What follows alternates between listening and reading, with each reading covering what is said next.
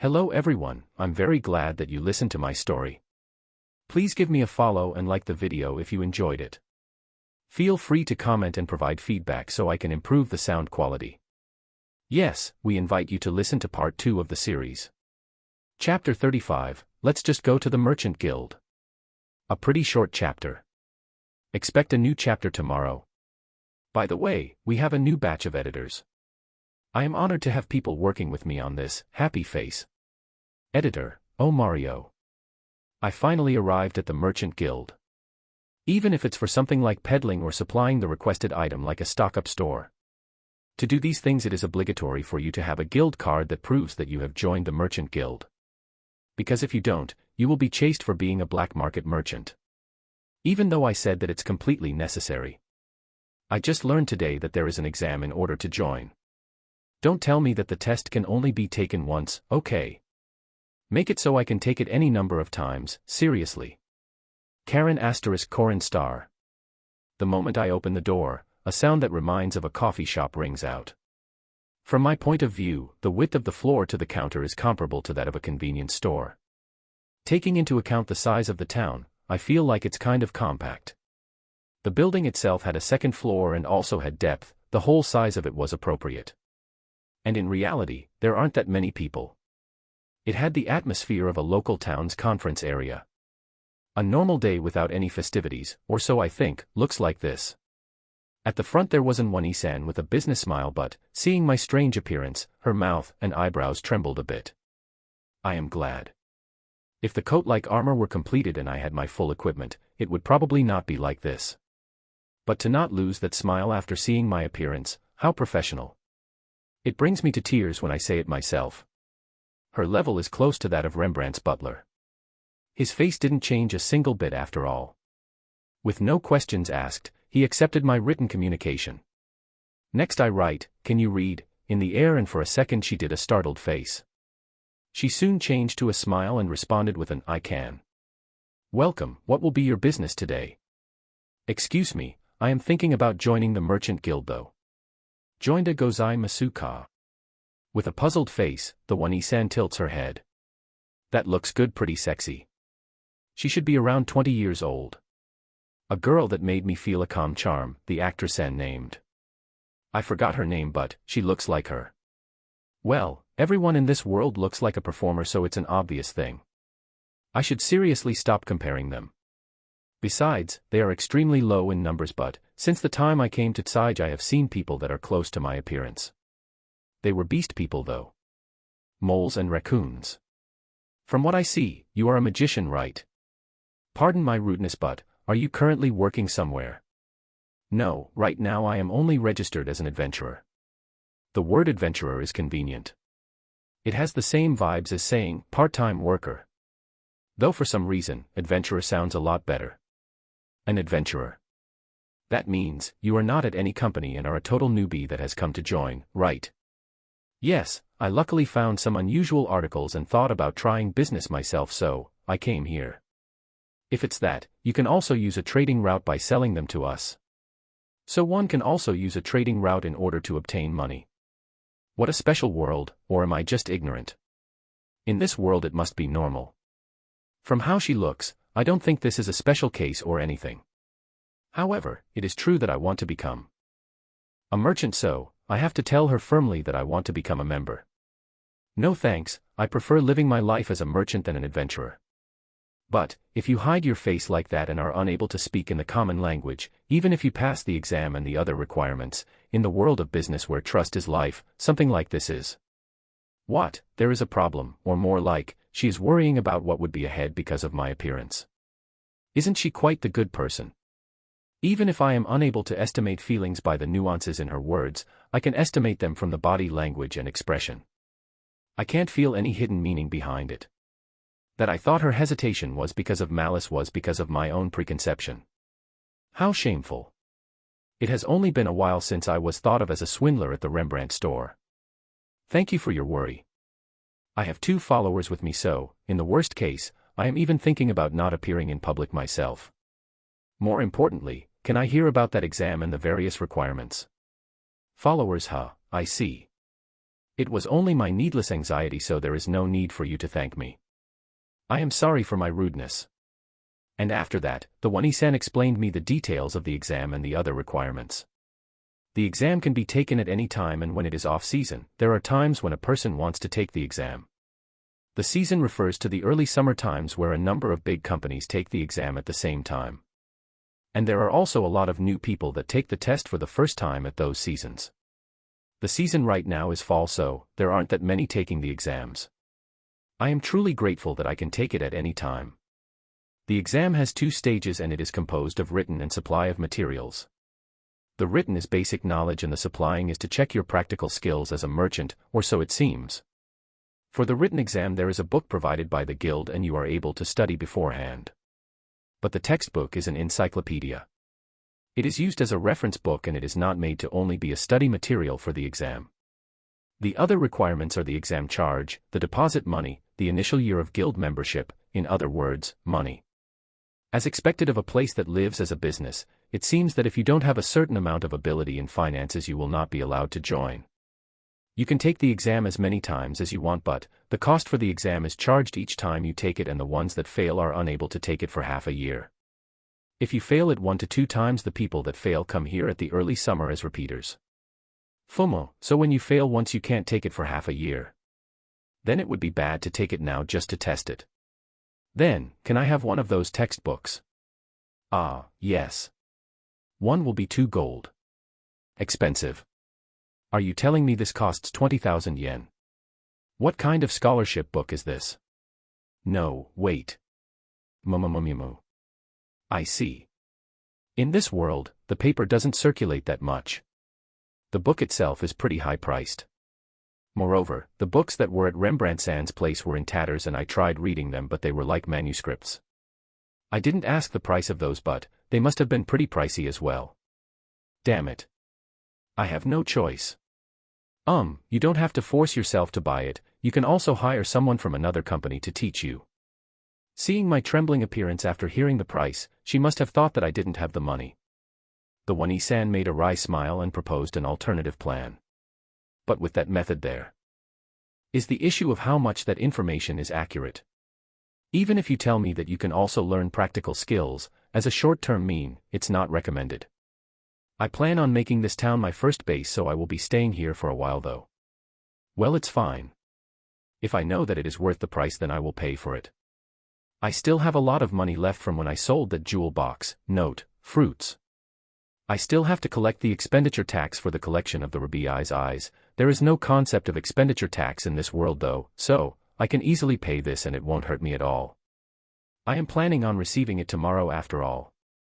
Since the time I came to this world I haven't tasted the feeling of being poor. That is one of the few good things. No, it's fine. 2 gold coins, right? Then with this, I calmly take out 2 gold coins and give them to her. The One-san may have been surprised that her eyes to evaluate people were wrong. She had an astonished face while taking the money and giving me the book. Let's see. What kind of contents does it have? Flip asterisk flip asterisk flip asterisk. Flip asterisk. This is. Flip asterisk flip asterisk flip asterisk flip asterisk flip asterisk. Close star. Can I take the exam right now? Ha. The reception One-san unintentionally lets out a loud voice that resounded in the whole guild. Chapter 36, Mandatory Education is Greatness. I apologize. I said I would upload it the next day, but editing took longer than expected. Anyways, here is the chapter. Enjoy. Oh Mario. I did it, I have done it. At the time when the moon showed its shape clearly in the sky, I had taken some luggage I had in the lodging, placed it in a box and was now carrying it to the merchant guild. Written exam, succeeded. That exam, for me who has taken the mandatory education asterisk in Japan, was completely easy star. There was a part where you had to do memorization, but I easily memorized it in the time the exam was being prepared. There was a part which gave you problems that could barely be called math, a part where they asked you about management, and a memorization part where they gave you questions regarding the license. But the calculation part was clearly the highest priority, as it took most of the exam while the memorization part was lowest. This was truly an exam made for me.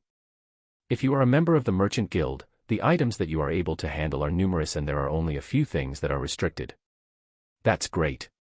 Luckily, the memorization parts where I skimmed through were in the exam. I was able to finish it in half the time that was provided. They seemed to be in a pretty sloppy stage of accounting as I was easily able to solve them all. It was child's play Death Star. I already knew the units of conversion between gold to copper as well, after all. The examiner was trembling while he checked the paper and with wide eyes he told me, "You passed." The face he had was priceless. That this level of an exam normally takes several years to study for, must be because there are no such things as schools in this world. If there are any, then they must be in a pretty special categorization. Since it was such an unbelievable perfect score, they didn't subtract the fee for the exam, but instead allowed me to freely pay by installments. I was planning on paying it all at once anyway, so it didn't affect me at all though. I am glad there was another privilege. They told me that I was able to do the supply exam as soon as I wanted to and that I would be given a task of acquiring items in a set amount of time. If I am able to complete the task, I will pass the exam. When I heard that I could take it at any time, I told them that I will be doing this for a while longer. This part is vague for me who is from a different world. Seeing the task, I quickly returned to the inn and from the materials that I got in the borders, I randomly packed in a box the ones that I had divided before and carried it with me. I was carrying a box the size of an orange container and in it there were a number of medium to small-sized materials. It's a wooden box, so it was a bit heavier than a cardboard box, but since I have a Hypa asterisk, this way was more comfortable for me. In total there are 4 materials, or I can also bring materials that have a higher value than the ones that are listed here. The 4 materials that were listed, honestly, I have never heard of them before. But there was an examiner there. He told me that I had bad luck. He said that the supplying exam also relies on luck. I had to take out a ballot with a number written on it and depending on that number I had to acquire the articles. From within those, it seems that I had drawn out the super difficult one that required expensive materials. Moreover, I had to bring 4 of them. Hawawa, I already knew I had no luck. Is what I thought until. If you don't have connections with adventurers that are at least level 50, this task cannot be completed. The examiner said this. For a merchant to go outside and get them is close to impossible. There is a need to have an adventurer that has a considerable level, and of course, it will cost a lot of money to hire him. And that is why he must have thought it would be impossible. However, he said that it would be fine to bring something that has a higher worth. It's written here as well so. Then if it's the Momonos in the borders that are impossible for a level 50 to fight against, I should definitely be okay. I have taken quite a large amount of materials with me as well. For the minimum level to enter the borders to be level 95, just what kind of high-class net game hunting ground is that? It truly tells me of how reckless Toa-san and the others are. Being in a base where you barely reach the level, I can understand why they were practically gambling with their lives when they went hunting. In any case, I am lucky. I have gotten the passing mark in the same day. I have arrived. Makoto. I say arrived in the Japanese language that no one should be able to understand unintentionally. The lights are still on and I can feel the presence of people too. So close. Hello, it's Reida though. Era. Reida-san, I thought you were in the middle of the supplying exam. Yeah, I have finished already so please confirm it. Ha. This is the second time that the Wani-san cries out in a loud voice that resounds through the whole guild. As I was saying, I have gotten 4 materials that are worth higher than the ones assigned. So please confirm it. Wah, yes. Please wait for a bit. Examiner. Examiner. It looks like the Wani-san noisily stops the Aji-san asterisk that was walking at the other side of the corridor. Oh, it is certainly that person. The one that said, perfect score, as if he was ringing the words out. Otto, it seems the 2 of them returned. Are they going to confirm it at the reception? I thought we would be going to the exam room again. Reidu-kun. It hasn't been long since the time you were given the task. Please don't do irresponsible. Yes, please confirm. I take off the cover. There were around 8 materials that I had packed inside. I packed some small things as well, just in case. N. How is it? I think they are things that have more worth than the ones from the task. From where did you obtain this? A few days ago, I received them from the adventurers that I had accompanied from the borders. All of this. Just who in the world is that person? A party that has a shadow thief called Toa-san. I heard that they had sold their materials a few days ago though. The examiner looks firmly at the One-san.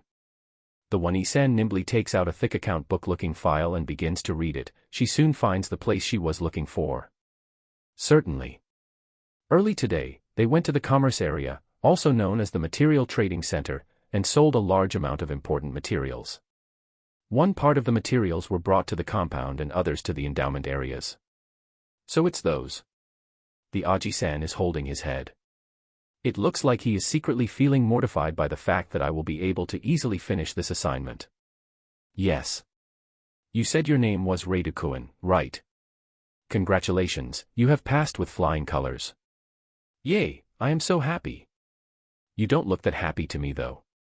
You are the first one to plunge in the merchant exam and pass it in the same day. Seriously. What an outrageous thing. There is no way I am not happy. But, since I wrote that it was easier than I thought, he must have thought that I wasn't happy. Thank you very much. I will have it so that the guild issues you your guild card by tomorrow noon. The things regarding the card's functions and the rules will be told at the time you receive it. Are you fine with tomorrow? There is no problem. Understood. Then. Girl, I ask you to take care of the preparations. After asking the One-san to handle it, the examiner Aji-san unsteadily walks away. He even looked as if he were sleepwalking. Maybe, I did something considerable. Well, I wanted to get it fast so I don't mind. I am also interested in the adventurer card's functions, but I want to get this one's as fast as possible. I didn't want to just say, to exam studies. Because it would revive bitter memories of my previous world. I am surprised. You were on the upper class side, huh? To think you would pass. I have ranked up in One-san's eyes. This is how one gets promoted in the stairs of humanity. Nah, I was just lucky. I was able to pass with the knowledge I already had after all. Fufufu, you are quite modest. These are the entry forms.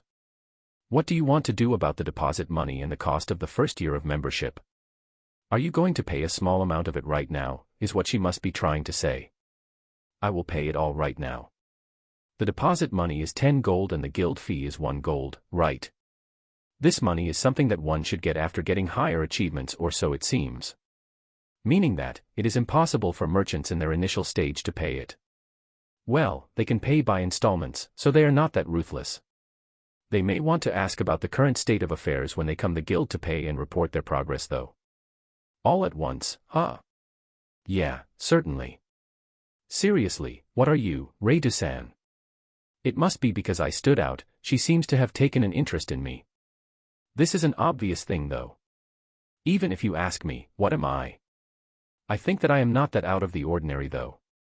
Aside from the fact that I talk this way. While she points at my mask, I continue to fill the entry form. There aren't that many people wearing masks after all. Is it fine if I ask you? Her curiosity is so clear.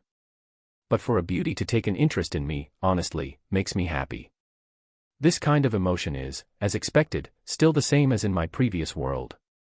It is something that happened when I was small, so I don't remember it that well. It seems that I was the target of some kind of curse. So the mask is negating that curse, but now I am unable to take it off, is what this mask means. A curse, you say?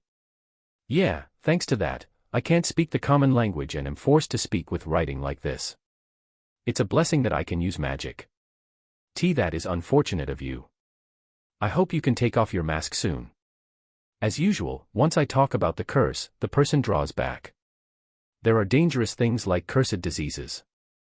They must be scared of a curse they don't know about. Thanks. I can speak in other languages that are not common language. I can speak with the demi-humans and ones that are able to wield magic.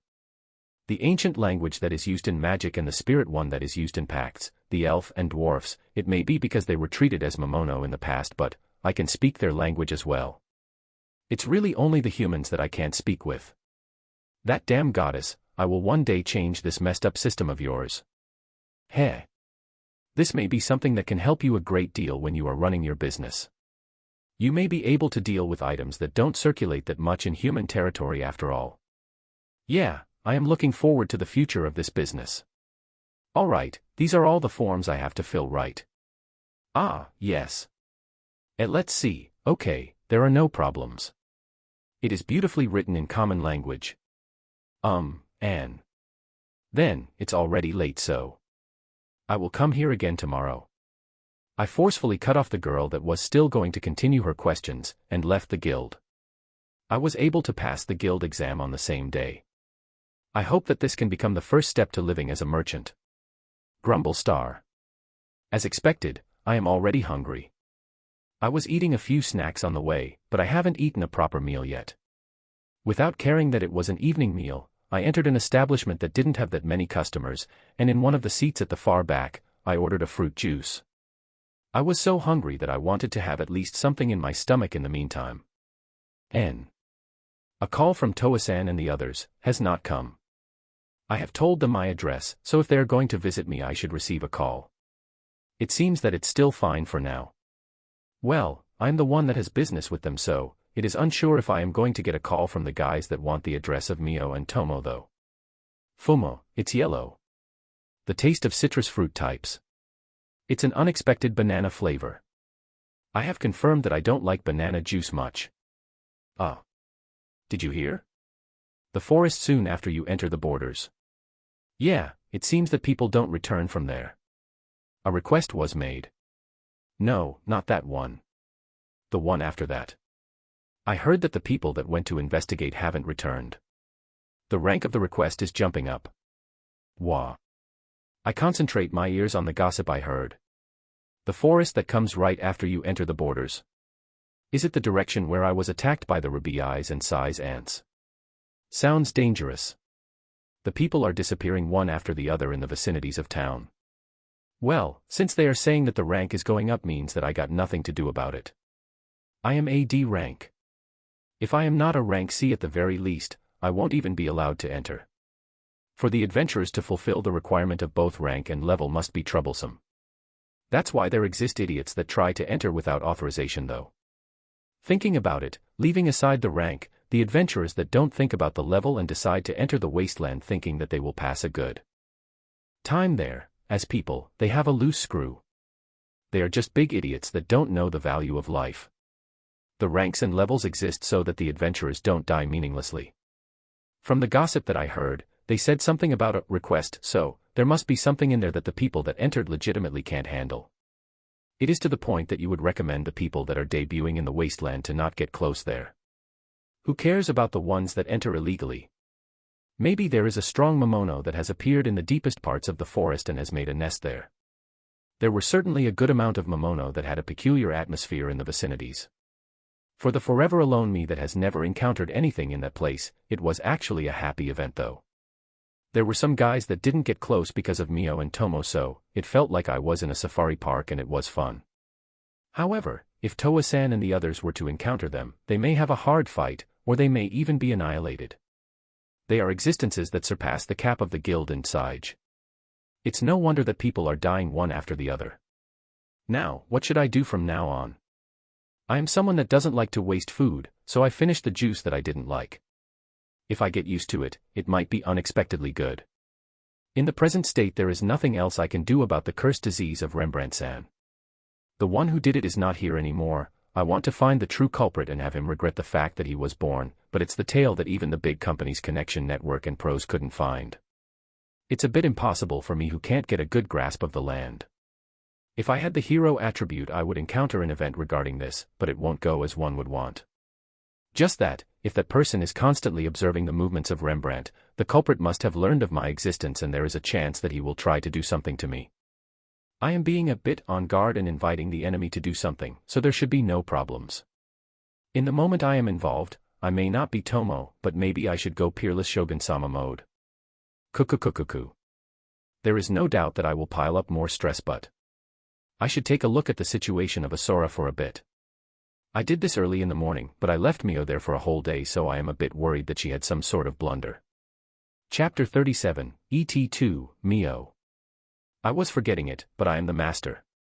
It is fine to go to Asura, but since there is a chance, let's call Tomo and Mio and have dinner first. That's right, why should I be going to where they are to hear their reports every time? It should be them coming to report to me.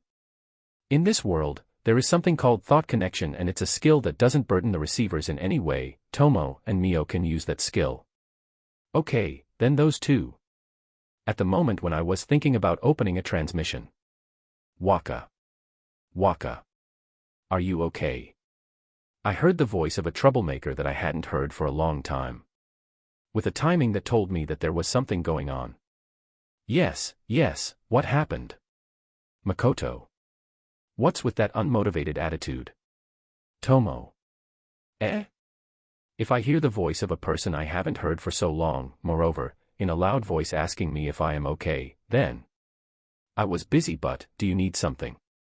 Makoto. I push all dissatisfaction I had onto her. Seriously, for the person that left the report I had ordered her to do to the orcs and disappeared with no previous notice, your attitude is too conceited. Moo. Mew. Regarding that, I was making sure to get some results before reporting to you. It was a success, Ja. For that reason, I needed the time, Jawaka. Tomo. I wonder about that. She is the type that would go without eating just to buy a newly produced game after all. Even if you tell me that you tried your best, it doesn't convince me at all. You are the type of person that would say, I can make rice, with a straight face after all.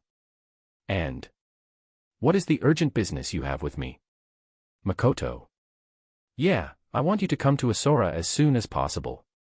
Mio is in serious trouble, Ja. Tomo. Mio. Now that she mentions it, Mio hasn't gotten in touch with me since the time I left her. In situations similar to this, she would call me once every 30 minutes with thought transmission just to talk with me after all. Don't tell me. Did my magic power that was inside of her dry up and she has gone wild? Don't tell me she returned to being a spider and has begun going wild. Makoto. It's not such a lukewarm situation. It's the opposite, Ja. Waka, just come here. If there is a person that can handle this, it's only Waka, Ja. Tomo. A situation that is even worse than that. What does she mean by opposite? Geez. While being overwhelmed with these emotions, I quickly enter an alley and after checking for any possible people around, I summon the mist gate. If I remember correctly, Mio should be at a material warehouse. I asked her to organize the place after all. Tomo-san. Continue quickly. Mio, let's finish this for today, okay? Look, the outside is already dark. It's the time where you can meet with Waka again, right? Tomo. Then it should be fine to continue until he comes back, Diso. Mio. How long do you think I have been doing this? This is the end. Tomo. Era. Is that so? Then, I will be filling this crystal board that I don't understand, with scratches, okay? Mio. Mio takes out a transparent board that had the size of an A4 paper. And she said that while slowly moving the iron-ribbed fan to it. Tomo lets out a wah, and other strange things that didn't make sense while wriggling her body in agony. Mio. That is the CM cut that I went through all the trouble of removing the noise, the second volume of Mitokumon Takedo. Tomo. I want to see the continuation Diso wa. I really want to watch the continuation Diso wa, Mio. Oh. Wait, don't do anything rash. Besides, if you do something like that, I will never cooperate with you anymore. Is that okay with you? Tomo. No way. If something like that happens, I will be shocked to a point where I would eat everyone here. Diso wa. Mio. What? Tomo. What the hell is going on? It seems that Mio is badgering about something, and Tomo is trying to stop her. This is the place where Tomo is regulating the images of my memories, or so she told me. Well, it must be something like a library or a data room. In such a place, the two top-class people of Asura are bickering as if they were children. And she said that she removed the noise of a CM cut. Just what kind of video studio operator are you? I wonder in what state are my memories right now. Still, if that one board has one whole volume of Mitocommon, then it would be a capacity that would even surprise the modern era. So that is the rumored supercrystal, huh? Is it a valuable article like the Herkimer diamond? No, no, no. Right now is not the time for that. Is there no one else here? Oh, how unusual. The Arc-san is here. Hey, what in the world is going on here? Makoto. Wakasama, we, in the place where we met Wakasama, were doing the organization and classification with Mio-sama. Oh. The smattering words have become decent. Now. Impressive, you guys even learned the common language fast. Even when I tried so hard to learn it I couldn't. It makes me want to sulk. In the middle of it, Tomo-sama returned and began something called appreciation. Appreciation. Ah, art appreciation, huh? Hey, Tomo. Don't you have a lot of work piled up? I ask of you, for someone that stands on the top, please, act as. And Mio joined in. Hey. You are an accomplice as well. But after rebuking Tomo-sama, she soon returned to work. Oh, what an exemplar thing to do. Then, what is with this situation? Mio-sama went to the data that was over there to organize it. Ah, if I remember correctly, that is the part Tomo said were the miscellaneous images of my memories. I have said it a lot of times, but that skill is pretty convenient. You can scan the life of a person you have met and you can store and watch it without having the memories deteriorate. It seems you can't read the emotions the person had at that time, but being able to store all the memories that you have experienced is way too awesome. Depending on the use, it could be even more powerful than the ability that Tsukumi-sama gave me. The explanation of the Arc-san is long. He is smattering while trying his best to talk with me in a polite manner. This gives me a good impression, but when will you arrive at the main point? And then, it became like this. Iya. Didn't you omit all the important parts? Mio-sama turned stiff at that part. She dragged Tomo-sama there. And that is how it became like this. I don't understand the meaning. I said my thanks to them, and headed to the 2 loyal followers that were there. Now that it has come to this, I should ask the people involved to tell me what is going on. Tomo, I have come. What is going on? Makoto. A truly annoyed voice came out from me. Well, there is no helping it. It was an annoyed voice that surprised even me. Oh. Waka. Good thing you have come. Please stop this idiot. Tomo. No, Wakasama. For Tomo-san to be the only one that can pass such a good time, isn't that something called favoritism? Mio. What are you talking about? This is a justifiable enjoyment that Waka has allowed me to do. Tomo. For Tomo only. Aloud. Hey, don't tell me that. Following after Tomo, Mio has also been enraptured by history dramas.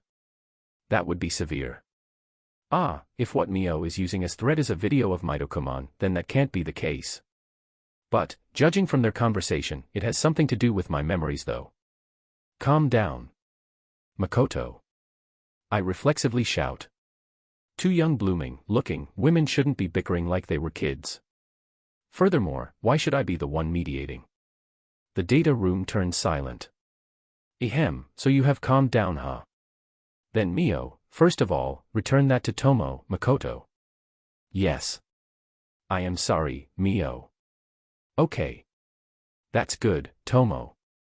Tomo has a pleased face as she hugs the Mitocommon board. And, Tomo. Explain to me what is going on here. Especially the part about why I have to come here to resolve your quarrel, Makoto. Well, you see. By the time I came here in the afternoon, these people were already here, so, Tomo. First of all, that part is strange. Why did the person that I have ordered several things to do, would come here first without even giving me a single report? Shouldn't you be going to where I am first? Makoto. There were a few things I wanted to confirm, Tomo. Appreciation to the history dramas. Makoto. Gay. Well, what great wisdom you hold, Tomo. Tomo-san is manyo and squirming about. So you were going, let's take a break before reporting, huh? Why is it that I am surrounded by such easygoing people like these? Geez. And then, why is Mio, what is this? Makoto. My eyes catch sight of a nostalgic video. If I remember correctly, this is an event in the mornings. Suppa Hairu Taimu. It's that kind of event. The time where the people wear ranger costumes and masks. Did they show history dramas at that time? If they were transmitting it, it would be in the early mornings though. Waka, that's it de gozaimasu. The reason, Tomo. Tomo? What is with that worn-out face? Makoto. Mio is using me as if I were a consumer electronic. Tomo. Crying yo, Tomo crumbled down onto the floor. What is this? Electronic you say, Tomo-san, just how modern do you plan to become? No wait, let's leave that for later. There is no lie in her awfully exhausted appearance. And, Mio is making a fake smile like that of a child who has done a prank and is trying to hide it. Wakasama, I heard that you gave Tomo the permission to watch history dramas. When we talk about Tomo-san, it comes to light that she did her mission without following the procedures properly and ends up immersing herself in her video editing. Mio. She returned but she didn't contact anyone because she was immersing herself in editing her video, I see. What kind of otaku are you? Yeah, that is a problem. Makoto. But for something as fascinating as this, I can understand why she is like that. Mio. The turn of affairs seems suspicious. As a follower, for the first time, I will be asking Wakasama something. Please give me permission to watch as well. Mio. More like, aren't you already watching it? Before even asking for the permission. I see, they got me good. This was the reason for the negotiations with Tomo. I made it so Tomo couldn't see a part of my memories. That is why Tomo is able to watch the memories that I haven't prohibited her to. And she can edit them. Without even a PC, what a skillful person. And, Mio saw something in the TV of my everyday life memories and got hooked to it. Mio. What I asked of you was to try and deal with the documents and petitions since you were able to understand the language. Even if she can't read the Japanese characters. Since she is able to understand the way it's spoken, I thought she would be able to handle it, but what the hell? History dramas? I don't really mind. Makoto. Not that. I don't have interest in such a thing. Mio. You, Mio. What do you mean by such a thing, Ja? You are being rude. That is the truest essence of Japanese culture. Tomo. What? So Mio got hooked with something different, huh? Let's push aside the complaint of Tomo. More like, Japanese you say, I am somewhat trying to keep it a secret you know. Since my memories have been read, it is just a matter of time though. Right now I am managing it by saying that I am from a faraway country. For now, the only ones that have seen my raw memories are Mio and the Arcs, and also Tomo. Something different, huh? This is anime. Hey. Hey hi hey hey. This, you, that, seriously. Mio, you want to watch this? Makoto. This is a series which doesn't lose in length to that of Tomo. Yes. I want to have the permission to watch this so. Mio. She has a face filled with motivation. However, me. Why did you compile a series of this? I don't remember having this in my collection. I see, that person. A friend of archery at the summer of last year forced me to watch it. It was practically torture. It was an endurance race where I was enclosed in an AV room with air conditioning. The more I remember, the bitter of a memory it becomes. I should have done something to him as revenge. However, a normal high school student shouldn't have the assets to buy a DVD compilation series. I don't have that kind of money. Damn you rich brat. I get it. Tomo, show this to Mio. I am already tired. I am going to sleep. Makoto. Wawaka. Is it? Okay. More like, my own time will be reduct dash. Tomo. I am truly grateful, Wakasama. Mio. Oh. Those are called anime and they are drawings that move. Please try to differentiate it from reality. For Tomo, the report. Along with the report, I still have a lot of things I have to talk about after all. I will be a merchant from now on, you know. Of course, these two will be my followers. They will be like employees. However, one of them is a samurai or a brigand, or whatever she thinks she is, and she is also a history drama otaku. And the other one is inexperienced in society, and now she is even hooked on such a thing. The prospects look grim. I will have Tomo report to me in a different room. By the time I finished lecturing her about her sudden disappearance, I was already thoroughly tired both mentally and physically. It would be troublesome if they discovered that I was not at the inn, so pushing myself, I brought my body to the inn's room. It had already become night. No, it could even be called late night. The nights in here become silent pretty fast. There aren't many people that spend all night making a racket. This town welcomes the silence of the night unexpectedly fast. That is why, it may still be 9 to 10 p.m. but the atmosphere is that of late night. There are a lot of bars lined up close to the inns. They are leaving the lights on at a relatively late hour, but they are right now disappearing. In a bigger town there may be places of entertainment that are like the nightless cities though. I am tired, Makoto. I open the window of the room and say a monologue to the outside. The chair that I was sitting on was one of those that would rock back and forth. This was unexpectedly pleasant. I like it. It gives a much-needed respite to my weakened heart. It was truly a day where I moved around everywhere. It has really been a long time since I have been this tired, both mentally and physically. I casually look at the inside of the room. There were 2 beds and 1 large couch. Normally, one of the followers should be sleeping in the couch while switching, but the 2 of them were going suya and sleeping comfortably in both beds. A past event. I don't mind if you come sleep with any of us, Disuzo. Tomo. Asterisk nod asterisk. Mio. Like I can do that. Today was a long day, so I should just go sleep. That's right, it's definite. I am supposed to be a healthy high school boy, but for some reason, I don't feel any sexual desire for those 2. Maybe it's because I know their original forms, or it might be because they are extremely problematic children. Might as well pass the night while walking outside. Passing the night while looking at the faint moon in the sky, how refreshing. It reminds me of Tsukuyomi-sama after all. And it also reminds me of the bug, so the balance comes to 0. That goddess. She seems to have spoken with Tsukuyomi-sama. Maybe she is a god that is related to the moon.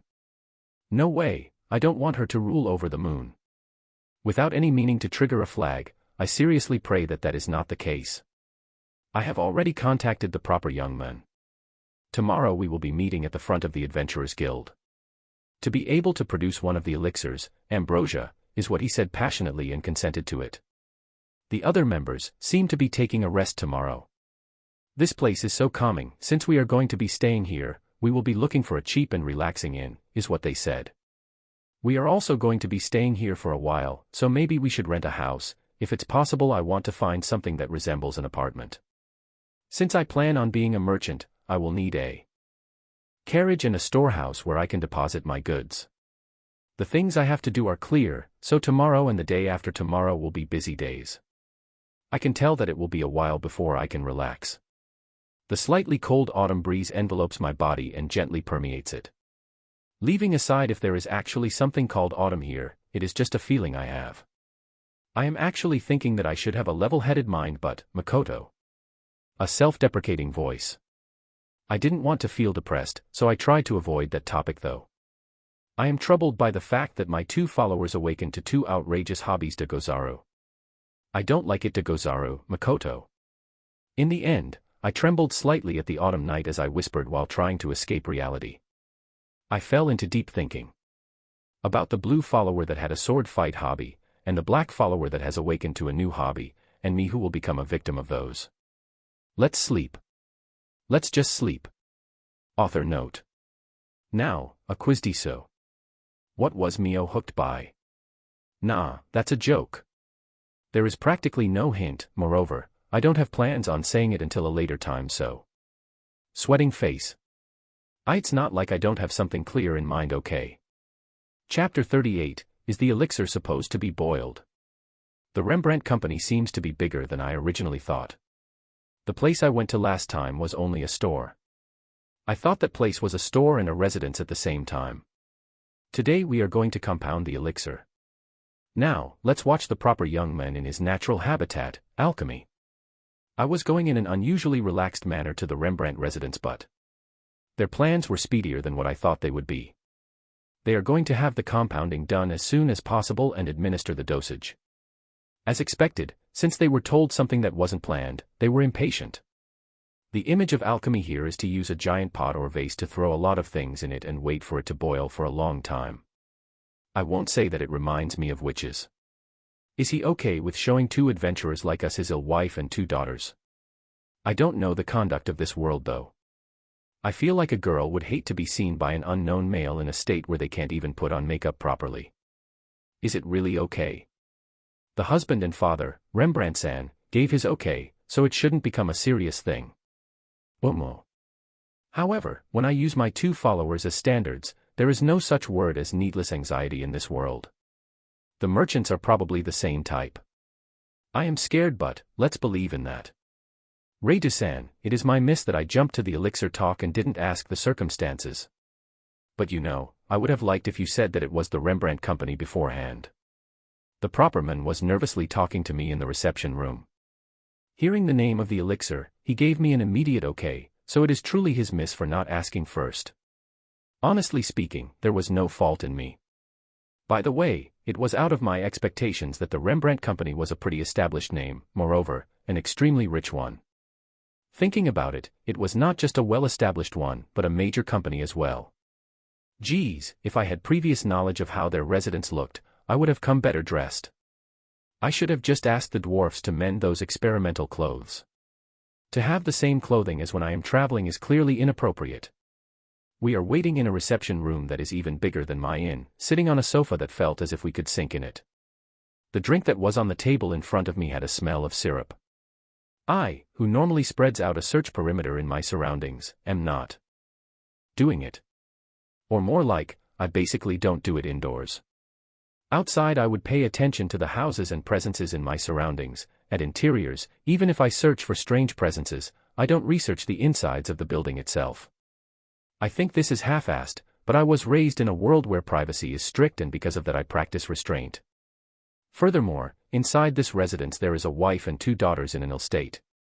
As expected, I wouldn't feel good hearing their conversations or watching them. This is my first time in Sige, so I didn't know about the Rembrandt company. Now that you mention it. Well, I am sorry. In this Sige, it is a pretty big name. It is to a point where I would honestly have a hard time staying here if he were to glare at me. I see. If that's the case then, it is natural for you to be nervous. That's right. Moreover, a request to produce the elixir, ambrosia. Even though the manufacturing method has already been prepared, I haven't been able to calm myself since a while ago. Will there be retribution if it happens to fail? No, in normal cases there shouldn't be. Because he is a merchant, you know. Not the mafia. And the said person looks more of a martial artist than a merchant, the suit doesn't match him that well. No wait, wouldn't he look unexpectedly good if he were to wear one? The thick-chested sport players do look good in suits, so it should be fine. They did say that if there was a level 80 it would be easy to produce. The elixir ambrosia. I have heard that it's an almighty medication made from the nectar of the Kanbana ambrosia. Just what kind of production method does it have and what type will it come out as? He is mumbling by himself and entering his own little world, saying, it's not like this and neither like this. It's to a point where I would want to follow for the, it will be alright, consolation I gave him, geez. Rembrandt-san and the butler-san haven't arrived yet. How long are they planning on having us wait in this mansion? I had already drunk about half of my drink, probably a type of tea, and the moment it was beginning to cool down, a maid-san came and changed it to a new one with perfect skills. They have already confirmed the level and job of the young man with his guild card, so there should be no issues but. What was the name of the young man that has a pale face? I can't remember it no matter how hard I tried. I really shouldn't have drunk that much in the first day that I arrived here. I remember the names of Toa and Rhinon though. The other members, I have a vague recollection of. No, sorry, I actually don't remember. I apologize for making you wait. Finally hearing the sound of the door opening, we turned to look at the source. Rembrandtshire and his butler-san. Finally. We have prepared everything, so we have come to receive you. The facilities are in the basement, so I will guide you there. If I remember correctly, Radodano will also be observing. Please go along with Hazaradano, Rembrandt. Rembrandt-san will not be coming. I will be going to where my wife and daughters are first. I will be guiding you when the elixir is done, so let's meet at that point in time. Rembrandt. He must want to stay by the side of his relatives that are going to be healed. Well, of course, if there is a butler that you can trust in, it would be better to stay with your relatives instead of looking at the production of a medicine you wouldn't understand anything about. He can also give them peace of mind after all. I understand. Then, let's meet at a later time. I personally have an interest in alchemy. I don't think that watching the production of a medicine and the magic of it is a habitual sight, so. I look at the pale face of the young man that is following the butler-san. I see, so his name was Hazaru. Thinking such a rude thing, we followed the butler-san and headed to the basement. Chapter 39, The Almighty Elixir is a type of cocktail. The nectar of the flower ambrosia and the frozen cocktail for medical purposes. The manufacturing process of the ambrosia can be summarized in this way. Put various alcoholic beverages and the nectar of the ambrosia into the container without mistaking the amount, and then smash the ice made from special water, which has a lower temperature than regular ice, somewhere around -20 degrees Celsius, in small pieces as if making shaved ice, and put them in at a fixed amount in intermittent times. Just that. You make corrections to the temperature and quantity, also the air and environment where it is made is being regulated by magic. From what I see, it is not that difficult of a process. Well, the proper young man, Hazaru-kun, also said, "Is this all?" So it should be as I view it. However, the efficiency of this incantation is way too bad. It was to the point that I wanted to shout, "What the hell?" The made-up of that aria was half-assed and inefficient.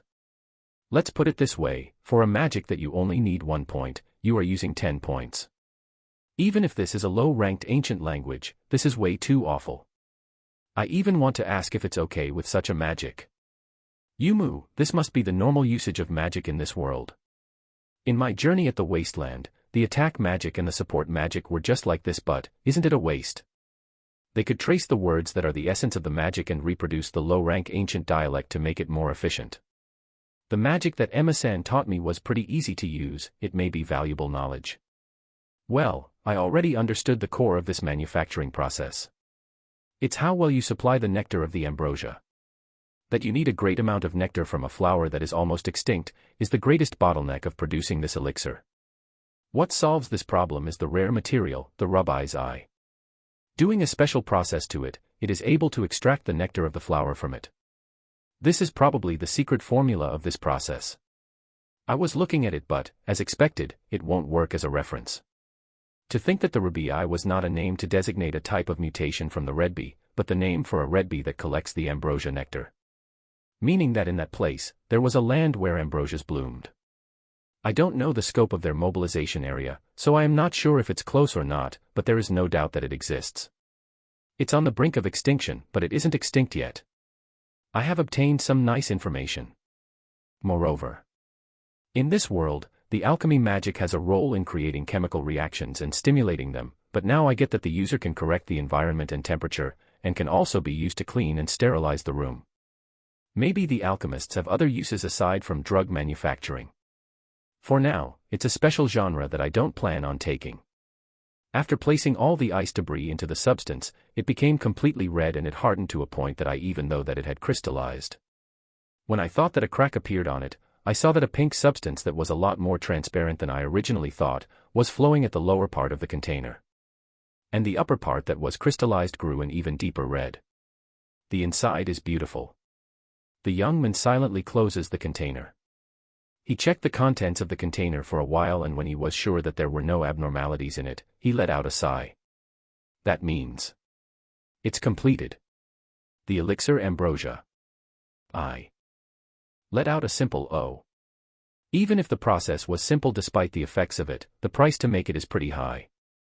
It could even make a house where you can live in comfortably. There were a lot of other ingredients that were expensive after all. Maybe it was because he was released from that pressure. The young man had a relieved face. There is still 2 more to go. Will he be all right? If there is an error when making it all at once, it will all be for naught. That's why it is being made one by one. I still have enough ruby eyes for 1 more, but I will keep silent about that for now. If there is no need for them, I will think about another way to use them. Because it is true that in the several weeks that we traveled, we encountered them only once after all. I have no doubts that this is a precious item. I should ask the mist lizards to search for those ambrosias. If there is a chance to cultivate them, it might even become another way for business. The value of the eyes may lower, but there is only benefits for me. And if I am able to reduce the weight of getting the eyes that already has many uses, by a bit, it may even be a good deed. No problems at all. That's right, let's have Mio go as well. It seems that she is good at making medicines after all. It's a done deal already. Mfufufu. Then, I will go to where Dana-sama is to give him the elixir. Hazaru-sama, please continue what you are doing. The butler-san that had the impression of never being agitated, makes a rare lively voice and takes the medicine's bottle with both hands as if it were the most precious thing in this world. It was a lower quantity than I thought it would originally be. It was in a bottle that was smaller than energy drinks, moreover, the liquid only filled 2/3 RDS of it. It is probably a medication you have to drink. For something that came out from so many ingredients, the completed product is really small. Fumo, no matter how many times I look at it, there are no signs of changes but. I should just stay silent and observe the production of the elixir. Rembrandtshire and the butler-san are probably going to be wailing again later. Honestly, it's hard for me to watch 2 grown-up men crying out loudly. It seems that it was a success, Makoto. I talked to Hazaru-kun in low-ranked ancient language. Several people that were there were unable to comprehend my words and had faces as if saying, "What did he say?" Ray Dodano. Are you able to use ancient language in daily conversations? Hazaru-kun seems to be surprised. However, this is used as substitute for simple codes, or that's what I heard from Tomo, so it shouldn't be that strange of a thing. Well, we are talking about Tomo here so. It may be old information. Yeah, aside from common language, I am able to speak in various others as well. I thought I couldn't use any of them to communicate my thoughts so I didn't use them, Makoto. Ah, so that's why. Is it true that you are unable to use common language? I can only think of it as a harassment of bad taste, Hazaru. You are totally right. The other people seem to not understand this though. Well, I don't mind it anyways. Let's make the other 2 as soon as we can. I want to heal them as soon as possible after all, Makoto. This young man is probably talented. Just by talking with him in low-rank ancient language he was able to distinguish that it was indeed ancient language and he could even understand the contents of it. The range of languages that I can speak in is pretty cheat-like in itself. If this were the modern world, I could even use it to be an almighty translator. Yeah. It seems that we don't have as much time as we thought, Hazaru. I don't have that much knowledge about cursed diseases, but I really feel anger at the person that asked to do this, Makoto. Ray Dodano is a kind person. The moment you came to me when you understood that I would be enough, I thought you were thinking such imprudent things like, I will make a big debt here, or something like that but, Hazaru. Damn Hazaru-kun, just because other people can't understand you, you are saying a lot of blunt things. For him, cursed diseases are something that are closely related to him so. If he is able to produce medicines, he must also be able to produce poisons as well. Or maybe he wants to live a nomad life as an adventurer, he may have that kind of stubborn determination in him. It's no good if I let my emotions take the better of me every time, he might have said that with no ill intentions in mind. You will be receiving a good reward, right? Now, hurry, Makoto. I press him on with short words. He must have seen the displeasure in me, he hurriedly went back to producing the elixir. Now, how is it going with Rembrandt-san? I was planning on activating the search, but I desist from it. Geez. I decided not to do that indoors, didn't I? No good, it's so convenient that I unintentionally rely on it. While I was gazing, the second elixir was completed. It's just an if, but. In the case that the crystal has a crack in it, and the condensed substance takes longer to flow out, and if it takes longer for the substance to reach the required state in the environment that has been regulated by magic. The purification of the magic elixir will increase in difficulty and there would be a need for more people to do it. At that case the medication would increase in value even more. If establishing the special environment is the role of the alchemist, then the role of an alchemist in compounding medicines is big. Doing this, they must be able to make various medicines. In that sense, the worth of the ingredients doesn't fit the production of this medicine. For Rembrandt this must be a blessing. If the medicine production were something that had an incredibly low percentage of success, the hope he would have to cling onto would be way too fragile. From what I see, it's like you get a tuna but instead of putting it in the freezer, you throw it at a random place. This method is so wasteful that it doesn't fit the importance of the medicine. In short, if I were to remodel it. Today I truly got a lot of seeds for new businesses. The worry that Mio created in my head just the night before was relieved a bit with this. Phoo. With this it's over. The manufacturing is over, Hazaru. Hazaru-kun had the 2 remaining medicine bottles in hand, and with the other hand he was wiping his sweat while walking towards me. How easygoing. Learn from the butler-san that carried it with both hands. *ban. Star. Reito-sama. Hazaru-sama. OWA. What? The cliched intrusion was from the butler. And the 2 bottles that were on Hazaru-kun's hand were thrown from the shock. The bottles danced in the air. After confirming that it was the butler-san, I returned my gaze to the young man. I confirmed the 2 bottles that were dancing in the air. Just in this moment, I was grateful for my superhuman body.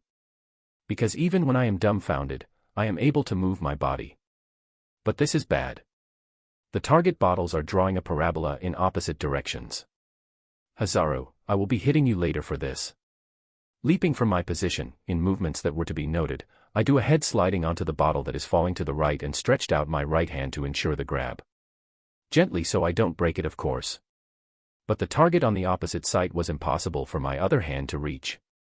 Damn it, even if that is the case.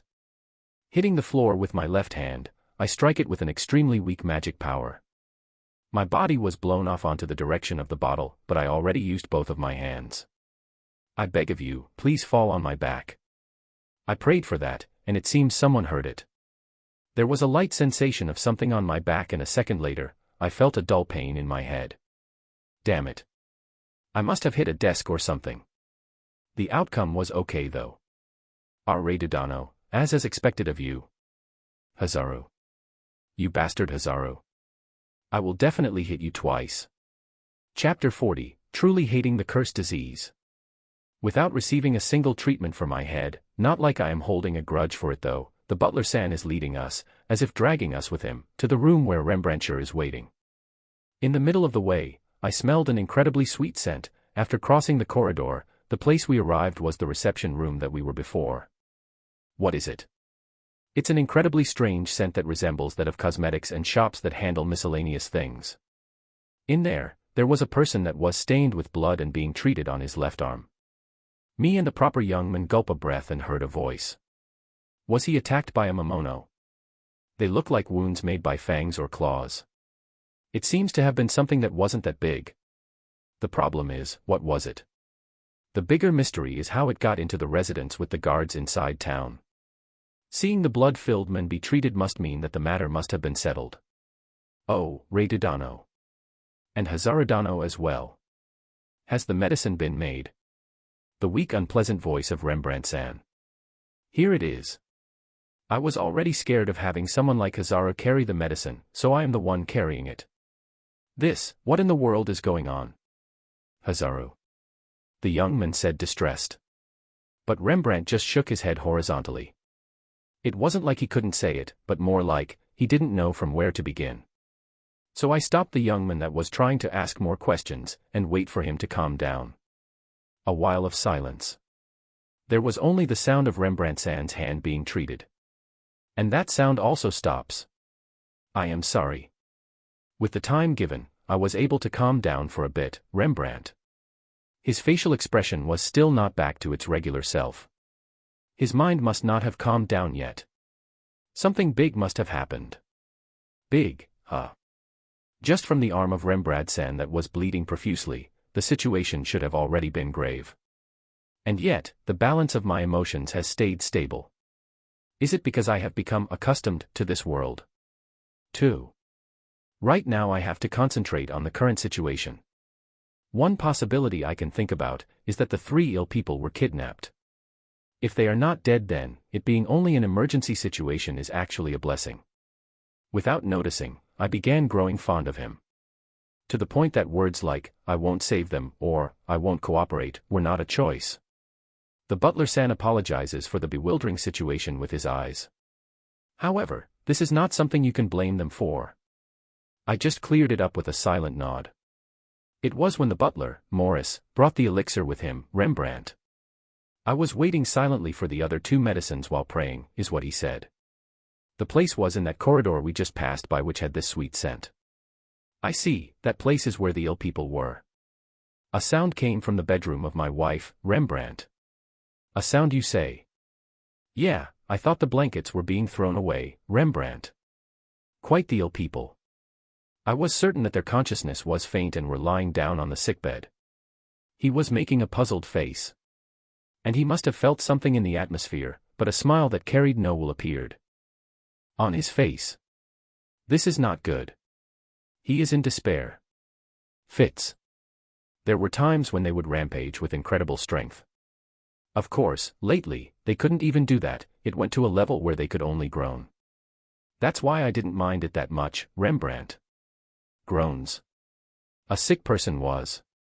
I see, I didn't tell you about the symptoms right. At the first symptoms I thought that it was just a fever. But, Rembrandt. It seems like he noticed that their behavior was strange. Fearing both water and light, there were times when they lost their sanity and destroyed their room. It sounded like the case of a dog under rabies. After that, their once beautiful hair began to fall down and their eyes began to be tinged in a fiery red light. Their appearance was no longer what they used to be, is what he said. What kind of devil would do that, is what I thought. I felt like my anger was turning to bloodthirst. After they returned to sanity and saw the own scene of their disaster, the people themselves cried and despaired, and then turned to the men, father and husband, to apologize. After that, they began fighting the disease, but their self was slowly wearing out. Lately, it seems that they have even been wishing for death. It would probably be impossible for me. I wouldn't be able to talk about it. Without doubt, I would have thought about killing the requester and even its family. I am confident that I would go mad. That hell was supposed to end today. And yet my wife is. Rembrandt. Rembrandtshire was sitting at the chair that was in front of his wife's room while holding dearly one of the medicines. Crying. The worst occurred at that time. A bit after he ignored that sound. He stretched out his vigorless arm onto the wooden door. The door was destroyed in a second, you see, and then my wife attacked my arm, Rembrandt. He tried his best to protect the hope that he had finally obtained. But the wife that he was supposed to save, stole the medicine that was supposed to save her, and destroyed it. The surroundings were enveloped by a sweet scent, and the maddened wife became even more ruthless and attacked. The guards that were hired and the butler noticed the abnormality and were able to hold down the wife by a hair's breadth. The woman that was screaming and showing her fangs, had stopped her fits and with no strength left, she fell asleep. And, we arrive at the current situation. Yeah, I understand. For a fit to have occurred. Is it possible? That was no fit, Hazaru. The young man confirmed what I was thinking. His tone of voice was heavy. Probably, when being close to the elixir, it is made so that event occurs. For the sake of stopping them from curing, Hazaru. The user himself used one last curse in order to obstruct. He says that he hasn't heard of any precedents, but from what he knows, it is not impossible for a level 8. It seems that a level 8 curse disease is quite a high level 1. From the bottom of my heart, I thought that it was quite a waste for the user to be dead already. If it were me, I wouldn't have killed him. I would have him suffer, have him drown in pain more, without letting him go crazy, thoroughly. My guards have also been injured, you see. They are receiving treatment in a different place, Rembrandt. Right now they can't move her. The bitter-faced young man that was beside me is not of the physical type, so it would be impossible for him to hold her down. Putting together what they said, just to hold her down you have to be of pretty high level and have to do joint shock attacks or it will be impossible. Moreover, because my wife doesn't mind her own body, if it becomes like this a number of times more, it is possible for her to die. Rembrandt. A body that shouldn't be able to move, to have her body move against her will and force numerous adults to hold her down at the same time. It is obvious it will happen. That is what I thought silently inside my mind. It seems that I am not the type that would lose himself because of anger, is what I thought somewhere inside of me. Hatred, hostility, I still have them but I am able to calmly dispose of them. Before arriving here, I had noticed that I didn't feel any resistance in taking the life of my opponents. But, at this rate, I feel like it will be the same when it is against a human being. And then, without feeling like I have grasped this truth completely, I accepted it. A high level and joint shock attacks. I have a few people in mind. I already knew that this should be the part where I call Toa-san and the others. That I should call Tomo and Mio to be on the safe side. And despite that, I decided to do it myself. Maybe it is because the emotion that should have been disposed, had a little of it left and this was the result of it. Seeing how I am able to calmly think like this, I felt a bit annoyed at myself. Seeing Rembrandtshire and the butler, Morris-san, I said this. I will hold her down. Now, let's go. I shut up Rembrandtshire and the others who shouted, saying that it was impossible, with my bloodthirst. Bloodthirst? No, it was wrath. I didn't understand it myself. I grabbed the collar of Hazaru and bring him close to me. And asked him to please manage to make one more elixir with the remaining ingredients. For some reason he didn't object and ran to the basement. If he is unable to, I can give him the remaining eyes and have him make it. I have a lot of the other ingredients as well. When I asked him at a later time, he said, I thought you would kill me if I objected, with a broken smile. I give the medicine to Rembrandt. I see, that sweet scent was the aroma of the elixir. The environment of the basement was being controlled, so I didn't notice. For something that breaks you and brings you onto the brink of despair to have such a sweet scent. What a joke. Okay, let's go end this stupid curse. Chapter 41, Determining My Path. Now, quickly use the medicine. I was restraining the arms and body from behind, perfectly immobilizing the wife who has lost all sense of humanity. I don't know how she was before, but her hair that was falling down, her cheeks that were hollow, the bloodshot deep crimson eyes, as well as the saliva that was oozing from her mouth, they were all strong images that made me think of her as a ghost. Even if she were in between a horde of zombies I wouldn't see any difference. What was it? The one where the main character was living accompanied of a dog in a world that was destroyed because of a virus. She looks like one of those people that were infected by that virus. Well, a ghost is also plausible. Who would believe that this was once a beautiful wife? I haven't seen her before though. Her legs were still rattling, but it proves no problems for someone to make her drink the medicine. With the wife in her current state, even my face looks decent. While thinking something like that, I began to consider showing my face to them when all of this is resolved. Outward appearance, I feel like something like that won't matter anymore. If there are people that care about it, I can just have Tomo or Mio change their mind. Moreover, to hide my face would affect the faith they would have on me. Because I actually want to live my life as a merchant, hiding my face is not an option. And I have decided on handling the medicine department. I don't want to see another family lose someone in this kind of unreasonable situation. Even I think that this may be a hasty decision, but I don't care about it. That's why I decided on revealing my face. I think that people will get used to it after seeing it numerous times. Are you really a level 1? Rembrandt. Rembrandtshire says surprised. It's a given. Because level 1 is a number that is even lower than him after all. Don't mind it, concentrate on the medicine. Don't tell me that at this point in time you are worried about getting bitten, right? Such a thing won't even become an issue. Rembrandt. He was surprised by the fact that I was able to restrain her by myself, but with my challenging words, I was able to make him take action. In reality, it wasn't like the body structure changed, so it is natural that the grapples which are effective on people to work here. And I have a body that surpasses the norm after all. Just because she is ignoring her limits won't pose problems for me. However, the power of a person's jaw is something that is stronger than I thought. Even more so on this woman that has removed her own limiter. For people that are not adventurers, this power would be enough to scare them. But without fearing the teeth that had changed to fangs, the man drained the contents of the medicine in her mouth. From his face, I could feel a determination that told me he wouldn't mind even if all of his fingers were bitten off. Maybe the body of the wife was beginning to feel the changes, her body started to convulse and the symbol of her madness, the scarlet eyes, were growing dimmer. Her outward appearance didn't change drastically, but her whole body began to lose strength and her breathing grew constant. Oh, Risa. With this I will be able to speak with you again, right? It's bringing a smile on my face, Rembrandt. He has been crying and crumbling on the floor a lot. Of course, I wouldn't say such a thing in this kind of situation though. He is weeping manly. The butler, Morris-san, was expressionless, but he was wiping his tears. Now then, which daughter should we begin from? I think we should prioritize the one that is in a worse state though. If Hazaru is able to make it, we will have the last elixir we need. But in the current situation, we have to make a choice. Well, I heard him confidently say that it's a wasteful manufacturing process, so I think he is doing his best and will manage somehow. He is not a 3-digit level just for looks after all. HNGH, why you are right.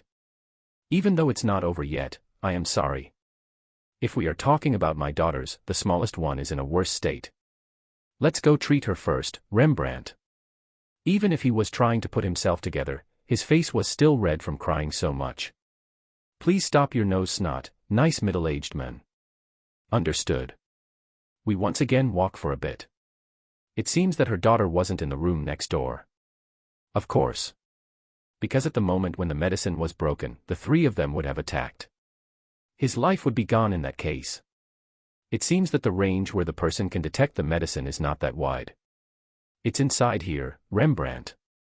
Saying that, Rembrandt-san points at a door that was deep in the corridor. I understand. I will be doing the first move. Please give me the key. Will you be all right? Rembrandt. Even though he saw me do it before, he still asked me anxiously. No problem. When I have restrained her, I will send you a signal with light magic. However, I intentionally cut off my words to create the atmosphere. The two people gulp. If I touch her breast or as by mistake, please don't get angry, Oto-san asterisk. They were clearly caught off guard, both of them looked at each other and waved their hands weakly while giving me a sidelong glance. It's no good to be too tense after all. I hope he lets it slip as a joke though. How to say it? What a big shot. Yeah. He is quite the person. I wasn't able to catch the words that both of them exchanged while smiling bitterly. Asterisk click asterisk open. She is not on the bed. The dark interior was quiet. With a calm face, I spread out a search area. There she is. She is in a place that is a blind spot for me. I don't know how she did it, but she was at the left side ceiling while I was looking at the bed. She was clinging to that corner and looking at me. Are you a monkey? Are you Spider-Man? Purposely showing her my back, I walk a few steps. When I did that, she leaped onto me. It seems that the scent of the elixir was also stuck on me. In this case, it can be considered a medium-level misfortune. Because she is considering me a hindrance after all. Her condition was better than the wife, but her short build and quick-witted part was ferocious and intense. Her stamina was also bigger. I should prepare myself better for the last one. While still having my back turned, I grabbed the left hand of the girl that plunged onto me. Just like that, I turned to her back and restrained her remaining right hand. Shifting my body once more, I made it so that I would be able to hold both of her arms down with one hand. In this position, even if she tried multiple times to bite me, I would be able to evade it. If I pay attention, I can evade it with slight movements. I can deal with it in a calm manner. With the free hand I had, I hold her head down and take away her freedom. Yash, okay. Entwining both of her legs from the inside, done. Sitting on top of her, I was able to seal her movements perfectly. In this position, I signal the other party with light magic. Hearing the footsteps, Rembrandt-san and the butler Morris-san entered. Please have her drink the elixir quickly. Seeing the medicine, she once again tried to rampage. I hold her down, taking away all her strength and urge them on. It is better if she suffers the least amount of damage in her body after all. Thank you. I truly thank you very much. Rembrandt. After that, her breathing began to grow constant like in the case of his wife. Releasing her, I take her back to her bed. After doing that, a number of maids entered the room and began treating the girl and clean the room. I see, I didn't think of this. Maybe it's the butler-san that is being attentive, or it might be Rembrandt-san. And then, rough and rude footsteps were heard. Haha. Reidodano, I was able to somehow make one more. The ingredient was the elixir itself, a creation of this Hazaru. Ah. Hazaru. Are you an idiot? How is it possible that you stumble again? The distance is way too much, so it is impossible for me to do a follow-up. Moreover, I am right now having a pleasant time with this young girl. Well, my worry was unneeded.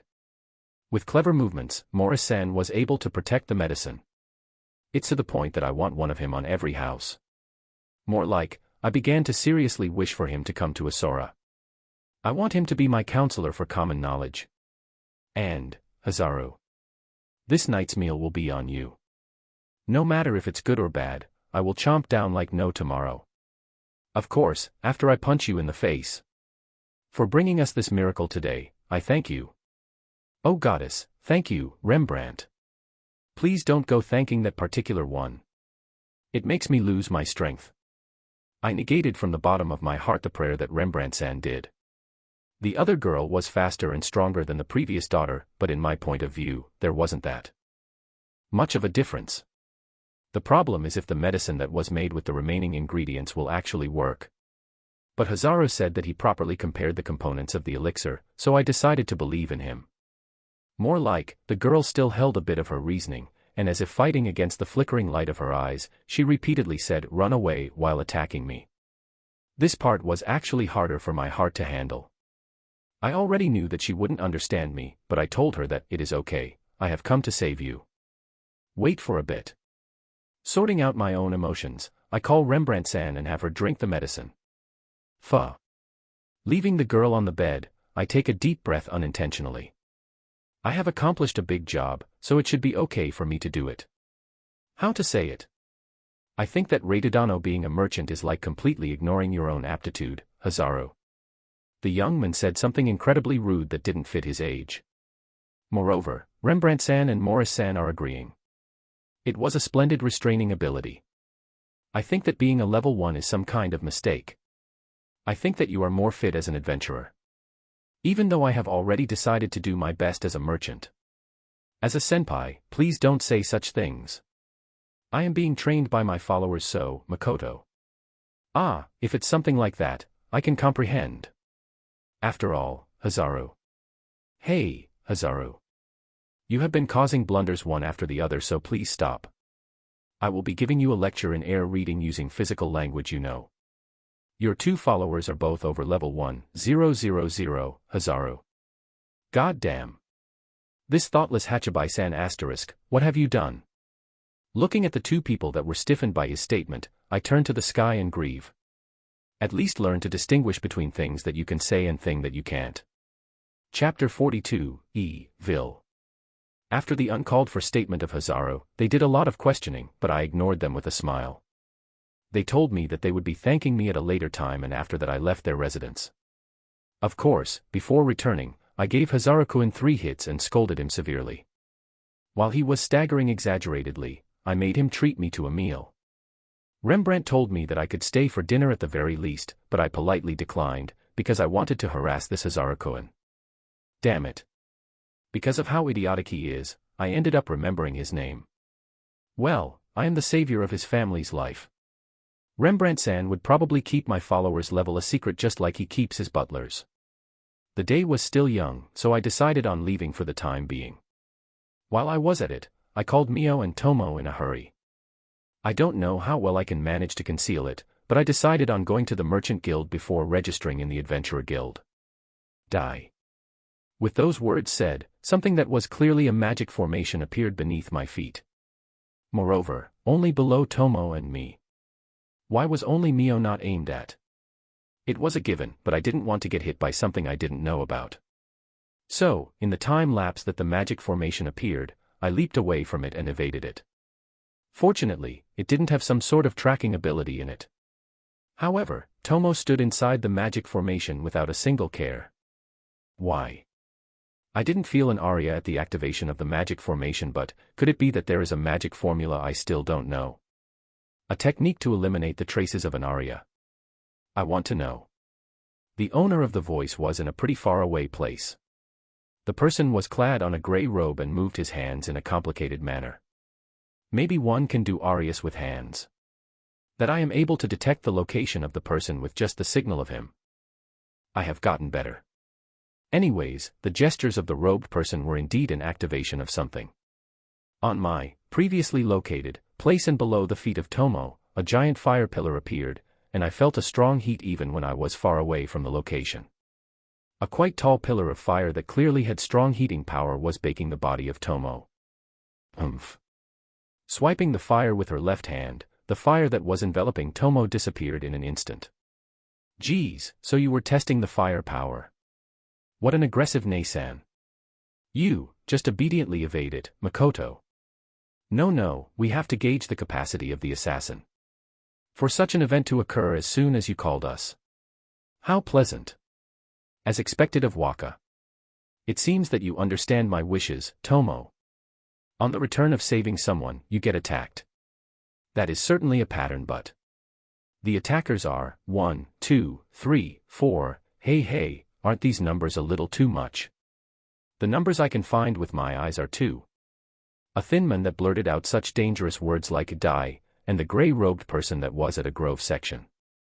However, the result of expanding Sakai, I found out that there were numerous people that were hiding. In total, there might be close to 20 of them. Is it regarding Rembrandt-san? Or maybe, me. But I don't have any recollection of being hated. The friends of the demons that I defeated at the gate should not know that I was the one who defeated them, and there shouldn't be any survivors from Zeno that have reached Side yet. FOMO. I don't know. If it's related to Rembrandt-san, I will leave them totally beat up. Leaving aside if they are the mastermind, I will be getting rid of any root of evil. From what I see, the thin man gives me a cool impression, but in this world he is your regular hoodlum. I looked at the lower than second-rate person that was talking. So you evaded it, huh? And moreover without any injuries. TCH, there is another that is strong like the black 1 inch. So they know the strength of Mio, huh? Hey, that black Nei-san over there. Could you please just stand there watching for a while? I promise you that we won't lift a hand on you. To our silence, the man continued to talk. From the way he talks, I could tell that he wasn't impatient and had no panic yet. Does that mean that he saw Mio fight somewhere, or he only has superficial information he heard? Without lifting suspicions, I exchange looks with Mio and tell her with my eyes to go along with his offer. Since I had Tomo beside me, furthermore, it was a favor that I asked, she accepted without showing any displeasure about it. Will it be free of charge? Mio. You do get it. No, how about I give you 10 gold? Fine, I will do as if I haven't seen anything desu wa, Mio. Mio, you bastard.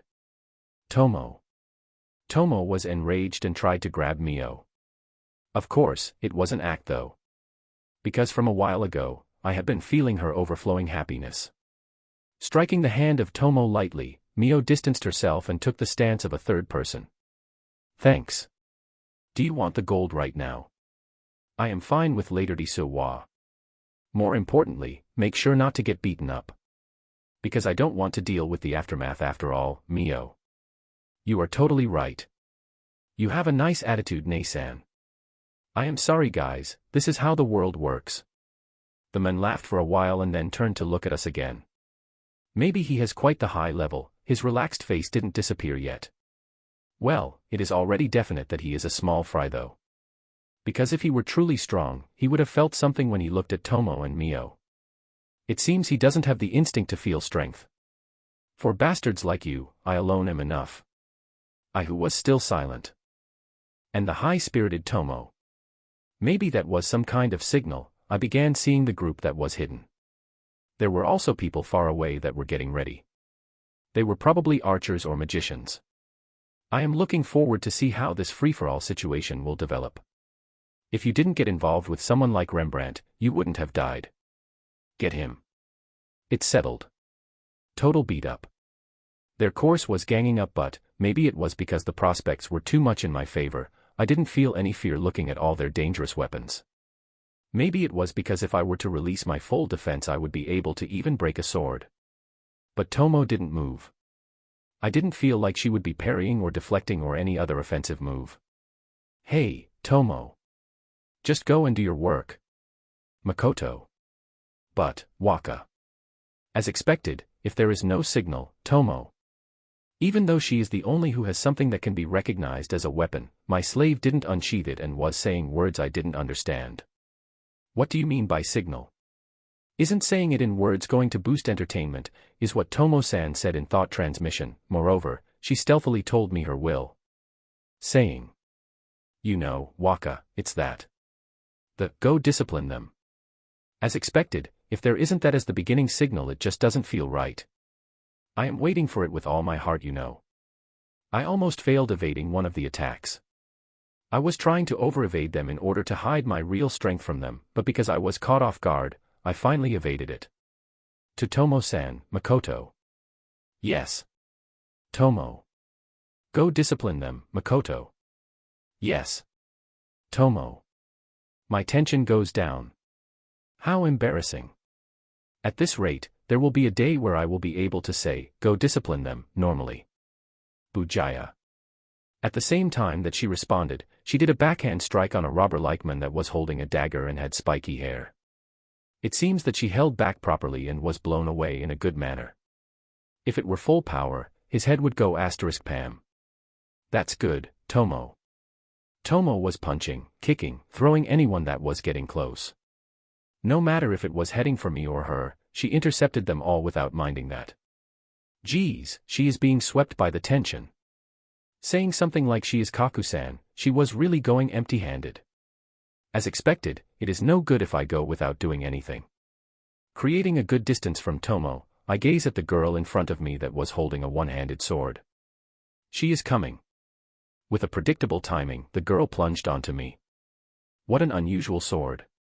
Maybe it was for the sake of making it easier to stab, the tip had an edge on both sides, but aside from that part, there was only an edge on one side. In this world where Western swords are the core part, the double-edged swords are the most common. It is rare to see such a rare single-edged sword. It was probably close to the double-edged tip of a spear. Moreover, it was a person with healthy-looking brownish skin and didn't have swelling muscles. Even though it was a vital spot, I could see her abdomen that had a six-pack and the beauty of those muscles stole my attention. Wouldn't it be better for you to be using a great sword or an axe? Maybe I should try doing a karate chop on the back of the neck. But while I was thinking that, in between us appeared a shadow. Hey Tomo. Just how much do you want to beat people up? No, her gaze was concentrated on the weapon. What, is she interested in the weapon? Do you have a Benkei * attribute? The appearance may be similar but it isn't the Karasuma, you know. Well, it's fine if she is going to be protecting me. I once again evade and slip away. Maybe it was because they were afraid of friendly fire. They haven't done any significant long-ranged attack. Moreover, the people that were coming at us were attacking two at a time. To encircle with only two people and getting your movements controlled, what low-level performance. From all of them, that girl was actually in the proper side. Because she was aiming to break my timing and attack me after all. I was thinking about exchanging with Tomo for a bit but... What is up with your clothes? The girl unleashed an attack from the bottom to the top. Doing a counter to that, Tomo does a spinning kick to her head. How can such a kick come out from a person wearing a kimono? Moreover, what is up with that perfect form? Will you teach me the fundamentals of karate? The beauty that had a healthy body with well-defined muscles, smiled at Tomo and the black of her eyes faded out and, just like that, she collapsed. I don't know if it was the head or the neck, but it was a clean hit after all. It was the obvious result. I have finally gotten a sword that can strike with the blunt side jaw. Tomo. That was your aim. Even if it's a lie, say something like, Waka, are you alright? *cling. She holds it so that it will cleanly hit the stomach. Asterisk Dogon. Asterisk Shah. Ajaya. Hia A. Hi debut. The last one understood that she was messing around. But they were feeling a pain that made them wish they were dead. Having their shoulder sunk in. Their bones were broken. The shoulders of a human aren't that flabby after all. There was no one that could follow the relatively slow speed of Tomo's long sword. More like, this girl, she has grown quite accustomed to using the sword. Was she secretly training? Even though I have been asking so many things of her, she surely has a lot of free time. Later I will have to talk with her. Gya. Oh. Agiap. Yeah, the last guy was pretty good again. The screams that I heard at the distance were made because of Tomo having fun using the blunt side of the sword. The fallen weapons were proof of those hits. She is hitting them on their limbs after all. It's possible for their hands and legs to be sent flying. That it is not happening is a blessing in a sense. Why you guys? The thin man was finally showing anxiety in his face. That was the only thing he said as he reunited with one other magic user and took distance from us. What is it, Ja? Already over. Tomo. Now that I think about it, I haven't said anything all this time. And I haven't written either. I am a sort of literary boy, so somewhere inside my heart I feel like it is fine to not be talkative. Silence is gold. Ah, Nay-san. Won't you come to our side? I ask for your assistance. The man asks Mio for assistance. Yua, how uncool. No waity su wa, Mio. Don't you want the gold? It's not like I need to get it from the living you. I can take it from your pockets when you are dead after all, Mio. Gay. The robe man let out a voice. I see, they are both men. Who do you think I am asterisk? I am the #1 adventurer in Sage, rank S, and level 201. Lime Latte Samada Zo. What an unfitting name he has. Lime Latte, he says, gross. However, the #1 in Sage, huh? I received a report when I was in Zeno. Is it that? The #1 in the guild is always an idiot and a bad guy. The other one is staying silent. Maybe he is planning on a way to escape. His hands are trembling after all. I ask of you, O sacred horse of the 8 cohort rank. Please leave your marks in this place and carry me.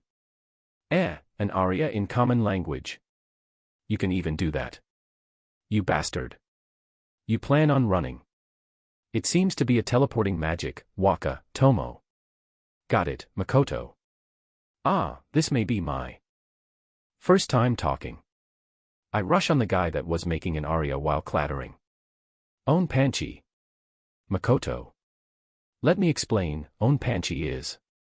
In the outside it looks like a flashy high-powered punch that sends the opponent flying, but the truth is that it's a non-lethal sure-kill technique that only hurts you a lot but doesn't turn into a fatal wound. It's a technique that uses the control of fierce high-grade magic power and jujitsu at the same time. It's originally a technique that was born from my feelings of wanting to protect the life of the residents of Asura that were practicing with me. The warriors that assisted in my training filled with fear and grudge, faced this fist that only left 1 horsepower. And just as my information. Tama, Bagurururu. The robe blasted away and slid on the floor to the point of leaving fumes. After that, he perfectly stopped his movements. Oh! Magnificent. Tomo. Pong. The thin man had his mouth wide open while looking at his robed partner that was not even twitching. The only one left is Yuja, just quietly surrender. Tomo. Don't mess with me. Ho. T. No way away. Horia, Tomo. Ku. A nosebleed. Underestimating M. Say, Tomo. Hei, sky, Tomo. Hi. I will do anything so please save me. The words of Tomo have changed to Waga asterisk and the frenzied man plunged onto Tomo with dagger in hand and began swinging at her. Tomo, with the hand that didn't carry a sword, grabbed the dagger with her bare hands. And with a light voice she broke the dagger. And just like that she did a jab onto the face of the man. Even with that, the man continued resisting and with an okay get away from me throw, he was sent flying. Stealing the dagger of the man that was now face up and stabbing it to his side, he finally gave up. Is how it went. Why, you are way too weak. Waka, do you have anything to ask him? Tomo. Why did you attack us? W.R. writing. And no, it's not really that strange. It is nice. The reason, yeah, the reason, right. Sensing the wrath of Tomo, the man answered the question that I gave him in an instant. The man says. Because of Rembrandt Company's expansion, it seems that the requests that ask for low-level adventurers to transport, carriage and collect were decreasing greatly. For the strong people it was on the level that they have just lost a bit of pocket money, but for the adventurers that are low-leveled, it's a matter of life and death. For the adventurers that can't even go out of the town properly, just what in the world do they do? Isn't it better to retire and look for another job? I am not in the position to say this, but if there isn't any requests, then you should go hunt some momonos and earn money. That is what should define an adventurer, or so I think. And then some guys began to form groups and leave town. And when winter came, some people even died. I seriously feel like it is your own fault that things got like this. You are not grasshoppers after all. And when spring came, they began thinking about revenge, planned it and executed. Even so, for the revenge to be a cursed disease. It's way too dark. It seems that for them it was some sort of divine punishment, a kind of job. That's why, the user that was captured didn't talk even in his dying breath. In a sense it was the resentment of a particular number of adventurers. So that was why no one did the RBI request. It means that they already marked me by the time I took that request. The top ranked in this side, Lime, as the mastermind of this revenge, took part of this attack as well. What is this? However, you guys, didn't your conscience hurt casting such a curse? Such a curse, you say? It's just a sleeping curse that made you sleep like a log for several years. Well, I did hear that they did something in order for the curse to not get dispelled in the middle though. Ah. What are you saying? The curse that was casted on the family of Rembrandtshire was a level 8 sure dead curse. Are you playing the fool, you bastard? Tomo. Tomo held the dagger that was stabbed beside him. I am not telling any lies. His face color is telling me that he is serious. I ask Tomo to check his memories with my gaze. She nods and I quietly watch over. Something like killing. We only wanted that Rembrandt to feel the pain of stealing the place of the growing adventurers. Waka, he is not lying, Tomo. It seems that she was able to look at his memories. Then, there is nothing else to ask of him. Geez, where did the conversation derail? It looks like there was some sort of misunderstanding here. Well, no one died, probably, so it is fine, right? I can't say it is all resolved, but for now, one point has been solved. I understand. It's all right now. You are letting me go, right? That's right. It's okay to go and treat the people here. I am wearing a mask, so it should be impossible for him to get my true intentions just by looking at me. Okay. I am sorry. That should be the case. But the man that stood up was grabbed by the hand instantly. What is it? Black Nasan. The one that grabbed him was Mio that had returned to my side at some point in time. Money, Mio. Ah, the money, right. I understand, eh. Mio steals the wallet-looking bag from the man and took out all the money that was inside. Even though he said 10 gold coins. Just what is going on? Here, Mio. Mio returns the emptied bag to the man. No. Isn't this taking too much, Nasan? Interest, Mio. Interest. That's right, interest, Mio. That is too messed up. Seriously. In.te.rest. Mio.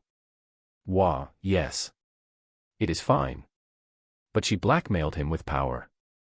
Mio, what a scary girl. But this Lime Kuin is a bit pitiful. Taking his background into account, let's help him a bit. The dagger that my follower broke seems to be a pretty good one. I will be bringing a compensation for it at a later time, so please forgive us for this. Really? There is no doubt that it was a dagger enchanted with magic. Picking up the broken dagger from the floor, I return a positive response to him. I will leave a word in the guild on the name of Radu. I am sorry. Then with this, we will be leaving. Ah, you don't have to do something like that, Waka-sama, Mio. Waka, please wait for me, Tomo. It seems that Tomo learned from Mio. She was searching in the pockets of the people there. I quickly left the place so that she would stop it.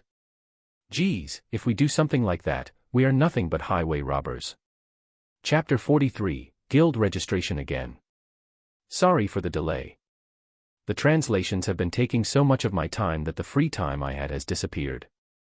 A lot of the LN/WN that I have been reading are now piled up, as well as games I wanted to try out. So I went ahead to try and catch up. And many other things. By the way, One Punch Man anime is awesome. Okay, with this the Kuzunoha company has been officially registered. The representative will be Radu-sama. As members of this company we have Tomo-sama and Mio-sama registered. Now, if you want to change the entry information, please have Radu-sama report to the guild. On the occasion of hiring personnel you don't have to notify us, but in the case that regular personnel is increased, it will be required for you to notify us. And for other things that are necessary for you to take into account is, when you need something and to read this book about license grade carefully. Issuing the blue metallic guild card along with my 2 followers, I was able to successfully create my own company. The book that was given to me was thin, but the letters were written way too closely. Just because paper is valuable doesn't mean you shouldn't take in mind the understanding of the contents. When I was asked what direction I wanted my company to head to, I answered with an, I don't know yet, and that I would come again to report when I officially begin my operations. I have already decided on handling medicines, but everything else was still vague. That I have to report to the guild frequently is actually a saving, because I am able to ask for information while I am there. Well, that is obvious. Also, I should go to Rembrandt-san and consult him. Finishing a light lunch, we searched for the inn that Toa-san uses as a base and gave her a message that we would be heading to the Adventurer Guild. Somewhere inside of me was nervous because we had pummeled their rancor, but nothing special happened. Even though Rembrandt-san killed the cursed disease user, the request was not withdrawn. I have taken the request after all. I think that the information network of the guild is terrifying, so it's impossible that they didn't know. That I don't understand their delineation is one of the reasons that stirred my uneasiness. I should check out the guide-like book about adventurers. The impression that I get when I look at Lime Kuin was that of a supervillain. Even though I had evaluated him as your typical hoodlum, it seems that he didn't tell his friends and comrades any made-up story. There wasn't any especially weird behavior, and we were able to safely arrive to the reception counter. I received the extraordinary reward, though when I think about it, it wasn't that extraordinary, from the guild, and it was now time for the main event that everyone, except me, was waiting for excitedly. I feel like the attention I got when I received the reward will soon be a thing of the past. It's the registration of Tomo and Mio. I was a bit concerned about Tomo smirking. No, I will be honest here. I was extremely concerned about that. I checked my level first and, as expected, it was still 1. I was already thinking that this was a curse of the goddess or something like that. Tomo held back Mio and wanted to be registered first. Well, I don't mind which one is first, so I let Tomo do it. It was a good that there weren't that many people, but give it a few days and we will surely become famous. Suddenly requesting a paper that could measure until level 1600, the staff member was caught off guard. The surroundings grew boisterous. That is the obvious reaction. Tomo-sama, level 1340. What? I was the one that shouted. I didn't have any plan of shouting, but I did. Why the hell did it go up? And why is it that you are having a shocked and dissatisfied expression? Don't tell me that in the middle of her independent movement, she secretly spent her time hunting. The talk about warrior training was only a pretext, you know. The commotion was crazy. In an instant, people made a circle with us as the center. TTT, there is no way this is happening. I cut up that much, Jazo. I should be over 1,500, right? Tomo. Well, please don't shake me. Tomo shakes the body of the Wani-san back and forth. The number 1,500. I see, Mioha. Tomo, stop it. Ah. I unintentionally lost myself. I am sorry, Waka, Tomo. Wah, the face of Wani-san is dead pale. She must have thought that she could die depending on the extent of the strength. You could still see the remains of her fear. Mio, go finish it quickly. Yes, Mio. No, Tomo. Maybe it was because she understood the reason of Tomo's smirk. Mio gave a positive response to my words and sent a slight glance to Tomo. Tomo, even if you lift up your trembling fist, the result will not change. The same 1600 paper was dyed in red. Mio-sama, level 1500, Su. The one-san read it fast and fainted. How pitiful. You have done well. As expected, it seems that Mio has not increased her level. More like, even though I had her fight that much in the wasteland, it didn't even raise her level by 1. Then, what did Tomo do to level up 20 levels? Did she leave a mountain of corpses in the wasteland? Should I go there and get the materials? No, they should already be in the stomach of other Momonos. The bones and fangs may still remain, so I will have her spill the location at a later time, and ask the Lizard-san and the Orc-san to check the place. There is no need for me to go. It's not because if I go I will lose the little sanity I have left, okay. Making another staff member continue the remaining work, the weakest and strongest level adventurers were born once again. Towa-san and the others quickly came and exchanged the contact information of the newly issued adventurer cards, and were happily receiving the envious looks of the people around. It is probably the same feeling as registering a super famous player in an MMO as your friend. They are actually betting their life here. Well, maybe not really. They have probably gotten a thick lifeline right now. Now that I think about it, Wakasama, is it okay for us to not register at the Merchant Guild? Mio. It's Mio. It is not really necessary for everyone in the company to register to the guild, but in the future maybe, but right now there is no need for it. It seems that our conversation surprised Towa-san and the others even more. Reidu-san, could it be that you finished the reissuing exam in one day? Towa. Ah, that's right.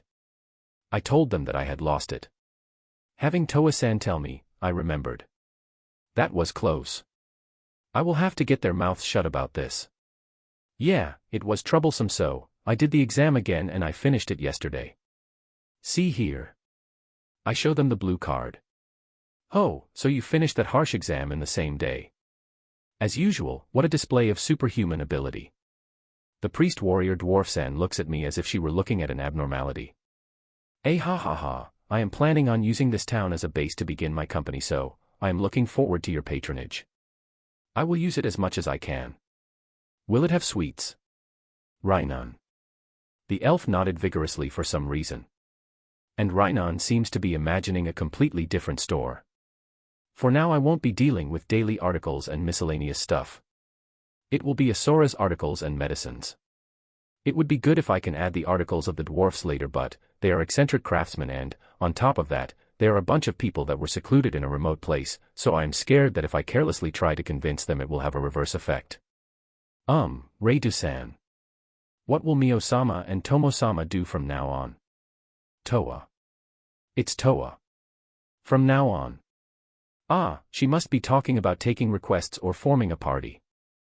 I have a pile of things I want them to do aside from raising their current rank after all. The two of them are registered as members of the company as well, so things like looking for a place that can become our office, greeting the others, anyways, there are a lot of things to do. For now it would be better to obtain a lot. This world has no net cells, so for things like gathering information and greeting others, having more numbers is better. Wah. Having these two do lots searching and greetings. Yeah, no matter their level, they are still my followers. It's a small company that doesn't even have staff yet, so it's obvious. And no.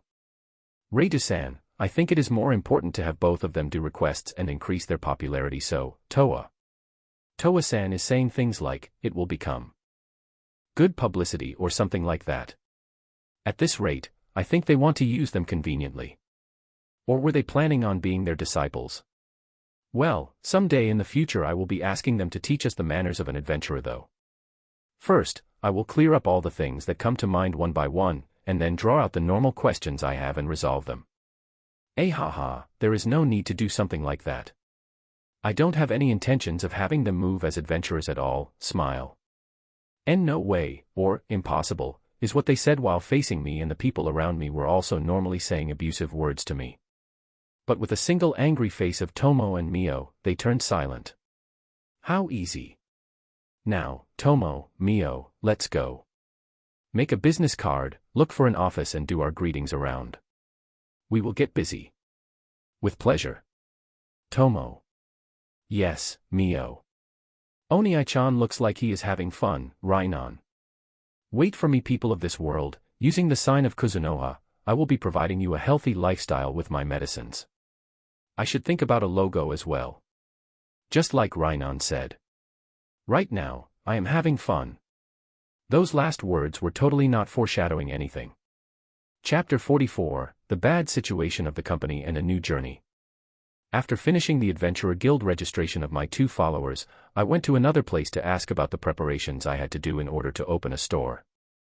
I thought of asking about a good lot at the place where I would make my business card.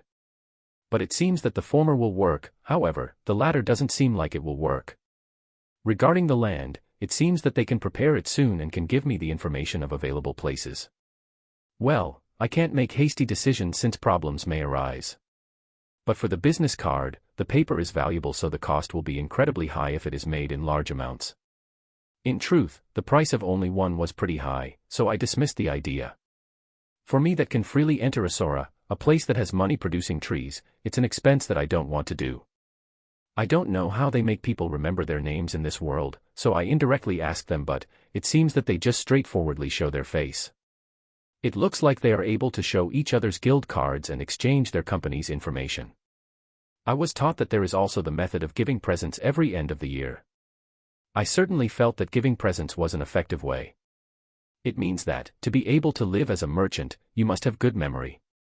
If you are unable to remember the face and names, you are already out. I want to somehow make the business card and have them remember my face that way. I went through the trouble of thinking about it, so I want to use it. Moreover, the Merchant Guild card can only be used when both parties are merchants. Isn't there something I can use for customers? I should think about it.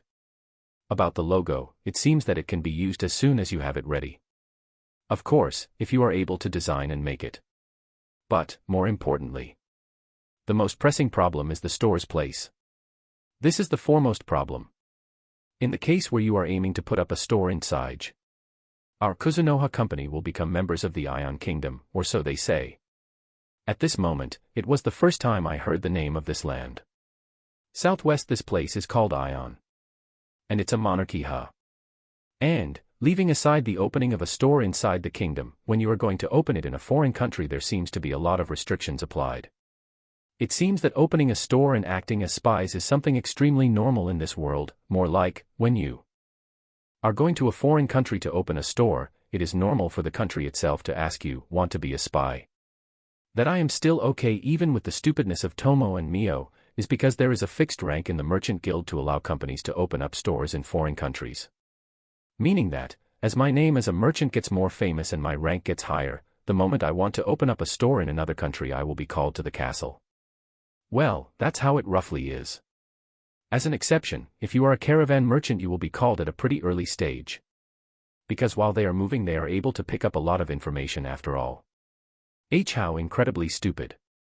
Why is a merchant that is aiming to do business in another country supposed to work as a spy at the same time? I thoroughly refuse. A merchant spy? Don't joke around with me. Just because I am in the Ion Kingdom doesn't mean that I have patriotic feelings. Don't underestimate modern people. However, it seems that if I refuse it will affect my future business inside the kingdom, so it is not recommended, or so they told me. The reception Wani-san, with a sad face, tells me to not do it, please. For the sake of doing business more freely, please fight firmly for your rights, Merchant Guild-san. Don't joke around. Doesn't it mean that if they call me I won't be able to refuse? This practice is especially stronger on Ion Kingdom that puts more emphasis in information gathering. That's right, this seems to be a problematic nation with high spy vectors. Everyone, this is an important issue, so I said it twice. In short, I found the land I was looking for. To get possession of it I quickly made a request to make a store, and it flowed in a bad direction. The region I finally arrived to ended up being one that was zeal in spy activity. What kind of trial is this? For now, I had a method to do my business without minding about the propriety of my store. Borrowing an area inside the store of another company, I will be able to operate without minding it. It's like selling takoyaki inside a supermarket.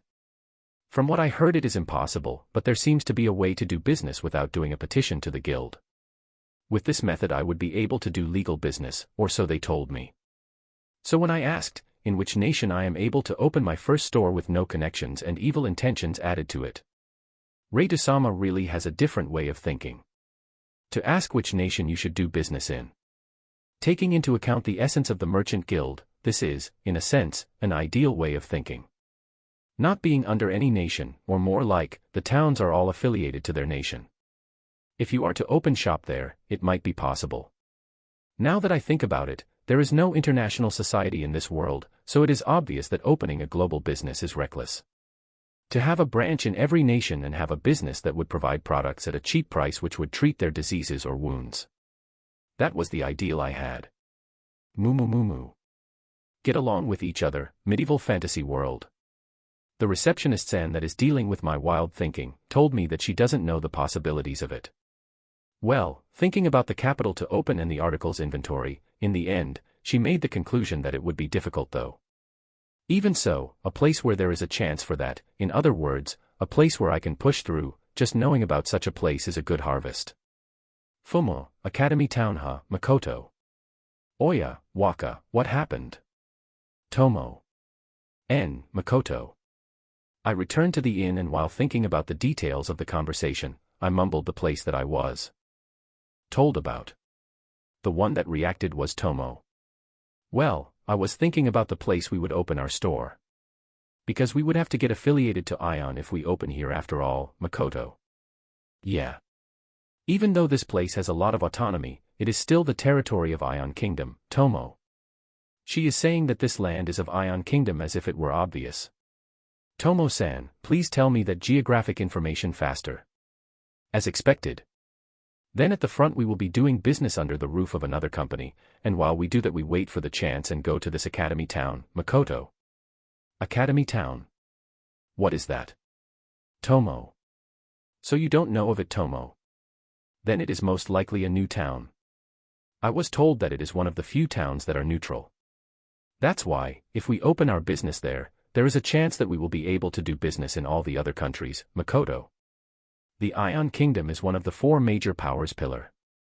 Meaning that this kingdom has been, for a long time, a nation that holds secret information. How despairing.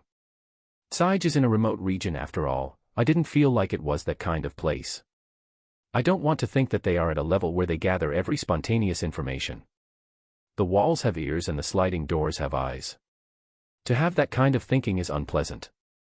Wah, in the time I wasn't watching, the world has changed quite a lot. I heard that the territories of the world have changed considerably, Tomo. That is most likely because of the advance of the demon race. That's right, a world map. In this world, maps must be quite expensive, but it's still worth to buy. I have seen bare hills, wastelands, and a volcano though. Since the time I came to this world I haven't encountered the pure sea, mountains, and a beautiful natural scenery. In a world filled with fantasy elements, these points should be important. I want to experience them. The wasteland was light brown and Asura gave me more of a nostalgic feeling after all. I even found Radish not too long ago. Then Waka, about tomorrow, Tomo. Tomorrow go to the Merchant Guild and check out the prospect lands. It is fine for you to choose the one that you feel it's appropriate. I will be returning to what we last said, since there is the talk about affiliation we will not be constructing a store, Makoto. Is it fine to just buy the land? Tomo. I want to have a store at Sige in the future so. About the present matters I will go to Rembrandt Company tomorrow and decide depending on the result, but, Makoto. Do you have some worries? Tomo. Tomo is totally in business mode and following the conversation without messing around. Seeing that Tomo can do such a change of gears, makes me wonder if she is actually fit for commerce. In terms of look, Mio seems to be more suitable for it though. Yeah, the type of industry we will be registering in. This is difficult, Makoto. If that's the case, didn't you decide it not too long ago? Tomo. Well, yeah. In the time that I was distressing, the ideal type appeared but, Makoto. With just medicine it is a bit hard to move so, isn't it alright? Tomo. You know, do anything store. I feel malice in this name, Makoto. A do anything store. As the name says, whatever it is, we will do it. But the advantages you will receive from the guild compared to specialized ones will be lower. For example, the medicines, commodities, raw materials, in exchange for being 10% more expensive, we are able to sell any of those. For weapons, armor, and escort supplies, it falls into the same category. It seems to be the type of store that companies with long history take when they increase their range of products. As proof, only the big stores have this kind of type. It has a totally different image from the modern era's do-anything store. When I suddenly told the reception one-san that I would applying as a do-anything store, she warned me that it was not profitable.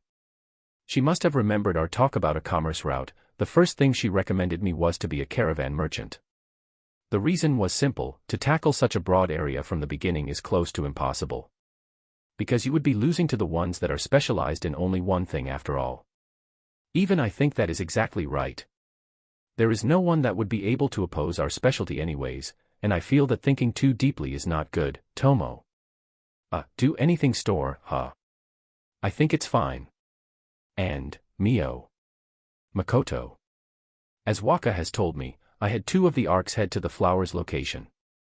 Ambrosia right? They should be returning in a couple of days, Mio. I see.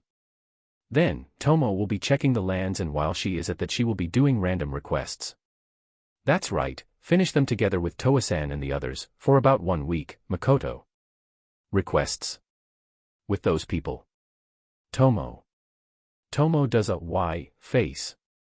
Well, that's the normal reaction.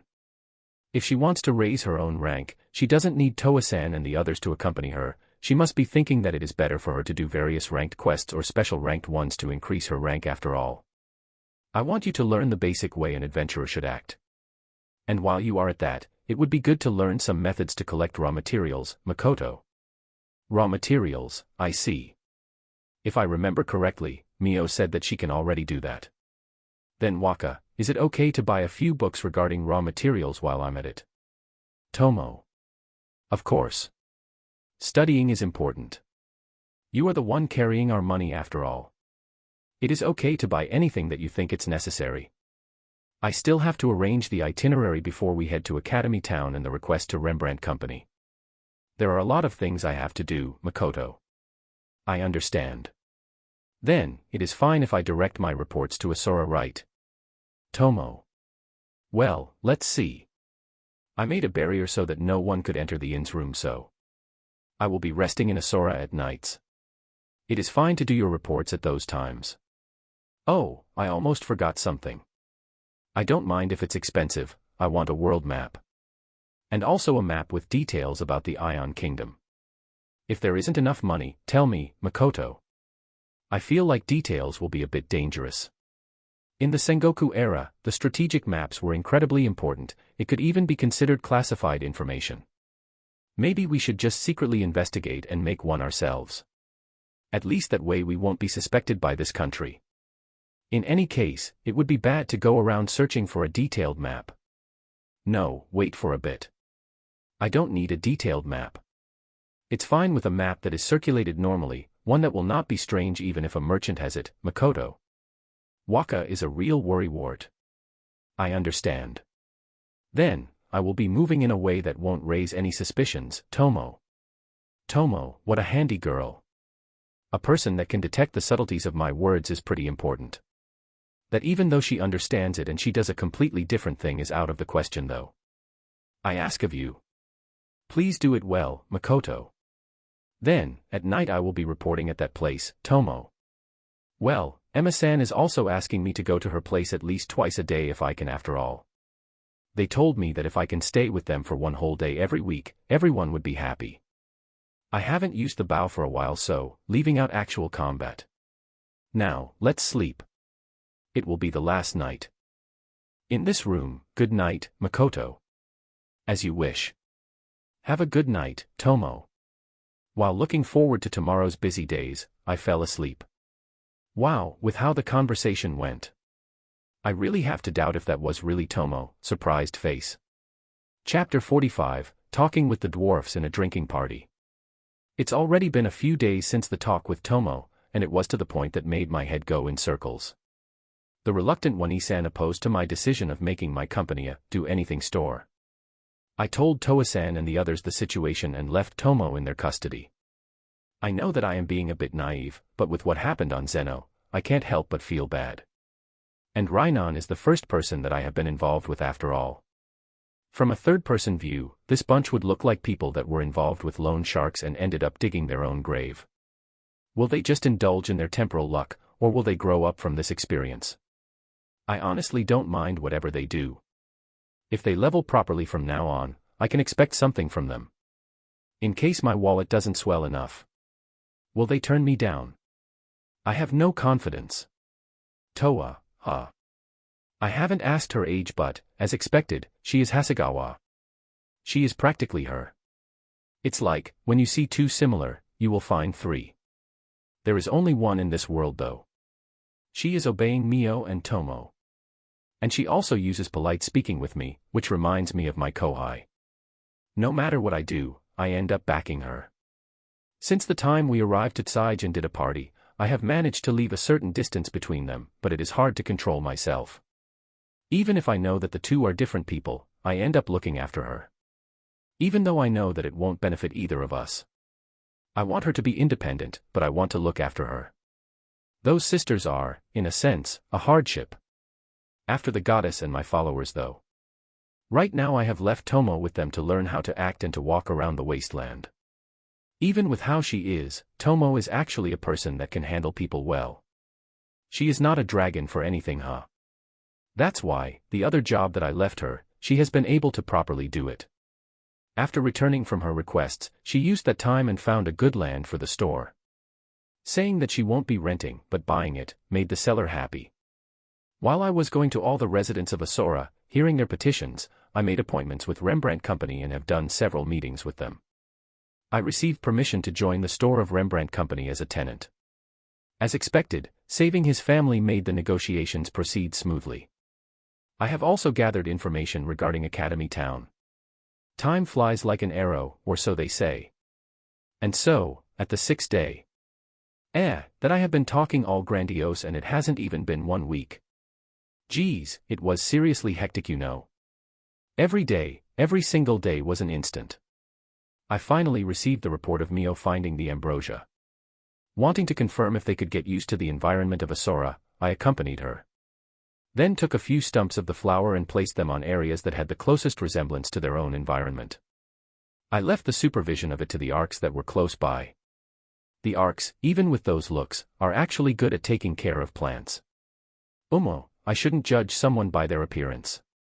Their learning capability is also pretty high. Right now they are able to speak with everyone normally. There was the problem of not having enough qualified people, but it's going pretty well. Tomo seems to be learning properly regarding the raw materials of demonic beasts and Momonos, and over here I am resolving the problems of this land, but there are no pressing issues. Toa-san and the others seems to have changed their class, and their levels seem to have increased quite a lot. They are most likely done with their rehabilitation since the time of the debt.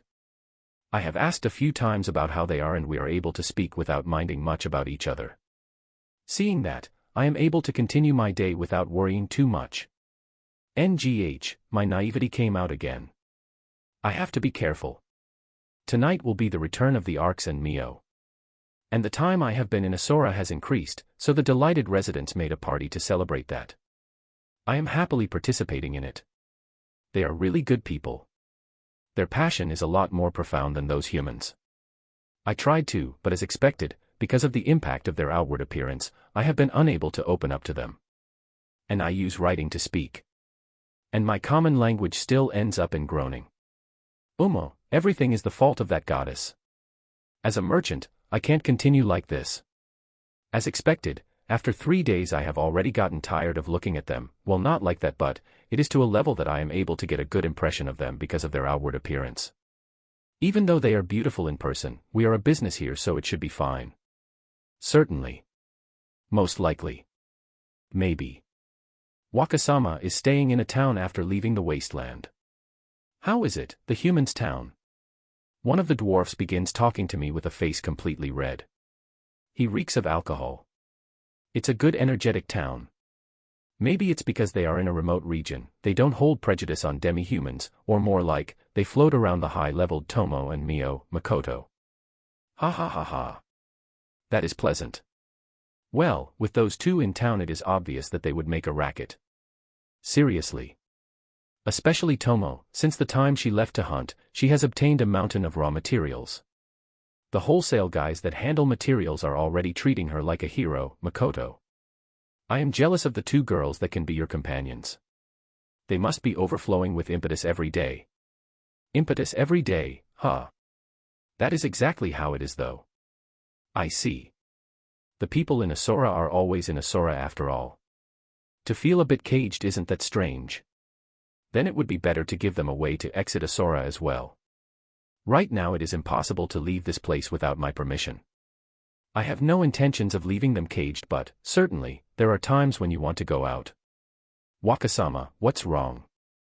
Suddenly going silent. Ah, don't worry. As expected, being in Asura is too straining Makoto. When I said that, the dwarf that heard it went Kayatan, and looked back at me. Did I say something weird? I only thought that you wanted to go out once in a while though, Makoto. Wakasama, look carefully. Right now it's being enveloped by darkness but, where in this world do you think that there is a sense of closure?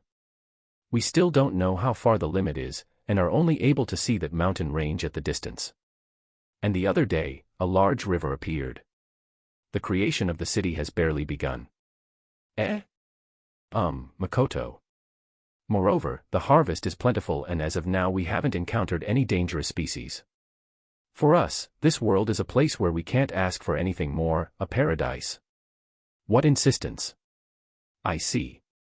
From my point of view, this is a garden-like world that was created by Tomo's power, but, in reality, it is incredibly vast, and the pioneering is still in its beginning steps. There are unknown frontiers here and there. So for the people here, there is no sense of closure, I see, I feel a bit relieved by that. On top of that, we have Wakasama and the others who hold a power that is outside of norms. People that even when we use all of our knowledge and techniques we are still unable to reach. There is no better happiness than being able to create weapons for you. Even the Great Elder is doing all-nighters every day. The Dwarf-san laughs with a gahaha. More like, Great Elder-san, don't overexert yourself. Even though you are already pitiful for being told by Tomo that your name Elder Dwarf is too long and to make it Eldwarfs. However, I want to try going out. There is certainly that kind of emotion in me. I have an interest in what has the world's equipment evolved into. An interest as a craftsman, Makoto. Yeah. What level of things they are looking for, that kind of interest is also involved. If we make poor things and it becomes an uproar, it would be troublesome for Wakasama, is what he said after that. Certainly. We have been luring in several adventurers and having them take a number of items so, it would be better if there are 1 or 2 craftsmen that understand this. The arcs are impossible as expected. They will have to practice a bit more in their transformation ability before letting them out. It is just a matter of time before they learn a technique to take the form of a human. There is no real issue in letting the dwarfs out now. Inside there are a number of dwarf adventurers after all. And even if they are elders, their appearance isn't that different. Then, how about going to the town we are in, while looking after the shop? Makoto. I have already confirmed that there won't be any problems in letting a demi-human be a member of my company. The registration to the guild is troublesome, but the process itself isn't that different from a human's. Oh. That sounds fun. Then, please gather a number of people please. I will be meeting them at a later time. In the demi-human species, the dwarf is one of the races which has blacksmiths that create outstanding equipment after all. Maybe there will be requests for weapons, Makoto. Is it okay for us to accept them? If it's possible, I want you to accept them. I also want to know the level of weapons that town will be asking for. It would be even better if you hear the wishes of the requester instead of suggesting them yourself. There is also the option of rejecting it if their request is a pathetic 1-inch, Makoto. I am looking forward to it. It puts me in the mood of opening one of those festival carts that Tomo has told me about. Tomo, what are you teaching the dwarfs? The festival carts have an image of being expensive and have no good bargains in them though. But now that I say it, it's unusual. It could be the perfect thing to get kids in the festive mood. It would be good for the craftsmen that have been making the equipment for me and my 2 followers with all their effort. The dwarf that was my talking companion called some friends and told them right away the conversation we had, and we began a merry discussion. I once again look at my surroundings. Everyone seemed to be cheerful and having fun while drinking alcohol. Lizard, Ark, Orc, Tomo, Mio, Tomo. Tomo. Yuwa. Did I get drunk? I see 2 Tomos. No, there are 2 Tomos. Ah, she is jumping up and down with a cup of sake in her hands. It must be that so-called clone, huh? Now that I look at it closely, she is smaller and it's only 2 heads big. That clone is the role of brain in here and doing various things, huh? Thinking like that, I am beginning to feel that her unfit drinking style is actually quite pretty. I am relieved to see that everyone is getting along well. Using a day like this to dance and drink creates a fellowship between us. The various races are living in one place, so it is important to make this kind of events. With the implication of creating a new culture as well. It will be easier to blend in if the culture is the same after all. If Emma-san has thought about it up to this point, it seems that she has talent as a statesman. If she is just a festival lover, it will reduce my stress in the future though. Moderation is the best. Moderation. Honestly, I don't want to interfere myself in the affairs of Asura. Them looking at me so highly would make my words like that of a king, and it would end up as if I am driving them to a wall against their will. Even though I say that I don't interfere, I still pretend to talk with the new residents that come. As expected, I think it is important to speak with the people that will be living with you all the time. Now, the party has calmed down a bit so. Each race's moms and kids are slowly leaving. The ones left are the heavy drinkers. I should return to my bed now. Ah, that's right. Let's shoot the bow that I haven't used for a while. Archery calms my mind after all. Okay, let's do that. I will stealthily slip out and enjoy myself. Chapter 46, Makoto's World. Tree of Savior Close Beta is out and I am in. Haha, that's why it was delayed a bit. But hey, reviving my old days of Ragnarok is great. Too much of me, enjoy this great chapter. No, I'm serious, this is a great chapter. HNGH, this is nice, Makoto. I stretch my body and take a deep breath, inhaling the air of the forest. Taking the bow with one hand, I gaze at the handmade target. The distance is, around 150 m.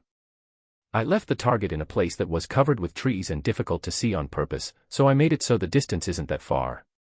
That I have left so many obstructions on purpose is because I want to practice with my bow for the times when we are in the outskirts. I learned this from Sensei. Now that I think about it, she made me consider the situations and the requirements a lot. How nostalgic. I take a sit. Ah, this moment is so good. My mind is going blank. Hit the middle. Just thinking about that and concentrating on it. And then, spread my consciousness. Changing my own existence into everything that is in the path to my target. Me, my bow, the target, obstructions, the leaves and branches as well. Gathering them all into one self, I once again form the image in front of me. Now, with this, I can even draw the trajectory that will take the arrow until it reaches the target. Well, even if I said this, my friends only told me that it sounded right out of a TV program though. I silently stand up and prepare my bow, pairing it with an arrow. For me, this is a gesture that has been perfected. I have repeated this process thousands of times. To become healthy, to grow stronger, to get better. Having a goal is what helps you change. It's not an exaggeration to say that I have passed most of my life using the bow. My sisters were also learning martial arts. And the percent is certainly lower than mine. It's not only because my body was weaker than other people, but it was a good part of the reason. As a result, I was able to change my weak body, and it had an attraction that made me devote myself to it. I made my family worry, but it wasn't painful at all. The first time I shot my bow in a Sora, I didn't hold back my power. I remember that I blew up the whole target. I have properly made adjustments in that part. After I finished putting everything up together, the simulation of the result has been done. The image of my arrow piercing the target will surely become reality. Fu, Makoto. My gathered fighting spirit becomes a breath and is released. The arrow pierces the target as if it was being sucked in. Again and again. It's a chance that hasn't come for a while, so I shot several arrows. And even though I am doing that, I don't feel tired at all. Maybe it's because I now have a superhuman body, or it might be because I am doing the archery that I love. And the target didn't split. Good, Makoto. The sweat that was running down my forehead felt comfortable. I don't know how it works, but I lift my head up and look at the starry sky of the night. I don't know if this place called Asura is actually a different dimension that has been created, or if it is a different world altogether. I seriously can't understand this place at all. If the sky and stars exist, does it mean that a universe also exists? If that is the case, would it be the universe of this world, or would it be from my previous world, or is it a third universe that belongs to neither of the two? Waka. Startle. Did I mess up again? Why is it that when I use the bow I end up so defenseless? Would it be fine if instead of concentrating on the line that connects me and the target, I concentrate on the surroundings of that line? But how would I do that? I will try combining Sakai with it. I don't hate an honest trial and error. Oops, no good. Now, who is it this time? Tomo. And Mio too, Makoto. Maybe it's because my mind is clear, I can perceive nervousness in the movements of those two's bodies. Is it an urgent state? But, I feel like Mio-san is the one that looks as if she will cry at any time. Why? Was that just now, Waka's bow training? Tomo. Tomo does a serious, no, a meek face. Yeah. That's right. What is it? Your behavior is stiff, Makoto. Are you telling me that Waka has been doing this kind of training all this time? Tomo. From Tomo's face, a single sweat runs down her cheek. What is it? What in the world is going on? Mio is beginning to tremble, you know. More like, hey. Why are you plunging onto me, Mio-san? Yuo. What in the world is going on? Makoto. Wakasama, you are alive. You are alive, right? Mio. It seems that while she was rubbing her whole body onto me, she checked if I was all right. Don't tell me, an enemy raid. Hey Tomo. Don't tell me that it's an enemy raid. Makoto. No. I am sorry for the rudeness, we saw your training just now. It was in the middle of it though, Tomo. And? Makoto. The concentration that Waka does before shooting the arrow, or I don't know if that is the correct way to call it, but it's the time when you are sitting, Tomo. Makoto. The presence of Waka suddenly became thin, it was as if you meshed into the surroundings, Tomo. Makoto. And what of it? It's not That means, Waka's consciousness died, is what it means to Gozai Masu. Tomo. Hearing my affirmation, Tomo made an incredibly intense shout. It was a daily practice that I have been doing for more than 10 years. Why would I die? Why would I die from that? Makoto. For people to stop their consciousness and scatter it, that is a state you can only reach when you are dead or in a state close to that. Tomo. Is that so? Makoto. Even if you tell me that, it was self-taught, but it is my own way to concentrate. Wakasama. Wakasama suddenly disappeared from the party. When we stealthily left to search, your presence suddenly became thin, and then, as if melting away, disappeared Diso.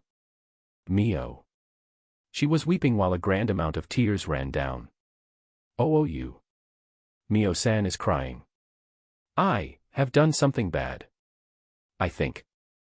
I am sorry for leaving the party ahead of time, but this is something that I have been doing in the past, it's like confirming my archery, or like, to calm my heart.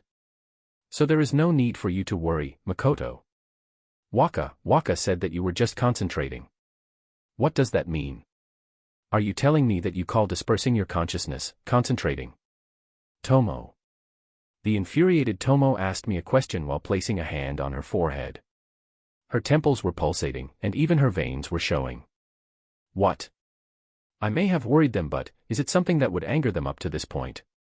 Yeah, when I calm down my mind and turn it blank, I extend my consciousness to the target, and when I collect the target, Bao, and me, into one eye, Makoto. Waka. Tomo. I am still talking though. Makoto.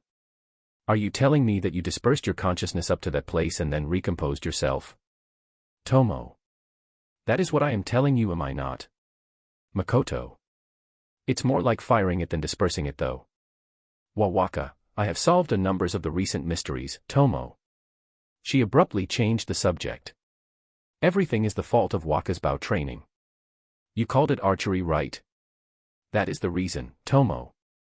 What are you referring to? Makoto. What, is it suddenly great detective time? The increase of Waka's magic power. In reality, it should be impossible. Because there is an upper limit or fixed after all. Even if you do a large extent of training, it will still be at a normal level, even as you grow up it won't increase, Tomo. Tomo, that was hanging her head down with a hand on her forehead, looks at me firmly. It was like a cut-in from P4 star. However, on the day that Waka made a pact with Mio, your magic power was already incomparable to the time when you did a pact with me. And after that, the maximum capacity level was increasing at a crazy pace, Tomo. Wasn't it that your eye measured wrong? Makoto. That possibility is null. I have been comparing your magic power since the time I made a pact with you after all. And even now, the pace in which the Dropner dies is getting faster, Tomo. That is certainly true. The time it takes to become red feels like it's getting shorter. I thought that some trigger was the reason that made it that way though. And then, Waka, Tomo. What? Makoto. Right now, Asura has gotten bigger, Tomo. Ha. Makoto. Making such a serious revelation so suddenly. Didn't I ask you to investigate it last time and you told me that it was still an unsettled matter? It may be unbelievable for Waka, but that characteristic concentration of yours has doubled your own magic power, Tomo. Doubled. Makoto. What Waka was doing is close to suicide in our eyes, but for Waka it should be something habitual. That's why we were looking at it for a while without interrupting, and it has become certain, Tomo. Like I would kill myself by just concentrating. Makoto. The dispersing of Waka's consciousness and its reforming, and, as if matching it, the size of Asura increased at once. Since now, it has done so approximately 5 times. Even though it's been a while since it has occurred, Tomo. Are you telling me that a river or a mountain has been created once again? Makoto. No, it only got bigger to gozaimasu. It will most likely experience a geographical change when you make a pact with a new servant, Tomo. Hey, are you serious? Are you telling me that I can't pull my Bao calmly from now on? Makoto. You don't enter such a deep state of concentration when you are in actual combat, right? In actuality, it didn't produce any increases when you did so, Tomo. So the lever is triggered when I do archery in a calm manner. Well, even with that it's still troublesome, Makoto. We will think about a countermeasure for that in the future, but the problem is the increase in magic power to gozaimasu, Tomo. Is there something worse than Asura getting bigger? Magic power amount. With the current amount of magic power that Waka possesses, it would be easy to make a pact with a mountain of existences in our level. Even though you needed close to half of your magic when you made a pact with me, Tomo. Okay, listen well please, Waka. Your current magic power amount can only be compared to Tomo. Most likely, goddess class. No, there might be a chance that it would even surpass that in the near future, Tomo. Bug class magic power. What is that? Are you telling me that I have enough magic power to rival a god? That means it would be even harder to hide it. It would increase my burden even more. Jaya. It has surpassed the dimension of hiding myself with a mask. Even though I already made up my resolve to take it off, a new problem has surfaced. Anyways, please suppress it. I recommend changing your droppners every day. I will tell the dwarfs to prioritize on making the equipment, Tomo. That, in the worst-case scenario, I will be asking them to make equipment with absorbing functions as priority, is what she said. Just, why did it come to this? Makoto. The problem is most likely the dispersing of your consciousness and reforming of it. When Waka does that, you experience dead, and it turns into a situation where you are being born once again. At that time, your Marioka goes from 0 to a sudden increase, is what I think, Tomo. By dying and reviving, the magic power separates. And by repeating this process, it doubles and doubles and doubles and then doubles again. What's that? It's not sweet at all. This Asura as well, Tomo. There's still more. The circumstances are changing. If we go by this assumption, the Asura that has become bigger after doing a pact with Waka, there is a chance that Waka will unconsciously create a world that is close to your original world, Tomo. World creation. Makoto. We also don't know about this, but there are a lot of things here that existed in Waka's world, so we can infer that, Tomo. No, using just that as evidence is a bit, Makoto. Yeah, but the stars' alignment is something that I can't understand at all. If this is the starry sky that Waka knows of, then it means that this is a new world of Asura that Waka has created. Then I could understand why the world changes whenever you make a new pact. Because when the creator adds a new servant, the world's laws will increase after all, Tomo. Starry sky. Yeah, it may be a wishful observation, but this should be a completely different sky from the one in my memories. That's right, as expected. I don't want to believe such a crazy thing like me creating a new world after just a few days of arriving to it. Yeah, yeep, a sky I don't know of. It's fine, right? The constellations. I am not versed in that area, so I don't know if Ursa Major was a small W or if it was an hourglass. Like Aquarius, Gemini, Sagittarius. I only remember the shape of those. Ursa Major, Cassiopeia, Orion, Makoto. I found them. The arrangement is a mess though. There is a constellation at that part. It may be ignoring the seasons, but it is certainly there. It seems that there is a resemblance in the sky, huh?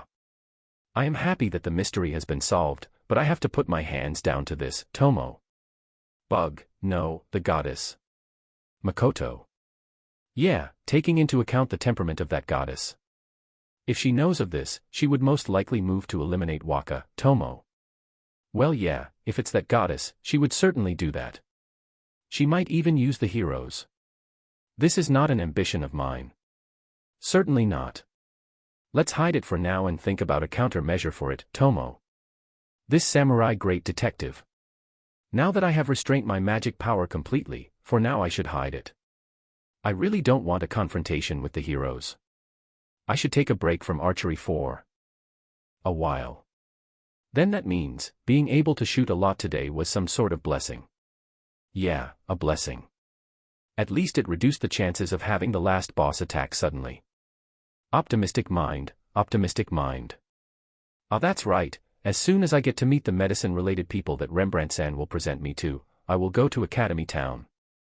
And while I'm at it, I should live the life of a student. Ahaha. Ahahaha. Oops, Makoto is now a new religion.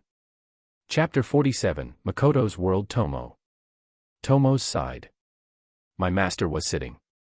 His presence was thin. It was one step to death. However, I couldn't smell death from master. How contradictory. Master had left the party before it was over, feeling that his presence was getting thinner. I arrived at this place with Mio. What in the world is this? Mio wanted to jump out as soon as possible to confirm his safety, but I stopped her. Waka's state. It was as if he did this habitually. I instructed Mio to stay and analyze the situation. There were no signs of Waka committing suicide. On the contrary, he said that he would be taking off his mask, that he would make a store inside a company, and we had the matter about becoming a member of the kingdom. It was more like, he was living his life plentifully. He was also pretty happy about Mio finding that flower. And in front of us, an insane ritual was occurring. This was an event that didn't bore me when I watched it, but right now it wasn't the time for that. One of the problems that we couldn't solve even when we investigated it, the Asura expansion, happened at the exact moment when Waka's consciousness returned. At the same time, Waka's presence became clear, and the paired-up arrow was sent flying to the faraway target as if it was being sucked in. Its gesture was so beautiful that it would captivate anyone. It was as natural as breathing. Our eyes moved from Waka to the arrow, and then to the faraway target. Such thinking like, it would not hit, there wasn't even a shred of it in our mind. By the moment Waka changed from seating to moving position, I was already certain it would hit. And when I moved my gaze from the target to Waka, I felt like my mouth turned wide open. The magic power of Waka that was already enormous, had suddenly increased. The maximum capacity of magic power is not something that would normally increase. Even when you put your whole life into it to train, by doubling that amount you would be called a demonic existence. There is also the secret method of utilizing a pact, but the demerits of it are quite big. In a lot of meanings it's an outside measure, a method that could even be called a forbidden technique. And that magic power's maximum capacity has suddenly increased by double. His presence grows thin once again. Mio's face becomes grim. I am also very anxious. And then, Asura began to distort, and his magic power doubled. Are you telling me that he has been repeating a dying and resurrection process? Asura grew bigger a number of times as arrows were sent flying. Every time an arrow is released, the expansion occurs. Are you telling me that this world of Asura is responding to Waka's increase of magic power and expanding? Then, is the Asura that I create and this one, different things? This is a world that Waka created unconsciously after he made a pact with me. Something like the creation of a world is an act that no one in this world would be able to accomplish. It's not something half-assed like the dimension that I am specialized in and am able to interfere in. That's right, it can't compare to this. Even that goddess is unable to. The goddess descended to this lands, and after speaking to a number of previous residents that lived in it, created a world where it would be possible to live in. She made a contract with the people of this lands, and on top of that, gave birth to various species. As such, I and the other superior dragons are some of those previous residents. By the way, Mio is, in a sense, a previous resident as well. In her case, she was a drifter, she ended up in this lands by coincidence. That's right, even the goddess couldn't freely create it. I know that she is not the strongest god race in existence, but she is one of the gods that were left with the management. She must have some status herself. Then, what in the world is our master? Are you telling me that he did something that surpassed that goddess by several ranks, unconsciously? With his own efforts? Or is it the power which was given to master by that god when he came to this world, the one responsible of this? From what I have seen in Waka's memories, it felt like someone who wasn't that significant, a venerable god. No matter if he came from another world, he is still a human being. Even with effort or assistance, it's not something I can think of possible. Wait, in the case that my deduction about this world is correct, it may be possible that I can finish another case which was assigned to me. The irregularity of Asura's climate. A solution to that arises. Well, at any rate. What an interesting situation.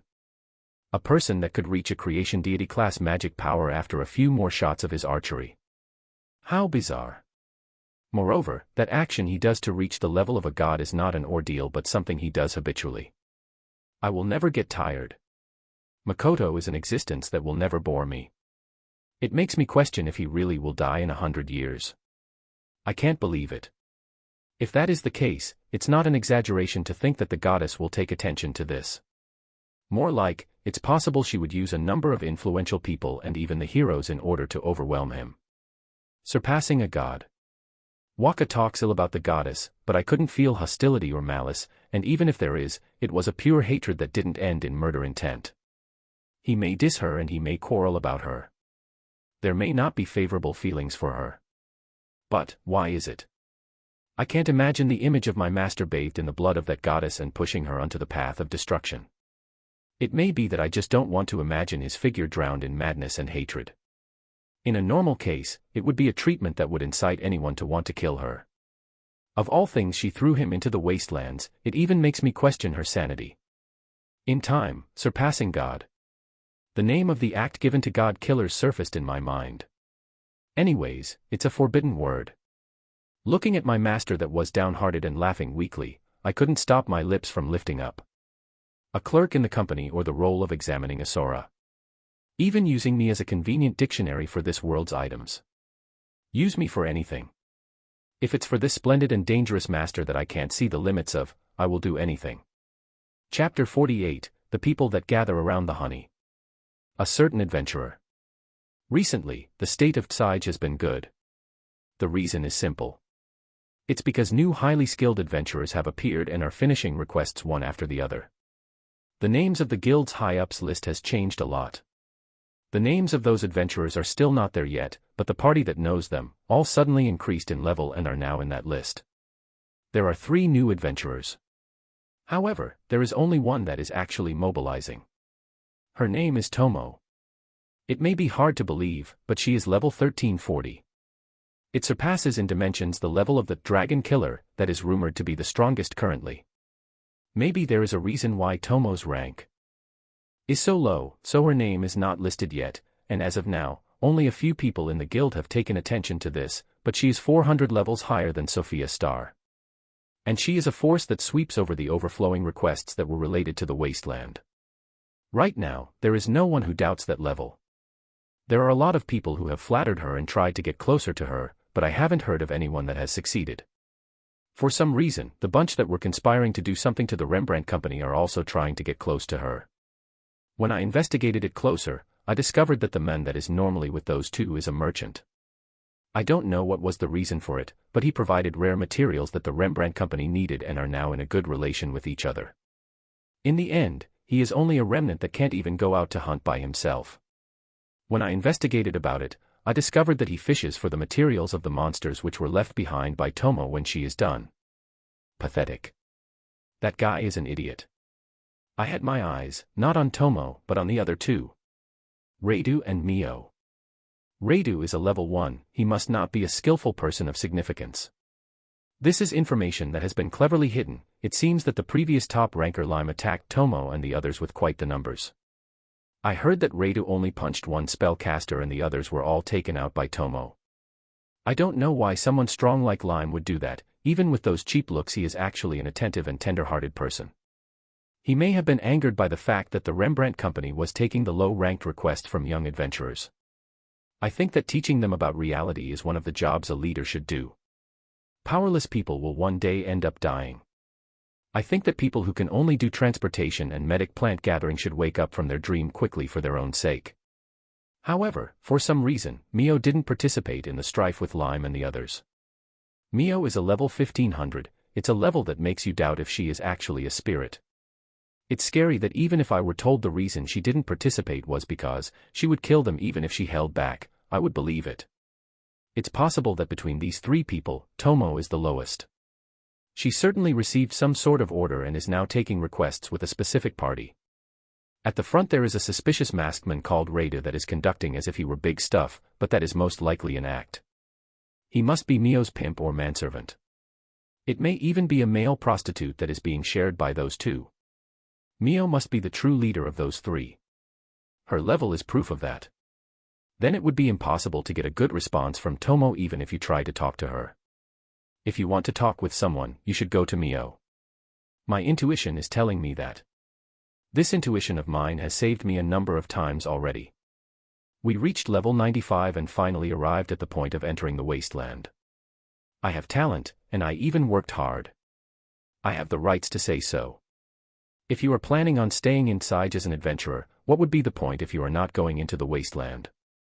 If you are not going to be entering that place, then just go to another area to perform your activities. However, the wasteland's requests are all difficult. I have accepted a number of them, but, as of now, there is not a single one that I have succeeded in. At any rate, the Momonos are strong. We can somehow defeat one with 3 of us, but in the case of a strong individual, that is impossible. We can't do requests for subjugation or collection of parts. It would be another story if we were able to smoothly gather the materials from one, but the scent of the carcass will always call the other Momonos. The problem would be solved if we were able to take them on with only 2 people though. The exploration and the harvesting requests as well. In the end, the high difficulty of these combats are stopping us from succeeding. However, if Tomo comes as a vanguard, we will be able to finish it easily. There isn't that much difference between us and that Toa party after all. That they can finish their requests one after the other, moving up in ranks, and also increasing their levels, it's all because they are operating with Tomo. I have followed them once. Just by having Tomo there, they were able to concentrate on gathering the materials without minding about the Momonos, because the other Momonos wouldn't get close. The Momonos that lacked intelligence attacked Tomo, but they ended up split in half. I could only laugh. It wouldn't be an exaggeration to call it a sightseeing tour. Then it's only proper that we also get to use her. Redu or Mio are fine. If I am able to reel in any of those two, I will be able to taste the same flavor. Get materials, turn them into money, and buy good equipment. It would also be good if we walk to the other towns around the wasteland. There is no doubt that by the time we return to Tsige we will be around level 200 to 300. If that happens, being a knight of the highest rank would not be a dream. Even martial art tournaments around the world would be an easy win. Even the most prominent empires' competitions would send invitations to us. Everything hangs on Redu and Mio. But the reaction of the other two people in my party was not that good. One of them is a level 100 that got there by doing requests that were not related to the wasteland, and then went defeating Momonos at the entrance of the wastelands. She told me that it would be more secure to just aim at the Mirage town that has been rumored about. How stupid. Instead of looking for something that we don't even know if it exists, it would be more effective to reel in Tomo to us. That girl, even though she holds a prejudice against the Momonos and demi-humans, she is trying to go to the rumored Momono town. Just how many years do you think it takes to get to level 100 with requests that are not related to the wasteland and Momono subjugations? The other one was even more negative about it. How foolish. He is saying that we should begin by obtaining money and buying good equipment. Like I have been saying, money, level, and equipment will all come to us if we are able to get Tomo and Mio with us. It's common sense that we can get cheap equipment if we have the materials. Please stop thinking about armor first when you are a man. I began thinking about a plan. I admit that the wasteland's risk is high. So I will arrange the risk and return, and will bring the discussion to those two again. Even if they are like that, they are the two people that have accompanied me until now after all. Taking into accountability and coordination, I don't want to dissolve our party. The important Mio is nowhere to be found. Moreover, she is way too strong. If her mood turns bad, she might even kill me. It's not to the level of the base, but the weight of life in here compared to other towns is pretty light. Then it's fine to just get close to Rada that is normally seen around, and then create a situation where I can talk with Mio. Putting as much makeup as I could and wearing villager girl clothes that I would normally not put on, I tried to talk with him. But he was moving so busily that he didn't even pay attention to me. For a mere level 1. Merchants and magicians might be my least preferred type. However, I didn't feel like he was used to women. To call him a male prostitute was a mistake, huh? Then, is he a manservant? After that, I tried dressing as a brothel woman to make a body connection with him. For a man, even if he only sleeps with a woman once, he would hold affections to her. If he is not dyed by Mio's colors, this should work. But, this was a bad move. When I reached the step of drawing him in, both Tomo and Mio suddenly appeared and abducted him. That man, he may be an incredibly handsome behind that mask. I didn't think he would be a man that those two would fight for. Then that means, trying to lure him in with seduction will have a reverse effect. The ones I want to get close to is not him, it's Tomo and Mio after all. If I had the other two's cooperation, the result may have differed, but, in the end, the result was that I failed in getting close to them. My face may have been remembered in a bad way, the chances for me to get close to Rada have certainly decreased. There is no mistake that he is avoiding me. But, to have come to this, I think of a way. A method to somehow use the power of them. I could only think of poorly made plans. Above all, even though I escaped with my life, the chances that I ended up giving a bad impression to Tomo and Mio are extremely high. No choice, now that it has come to this, I have to make the other two cooperate no matter what. And then, even if we have to use cheap methods, we will make it succeed. With the two accepting, I began thinking on what I should do to make them move. I will not make them move, it's fine if we just move when they do. It's bad with Tomo that already has that Toa, which is a darkness bandit. When Mio or Reida leave the wasteland, we will tail them in a distance that they won't discover us. And if they enter the interior part, we will just give up. This is it. If it's this, those two will accept. We might get our hands on the Momono's leftovers that Mio hunted. We could even arrive at the Momono town. The amount of weakened enemies and leftover enemies should not be small. This works. That I concurred with their talk of this being pathetic annoyed me though. Instead of following Tomo, it would be better to follow Reidu or Mio, and the competition would be a lot less. Because of that, the danger will also increase, but it's on an acceptable level. Our plan has been decided. Now it comes down to when they will move. It's seriously hard to catch the position of Mio. Let's concentrate on Reidu. If we follow him, we should certainly meet with Tomo and Mio. It's not like he would enter the wasteland alone. Because he doesn't have the level and rank. If he has Tomo or Mio, they would let him in as a special case, but if it's just by himself, he won't get the permission.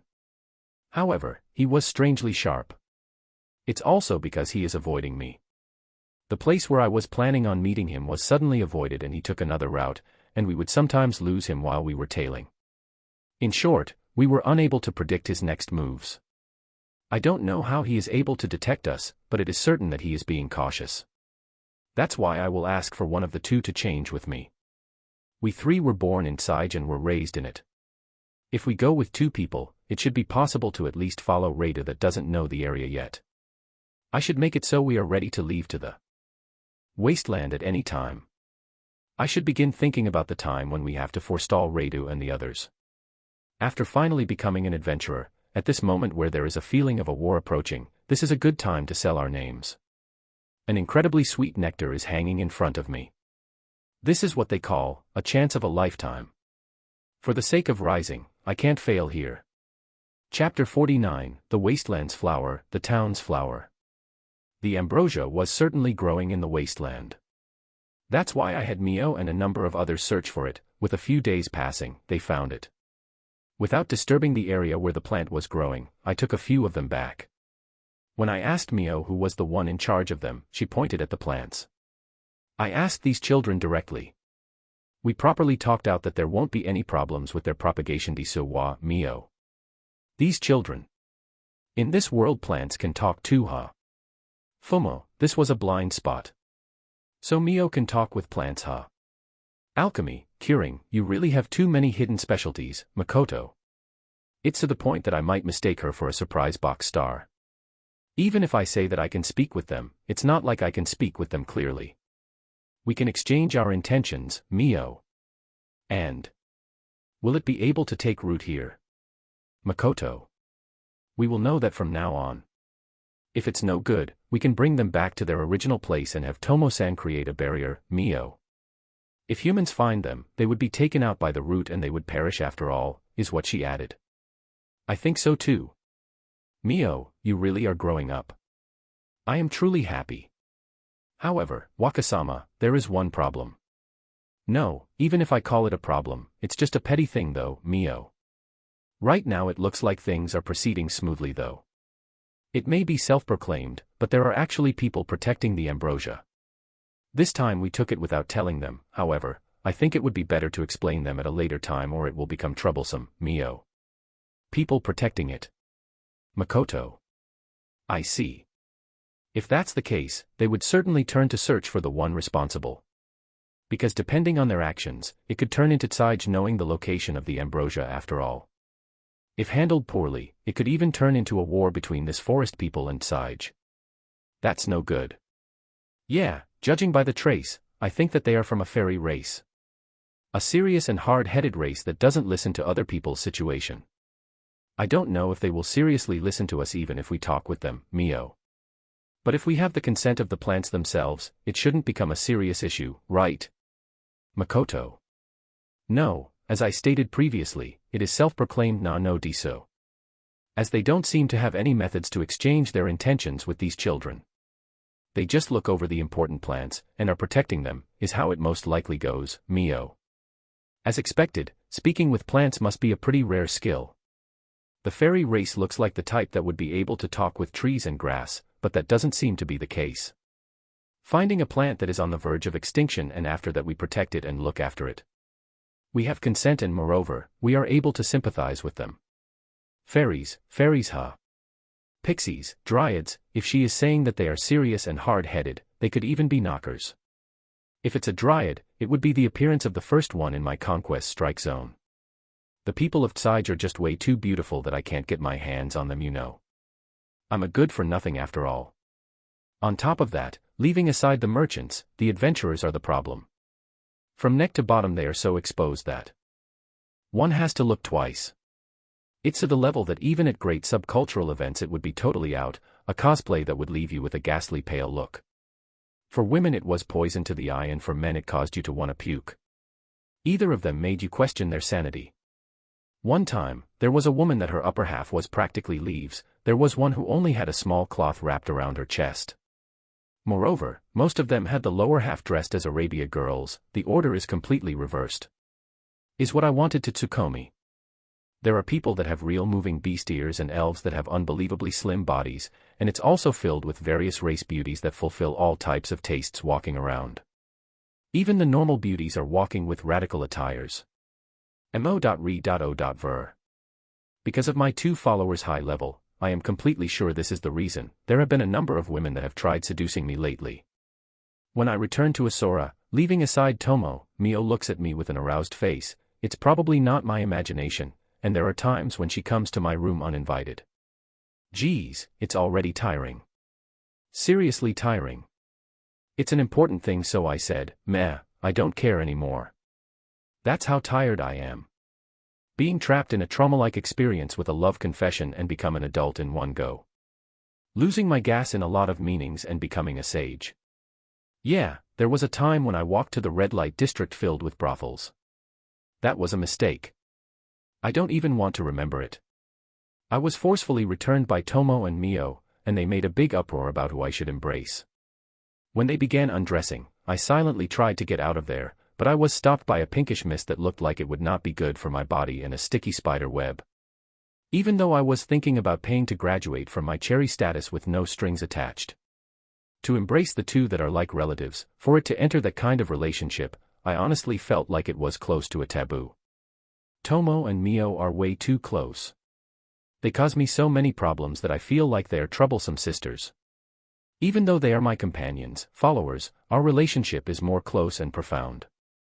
In terms of acquaintances, I have Toa-san that looks exactly like my Kohai, and with just that it makes my stomach churn. Even if I lose my reasoning to the point that I would attack any woman that crosses my path, I probably wouldn't attack Toa-san.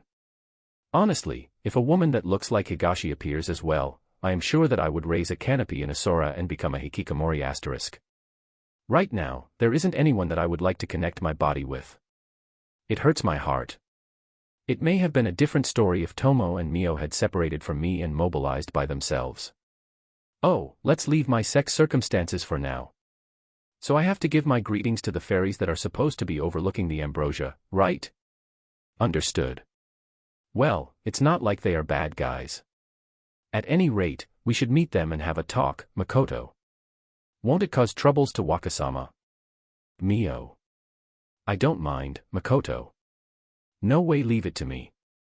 Maybe I should have just searched for them and ate them. For them to take the time of Wakasama, such an honor, Mio. What, just now, did I hear an incredibly dangerous thought? No, I shouldn't be able to hear thoughts. Then what is it? It must be that. It's my instincts telling me that leaving this to Mio is dangerous. No doubt about it. Mio, isn't it good to walk out together once in a while? Makoto. Together. Mio. Yeah, together, Makoto. Yeah, I will go. Going out **. Mio. Are you a rascal? What kind of tension is that? So, the fairy. Race What kind of race will they be? It would be nice if they have a big body and have a maid disposition, furthermore an Ainsama * type. My followers are truly filled with freedom only. If there is an Ainsama type, I would welcome her with open arms. No, more importantly. At this occasion, it would be fine if I put the Ainsama type as the runner-up condition. Not people like Tomo and Mio that put me as a symbol of adoration, an existence that becomes the counter of those two. I am super looking for someone like that. Mio is, so to speak, dumb. That Makoto can't leisurely put her hands on her is because, saying it bluntly, he is a good for nothing. But because she is there, the women around him can't put a hand on him as well, because she would get in the way. Being blocked, Makoto is in an edgy state that would make him explode at any moment. The person himself doesn't notice yet that he is being cornered to that extent, and the dangerous gauge is just slowly filling up. Well, he is a teenager protagonist. In a not-so-distant future. The development isn't that fast, so in a story sense, it may be distant though. Sweating face. Are we really leaving the rape part with Tomo and Mio like that? I want to know more, damn it. Thoughts of a sad adult. Okay, let me explain. They couldn't rape him XD. The author himself is telling us that he is in a dangerous state where he is being cock-blocked. So I am sure he hasn't done it yet. Chapter 50, My Reliable Blue Dragon. Foo. Foo-foo-foo. Foo-foo-foo ha ha ha. I knew it. I already knew it. That this world will never be kind with me. Yes, this is Misumi Makoto at the scene, star. I am right now using Sakai and both of my hands to handle the arrows and magic that are falling on us, while calming down Mio, who is on the verge of snapping, by using my left arm to cradle her. Covering for a party of 3 people that appeared out of nowhere, I am now in the process of negotiating a ceasefire. Just what kind of situation is this? Chaos, truly chaos. What in the world is going on? I was seriously trying to hold myself down from screaming. There are 2 enemies. It's the rumored fairy race. One of them is using a bow and sniping us with precision. The problem is that the shot arrows were multiplying and I am having trouble evading them. What a troublesome effect these arrows possess. The other one has a short cane and, probably, using superior ancient language. Using magic that is called ancient, she knits her Arius, raining attack magic on our location. The thrown magic explodes before impact and it increases the area of the attacks. It was a ball of ice that spread like a buckshot and invisible wind blades. That there is no fire attribute attack that could cause a conflagration is one of the few blessings. These fellows really like propagating attacks. Just by the name of superior ancient language it sounds as if it were impressive, but it's different from the language that I use. Well, as expected of being superior, it is better than the lower in terms of utilizing the magic power effectively in the allotted time. In terms of magic power it may be the number 1. The 2 fairies were perfectly exposing their brownish skin and using green grass as their armor. It looks more like clothes than armor. Their weapons are like that, so I think that their armor is also enchanted. I thought that stylish green-colored clothing would only fit the high elves from that cursed island asterisk, but it seems I was wrong. No matter what a beautiful person wears, she will still look beautiful. Red eyes and white hair. Their body build looked delicate, and instead of calling it glamorous it was more like slender. The one using a bow was 1 head taller than the one using magic.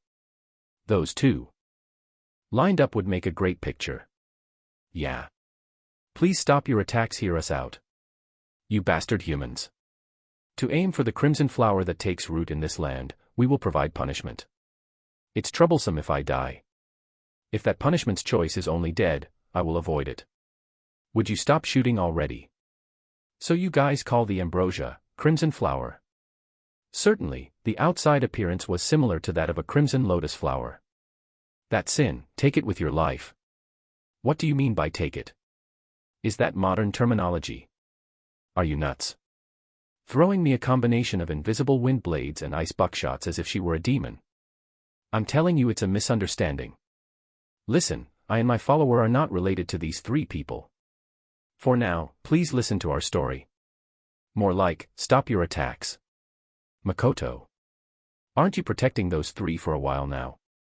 If you are not their comrade, then what are you? Using a magic of unknown origins.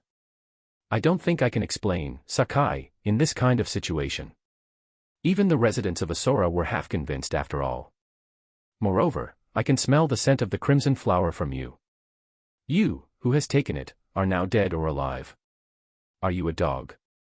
What you are saying is all weird, in a lot of meanings.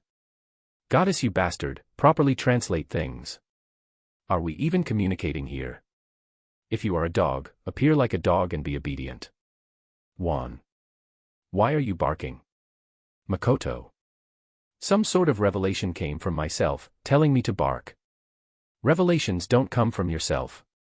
Anyways, stop, no, please stop. It's getting dangerous. Makoto. This brownie-san is weird.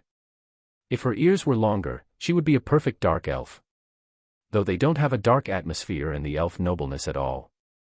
Hey, you. Haven't you been running away only? If you are able to defeat them, please do so right now.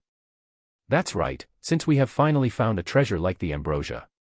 We are going to share some with you, so go and defeat those two. I'm freezing, dying, this time, for real, I will die. Shut up, you human trio. From the timing of your appearance, it's clear that you have been following us. Since when were you the finders?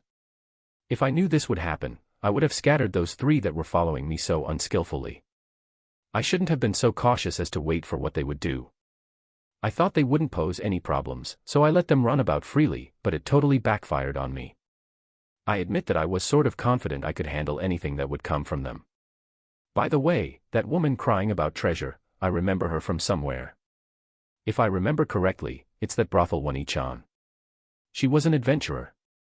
From humans I am called a demi-human, and from demi-humans and demons I am called an ugly human. Just how sad of a bat am I, Wakasama? It's fine to eat them, right? These, it's fine to kill them, right? Those two are wasting so much of your time after all.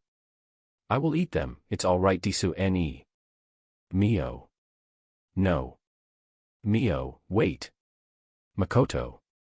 I deny that dangerous murmur Mio did while in between my arms with all I had.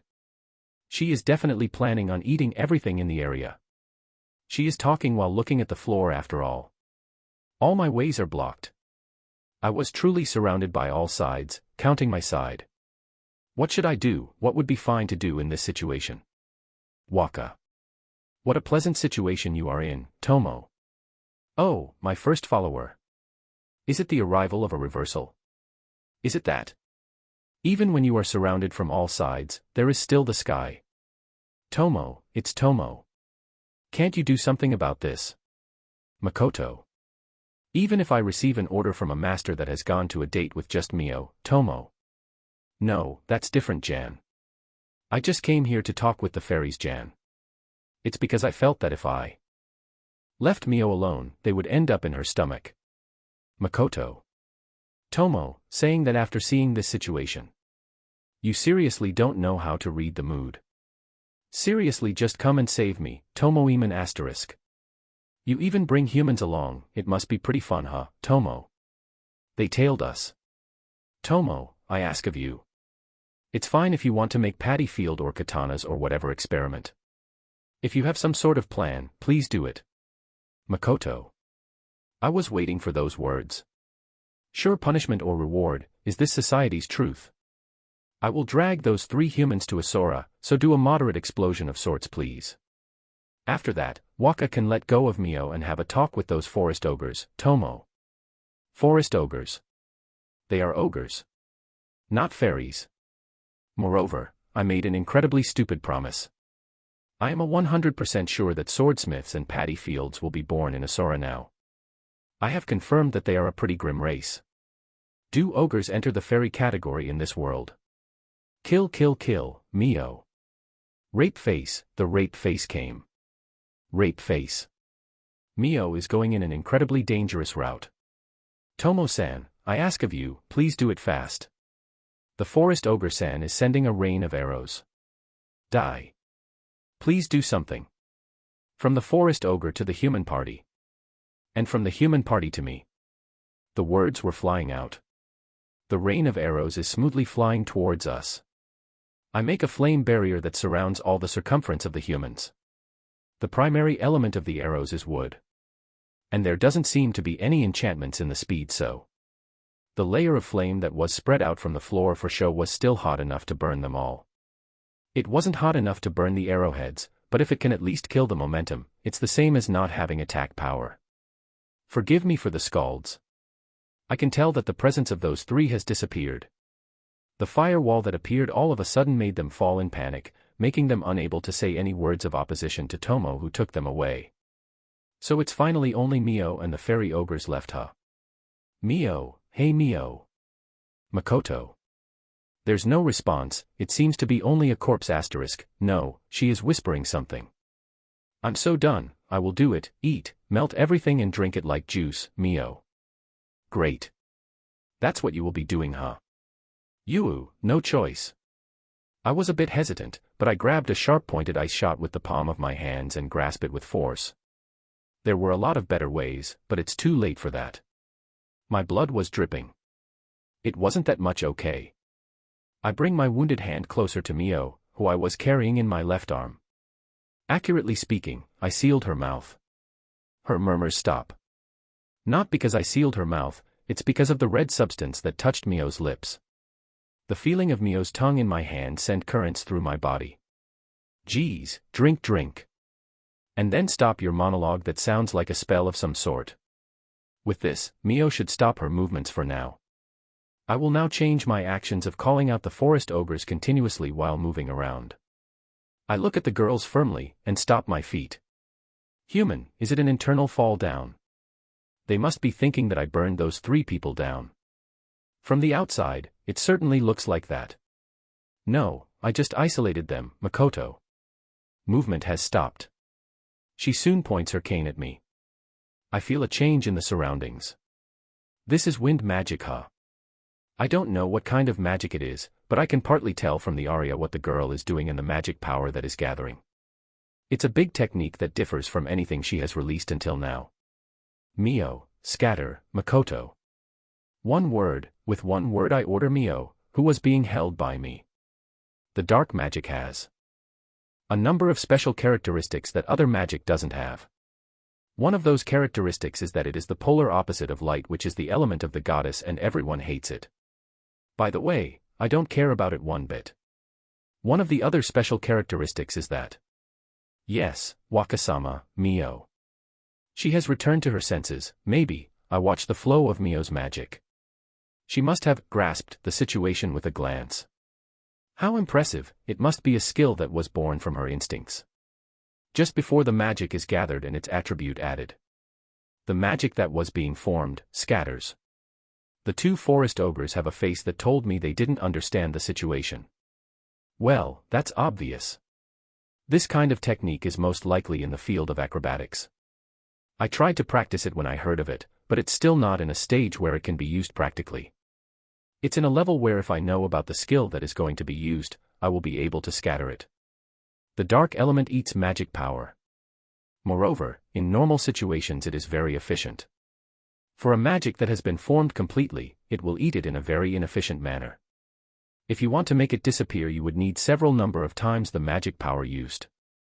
Against people that use catalysts like canes and people that gather their magic power in their fingertips, it can eat it quite effectively. What would happen if the magic power gathered in the hands is eaten before it is activated? The answer is simple. The magic itself will be cancelled. Moreover, the eaten magic power won't return to the user, so the magic power will be expended. In short, a counter to magic will be accomplished. To every other element. But you will have to be one step ahead of that person in the moment it is being prepared and be able to read the spell's arrangement. Moreover, you will have to activate your magic before your opponent and do a reverse scan on the enemy spell core, the place where the magic power is gathering. The difficulty is really high. Well, even if I say that, Mio, who has been familiar with the darkness element for a long time, can finish this process as if she were breathing. Instinct, what a scary skill. And you have to do all those acrobatics in actual combat. If you want to go against Mio, instead of using magic that has a long aria and possesses high attack power, it is more effective to use a simple and high-powered magic that you can shoot continuously. Well, you may be eaten though. Yeah, I don't want to do it. If there is a need to show our strength before having our talk, Makoto. Oh, so you are eager to fight now. Wait. There is something strange. B-girl feels a slight disturbance from the fact that she couldn't activate her magic. But it's already too late.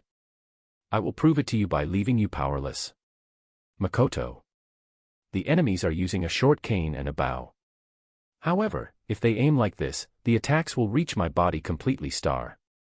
Mio, it will be glowing a bit, Makoto. I briefly tell Mio my intentions. Raising the power of the light magic and making the effective time an instant, I throw it in between the two of them and have it explode. It had no special properties, it was only to block their vision. Because of my mask that I haven't removed yet, it is no surprise my field of vision is a bit bad. I think it's good that they had a bit of an advantage. The two of them were trying to retreat from the light. In that space I shoot a brid on the objects that were on their hands. I destroy the cane and bow that were their weapons.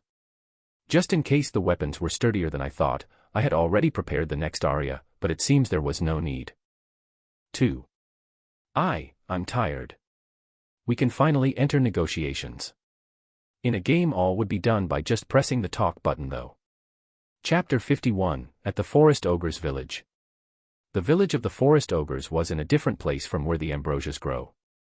They were truly good-willed, or more like, because of their own feeling of responsibility, they have been dispatching people regularly to protect the ambrosia. They are in a place pretty close to Tsige, but it seems that there hasn't been a case where they have taken the initiative to fight the humans. It seems that if you don't get extremely close, it wouldn't become a fight. Even if it becomes a fight, they wouldn't be able to see their figures and would be chased away or wiped out. That's why their existence is not known by the people of Tsige. Well, because the barrier has been weakened lately, the moments that they have to fight have increased though. If you are able to repel every one of them, isn't it fine if it stays this way? It's plausible to believe that the people who have disappeared are mostly because they have been hunted down by them. The other part was attacked by different Momonos, but the result is the same anyways. What is that? So scary.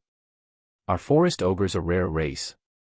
Moreover, to not have their existence known, from what assassin organization do they come from? I was able to take sit in a place of the village with Mio in order to begin convincing them. That's right, leaving aside the special AB people that attacked us, their top were people that are unexpectedly reasonable. Well, when we arrived at the village with the two of them guiding us, it was expected that they would give us gazes as if we were enemies, no helping that. They were clearly tied up and made powerless after all. There was one thing that I wanted to ask for a while now. I frankly asked them if they were an existence called Dark Elf, but they flatly told me that was wrong. Brown skin, red eyes, calming white hair. Even though their ears were short, I thought they were elf, they have slender bodies after all. There's no helping that I thought there could be a short ear type too. That they are able to dress so well even though they are not those high elves, I can't underestimate them. If I have a chance at a later time, I should give them a blue skin armor as present star. Dark elves don't carry the will to protect the forest in their character. Even though they are elves who live in the forest, they request the power of the spirits from the forest and coexist with them. I have heard there are some that live in lakes, the sea, or even mountains. The forest ogre's elder answered me. Then, does that mean the dark elves are people that live secluded in caves? More than calling them dark, they would be hold-up elves. It's a name that blows away the cool image I have of them. Dark elf refers to the race that pursued black magic by forsaking the divine protection of spirits wa Mio. An explanation comes from an unexpected person. Hey, it may be the first time that Mio has taught me something. I thought that there would be a connection with Mio because they were dark elves, but if they pursued black magic, the expectations grow dimmer. We, the forest ogres, are people that protect the forest. People that protect the forest without minding the spirits and receive its blessing. Protecting the forest, we are also called forest star. I don't know why you know the specific name of our race, forest ogres. Saying that he doesn't know, the other elder-san was clearly asking me the reason I knew about it. However, protecting the forest, huh? It's a serious relief that a golem of the strongest swordsman wasn't set loose star. If that were to happen, I would most likely be dead by now. Is it okay to tell them Tomo was the one who told me? I don't know why she knows, but it can be answered next time when I bring Tomo here. It's okay for me to not think about it. Do you know of the superior dragon Shen? I have a connection with her, and I heard about your existence from her, Makoto. It seems that he knows the name of Shen. Unrest and surprise could be felt in the atmosphere around the round table. I already said it so it's too late, but is it okay to use the name of Shen? Certainly, if it's Lord Shen, it wouldn't be strange for you to know our name. In this wasteland, the races that are not receiving the protection of the spirits will, one way or another, receive favor from that person. But the place where that great person resides is far off in the southwest. It's not a place that a human like you could reach. Even from the human settlement called Zeno, the distance is close to 1 month. Lord Shen. I feel trouble. Yeah, well, it will get long if I talk about it, Makoto. More like, it's a drag. Can't we just omit it? However, I have an interest in that favor of Tomo. Maybe it's because they have lived for a super long time. I still don't know the full past of my 2 followers. Just hearing it out would probably take several days, so it should be fine to ask them in a suitable time. We have quite a lot of time. Maybe there is a turn system when the elders speak. For a while now, a different person has been speaking at each turn. As expected, there is no choice but to talk, huh? Maybe I should talk about Mio as well. Taking out the part about calamity. At this area, Mio is an outbreak class calamity after all. An existence that no matter how many times you repel, it would still appear somewhere else in the world. A vampire that is treated as a phenomenon. I feel like lately, instead of human beings, I have been telling my circumstances to inhuman beings a lot more. Now that I think about it, I don't have a human that I frankly tell my situation to. I haven't talked with Rembrandt-san about anything but business. This is only the case if the family of mom and dad still exist. If I still have family members in this world, in time, I will probably be able to make a person that I can believe from the bottom of my heart. Then, Makoto.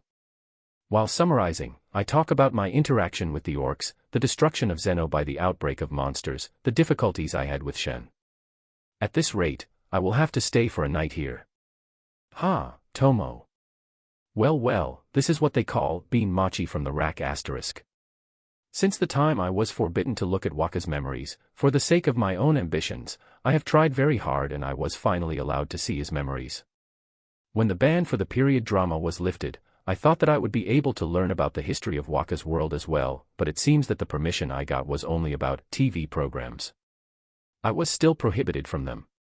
If it's like this, even though I went through the trouble of getting the permission to look at memories that are not prohibited, there is no point. It's not limited to humans, living beings that possess intelligence also. I will permit things that I give the okay to, and I permit things that I haven't forbidden you, are 2 completely different things. In Waka's world there was a certain terminology, something that is a crosswise writing. Well, it holds no relation to me though. Anyways, from the former and the latter has a lot more freedom. I tried to make Waka give me permission saying that. Katana and rice fields, with just history dramas I am unable to grasp a lot of points like their history and techniques. At the time when Waka said he would give it some thought, I could tell that he was kind of merry. Mio had dangerous lightless eyes, 3 humans that I didn't know about were running around, it was a really amusing situation, but I had some recollections of those 2 that were attacking. If I remember correctly, they were there when I was about to sleep, they looked like the guys I made a barrier for, after their own had broken. I think the name was Forest Ogre, yeah, Forest Ogre Ja. It's because they are in such an isolated place in the world that they turned into a rare race, no, it's better to call it ancient. Living in a forest and still acting separate of the spirits, they are one of the past elf ancestors. Opposing the same race that chose to assimilate completely with the forest, they themselves decided to forsake the ability to speak with the plants. Although, it is a pretty old story. From my point of view, that's how it was. They themselves were already losing their own roots. It is possible that they are already being thought of as a completely different race from the elves. Not understanding the elves at all, they may be an existence that understands them less than even dark elves. However, it may be possible for Waka to understand them. Their way of living is the same as the lumberjacks from immemorial times that Waka talks about. In the present days, it is the same as forestry. In that case, they may make an interesting proposition. We are in a state of affairs where we still have a pile of things to do, but if it's an amusing situation the story is different. The present direction has been decided, the thing that has to be done is already being done after all. Swordsmith clips in the katana structure has been explained in numerous occasions to the Eldwa. It's an abbreviation to the dwarf's name I myself made, it is truly an easy way to call them. All are participating except for the ones in charge of Mio and Waka's equipment. Regarding the rice plant, I have found some that look like pure breed. Waka's world, the staple food in Waka's country.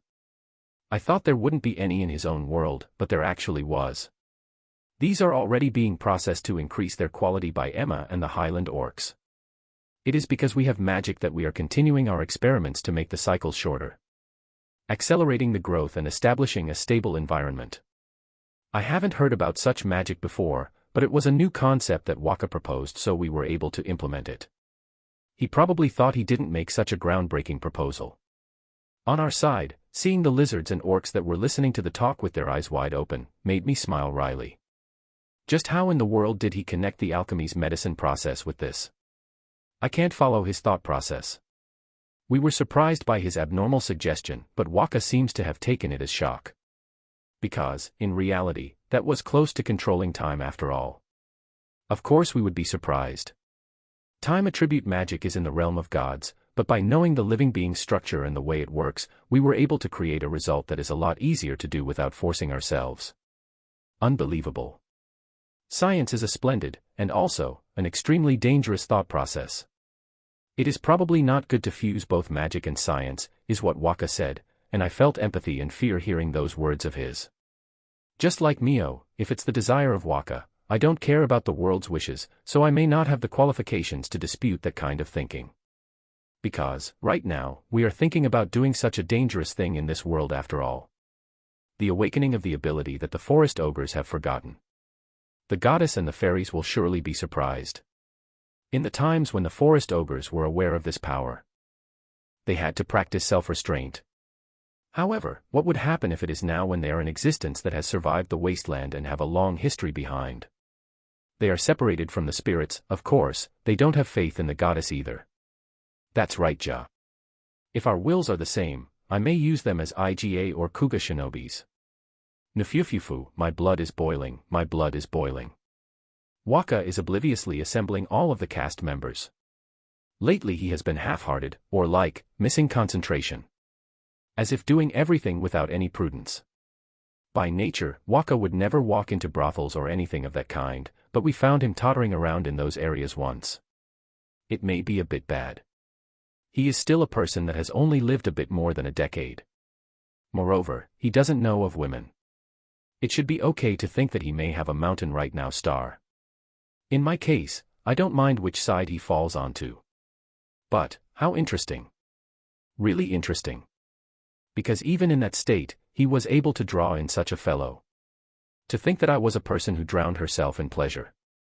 Lately, there has been a lot of fun times. A glittering golden dream that draws in the people. Then, let's handle the troublesome things. That's right, the new visitors who have been dragged into Asora, the 3 humans. I am a person that has been moving as an adventurer in Sige, so maybe I don't think I can let them see me. The welcoming can be done by the orcs, lizards, arcs and Eldwa who have been doing it all this time. No, let's see, maybe we should use the orcs and Eldwas who are skillful in common language and gentle.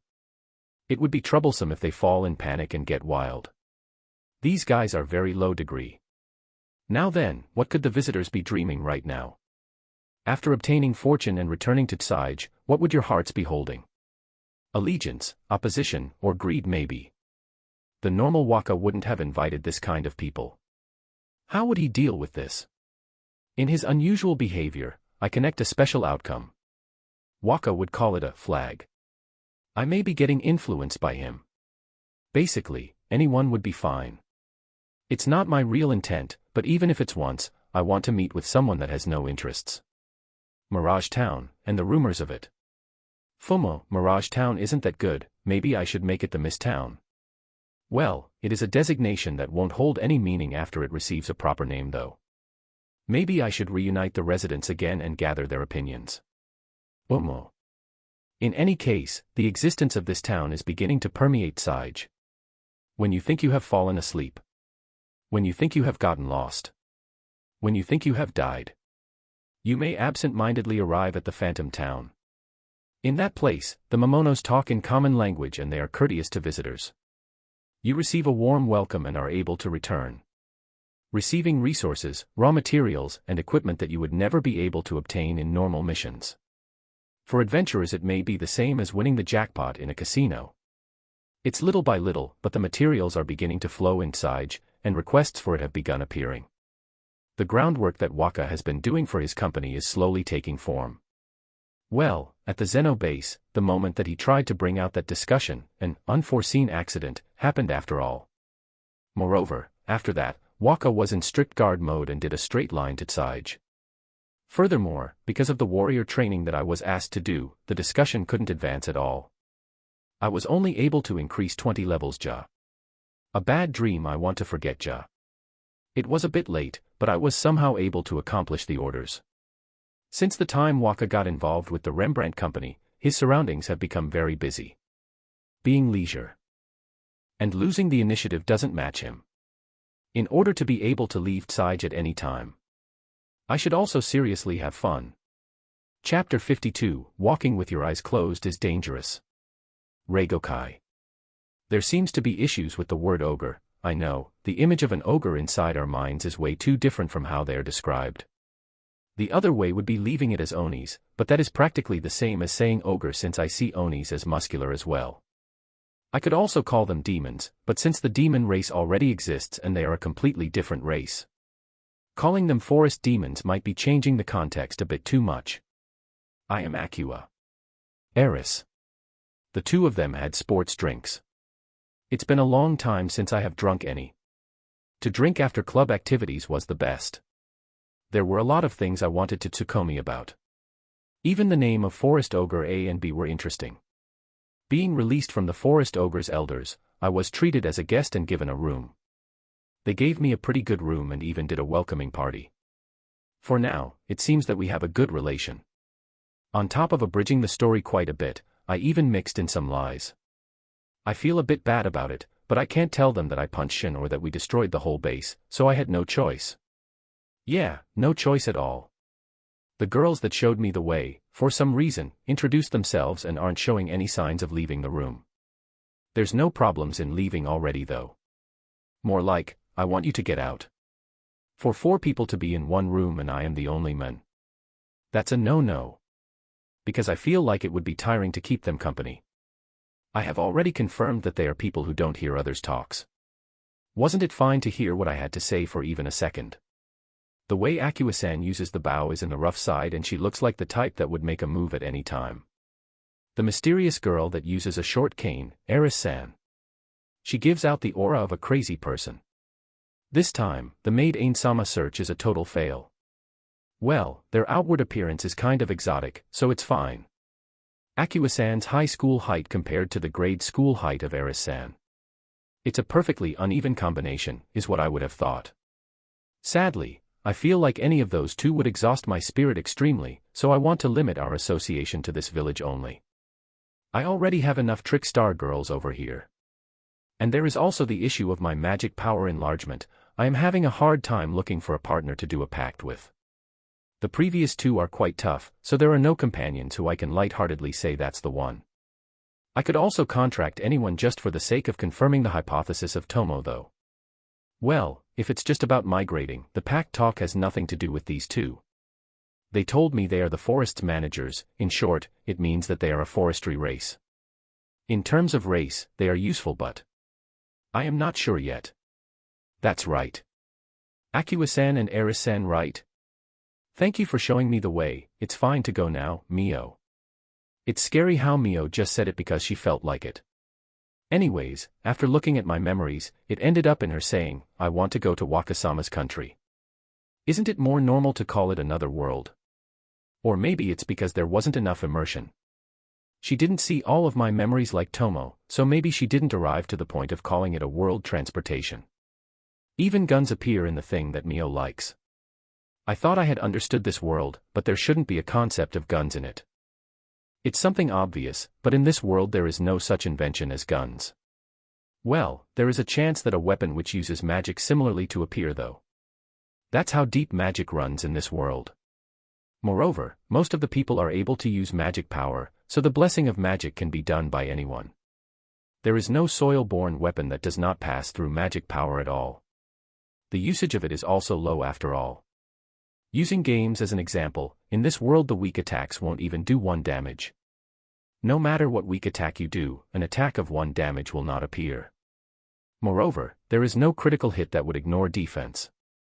It's not an exaggeration to say that once you reach a certain amount of defense power, the magic attacks that don't work on you will technically be nullified.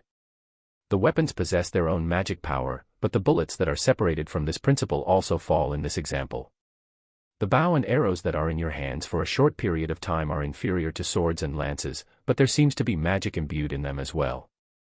Even if you throw an iron ball on a low-ranked dragon, it wouldn't hurt it at all. But a level 150 that is specialized in close combat, if he were to attack, even with a sword made of iron, the scales would tear. By law, the attack power of an iron ball should be higher. Obviously, for a metal that is not suited for magic power flow will have its attack power limited, so to attack a superior dragon with an iron weapon would be pushing it. It's an example, just an example. That's why, guns would only become weapons to kill weak opponents. Well, there's not even the concept of it. The 2 other heroes should not be idiots, so they would not talk about the concept of guns. It would only make the chances of a massacre occurring in war a lot higher after all. In this world, it wouldn't reach the point of gunpowder and disappear without even developing. The things that gunpowder can do, can mostly be done by magic as well. No, we want to hear the future plans of our guest. Keep us company. How irritating. I feel like getting angry. Unfortunately, Wakasama and I are busy Diso. I want you to retire Diso, Mio. Mio, nice. I can only smell nuisance from this. We only want to present you our teacher though. Shouldn't you accompany us as compensation of breaking our weapons? Their teacher, huh? Yeah, I definitely don't want to meet him, her. If it's a character related to them, my stomach wouldn't hold. A person that doesn't listen to others' talks, an active and offensive type of crazy. My will to meet him, her is as low as if I were to meet Mio before the pact. I am sorry, but I am tired after having to fight with you guys, you see. We already took a meal as well, we want to rest. Elder-san also lend us a room for that reason after all, Makoto. As an apology for those two's rudeness, we are preparing a banquet, so please rest, is what they told me and lend me a room. Or more like, they pushed it onto me. Do they have something to ask me at the time of the banquet? I don't know what sort of banquet they will be doing, but since we are also able to participate, it could be a festival of sorts. We came at a good time. Lucky. Tired. You. Don't make me laugh. It's child's play, so come. As expected, these 2 are hard to handle. I don't want to keep them company. But this exchange, there is a person who has a boiling point lower than mine, so, what should I do? It would hurt for mumbling Mio to come out again. I have already received treatment, but I don't want to shed blood again. Excuse me. While I was groping for a method to refuse the forceful invitation of the forest ogres that were at the room's entrance, I heard the voice of a new person. A clear and yet calming low-tone sound. Sexy guys should die. When I searched for the owner of that voice, behind AB, there was a young man with an abnormally white skin. The forest ogre's elders were also young-looking, so I don't know if he is really a young man though. Aside from his skin color, his other body characteristics were the same as the other people in the village, but, what is it? There is something that bothers me. There is a discomfort in me. Is he using a magic of some sort? Above all, I didn't like that he appeared while erasing his presence. And you are? Makoto. I take the initiative to ask the men who walked through the way that AB opened. The position of him may be even higher than those 2, there was no complaint from them. However, the presence of him wasn't that gentle. Close to animosity, it could be called disregard. I apologize for the constant discourtesy. My name is Adenu. A relative of one of the elders, saying it bluntly, I am a son. Asterisk in terms of workplace, I am one who is in the middle of returning from his workplace. Thank you for your kind introduction. My name is Radu. This is my companion, Mio. It is very kind for the relative of an elder to come all the way here so late. I am sorry for the rudeness, but Adenu-sama doesn't feel well somewhere. If it is fine with you, I can provide you a medication that can serve as nourishment, Makoto. Courteous and kind. But behaving as a merchant. As long as I don't know the objective of the other side, instead of being a member of a Sora, I thought it would be better to act as a merchant that coincidentally arrived at the village. I am getting tired of having them come one after the other though. My act can be hidden by my young age and the lack of experience. Even with a mask hiding my face, I still look young after all. If I take off my mask, I will have to put the mask of a merchant. I will most likely be looked down upon. Eh? Ah, you must be referring to the color of my skin. I had this color since birth, so the state of my body is perfect. I see, a merchant huh? That is what my father said as well. I heard that you were skilled, so I totally thought that you were an adventurer when I spoke to you, ha ha ha. I am also registered as an adventurer, but that is just for appearance's sake. I am a rookie merchant. I have also recently opened my company. It's called Kuzunoha Company. Glad to meet you, Makoto. If we talk about a human being town that has a merchant guild, it can't be the base. Are you staying in Sage? What is up with this guy? In regards to that, I should have already told everything at the round table assembly. How troublesome. Yeah, that's right. I came from Sage, Makoto. Could he be searching for lies with magic?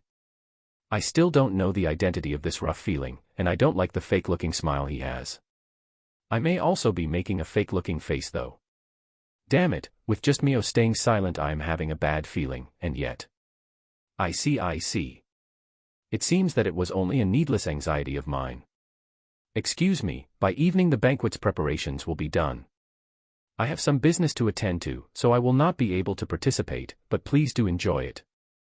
After the man Adenu bowed lightly, he put on his shoes and walked into the corridor. There was no sound of footsteps. Adenu Dano, in the past he wasn't that eerie. Adenu is weird. Can't you disappear now? We have things to do, Mio. Mio seems to be annoyed, she sends sharp words to the Acua Eris Combi. If these guys are here. We are unable to go to Asora, so my feelings are the same. I want to be alone for a while though. As expected, we will have you meet Shirsho. It's fine, it will only hurt the first time.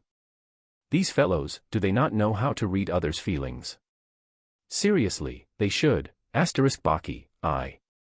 Leaving Mio on watch of AB, I react to the sound behind me. The sound of destruction. Or more like, the wooden walls of the room have been destroyed. There were no windows so it serves as ventilation. Wait, that's not it. Was it bad to not use Sakai, because they were so troublesome? I didn't notice it. Yo. Are you guys the guests? One demonic person that doesn't hear others talks, an active and offensive type of crazy, has appeared. The teacher and students are a group of useless kids huh? I don't know how, but I am sure of it. This one is their Shirsho. I heard that you treated Acua and Eris as kids. That's quite impressive. Hey, the Nichan over there, handshake. Let's do a handshake. Shirsho. See. The two's reaction is on point. However, when he said handshake, the two's tension appeared. Don't tell me he has incredible grip power. Will I go, ouch ouch ouch? Well, if it's just a handshake, I can tolerate it. Now that I have met him, this type of perverted person won't back down. Let's just finish this quickly and have them leave. Because, you know, destroying a room's wall in order to barge in and say, yo, that's just no good. I am sure that Mio will end up showing her rape face again. Muji. I am not going, ouch ouch ouch. Muji Mugyu. Moshi Moshi, this is gross old man. I have my hand gripped by a man with a scary serious face and swept back hair. Don't tell me, does he swing that way? No good, I demand evasive maneuvers. This is a situation that surpasses intellectual inquisitiveness. Ho. Zoa. See chills are. Wa, can you please release my hand? Makoto. I was already not putting any strength from my side. Because of the fear, my strength is draining. This is quite. Zawazowa. AB and Mio gulped. An extremely strange air was beginning to permeate our surroundings. It's been a long time, how nice. Zawazawazawa. Butchie. I'm telling you to let go, Butchie. Makoto. divine punishment. I was already reaching the limits of my patience. The moment I was about to do a karate chop on the guy that was doing a handshake, I seemed to have heard the sound of a vein popping and a gale began to dance in the surroundings. The pervert's figure disappeared. Oh. At my left side I could see an agitated Mio, her shoulders going up and down from her breathing. So she was the one that said divine punishment, huh?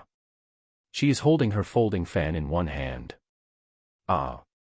So she blew away the pervert with that. That I can't see his figure is because he must have exited the room from the wall he himself destroyed. Flying. Is he alive? No, he is alive. Those kind of types won't easily go down. Sure. AB analyzed the situation slower than me, letting out their voices once more. They left on the same wall and followed the traces of their Shursho. Mio. Makoto. Not even I have been so close to Wakasama like that, and yet. That scoundrel. 32 seconds with Wakasama. Mio. Scary. You are also scary enough. A suspicious muscular homo and a hungry and vigorous Yandere. What dreadful choices. If this were an eroge and it were the hot topic in society, I still have confidence I would not put a hand on it. For now, I didn't want to think about anything. I will go sleep obediently until the banquet. To recover my sanity, sleep is necessary. I don't have confidence in having a sound sleep though. What a hard-to-understand existence have I encountered. He is suspicious of me. I'm probably not wrong. It's been a while since I entered this rare race, but it's the first time I have seen such an existence. Neither of them are mere humans. If they are the existences I have been looking for. Well, I don't think such a thing is possible though. Then, without minding anyone, I will move. To reach my long-cherished desire is my utmost priority. The possibility of this interesting power to not work has appeared. So I have to take care of them with my real body, huh? What should I do about communication? It wouldn't be fun if there's a hindrance. It's decided. There's no need. That woman was originally just in an equivalent cooperation with me. No, it could be said that I was using her. No matter what the truth is, I have taken an interest in those fellows. I want them as experiment material. I have already understood the ability of the forest ogres, so there is no need for me to stay here anymore. In the end, it was something I didn't need. After so long, I might have arrived at an existence that might give me a clue of that. At the banquet.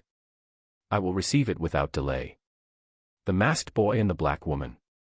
That you have met me was your misfortune. Chapter 53, After the Feast. Sorry for the delay, my parents were coming back from US and I had a lot of preparations to do. Anyways, it was a long chapter and it was a bit weird. That was another reason why it took a bit longer. It was hard to translate because of the weird jumps and sudden developments. Well, enjoy the chapter. Mio. Even though it was my long-awaited date with Wakasama. Those humans, and the ones called forest ogres also. Why is it that so many nuisances are appearing? It was an unthinkable blessing that I received the body fluids of Wakasama, but there were way too many unamusing things happening. After finishing the troublesome questioning, we finally got our room, but then those two began talking about something useless like their Shursho or whatever. And there was a guy with evil complexion killing his presence and creeping on us as well. And moreover, that Shursho they were talking about. Even though I have only been in contact with Wakasama's body 31 seconds. He impudently took Wakasama's hand and didn't show signs of letting him go. I was forbidden from violent actions, but I had already reached my limit and finally, I ended up hitting him once. It's a matter of course. The logical outcome. Having contact for 32 seconds, it is fine if he died from this. Wakasama scolded me firmly after that with, you, he says, geez, Wakasama you prick, weren't you thinking what would have happened if I had continued holding his hand? He had something to ask, so the sermon ended quickly though. Among those four, a weird one was mixed in. What Wakasama asked me was close to that matter to Gozai Mashita. As expected of Wakasama. You have long noticed that I knew something.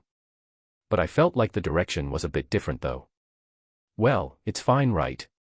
If we investigate the weird one, there will surely be no problems. Up to here, this date was the worst. But the part after it was pretty funny so. Thanks to Wakasama. Ah, could this development be? My heart was dancing with expectation, as Wakasama ordered me something a bit different from what I thought. Mio, I want you to investigate something out, is what he said. Ah, infiltration. Bugging. I have always wanted to try those kind of things, Diso. Is it okay to not disguise myself? He warned me that there was no need for a disguise. That in this case, he doesn't want me to be seen. Ufufu, however, it was fun. Because it seems that he liked the results and even praised me. When we return to Asura, I will ask permission to watch the second part of the story. Or maybe I should watch the movie. After the banquet, the one who I was told to investigate began moving. When I asked Wakasama, is it okay to eat him, he ordered me to bring Tomo-san here. In short, I will be leaving Wakasama alone. But I obediently nodded to my master's order. Because Wakasama said that it was right on time. In these last few days, Wakasama has been quite in the offensive and there are times when he seems irritated. Since the time we left to the wasteland, I have felt Wakasama's gaze in my neck and chest area. This hasn't happened before.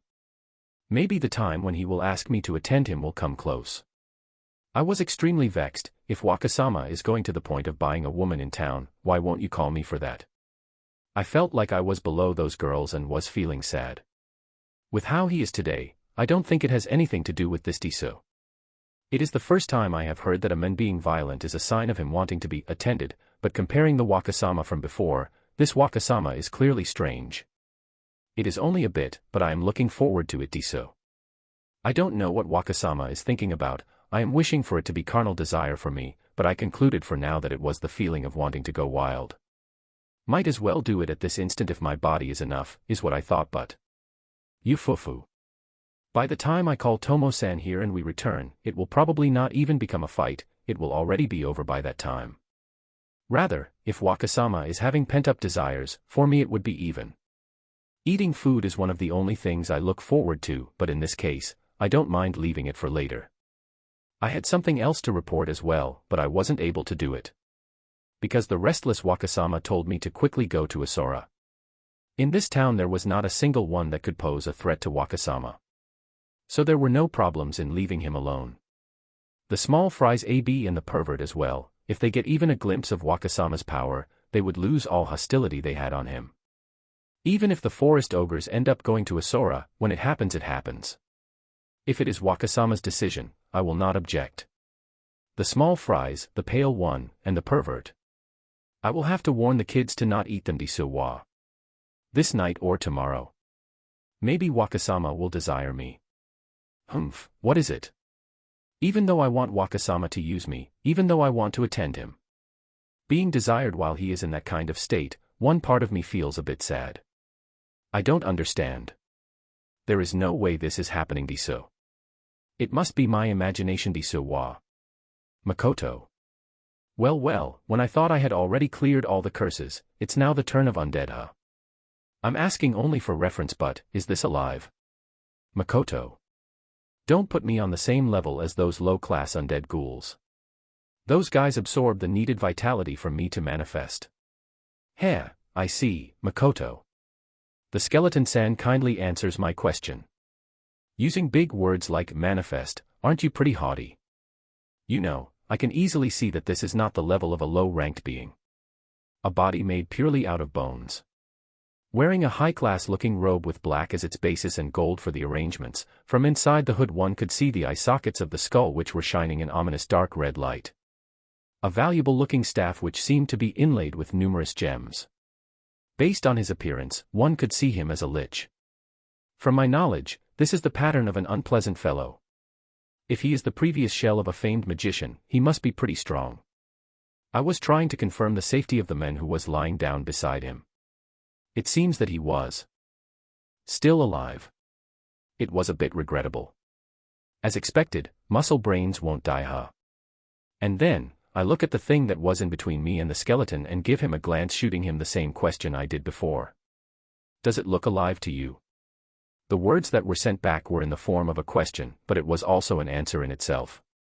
There was one forest ogre stretched out on the floor with an anguished expression, a lung hemorrhage and completely dried up. Why, did you kill her? Makoto. That fellow was kind of a troublesome errand woman, you see. She was doing secret tasks in this place. She became a hindrance. You know so much of her internal affairs. In short, it was an internal fallout. Makoto. No. I don't have comrades. I see, in his surroundings he only leaves the people who are advantageous for him. He is that type of person, huh? Your objective is? Makoto. Death to you.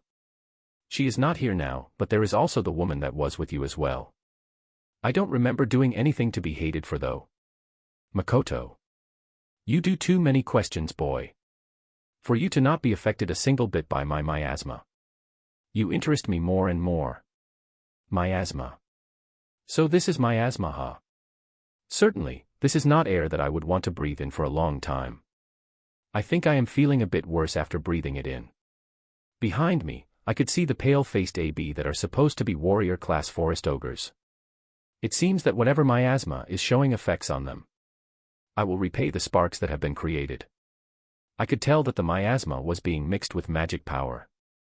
He is totally a magic-based type. I am sorry, but isn't this the easiest one until now? Because my cheat is related to magic correction, which is supposed to be the hardest among all, right? I was scared of any abnormalities occurring, so as a countermeasure I even made an assembly with the knowledgeable ones, Tomo, Mio, Orcs, and I even called the Arcs. In that meeting, everyone was flabbergasted. I could feel slight doubt from them. They questioned me on why I was asking about my abnormal magic. Tomo created mist and faced it towards me. Mio also creates a string that seemed to be made out of darkness and threw it at my arm. The Arcs made a yellow one, and the Orcs made a purple ball and threw it. I didn't feel any hostility, so I received them all. Nothing happened. It felt as if there wasn't any sort of change in me at all. When I asked what they did, they in turn said bewitching, curse, paralysis, deadly poison magic. I asked them and they told me incredibly dangerous things. Hey, if there is no hostility in it, don't use such things. But it didn't have any effect anyways, and it seems they already knew that would happen. When I asked why, they told me that, even if you pour water at the sea or throw salt at it, nothing will happen. It seems that because my magic power limits are so high, the abnormal effects will be practically useless on me. Changing the flavor in a cup of water isn't that hard. In short, that is how normal people work. There is something I would to ask of you, so. There is no way I would kill you. I probably have a certain kill technique that might work on him, but, sadly, I also have some things I want to ask this skeleton. This is the first magic specialized character after all, and he also said, that woman. Actually, if I use Sakai to seal all the use of magic power, I think it would be checkmate. When I tried doing it in the past, Tomo and Mio were unable to use magic and even I couldn't use magic as well, so I am able to use this ability to seal magic. But if I seal the magic, I feel like this guy would die instantly. It is because they use magic power to move that they are undead. To test it out here would be, as expected, a bit. Moreover, defeating it so easily is just. I am not in the mood for that. It's a bit out of character, but there is a part of me that wants to go wild. This is the first time I feel this kind of exaltation in combat. A question from a robe-loving skeleton, huh? How unnerving, Makoto. Ho. So you have a guess that I am a fake being. I understand that you used black magic and forfeited yourself and went on a pursuit for knowledge and the mysteries of black magic, Makoto. Splendid, you are mostly correct. I am Lich. He is supposed to be missing his vocal cords, but from his mouth a laugh was made. With the sound of asterisk kara kara accompanying the rubbing of bones. You know about me, then, I want to know about you as well. Will you obediently comply? Me. I am just a normal, human being, you know. Makoto. It may be a bit different from the truth though. But I was born and raised in that world. I am not going to throw away the word human being. From Lich, I could feel his composure as a superior waning. No, a dangerous light burned in his eyes. It was slight madness. And I could feel inquisitiveness as well. Even though it's only a flickering light in those eyes, I could clearly tell his will. Asterisk human being, asterisk that is the ancient race of the human. So it seems, Makoto. You are, not a grunt, huh? However, the human beings are still a thing outside my understanding. If, for argument's sake, the human beings were existences that surpass the grunts, it would be fine to say that I have an eye on you. Grunt. What is that? First time I have heard that word. That is this lich's objective. If human beings surpass grunts, would this skeleton's objective be to become a human being? A phantom human, huh? No, my reasoning went somewhere else. Then, what is grunt? That body, mind. I feel like inspecting it. I don't understand. From what I have heard until now, grunts are some sort of superior race based on human beings. Forsaking your humanity and ending up in that kind of body, are you telling me that your objective is to reborn and evolve into a superior being? Makoto. Is it weird? With that body of yours you should be able to live eternally, so I don't think there is a need to do that though. The purpose of the pursuit in knowledge and black magic, isn't it to live eternally? Makoto. How sagacious. You are dangerous. Too bad, if I were still in my shell as a human, I would have a lot more I would want to talk to you about. I have had a lot of experiences after all, as in games, light novels and manga, Makoto. It seems that he doesn't want to answer my question. Maybe I have gotten half of his objective right. Lich points his cane at me. His aria were words that I have never heard before. But, as usual, I could tell the aria's meaning from his words. It's even more effective than superior ancient language in the conversion of magic power. Including this one and mine, it would be the fourth magic language. Putting spirit language in a different category. I can't use that one anyways. Maybe it's because you need a partner for spirit magic, just tracing it won't show me effects at all. Me, Lich, and the forest ogres that were weakened by the miasma were right now in a straight line path. If you dodge, they will not come out unscathed. Don't worry, it won't hurt. I will only be limiting your consciousness and your body's freedom, mainly your nose. So the forest ogres won't be okay if they take that, huh? Even the area's completion time is short. It's knitting quite the amount of magic in a short period of time. As expected of a specialist. Maybe it is because of Tomo and Mio that my feeling of fear has become derailed, or it might be because it's in the area of magic which I am specialized in. I was unusually calm about this. Then, by human being. Become food for my knowledge. Too bad, Makoto. Things that looked like will-o-wisp gathered around the cane of Lich. It looked as if rice cakes were sticking to it. Seeing that made me want to secretly eat rice cakes. After the rice cakes finished gathering up, he pointed it at me and shot it. From his area's contents, I could tell that it was gathered enmity from the miasma. This is a village in the wasteland. There is no lack of people's grudges in this place. A big will-o-wisp increased its speed and headed towards my direction. At its front I could see the faces of what looked like people with ugly expressions. I stopped it with my left hand. I don't know if Lich is looking at this, because of the spell's silhouette I can't see him. However, it wouldn't be strange for this thing to swallow you from head to toe. But I was able to easily stop it with my left hand. Corrosion isn't even occurring. Well, I am a C after all. Then, I will have Lich-kun face a bit of pain here. He seems to know quite a lot, so let's make him useful. Makoto. Darkness, devour as I will. It was a pretty short and straightforward aria. I used the language that the orcs taught me, and connected. GUH. What is that language? Lich must have felt discomfort after hearing my aria. He began moving. The balloon ball, no wait, the rice cake that I stopped with my left hand, and several outer layers of the grudge mass was being shaved off by black fangs. The number of them were slowly increasing, and the bluish-white mass was devoured in the blink of an eye. What in the world? Yeah. You don't understand, right? You are a specialized one after all. What I did was the corrosion of the darkness magic's magic power. And it isn't the acrobatics that Mio does. It's the incredibly inefficient one. It's a method that is so meaningless that no one uses. Intelligent people wouldn't understand this. I have way too much magic power to spare after all. More like, I want to use it and make it decrease. Bonsai to inefficient methods. Don't think it is over with just this Lich-san. I wonder which magic power will be eaten next. Now, you should be defending yourself, you know. Guh. The cranium of Lich tilted to the side as if it were hit by something. At that place, you could see black fangs. You. It seems the skeleton noticed that it was that something which dispersed the magic before. The skeleton does defensive magic and creates a barrier around him. Fast, I thought that he screamed out of panic, but he was unexpectedly calm. It was a poor move though. The Fang-shaped group began to gather on that barrier. And as if lusting for it, they one after the other cling onto it, devouring. What is this? I have never heard about such spell. A spell not even I know.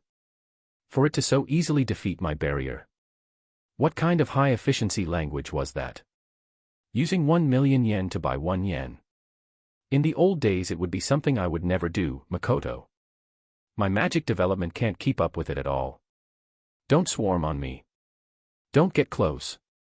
What an ugly way of manifesting though. To eat everything with darkness fangs. The other side's magic looks a lot more usable. From the start I didn't know what to think about this magic. I want to think that my personality is not shaping it. Of course, I have no intentions of confirming it. This is that kind of magic. I'm going to be eaten. My magic power is. No way, impossible. Don't mess with me, like there could be such an absurd magic. Stop it, don't eat me, a grunt. I will. Grunt. I'm disappearing. No, oh. From what I see, the magic power that is permeating Lich was being eaten and its ominous light was fading. It seems that the robe was made by magic as well. Now only the worn-out fragments were stuck in the bones. It seems that he can't even move anymore. Its looks were now that of a skeleton, and the cane that Lich was still holding was being eaten by the fangs as well. The miasma had already stopped completely. His knees moved. My secret technique on Panch that I have been training is perfect, it won't kill you, Makoto. Eating all the magic power would normally make a person unconscious, but, in this case, it would mean death for Lich it seems. His presence was growing thin. I am glad I didn't try using Sakai. It seems that he is only having convulsions but there was no real harm. Maybe I did a bit too much. As expected, this is not like me. To look down on a feeble opponent like this. When I tried going to Waka's location, at that place a strange silence reigned. It seems that Waka has done a flashy performance. I want to quickly raise a skilled swordsmith in a Sora that can create an excellent sword, and have a meal of fish and miso soup as proof that my long-cherished desire was granted. Bread is better in the morning, is what Waka says every day at breakfast. But if he tells me to come I will not object. It's not like the effectiveness would increase if I stay looking at their training after all. I was planning on taking a few forest ogres with me anyways, so this is actually convenient for me. When I look at the part where all the gazes were gathering, I saw there Waka, and a close to death, though it is weird to say it, undead. And there was one forest ogre that was dead. At Waka's back, a group of forest ogres were gathered, not showing any signs of moving. Maybe they are concentrating on Waka's behavior, their tension was oozing out. It is that right. Waka used an abnormal way to punish this undead, and the forest ogres are drawn back from that. That's most likely how it is, Jana. Fumo, it is a bit unexpected. No, it is a part of what I expected. I have a few things I want to ask Waka about, counting the brothel incident. It would be one thing if he is self-aware of this, but it seems that is not the case, Ja. Among the forest ogres that were flocking, I saw one I recognized. If I remember correctly, that was the youngster I saw when I was making the barrier. His face resembles him. If he is the descendant, I still know the name of his father or grandfather. Was your name Nurjastori? I am glad to see you are healthy, Ja, Tomo. Certainly, my name is Nurjastori, but who are you? I don't remember meeting you. How rude. Just because my shape is different you don't recognize me, Ja too. What an ungrateful person. Even though you guys pleaded me with tears of blood to make a barrier of mirage mist. Do you want to die? Tomo. It may be because I got a bit unnerved by that, my eyes became dragon pupils, Ja. No good, I have completely become human-shaped, but when my emotions are stirred, I turn back to my previous vestiges. The guy must have finally recalled after seeing my eyes, his body turned stiff vertically. With the old man standing like a pin, I could only see him as if he were making an impression of a dried tree. Lord Shen. As if it were a trigger, the surroundings began moving. Everyone was looking at me. Awe, fear, doubt, varied eyes were turned at me. It's the superior dragon Lord Shen. Everyone, prostrate. Lower your heads. It seems that he was promoted to the status of elder. Everyone followed the words of the old man and kneeled down the ground as if doing a dejisa. Fumo, what a nice feeling. Actually, this expression of gratitude should be directed at Waka, and I should have been the one looking by his side though. I have come for a while to remake the barrier, Tomo. Oh. That was actually a lie. I was called by him and have come here, Tomo. I point out Waka. It seems that the forest ogres don't understand what I said at all, Maybe I caught them off guard and they didn't get what I said properly. What a bunch of idiots. Why would I come all the way here when you haven't even called for me, and to even make a barrier for you? To break away the silence, those guys opened their mouths and bring themselves back to their senses. With all due respect. Lord Shen, that thing is dangerous to gozaimasu. Just a while ago, from our brethren's mouth a dark smoke came out. That became Lich and he pointed his fangs at us. When you talk about Lich, it is the one that has unfathomable power in black magic and possesses the ability to awaken dead bodies, necromancy. A scary danger. And that person there, he used an even scarier magic and overwhelmed him. Please, oh please protect us. The elder-looking people all take turns to talk to me and explain me the situation. What a pain these guys are, no. It should be fine to select a representative to compile all and tell it to me. Moreover, they are thinking that Waka will be bringing them harm as well, These scaredy cats, it may be because of the scary magic that he used, but could it be? You guys, did that side do anything to you? Tomo. Yeah. As you are that scared, it must mean that your side must have received quite a lot of harm, right? Tomo. That's right. It is probably because they have a guilty conscience that they thought he would soon turn his fangs to them. Or at least that is what I can guess from this. Well, that is. That person entered the forest that was under our jurisdiction without permission. Moreover, he discovered the existence of an important plant. For us, this should deserve capital punishment. Since we were defeated in battle, we lured him into the village to make him lower his guard, and then provide the punishment. Capital punishment. If we are talking about the previous forest Oni's capital punishment, it would mean that. From the current situation, it is most likely the death penalty. It seems that you guys have lost your ability to perceive danger since the while I haven't seen you, Tomo. What do you mean by that? A while ago I said, that person. Are you telling me to point my fangs at the person that I hold an amiable relationship? Tomo. You see, I came for that person, for Waka, Tomo. What did you say? Why are you smattering Nurja story? How incredibly rude. More like, you should be able to infer it from my appearance. Ah, Tomo. What a good timing, Makoto. Oh, it seems that Waka has noticed me. Well, amiable isn't the correct term actually. To be exact, I am his, Tomo. Making a bow to Waka, I continue what I was saying to the forest ogres that were opening and closing their mouths as if they were goldfish. Makoredu-sama's slave Nanjayo, Tomo. Nurja story fainted. A little note, there was no skip chapter. Most of the details are up there, it's just a bit hard to catch it. Maybe we will know about the Lich's identity in the later chapters. The author must have wanted to take an unusual path and see how it goes, I think. Chapter 54, Tree Punishment. I don't know what came to the author, but his writing is beginning to get more complex, and that means it is a lot harder for me to translate. I am in a place where the forest ogres sentence people to something called tree punishment. The forest ogres earnestly apologized, and what they revealed to me was the execution that was supposed to occur tonight. Illusion like dancing and singing, no really, it seems it had a sort of meaning to it, and after they weaken the person with alcohol, they capture you and perform the execution. For them to still want to bring down their opponent even after he had defeated them once, how scary. That's bad, I didn't notice it at all. When we talk about capital punishment, it reminds me of the death penalty, the one where you are incarcerated for an indefinite amount of time until you're dead. However, it seems that's not how their capital punishment works. Oh. For that punishment to have been revived. I wonder why they still do it, Tomo. Tomo seems to have already known about it, but it looks like she didn't expect it and was surprised by the mention of that weird thing called tree punishment. She later told me that it's a long-lost punishment. I had already given up completely on it, but it seems that they didn't kill all the humans and there were even some strong ones that survived, narrowly, and have arrived to this village. Ah, it's already no good. I drew my own conclusions and didn't try to investigate myself about it, leaving everything to Mio. How pathetic of me.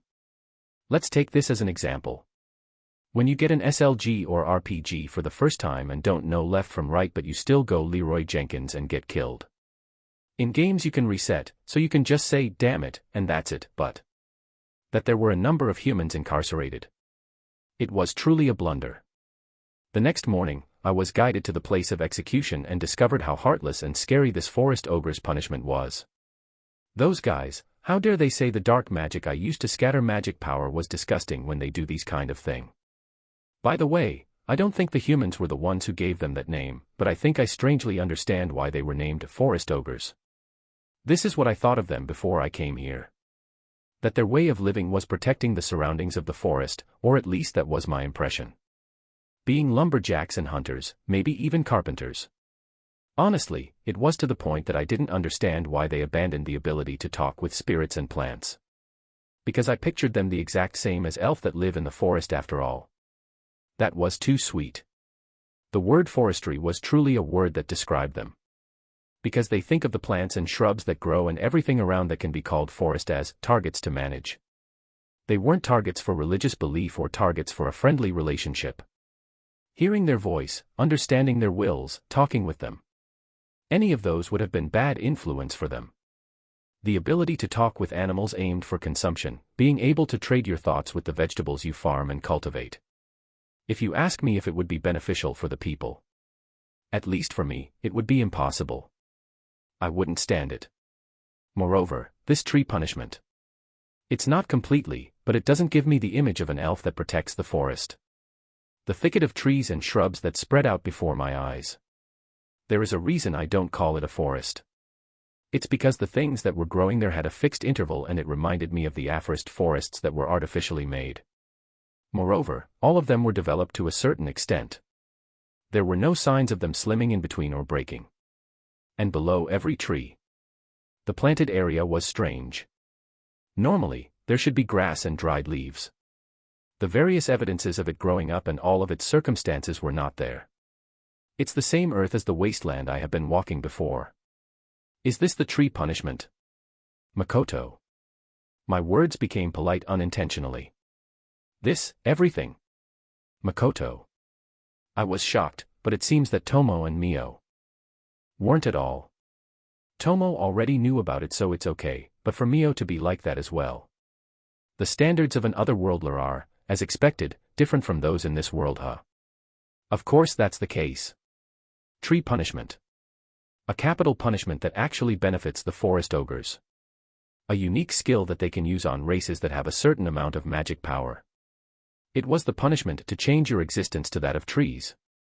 The beings that are changed will lose their consciousness with time and, in the end, they will lose their own memories. After a while of being transformed, several years to several decades, since your sensations still remain because of your soul, when branches are broken or your skin and interior are damaged, you will still feel pain. What a nightmare. The skill will be activated practically in an instant, and if the abnormal effect takes place, seconds later you will turn into a tree. What's up with these guys? Yes, these are the people that have done outrageous things to the forest and the ones who invaded unreasonably. One of the elders tells me as if it were nothing. This was a long-lost ability of ours, but the person over there. At the place where he points out, there was the muscle brain who was staggering while being carried by AB's shoulders. It may be because of an ancestor. He awakened this power, so the tree punishment revived. I see, his blood must have been thicker or his element attainment was uncommon. To think that there was an individual that could reach such a level. What a surprise, Jana, Tomo. Tomo seems to be convinced by something and nods repeatedly. Along with the barriers weakening, invaders have begun appearing in the area that we supervise and in our village. We left the combat matters for those fellows to deal with. The combat leaders, huh? Certainly, those type of people are, how to say it? They have that kind of unreasonable strength and reliance. If one of them takes a flag, it would make you think that person is the bodyguard of a king. It's the type of muscle brain that is sweltering and has an excelling amount of instinct. Moreover, there are some that may actually think things thoroughly and have multiple types of brain tissues, the cheat type. I hope they are not that kind of type. This time, the situation was clearly hopeless. Those two that were supposed to be goners were perfectly saved. Those AB that would soon wear me out if I tried to keep them company, may be in an aide-like position with that man. They are lending him their shoulders and having a face that clearly tells the people in the vicinity of their worry. I have a plan regarding the barrier. Don't worry, Tomo. Lord Shen, I truly thank you very much. With this, there is no need to fear foreign enemies and we will be able to live in peace once again. This is not a place I want to stay for long. I have finished most of what I came to do in their village. I signaled Tomo with my eyes and it seems that she understood what I was trying to say. I can't help but feel gloomy here. Then, let's return. And also, forest ogres. I am Tomoja. Don't make me repeat myself so much, Tomo. Wah, yes, Tomo-sama. The words of Tomo were filled with anger. I have to shake off these chills running down my spine one way or another. Maybe it's because this is the first time in my life I have come to an execution place. It's extremely unpleasant. At the end, once more. I look at each and every one of the trees which I don't know what their past was about. Maybe they are humans, maybe demi-humans, or they could even be demonic beasts. Even when I use Sakai, or Mio uses Cure and Curse Release, they didn't return to their previous form. The moment it's activated, even I am unable to do anything. In my heart I carved the fact that these people have existed in this world. I don't plan on leaving it like this. They committed a crime, so they received their punishment. It is one thing if they only use this power for these situations, but there is also the chance that they go rampant and use this power in battle as well. I don't know if I can do it, but I will try to look for a cure to it. Luckily, I have a skilled spider and her brethren as well. Muscle brain. I didn't notice at all that a gross guy like Lich was using my body as a nest. The fatigues I have had lately and the strange sensation of getting steadily stronger doesn't seem to be because of awakening the power of the tree punishment. No, he may have been there before my ability awakened. This is something that no one will know though. The dragon that had created a barrier for us called Shen dealt with Lich. The deep mist that resembled haze, enveloped that fellow's body and erased it without leaving any trace behind. There wasn't even a fragment of miasma left, it was a high-ranking usage of power. I see, I have clearly understood what kind of existences are those so-called superior dragons. My body was not properly listening to me, but I was somehow able to attend the trip to the execution place. It's shameful to have Acua and Eris lend me their shoulders, but they told me that my vitality was drying up or something like that, a pretty dangerous state, so I couldn't say complain about it. I should be grateful that I am still alive. While I was doing small talk, I observed the black woman and the masked men, and also the dragon woman. No, to be honest, I was looking at the masked men. That guy seems to have used an unknown skill to defeat Lich. The dragon woman seems to be of the superior dragon race which Nergi Oldman has been telling me stories of endlessly since I was small. The black woman as well, I don't feel like she is a human. But that guy, that kid is a human. And despite this, those two hold the same appearance as him. Could they be obeying him? Lately, since the time I returned from outside, I have been cautious of one unrestful guy. The elder's son who has been moving strangely. Because I was in bad condition, the management of the area and protection of the forest has been entrusted to other people. The times I stayed in the village grew longer. The movements of that guy, who seemed as if he were searching the village, convinced me that my worries were not needless. There were times when he seemed to be keeping in contact with someone, but I couldn't get a hold of that person. It was at that day. Acua and Eris returned safely without any injuries along with the invaders. In short, the intruders held back and they still managed to lose. Lately, the pattern of them losing and baiting the humans to the village has been more frequent. This is the first time for Aqua and Eris, but with this I will have to make everyone go through the super training course. That means, later the intruders will be crushed in the banquet and thrown into jail, is how it should go, but Adana moved. Maybe they are the ones he has been keeping in contact with. I thought about that, but it seems that wasn't the case. He made a number of questions and went somewhere else. I was wrong, huh? In the room there was only them and my disciples. It seems that my disciples wanted to bring them to my place. Even though I am so close to them, they still don't notice my presence. I will have to scold them severely later. That means they are that much of a danger, huh? To the point that they want to skip all that banquet business and bring them straight to my place. Then there's a change of plans. I will defeat these guys first. The result will be the same after all. I quickly break down the walls and greet them. The black woman was vigilant of my disciples while taking me in mind. She is good, this one is strong. The masked one also grew vigilant the moment the sound rang out. FOMO. However, it is futile.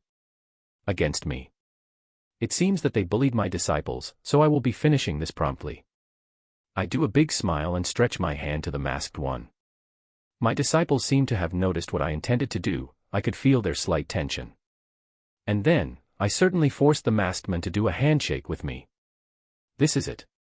Tree punishment activated. In a few seconds, this guy will be turned into a tree and he didn't turn. I tried to grip him a number of times. I could feel the sensation transmitting, but the reaction is weak. See, can you release me already? I could tell the strength in his hand was leaving. Just a bit longer, huh? But this is the first time this has happened. What is going on? It's somehow interesting. Nice. These kind of situations also happen, huh? A moment later. A shock ran through my wrist. By the time I noticed it was pain, in front of me something appeared. I felt an overwhelming impact in all of my face, and while I was forcefully getting a hold of my face, what I saw was the posture of the black woman holding a folding fan. I was hit. I couldn't react at all. Feeling numerous strong shocks from my back, I continued in the momentum and fell. At the place I fell onto, I became the character. Terrific. That woman is terrific. To think that she could throw such a fast blow with that appearance. Just what in the world is she? While I was hearing the voice of my disciples in the distance, I take out a tobacco from my breast pocket. Those were my last memories from yesterday, dash.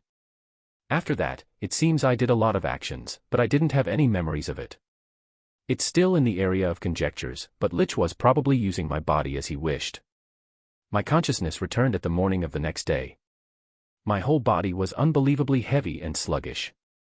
They told me that the existence called Lich came out from my mouth like black smoke, or something like that. And the one who defeated that Lich was this masked man. I don't know with what or how he was able to defeat him, but it seems that the real finishing blow was dealt by the blue-haired Shin. Radu. The newbie merchant from Tsaijha. That's definitely a lie. The conversation with those guys and us, the forest ogres, continues even after returning from the execution place. However, it was only the elders and them. We couldn't even hear the outcome. In this case, I will keep in secret that I did the tree punishment on Radu. I feel like it would only make the situation more complicated. But, why didn't it work? This hasn't happened before. Shirsho, I want to ask something.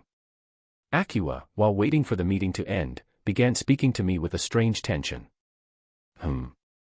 About that guy called Radu. Later, okay. I wanted to answer her question, but it seems that the meeting was over. What will be our future treatment? In the worst case, we will become their slaves. In the best case, it would be somewhere around retainers. A meeting with the black woman, the dragon woman, and the merchant that had both of them at his sides. It wouldn't be strange to be forced an impossible order. Well, if anything happens, I will take front. Even if the tree punishment doesn't work, it doesn't mean that I can't fight. If I somehow get that Radu in a one-on-one, even I should have a chance. Also, if I make it a fist fight. Magicians are all like that, if you get close and are able to hit them once, they are done for. The hard part is to make Radu enter a one-on-one with conversation skills though. But I will have to do it somehow. The one who has the highest ability in combat among the forest ogres is, with no doubts, me. Radu and the others. Don't think that we will yield obediently. Chapter 55, Reflection. As one would expect, Tomo had planned to invite the forest ogre race to Asura. But I couldn't agree to it. Right now, that guy is the only one who has that power, but after accepting them in Asura and getting involved with Tomo and Mini Tomo, I feel like they will awaken one after the other. If you call me a scaredy cat, then yeah, that's exactly what I am. There is no other reason behind. The forest ogres were the same as the previous ones, they all agreed. They seem to have no issues with coming to our Asura, or more like they are taking it as the holy grounds of Tomo. There was no disadvantages for either side, so it was the logical conclusion. Even if they consider me a suspicious masked brat, Tomo is a superior dragon they owe. And that dragon is telling them to come. Don't joke around. I am scared of that so-called tree punishment. Honestly scared. The cursed disease that I saw at Rembrandt's place was as well. At that time I felt fear. But even so, I had a lot of other emotions like anger mixed in, so I wasn't as broken as I am now. In this tree punishment, the only thing it left me was fear. Maybe it was because I couldn't cure it, or it might be because I didn't hold any other feelings since I didn't know them. A part of it might be because I saw how it was truly used. I didn't think it was unforgivable. It's just that it gave a bad feeling like freezing down my spine. Like being poured cold water on my back. A feeling I couldn't explain properly affected my body. The moment I came here, I was seriously thinking about such stupid things like accepting my desires. Now that kind of mood was completely blown away. Coming out directly from my throat. Well, I might be troubled again by it once we return though. I couldn't completely accept the forest ogres and say, now, go ahead. That's why I talked about the area they were managing and the barrier Tomo made and led the conversation to a different direction. There was no need for any special conversation skill. Because we were the ones that held the priority. The right to decide was fundamentally on our side. The crane's cry perfectly describes this situation. Tomo was eager to invite them as residents because she saw favorably their quick-wittedness and combat power, as well as their appearance that was close to humans, but I was somehow able to persuade her. It seems that my opposition was actually unexpected. Mio as well, even when she personally didn't like them, she had a favorable view of the forest ogre's plentiful knowledge in plants, and was in favor of the migration. It seems to be different to the ability of plant communication. Looks like Mio was also a bit surprised by my dry way of dealing. Of course, it's not like I want to deny everything. If we continue like this, the fight between Sage and these people will definitely occur. There's no doubt a large number of casualties will appear. I clearly knew that my opposition was because of my fear, that's why I wanted to reach a compromise and obtain an acceptable conclusion. First of all, we will have Tomo create a brand new barrier. This was definite. I didn't want to leave them in this dangerous state after all. I will also enclose the area where the ambrosia is growing wild. No matter what happens from here on, as long as people are not let in, the dreams of becoming rich quickly in the wasteland will just increase by one. Of course, that pipe dream doesn't affect us. Next topic, it seems that the forest ogres don't want to lose their relationship with us. I also like their way of associating with the forest that is close to forestry. The thing I don't like is that tree punishment. But that seems to be a power that stems from their ancestors, and it's a pride of them. How complicated. Just like how Tomo emphasized, the forest ogres have high combat ability and their appearance is pretty close to that of humans, so I think they could prove useful in the management of the company. Even if I am trying to find a cure for the tree punishment, it is better for us to have a good relationship with them. Just like how Mio agreed, if they were to move to Asura, I think they would surely bring great benefits to the residents. Because the Asura of now doesn't have a forest expert. It's like there isn't a choice of not accepting them. That's why I see, so that's how it is. After the first stage of the meeting was over, we bid farewell to the forest ogres for now and returned to Asura. In the end, the forest ogres will be doing commerce with us separately in the form of cooperation with Asura and the company, without migrating the whole village. With this, they are now able to safely sell and buy. Moreover, their jobs will increase. More concretely speaking, we will be teaching them how to look after the business first before giving them work regarding negotiations. There is also information gathering. Yes, they are through and through shinobis. Well, I actually don't want to think about the benefits and just create a distance from them though. That's why I found annoying how persistent Tomo was. To my surprise, Tomo-san was seeing them as an IGA or Koga group. She was making strangely sound arguments like the benefits for the company or their living basis becoming more stable, so I look like an idiot for seriously trying to accept them. Even though we were in the middle of a meeting, I should have been able to confirm our wills anytime with thought transmission.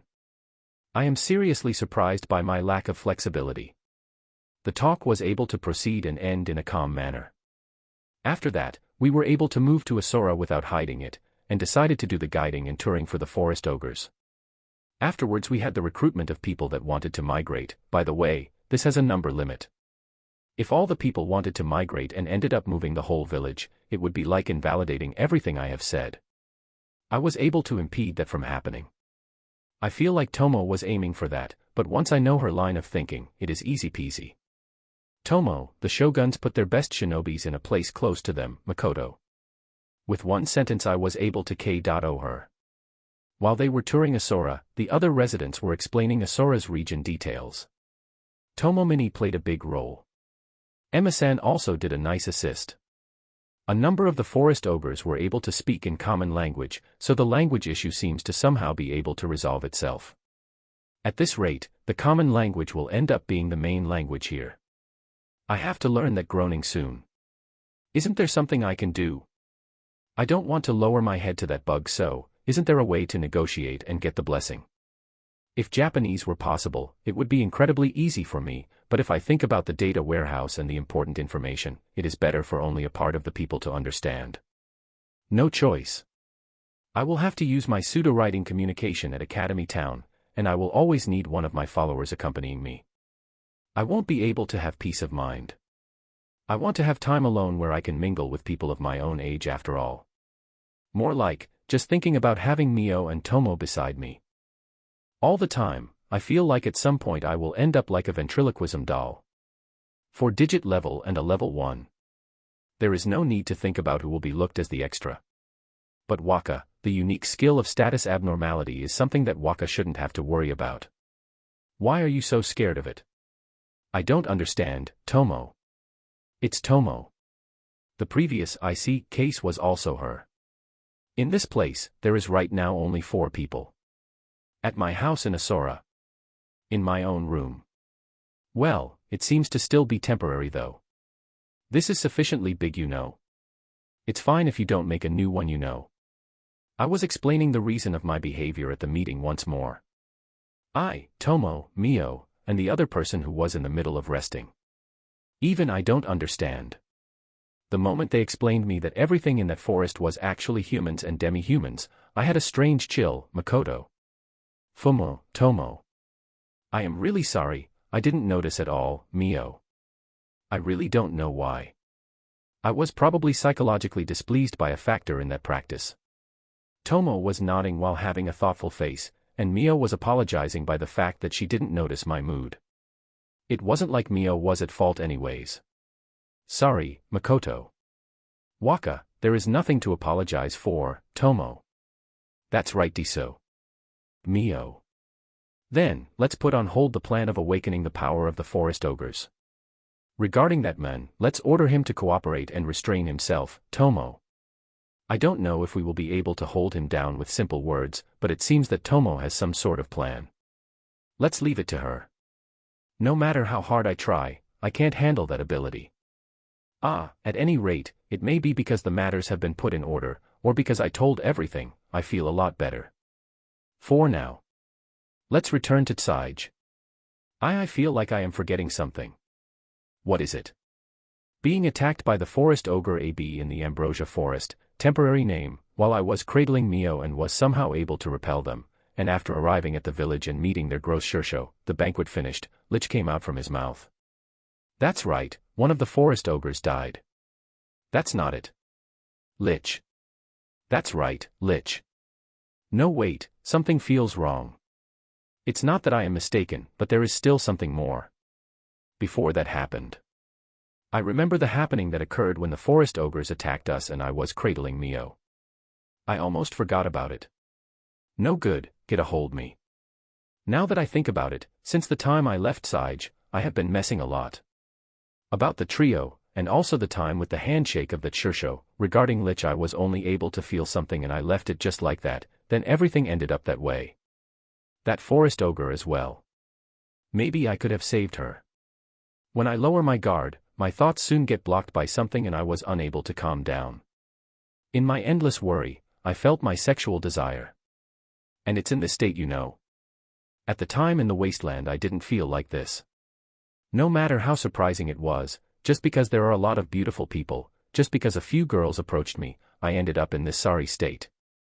Even if I was able to move forward because of my crazy strength, it doesn't mean I can keep going like this. Remember that feeling of being poured cold water in my back when I touched that tree punishment. Geez, hold it down. Anyways, I should put an end to all this. I don't know how much I can recover. I am in a world where I don't know what will happen next. I can't forget that. What happened to that human trio? Makoto. Oya, shouldn't this be first? Tomo. The fourth. Tomo points out at Lich-san with her chin. Maybe.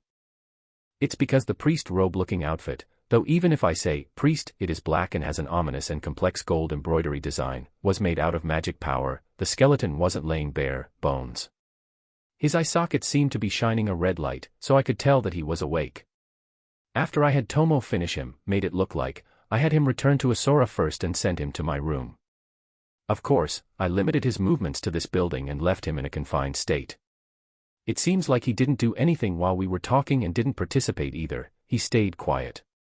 He is a bit eerie, but his special characteristic wasn't something I felt danger about. Leaving him free for now shouldn't be a problem. No, now that I think about it, I haven't asked what happened to them at all. Tomo. Makoto. Of course, they are receiving the invitation course of the Mirage Town. The three of them were bewildered at first, but this morning they took their breakfast obediently, and by now the orcs and dwarfs should be keeping them company. Tomo. Makoto. Is there something wrong? Tomo. They are here now. Makoto. Yes, Tomo. Isn't that bad? I isolated them when we fought against the forest ogre AB, you know. Wouldn't it be bad if they end up running into the forest ogres that were now touring the town? What would happen if they end up encountering the forest ogres? Makoto. Don't worry. To make sure it didn't happen, I soundly divided the area. I will have those guys stay in the workshop of the Eldwa and have them returned by tomorrow. That forest is already in a state where you can't see it nor enter it, so let's just throw them in the entrance of the bottleneck, Tomo. She said that, since they are adventurers, they should be content by giving them some nice weapons. Tomo continued, the forest ogre seems to want to protect the ambrosia as their priority, so it seems that they were giving it more importance than the barrier of the village. The dwarf workshop is certainly an isolated place. If they want to move to another area, someone would definitely see them. In that case, there is no way for the forest ogres to suddenly encounter them. Giving them weapons, huh? I feel like it is because of that idiot trio that we were faced with so many troubles. One of the girls there seemed like the one who caused Tomo and Mio to almost ravage me. But her hairstyle was different, so maybe it isn't. Humu. There are a few things I just don't feel that satisfied about, but oh well. As Tomo said, if they are given relatively good weapons, even if they are thrown at the entrance of the wasteland, they should have enough attack power. I will pray for them to walk the proper path from now on. Because if they don't do that, the next time they do a crazy thing, they will only die. Moreover, the bottleneck that one has to pass in order to return to Sige is, just like its name suggests, a narrow and difficult path. It stretches up and there are a lot of people that aim at you. If you lose your stamina on the way, that's as far as you go. The Eldwa's weapon is excellent after all. It is plenty enough as a farewell gift.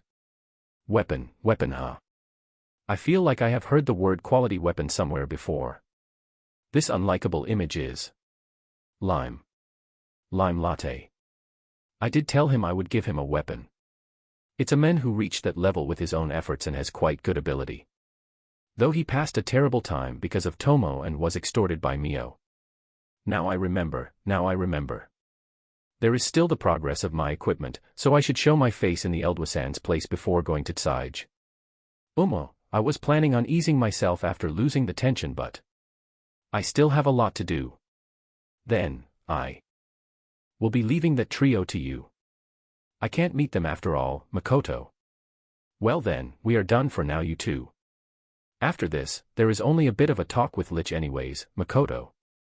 It seems like it will be interesting and I have something I want to test out, so I will be present as well, Tomo. There was also the case of that pervert. An enclosed space with only two is a nodi so. Mio. There isn't really any danger, so it should be fine for the two of them to do work related to Asura.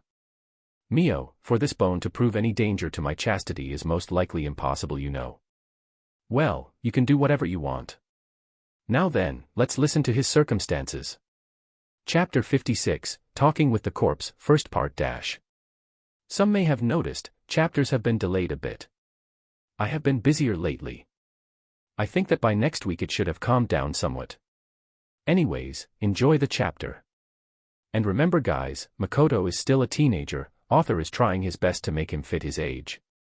By the way, the Lich calls himself Waga when he talks, which is like a proud way of saying I am not that good in different style of talking, so I am using I, which I feel doesn't fit that much with his character. If you have any suggestions, please leave them. Well, first, let's take a sit. You are recovered to a certain extent, right? Makoto. The magic power recovers when you are resting after all. I only made the darkness eat his magic power. I haven't obstructed his magic power regeneration. For a full recovery, only the person itself would know, but if it's to the level where one can stand and talk, even I can tell that from looking. Fumo, what will happen to me? Lich. The skeleton obediently stands and talks. However, he hasn't taken out his weapon, the cane. Is the weapon made out of magic power like his garment? I want to ask you a number of things and I want you to answer them. That's all, Makoto. After that there will be no need for me, is that what you are trying to say? Lich. No way. I won't need anything else, but I won't do what you think I will do. I will just have you return, Makoto. My words made Lich's face turn disturbed. Well, even if I say face, it's actually a skull though. I am just guessing from the light of his eyes and his mouth that's opening up. You are thinking of releasing me after bringing me to your main stronghold. Lich. That's right. Well, since we have guaranteed your safety, let's begin with the talk, Makoto. I give a sidelong glance to the desk and table and urge Lich. I lower my hips and invite him to take a sit. Tomo and Mio are standing by my sides and staying in standby. First of all, let's present ourselves. My name is Misumi Makoto. Here it would be said as Makoto Misumi. And then there is the blue-haired one, Tomo, the black one is Mio. The two of them are my followers. You can call them companions as well, Makoto. I explain while mixing a wry smile. What do you mean by, here it would be said? Lich. Let's leave that for later. Now it's your turn, Makoto. I push aside his statement with my hands. As you can see, I'm a Lich. The undead concisely reveals his own race. No, I already know that. Not that. I want you to tell me your real name, Makoto. I don't have a name. My name is Lich, that's it. I have already forgotten my memories of when I was a person, and even if I had my memories, that name wouldn't be fit to call me with, Lich. Is that how things work when you turn into a Lich? I don't know anyone like that, so I don't know at all. Something like, one of my friends has become a Lich is not that good anyways. Maybe he doesn't want to call himself with his family name. I see, then Lich-san right. Sorry for the rudeness, but, are you male? Female? You see, I can't tell the gender by looking at the bones, Makoto. No, just Lich is fine. There is no need to add, san. You are the winner, so there is no need to be thoughtful with me. And also, I am a man, didn't you notice? Lich. Heh, I was interested in which one you were. Then Lich, it may be sudden but, Makoto. You said your name was Makoto Dano, right? I may not have the right to say anything, but, is it fine to say one? Lich. Go ahead, Makoto. He probably meant that he is aware he is a prisoner. I wonder what he will say now. I don't mind if you limit yourself to things you can say. Can you let me ask you one thing in exchange of answering your questions? Lich. If it's only the things I can say, then there is no need for me to refuse. Fine, Makoto. I thank you, Lich. Then, the first one. Why were you in the forest ogre's village? Makoto. For the sake of my research. I, who wanted to transform from a person to grunt, went to where I saw a chance, the forest ogre's village, and dug up their long-lost power. For the sake of that, I hid in the body of one of them, Lich. The forest ogre's power to transform people. Then, he was the one that awakened that power from the perverted Shursho. Tomo narrowed her eyes and made a light "oh" from admiration. What do you mean by grunt? Makoto. It should be my turn to question, but okay. I was only permitted to question after all. Grunt refers to a higher race of the humans. It is written as an existence that surpasses humans in everything. I am looking for the path to become 1-inch, Lich. I see. I don't really understand that well, but it seems that there is another existence in this world close to humans, I suppose. But the relation is totally that of ruling. If that isn't the case, it would turn into a pretty severe war state. In this world I have heard of demons fighting with the humans, but I haven't heard of any fights with humans and grunts. I want to ask your reasons for wanting to become a grunt, but let's hear what you have to say first, Makoto. Maybe I was affected by his behavior. I use natural and polite words to continue the conversation with him. Then, let me ask two things as well. Wasn't your name Radu? And also, you say you are a human being, but human beings are an ancient race from the humans. Why can you say so confidently that you are one? Lich. Ah, human being is a figure of speech. Strictly speaking, I am kind of a human as well. But my body specs are enough for the goddess to call me a human being after all. Wait, the goddess should know about my parents, and yet, why does she call me a human? I noticed the flickering of Lich's eyes that were as if probing me, and I returned my mind that had been drowned in thoughts back to reality. Radu is the name I used when I registered in the Adventurer Guild, and it is my alias, something close to a lend name. Well, you can just take it as a fake name. The name Makoto Masumi that I said a while ago is my real name. About that human word. I can only tell you that that's how the goddess calls me. Even I don't understand my own details, Makoto. The goddess called you that. Is that even possible? Lich. I can only tell you that it is indeed true. Leaving aside if it would truly serve as evidence or not, I can't speak the language called common language. It seems that it is because I haven't received the blessing. But in exchange, I received the ability to speak with inhuman beings. That's the reason why I am able to talk with you without any problems, Makoto. Now that you mention it, we were talking so naturally that I didn't notice at all. Leaving aside if it works as evidence, I certainly received my answer. If you have any other questions, please continue, Lich. It seems that for now he intends to answer my question in goodwill. Maybe it's only because the other side wants to ask more questions though. Let's ask about the reason for wanting to become a grunt. No, before that, there is also that matter. Before entering battle with me, you murdered one of the forest ogres, right? If I remember correctly, that man that called himself the son of one of the elders. I remember Lich saying something about that woman to him that was on the ground. Can I ask what the meaning of that was? Makoto. That's right, the only victim in that battle. That was the guy who Mio and I said had a bad complexion. It was also a person that the Aquaeris Combi were worried about. What was his name? Wanda. No, it was Adenu. That guy, huh? To think that you remembered a single word that I said, it seems I was underestimating Makoto Dano completely. I don't feel bad about using him as if pulling the hand of a baby. That guy was a spy, you know. Lich. Spy. Makoto. I unconsciously repeat the word. For a spy to infiltrate the forest ogre's village, just who and for what reason? That's right, a spy. No wait, a maneuvering member might be more proper. That fellow was doing diplomacy in midst of the forest ogres, doing exchanges with other races. But at one point, he got the sympathy of one power and began moving in a way that the forest ogres would benefit them, Lich. If he was in a post where he could constantly negotiate with the races from outside, it is certainly easy to increase the number of times they meet. Were they guys that discovered the existence of the forest ogres and had an eye on their combat power? The aspect of Adenikuin may have served as a sign for them. It created doubts in AB. When you said, that woman, were you referring to the power that was behind him? Makoto. That's right. This may be a bundle of answers you were looking for. That woman refers to a demon race general. There is no need for me to say who is the power behind it, it's the demon army, Lich. Wow. The demon race that is supposed to have their main base in the northern part of the continent, has even extended their hands to the border of the world. Isn't this information pretty dangerous? Ah, but the ones that were in Shin's Gate were also of the demon race. Those were probably not people that were traveling to train as warriors, but were most likely people related to the demon army. She is a woman I can't come to like.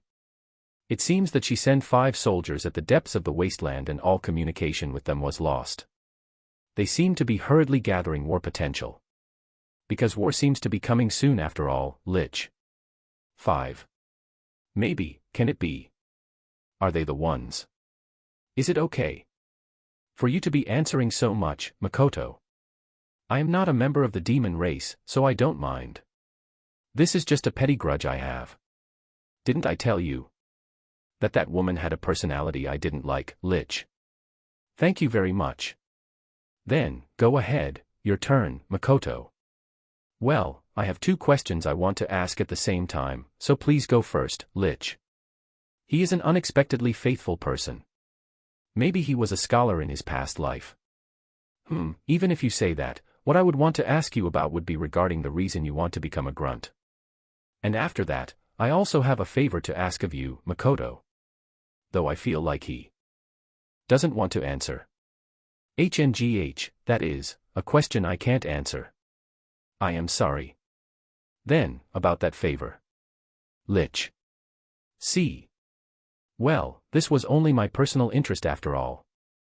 At any rate, to say, I can't answer, in a situation where it wouldn't be strange to be killed at any time. I take that you are a person with deep knowledge in magic. I will pay the price, so I want you to yield some of those magic books to me, Makoto. That's how it is. I am already feeling the limits of learning from Emma-san's aria and spell list. If possible, I want to put my hands on other knowledge. Also, the language that Lich used was a language I hadn't heard before. He most likely has a lot of books. I don't mind if they are basic stuff, I want some of them. Are you making fun of me? Lich.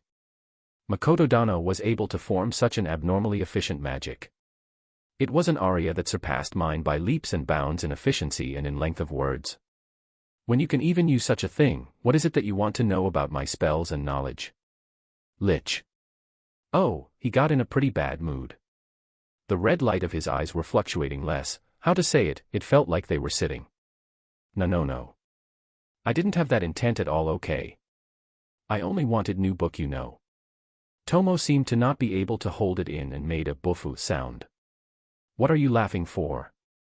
Mio also seems to find it funny, her shoulders were trembling. And no. I honestly just want to learn. My magic book is only a paper long after all, Makoto. Wah. Lich. Like I said. My magic book is only 1 paper. I just want some new ones. Makoto.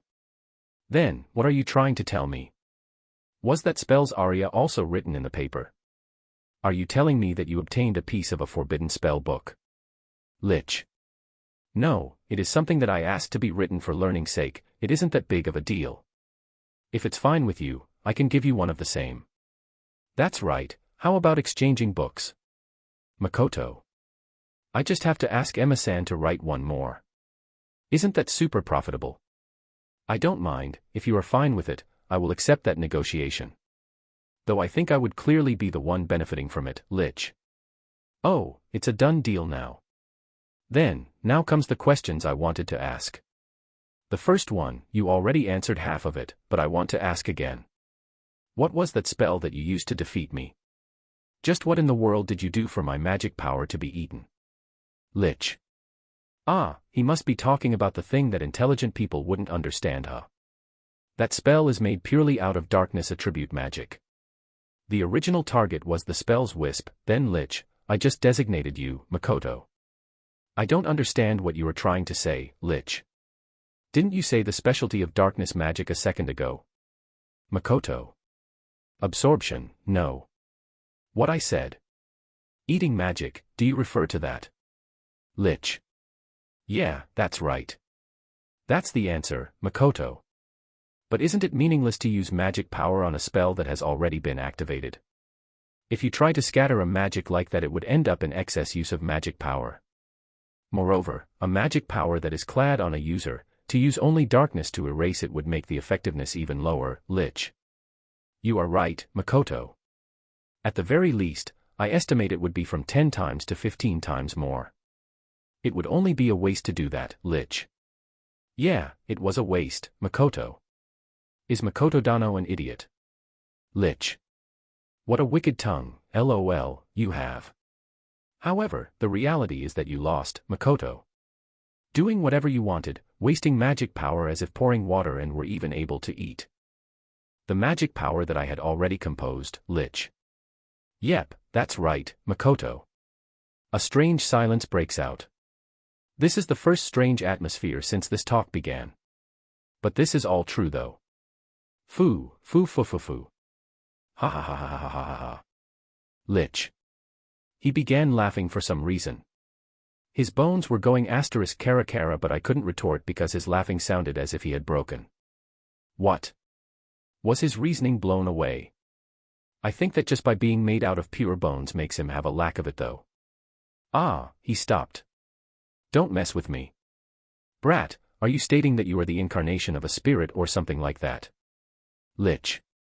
Shut up, cranium. You dare call Waka brat? Tomo. To put Wakasama on the same level as a petty spirit, should I disseminate your whole body and use it as bait?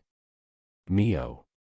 When I thought that Lich had stood up at the same time as he let out an angry voice, the next second, his movements had frozen over. Leaving aside if that was actually a vital spot, Tomo's unsheathed sword was pointing at the neck of Lich. Mio was already at his back, and from his cervical vertebrae to his spine, she was holding her closed folding fan and creeping it. How fast, isn't their teamwork perfect? Since when did they train? Their eyes were pretty scary, but they were not snapped yet. For now they were pulling their attacks. Maybe they are also repressing a lot of pent-up things. Chills are running down my back. In any case, we can't just leave the situation like this. I urge both of them to separate. Well, I apologize for the rudeness of my followers, Makoto. After apologizing, I wanted to invite Lich to take sit once more, but before I could do that, his back fell down with ***sutan. Instead of calling it sitting, it was more like he fell down and the chair was coincidentally there. You. Mio. It seems that Mio was angered once more by that action and was going to move. But, as expected, it wouldn't be brushed out as a joke, so I restrained her. I am truly happy that you think so much of me, but if possible, I want you to point that anger at enemies or evil intent and not at this impoliteness. I would be happy if you could take a lot of things in a composed manner. Waka, may I? Tomo. Tomoha. I want you to stay obedient for a bit though. Makoto. No, it has to do with the magic book matter, Tomo.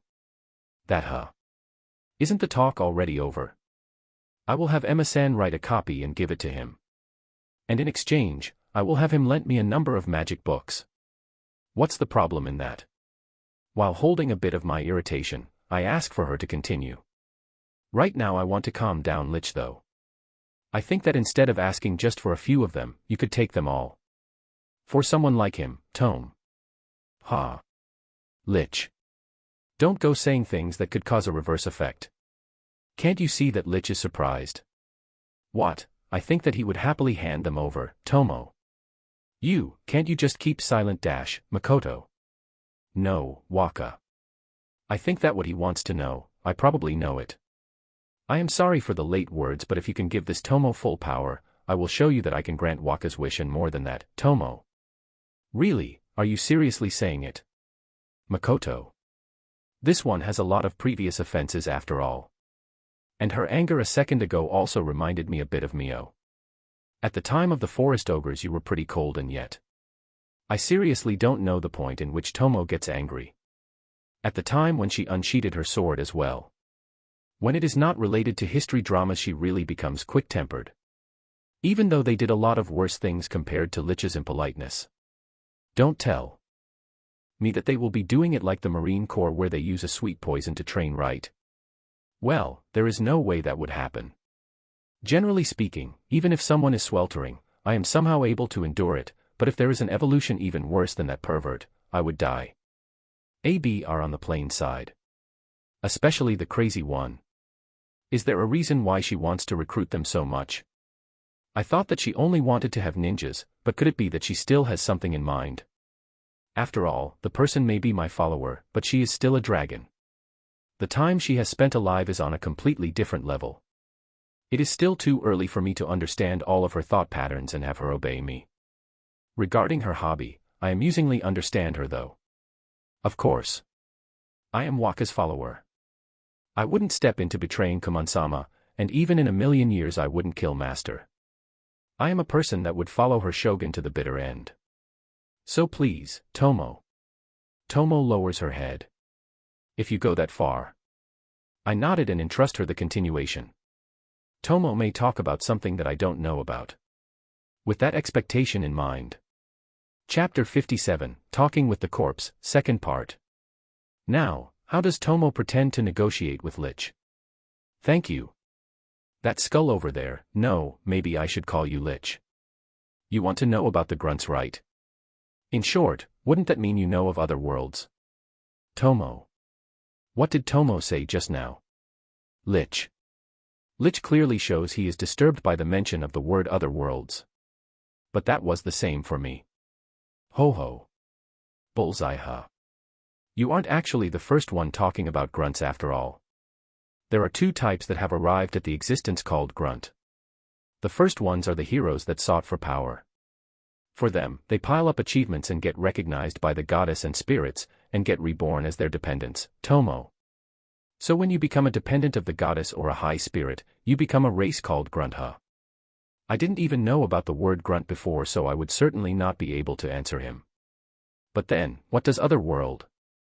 After Tomo stared at Lich's disturbed face until satisfied, she once again connects the words she stopped midway. And the other is, the people that know that this world isn't the only one out there. Questers, is probably what I should call them. From the small seams in this world as well as the records of numerous visitors that have come in the past, people that were originally not supposed to know about the existence of those worlds, some of them ended up traveling to them, Tomo. Lich was staring at Tomo as if wanting to eat her. To the point that it would make you wonder if he could kill people with his gaze. Incredibly intense eyes that could not compare to just a few moments ago. You most likely thought like this. Grunts, being a high race of humans, were power bearers that could actually travel through worlds, Tomo. That's right. If it's a grunt, I can certainly travel the worlds. I can surely move to the world I want. Am I right? Lich. Lich's words were like a broken dam, with one breath he said it all and poured it onto Tomo. Even so, Tomo's profound look wasn't affected at all. I understood that there was no opening for me to enter in between these two's conversation. However, I heard words I couldn't let go. Traveling through worlds. Moving through the world you want. Could it mean that I would be able to return to the world I had given up once, the world where my family and friends are in?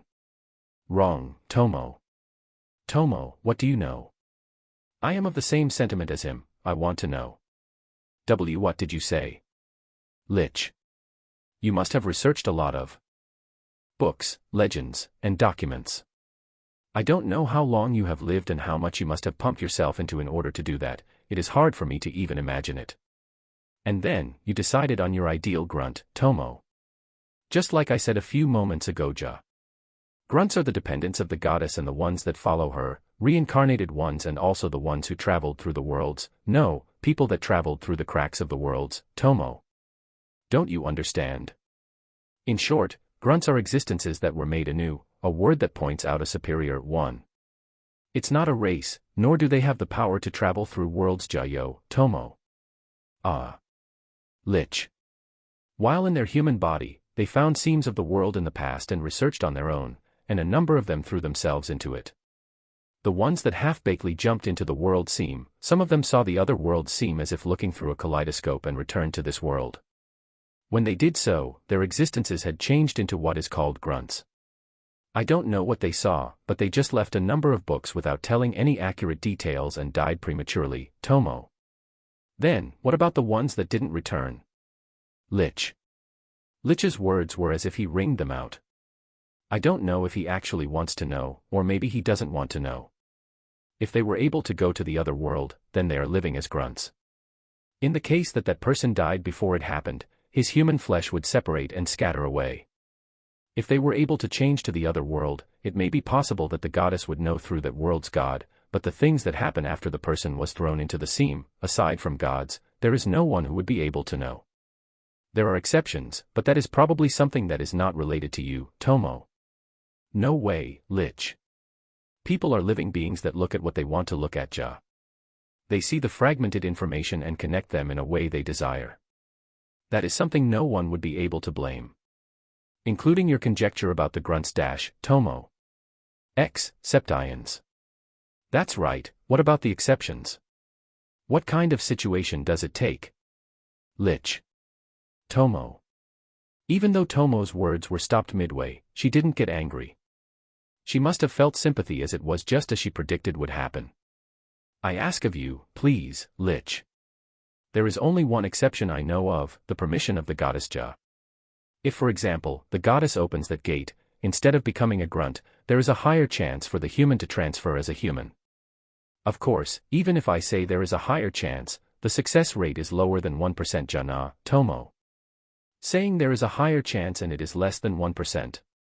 Isn't that practically suicide? Hearing up to this point, I understood that even if Lich eternally wanted to become a grunt, it didn't mean he threw away being a human. Then, that means this one, just what was I trying to, Lich? His eyes looked at the table as if eating into it. I could feel stupefaction in his eyes that were already lacking in will. I don't know what is it you were trying to aim for. Because if you don't want to tell me I won't ask you, Tomo. But you know, you are a lucky one just as Mio over there Ja, Tomo. Mio, without knowing the reason of why her name was called so suddenly, stared in surprise at Tomo. Tomo, what are you saying? Even though you are the one that ended his pursuit in such a despairing manner. Mio also, isn't that different from you? An existence that should originally remain unsaved. But in front of you, who is there? Tomo. Makoto Dano, right? Lich. That's right Ja, my master Makoto-sama Ja. What do you think I am?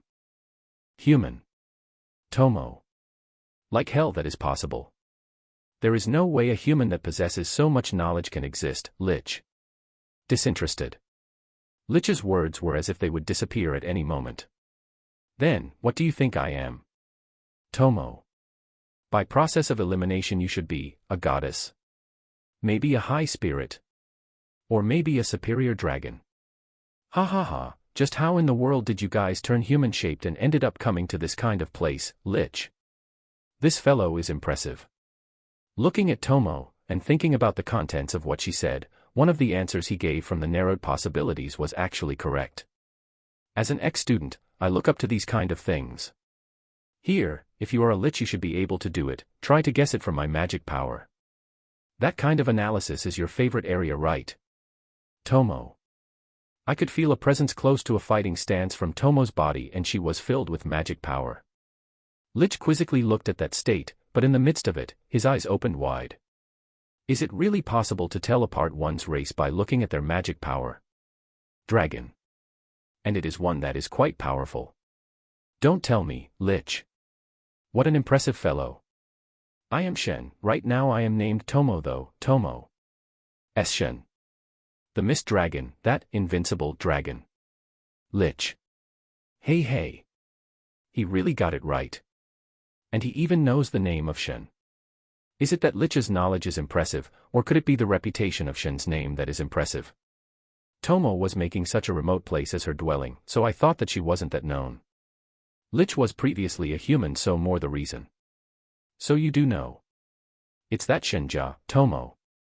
No way. Why is a superior dragon in such a crowded and unclear place, Lich? I just changed my beliefs, Jayo. I have found a person that was more worth to work under than the goddess you see. The things I talked to you about, I think that any books should have it. Well, there is no way they have it, this kind of talk. If it is known that you can go out from this world, it would become a big chaos. The only people that know about this are the ones that I told you a few moments ago, and also, disclosing this is prohibited, okay? You would definitely become a purging target after all, Tomo. Then, why did you tell it to this one? Lich. It is simple. I was charmed by Yuja, Tomo. Charmed, as in falling in love. No, there is no way. That's definitely not what she meant. It is that because he was able to awaken the power of the forest ogres or something like that. She certainly did have a look of admiration. Could it be that this is a plan to awaken the long-lost power of the orcs and the lizards? Charmed. Lich. That's right, Ja. Hey, you pitiful lich that has forgotten his name, Tomo. With a self-satisfied look on her face, Tomo slowly said each word out as if detailing each of them. Become the follower of Waka, Tomo. And that's what she said. Chapter 58, The Third Pact. Hope you guys had a great Black Friday. Was almost unable to finish the chapter by today, but I squeezed it out somehow. Anyways, enjoy this chapter, happy face. Lich. As an undead, it is a high-ranking existence. Its strength completely dependent on the individual. But even their highest class is far from reaching the level of a superior dragon. What I am trying to say is, if he makes a pact with me, it would be the pact that is 10 times less than them, the Provisions Pact, which will link us together. Flatly saying, he would be absorbed and not even his existence would be left. I was reluctant, but Lich was also pretty pitiful. Because he was told off a lot by Tomo and Mio.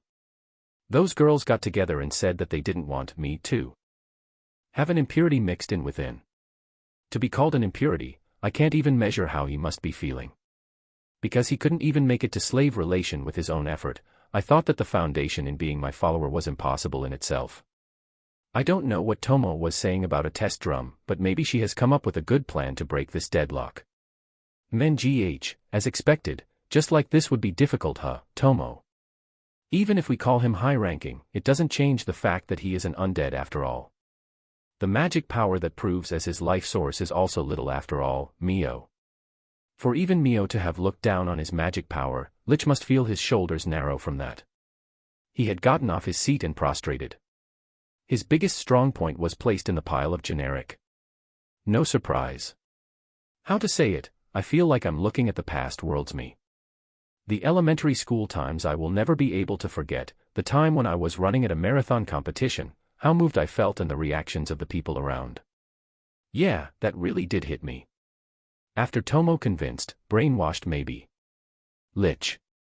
We were right now in the middle of seeing if we are able to make a pact. Even if the person itself is willing, it doesn't mean that the problem has been solved. The place is still my room. It already passed quite a bit of time and it was now late in the night. It's most likely the time where someone would be sleeping deeply. I was born in the amusement era, so I am not that susceptible to drowsiness, but in this world, especially the races in this wasteland, their schedule is early sleep, early rise. Inside the magic formation for pacts was Lich and me. In the time we began looking for a solution, Lich was exultant, but the appearance of him when he was looked down upon was so weak-looking that it felt like he could be blown away. Tomo and Mio also, they were trying to clearly put out the hierarchy to the point that it makes me wonder if they were actually bullying him. Outside the formation, Tomo and Mio were conversing without restraining their words at all. Waka, is it possible for Waka to weaken your strength yourself? Tomo. HM. Is she referring to Sakai? Weaken her. There is no meaning to it, but I can do it. Weaken the enemy, meaning the time when I use it in a way that I give it an effect close to a debuff. The effects I place on Sakai always affect me as well. Moreover, it only activates with me as the center. When I am aware, I am able to activate it in a spherical shape, but when I am not thinking anything and activate it, it ends up dome-shaped. If I try to make it smaller, it ends up with only my body being wrapped. I think that if I use something like fire or blizzard, I would end up killing myself. I haven't tried it though. That's why, I am obviously unable to say for sure. At the time when I tried it with the orcs I didn't do it, but right now I am able to do strengthen and healing effects. Also, these were discovered by chance. If I don't try out a few things in the near future in order to understand my power properly, I may end up digging my own grave. It is better to increase the number of things I can do. But I feel like if I think of the lasting effects, my range of things I can try would narrow. Yeah, I can do it. There was no point in it, so I haven't tried it before, but I can do it, Makoto. Then, please do so. I will be doing the pact link once again, so, Tomo.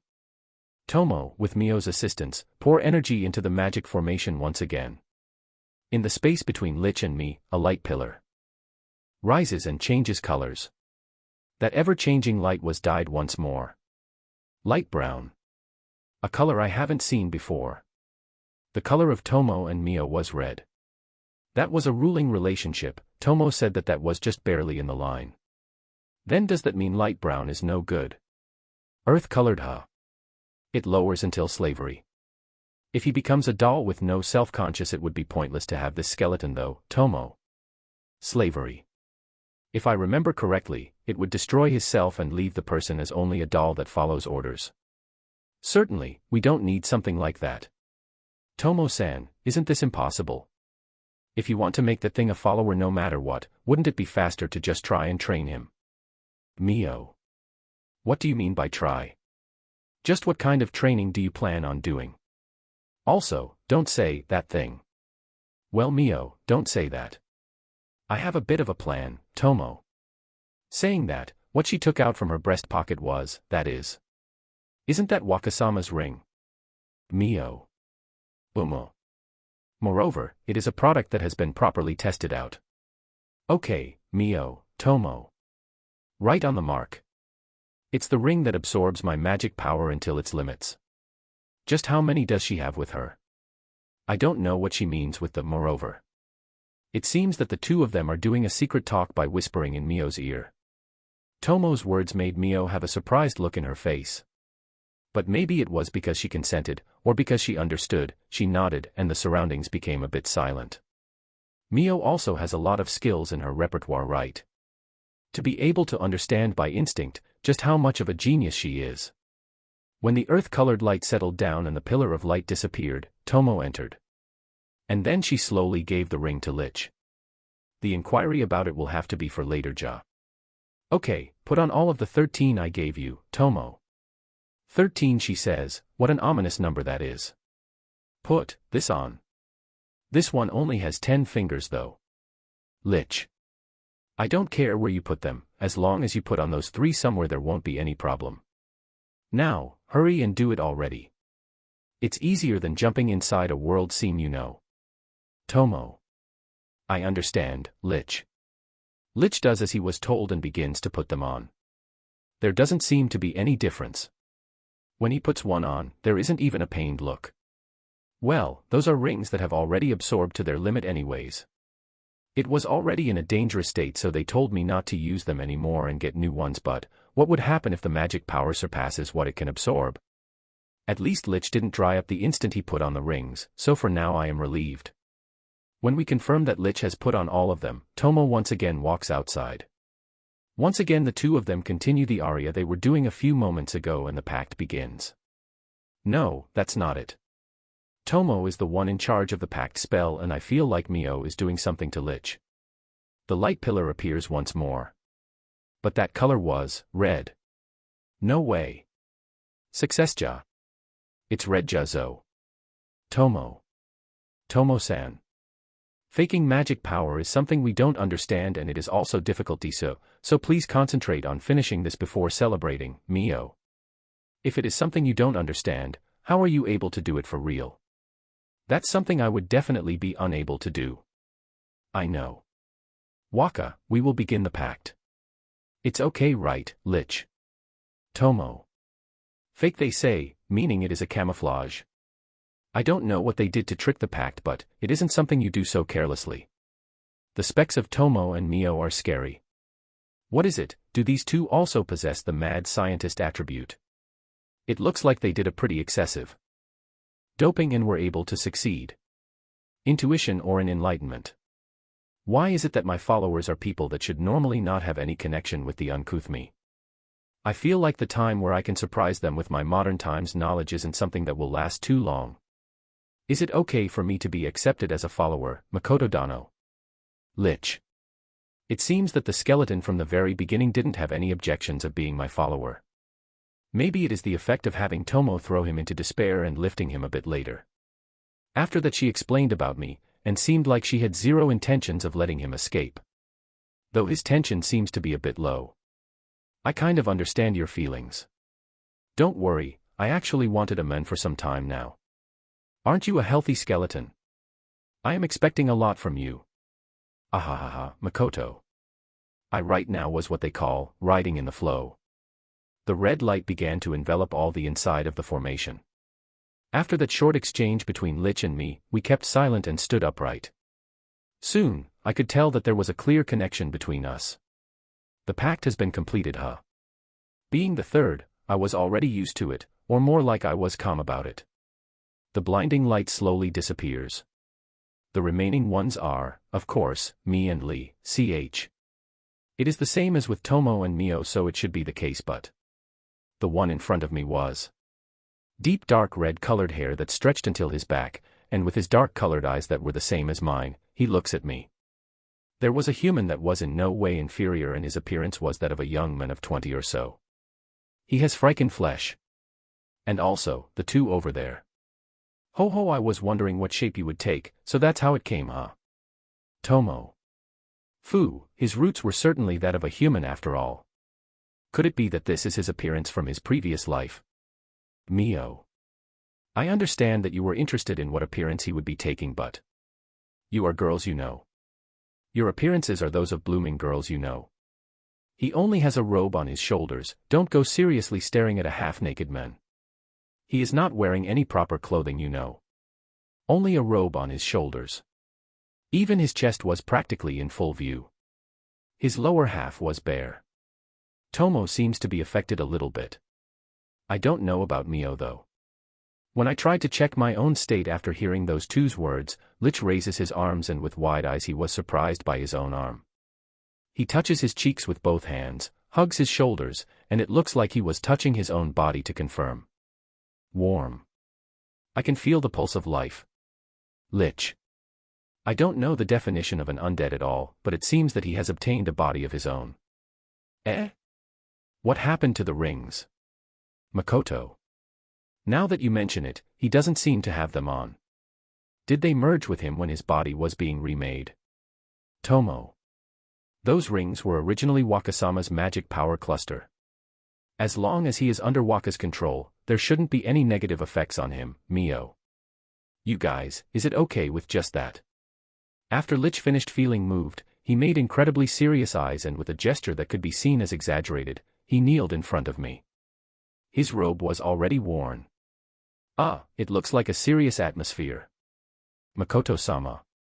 For you to accept me as your lowest seat follower, this one, no, I am truly grateful. Also, the power of master that I feel in my body makes me shiver in happiness, and the fact that I was late in my greetings, I will apologize with my work from now on. I am looking forward to working for you, Lich. Ah, yeah. It is fine to not be so uptight. I don't mind if you use this one or I. I am also looking forward to it, Makoto. Yes. Lich. He lowers his head deeply. Pacts don't change personality, right? Right. How is it, Lich? You don't have regrets, right? It's not only that you know. Your future with Waka is the time when you will truly shiver in happiness, Tomo. After her words, Tomo, who was looking for the same opinion from Mio, seemed to be happy for the birth of a new follower. He is quite the research lover, so I think they will get along well. Yeah, there are a lot of things we have to teach you. Especially about the set rules regarding Wakasama, Mio. It seems that because he is a man follower, he is not that hated by Mio. Well, even if he were a woman or a man, I am sure she would still cram a lot of stuff about rules and set things though. Even the unnecessary stuff. My third follower is a Lich. Since he is a bearer of 13 rings, I think that I will be able to depend on him as a powerful companion that can fight. I will hide his existence when inside and have him accompany me when we go to Academy Town. Or there is also the choice of leaving him in Asura. It hasn't happened yet, but there is a chance that the adventurers will get violent after all. It would be reassuring if there is someone who can deal with it in the event that anything happens. Waka. Is it okay for me to talk about what I know to this thickhead Mio and this one skull? Tomo. About me coming from a different world, huh? Yeah, as a follower, they are friends in a ruling relationship after all, so let's tell them. I was in a sense given permission from the goddess to stay in this world, though it is a shame that I am not a grunt. It's okay, right? It won't be like, Asura is a different world so you are actually a grunt, right? Because I can go around without any sort of burden. What I mean is that, from Tomo's needless anxiety of this being a different world altogether, this possibility can appear as well. Tomo was originally able to control a space. She must be able to make an even wider amount of deductions, and while she verifies them at the same time, she puts them together in order and tells them to me. World creation must be one of many deductions. Possibilities, that's right, possibilities. For now, let me prepare my heart for the time when the truth comes out. If it is about Asura and this town, it is fine. Right now the talk should be of telling Mio and Lich about me. This isn't something that Tomo should be telling them. It's something I should be telling them myself. If I think of them as family and plan on treating them as so, then more the case. No, I will be telling them myself. Let's go to the data warehouse, Makoto. Yeah, that's right. What should I do about Lich's name? I have to think about it. I should at least give him his name fast. I have a few choices, so it should be fine for him to choose from them. Waka. Tomo. What's wrong, Tomo? Makoto. It has become a bit of a problem. EI. Tomo. What? At the time when Tomo suddenly made an impatient expression and was trying to tell me about the problem. A strong light shone from the window into the room. Chapter 59, What Can't Be Regained. Judging from last chapter, I think that it is impossible for my original waifu, Emma, to actually be Makoto's follower. On top of not having where to put on rings, she would actually become comestible if she were to make a pact with Makoto. Anyways, enjoy this mysterious chapter. A giant vestige of magic power arrived at our location like a sudden gust. Just what in the world? No. There is no way. This is my magic power. Makoto. That's right. What I felt in my skin was my magic power that I had begun sensing when I arrived at this world. I am truly sorry, Waka. I have done a blunder, Tomo. I, who was leaning my body onto the window and not paying attention, heard the voice of Tomo in my ears. She sounded like she was in a painful state. When I turned around, what I saw in my eyes was Tomo, who was standing on one knee and having blood flowing on one side of her lips, also Mio and Lich, who were looking at Tomo with an uneasy face. An enemy attack. But in this situation only Tomo. Right now, the only ones in this Asura, aside from us, are a number of adventurers and the idiot trio, and also the forest ogres. I don't think there is anyone among them that could wound Tomo. Tomo. What happened? Makoto. Guh, those three, Tomo. After saying that, Tomo collapsed. The blood hasn't stopped yet. Kook, the situation in our surroundings. What is going on? I spread out, Sakai. Even if I can't spread it through all the town, I will do it in a way that I can still maintain precision, but then I got a shock. The surroundings were filled with remnants of what seemed to be my magic power, and I was unable to get a proper grasp of the situation. I stopped relying on the search and begin to earnestly infer the situation from the terrain and people. I changed the search to grasp only physical things and spread out, Sakai, once more. The abnormality, found it. Somewhere around the side alley I used to connect to Asura. The surroundings of that area were incredibly cracked and it looked like a crater. Was this the reason of that light a few moments ago? I see some shapes close to that area that seem to be unable to move. I have to go there. Mio. I leave you in charge of Tomo. Lich, come with me. Makoto. Without waiting for their reply, I ran out of the room. The weapon that I asked the dwarfs to make hasn't been finished yet. At the room, I only took the ceremony dagger that I got from the orcs. Damn it, if only I could fly in the sky at times like this. Why is it that I can't use the wind element at all?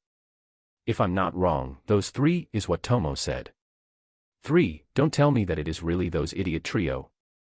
But there are people accompanying them, so the things they do should be known. Makoto-sama. It's Lich's voice. Thought transmission, huh? Looking at my sides, I see that he is still not with me. I, who was using the shortest route in a hurry, answer him without slowing my speed. What is it? Makoto. I am sorry. Since I am not used to my body yet, I can't run well, Lich. Are you a geezer? Ah, well, he was bones right. Then couldn't he just float or something? Was his only choice to run? Can't you come by floating? Makoto. Of course. But the place that Makoto-sama is heading to seems to have injured people, so if possible I wanted to use healing magic, Lich. Healing. Lich, you can do recovery magic. Makoto. Are you kidding me? In what world can an undead use recovery magic? As expected of the goddess. She really gives crazy rules to the world. No good, just thinking about her being involved, I end up accepting anything with a simple sigh. I should properly ask Lich about the undead after everything is solved. Leaving aside now that he has a flesh body, I just can't put aside my prejudice of an ex-skeleton having recovery magic. Yeah, I can use it. Actually, it is my specialty, Lich. It's your specialty, you say? My vision of an undead is being completely destroyed. And he is even saying it as if it were an obvious thing. If you are able to do it from where you are right now, could you heal from there? Makoto. I have received your order clearly, Lich. Honestly, I haven't understood and accepted it yet, but the important issue lies in another area. That's right, there is no need for him to hurry and reach where I am, because he still has something he can do. After asking him to use recovery magic, I cut the thought transmission. Even if my physical abilities have gone up, I am inside a building. My speed can't go up that much compared to when I am outdoors. While feeling frustrated for my tardiness, I still continue on without lowering my speed and arrive at the scene. I was too concentrated in running that the things that I heard from my ears slipped by. The groanings of agony, the sobbing, the cries. The remnants of destruction of a stone paving that was violently gouged out. Things that were scooped out and blown away were not few in numbers. In that place where orcs and dwarfs were suffering, this town was dyed by the colors of violence for the first time. Ah. Just, what in the world happened? Something exploded. That's what it looks like to me. It may be a bit of an exaggeration to call it a crater, but the stone paving at one's feet was all over the place and the brutality of a power that can mow down trees. All of this made me think of a weapon of some sort. But what was preoccupying me the most was my magic power. This place was the densest. Meaning that this place was the center of all the remnants in the area. The other magic power that I can perceive from here is Lich's magic. The healing light was faintly enveloping the people suffering. A yellow and warm light.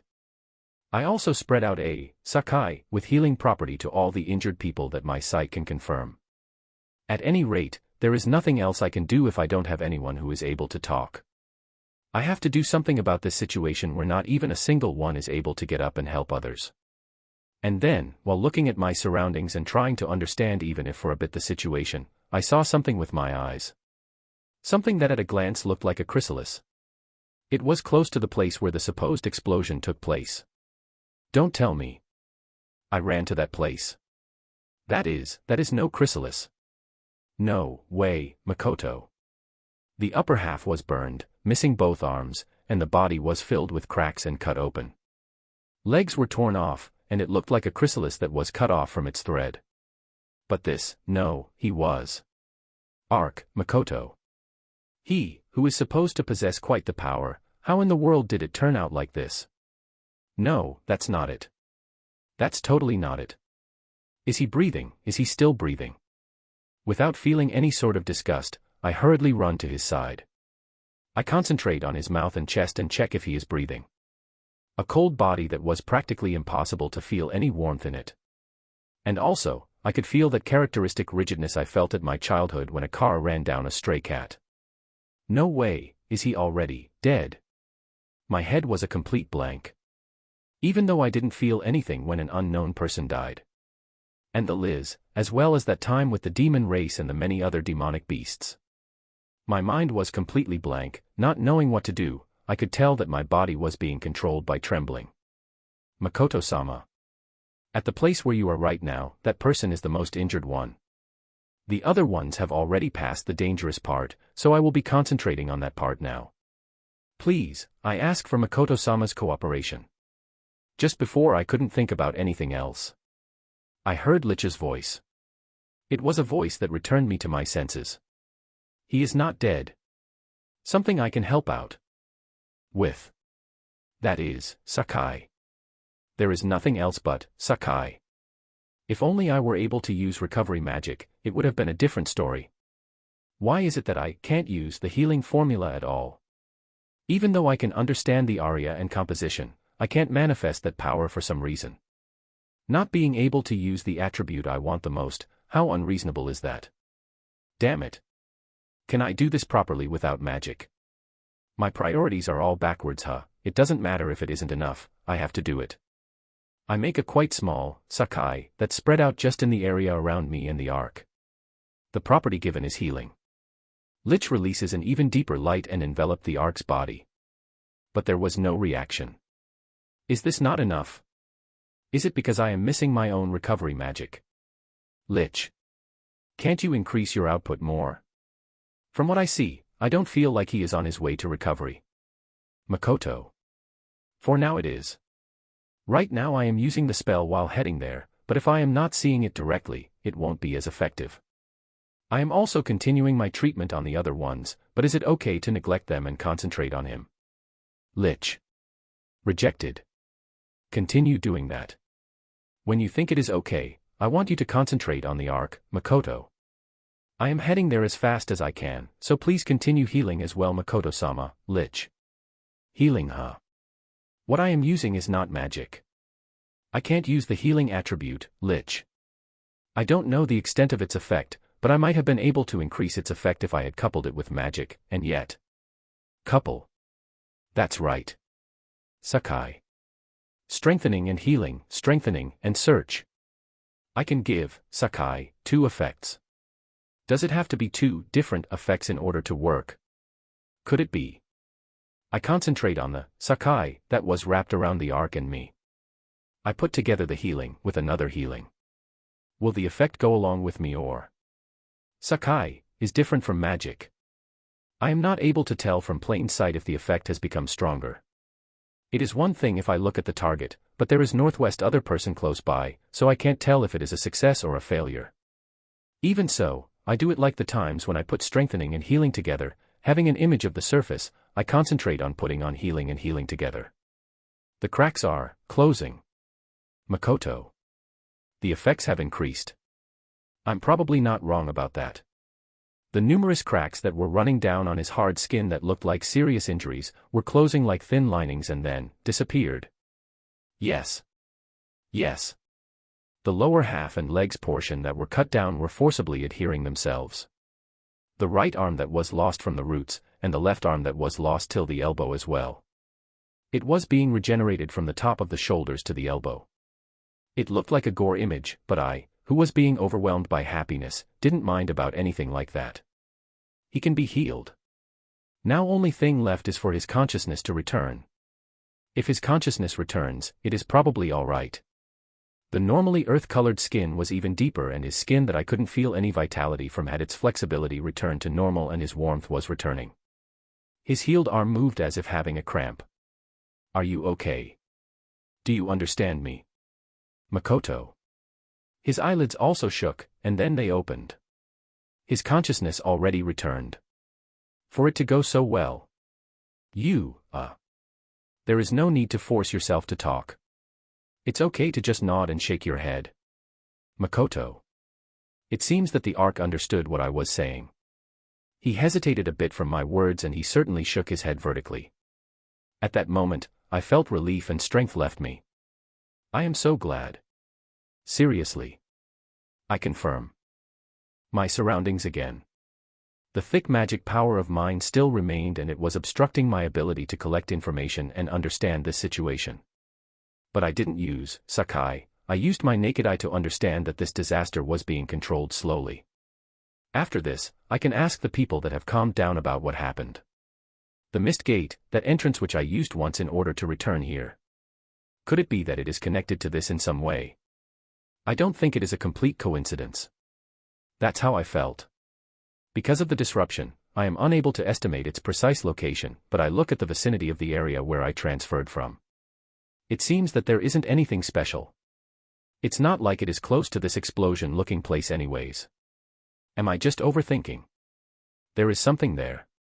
Judging that the arc was already okay, I get closer to that something and pick it up with my hands. A fragment of an accessory. It can be seen as a chain as well, but this is not something from here. Should I spread out a search? But my magic power is obstructing me so. No, just like in that time with the healing, isn't it fine to just play search and search together? My magic power is interfering with me knowing what happened here, so I go over my magic power with the second search. I try using it as if tearing away the upper membrane of something. I feel like I can do it. The smoke-like thing that was obstructing me disappeared. The ones who were here were the orcs, lizards. And there was Tomo Mini as well, huh? And also, close to the arcs there are remnants of the orcs' magic power as well. Then, where are those two? Even when I tried to confirm it with my eyes, I couldn't find those two in the area where I slightly felt their magic power. I suddenly remember Tomo's bad condition. If the body that she herself created received a fatal injury, she wouldn't have received such a wound. Meaning that, something happened around this part to Tomo's body portion. And also, the other magic power that I found, the orc. The worst happening crossed my mind. This fragment, just what it is. For the sake of shaking off this bad dream, I continue my present duty. 3. There is certainly 3 differing magic powers here. If it is 3, could it be the 3 that Tomo mentioned? Certainly, judging by the strength I can feel it is human as well though. But just what danger would they do? Even in size, they were just a few ways higher than the general populace, you know. I follow the 3 magic powers. 2 of them disappeared as if cracking, and the other one had entered a strange distortion. The cracked and disappearing one resembled the magic power of Tomo's body portion that I felt a few moments ago. I could feel that my instincts were strangely honed. If it is now, I feel like I might be able to do the distinction that Lich does. Maybe it is the effect of the Sakai that has 2 overlaying properties. Or could it be that there is another reason? No good. First I have to track the remaining magic power. I feel like I have seen that distortion somewhere before. It looked like the times when Tomo creates a mist gate. At the time when I returned, there was something like that too. No doubt about it. It must be the remains of a mist gate. They said it would disappear as time goes by, but it seems that quite a few things remain. At that side, the human's magic power continues. Strange. This is certainly strange. Makoto-sama, sorry for the delay. It seems that you somehow managed to save the seriously injured one, huh, Lich? Lich, I leave you in charge of this place, Makoto. Makoto-sama. Lich. I just leave a few words to Lich, who ran to where I was, and once again opened the mist gate from the remains of the distortion. While feeling an unpleasant uneasiness. Chapter 60, Retribution. Warning: this chapter contains violent expressions. Proceed at your own discretion. If you can't handle this kind of things, just skim through it. By the way, I am in exams, so expect chapters a bit late. This is Sage. Did I return? A woman's voice. Aha. I was saved. This air, this scent, there is no doubt. It's Sage. At that moment, I found the girl. At the place where I was following, I found her. In a narrow back alley with no presence of other people. That was the place where that girl just woke up in. I was surprised. That was truly one of the 3 people. The girl that acted like she was the leader. She had terrible injuries in all her body. They were serious injuries, to the point that it would be impossible for her to return alive if she were in the wasteland. But well, this is the town. If she exits to the streets and calls out, she would be saved. No matter how late in the night it is, the Tsaiju has a lot of alleys in the brothel should have someone passing by. The chance to meet a bad person is there. But if it's her, I feel like she would be splendidly saved by a good-willed person. That's right, if only she is able to exit the alley and call out. The girl could have been saved. If only it were a bit later in time, at a time where I didn't know such a thing happened. Not even I know what happened to my body. It was at the time when I was pondering about how to ask the collapsed girl about what happened while walking closer to her. My magic power that was clinging to her body and the reason for her wounds were because of the disaster in Asura. I wanted to know. That's for certain. Tailing, Ambrosia, hostile demi-humans, kill, objective, hunt them down, Miss Town, Radu, the enemy and LT, and GT. Town, danger, conspirator, doubts, why did those two? Escape, success, siege, smash, kill, steal, snatch, right, fortune, endo. Trash, foolish demi-human, night, treasure mountain. Ravine, a tracker, strongest weapon, trump card, good-for-nothing ring RTGH, exploding light. Suddenly, a big amount of something began to flow into me. I was being forcefully shown a high amount of images with high volume and speed, reading aloud sentences that didn't follow any logical connection, and the sudden letters continued like subtitles that didn't have any sense. Sometimes, I caught on a wave of sounds that were like noise which I couldn't catch their meaning, and a richly colored stain-like pattern was mixed in. Anyways, it made me want to puke. My head felt heavy, it stirred me heavily and even made me feel pain. To casually pour so much fragmented information without rearranging them, it made my head feel agony. What in the world is this? The experience of someone else? Or maybe, memories. The feeling of having a person's memories pouring inside of me is just terrible. This was not the first time I felt like wanting to puke. Her thoughts, and the contents of the latest memories I could read. Obviously, I couldn't remember all the memories information that was poured. The last thought that flowed into me. That definitely remained in my head. I was planning to heal her first when I was getting close to her. Just how much time did it pass? The bodily sensation of time certainly felt long, but it may not have been that long. But well, I had already deactivated Sakai. The intention to heal was lost entirely. This is not all the humans, right? This is only her way of thinking and experiences after all. However, they may have a lot of common points between them. Thinking like that, when I saw beautiful people, I felt a strange sensation from this world, or more like a distortion. The view of humans on the demi-humans, no, the way they view anything that's different from them. It may be an extreme case. But I have seen one example of it here after all. Anyways, this one is no good. Wanting to vomit, disgust, and also anger. I felt a hatred that was close to being anger, on a level I haven't felt before. Those kind of things were revolving inside my head. The want of shouting, screaming, was filling up in my throat. The moment she understood this was Tsige and was letting out a voice of joy. I dragged her inside the mist. Along with all in the circumference. For her, it must have been like all was enveloped by mist suddenly. The sudden change of the situation made her shake her head left and right in order to confirm her surroundings. Inside the dense mist, I approach the girl that hasn't understood that she is in a different space. Who is it? She must have confirmed that there was someone else from my silhouette. She shouts at the place where I was. You are Radu. I didn't answer. Because there was no need to exchange our intentions.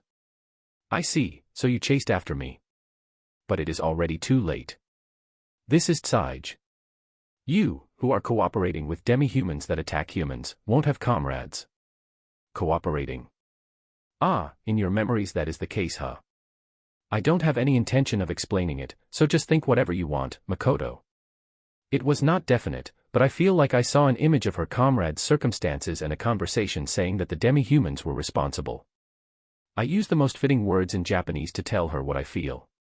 What? What are you saying? Did you go crazy? Of course, she didn't have the blessing of the goddess as an intermediary, so she couldn't understand Japanese.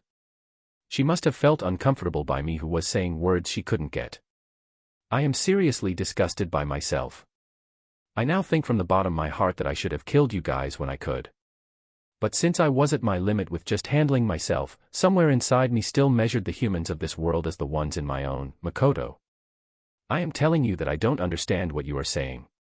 Talk with writing like you always do. I could tell that her voice was growing hysteric by the moment. She must want to hide her fear. It was the life she had finally saved after all. She must want to treasure it. For such a beautiful person to normally strike a conversation with someone like me, seriously, what a joke. Am I not the prime example of a man that would only be called out by a catch seller? Makoto. Redu. Release this mist and free me. If it is now, I can still spare you. You may be incarcerated, but even if you are arrested it won't be a death sentence immediately. She stood up by sliding on the alley's wall and prepares her weapon. Even though she should have seen my fighting, she still thinks that looking at the level is a believable value. Is that a bluff? Or are you serious? It is about you, there may be something. You are certainly more incredible compared to someone like me. You are blessed like a hero from stories, Makoto. I seriously thought that from the bottom of my heart. Even if I am injured, I am a level 96 adventurer. I won't fall behind a merchant. By chance we were staying in Asura at the same time as the forest ogres, so it was in a state where they didn't pay much attention to us, and we were lodged in a place close to the dwarf's disposal storage. They didn't have that much sense of danger, so we were able to steal an equipment, even if it seemed of inferior quality. We got our hands on a damaged Dropner, and when we were discovered I ran to the mist gate that we had passed through before, and was able to push aside the pursuers with the ring that I threw and exploded by chance. Just in case, I used the tool called Clay Aegis. Or something like that, and while being the weakest three, one of us survived. By chance, there was a wave of magic power that was similar and was able to wrench open the mist gate, which I used to return to town. Just what kind of joke is this? Just how many miracles had to happen in order for this to happen? Will of the heavens. Or maybe unconventional luck. This is already not on that level, right? The connection I did from the scene I got may have been a bit wrong. There is a chance that a certain percent of it may have been her own desires. And also, it is not certain that those were actually her memories.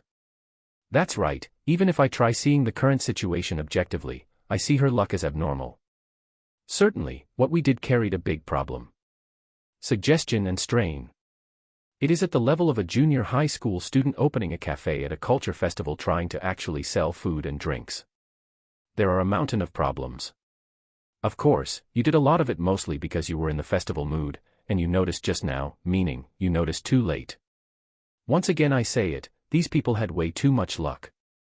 No, in the end here I am confronting them, so maybe she is unlucky. The other two seem to have already died after all. This is the last time. I know that this weird mist was something you made. Release it. My right hand held the grip of the athame and unsheathed it. She must have understood my answer. I heard a low sound of someone gulping their breath. I am glad I brought this dagger with me. There is no better weapon to take care of someone like this. What I understood with the guy's death. The Highland orcs that were accompanying these three. While they were running, these Thrash did that to Tomo's body portion, the Ark, and the guy who was close to them. The two of them informed him of the abnormal event, told him to step back, and even with that, he, who was trying to capture those three. How foolish. He should have stepped back.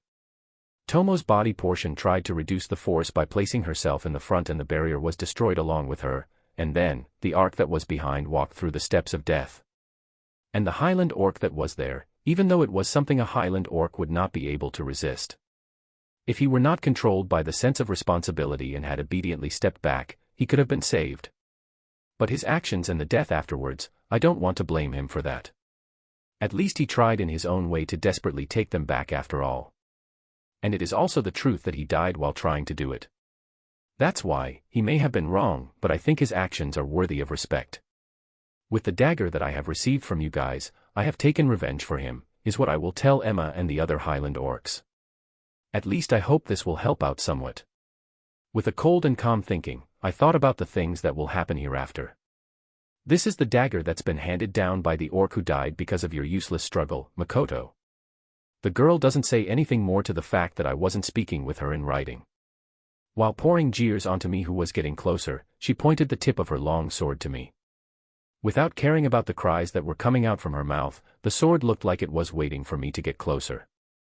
No, maybe she plans on notifying the surroundings by letting out a loud voice.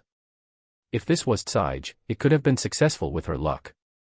I already know that because of her body's injury she is not in the state where she can charge at me. She is seriously injured after all. Of course.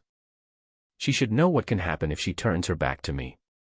The distance between us slowly disappears. It may be obvious, but the one who gets the first strike is her. The range between a long sword and a dagger is different. Her eyes told me that it was time to release the spring that was charged. Our distance was close enough to confirm our faces inside this mist. Her aim seems to be my throat. A thrust, huh? The point of the sword that carried all her might makes a high-pitched sound just before reaching my face. Sakai, barrier.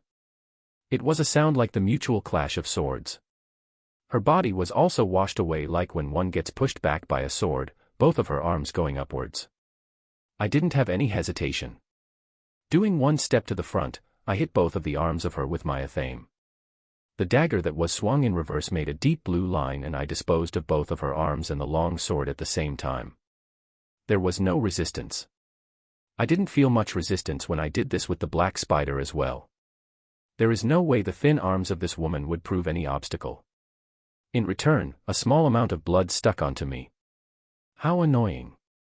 I kicked the girl, who still hasn't made a cry and had only begun coloring her face in fright, in the abdomen. The space between her and me once again widens. Blown away and mixed in the mist, her silhouette screams. What is up with her? Ah, what a pain in the ears. Didn't you kill as well? With that worthless sense of value of yours, thinking that humans are supreme. For me, Tomo's body portion and the orc were also in the same, no, their lives were heavier than yours. I approach without any hurry to the shadow that was writhing in agony. It was just as I imagined me taking the life of someone. No, it was even more than that. I may be a selfish and arrogant person. I don't know what would happen if it had nothing to do with me. I may be a disgusting existence. Even though I am going to murder someone who has the same form as me, I didn't feel any sort of guilt. Only anger and killing intent. I was being spurred on by the impulse that I should do this. Hi. She must have noticed my approach.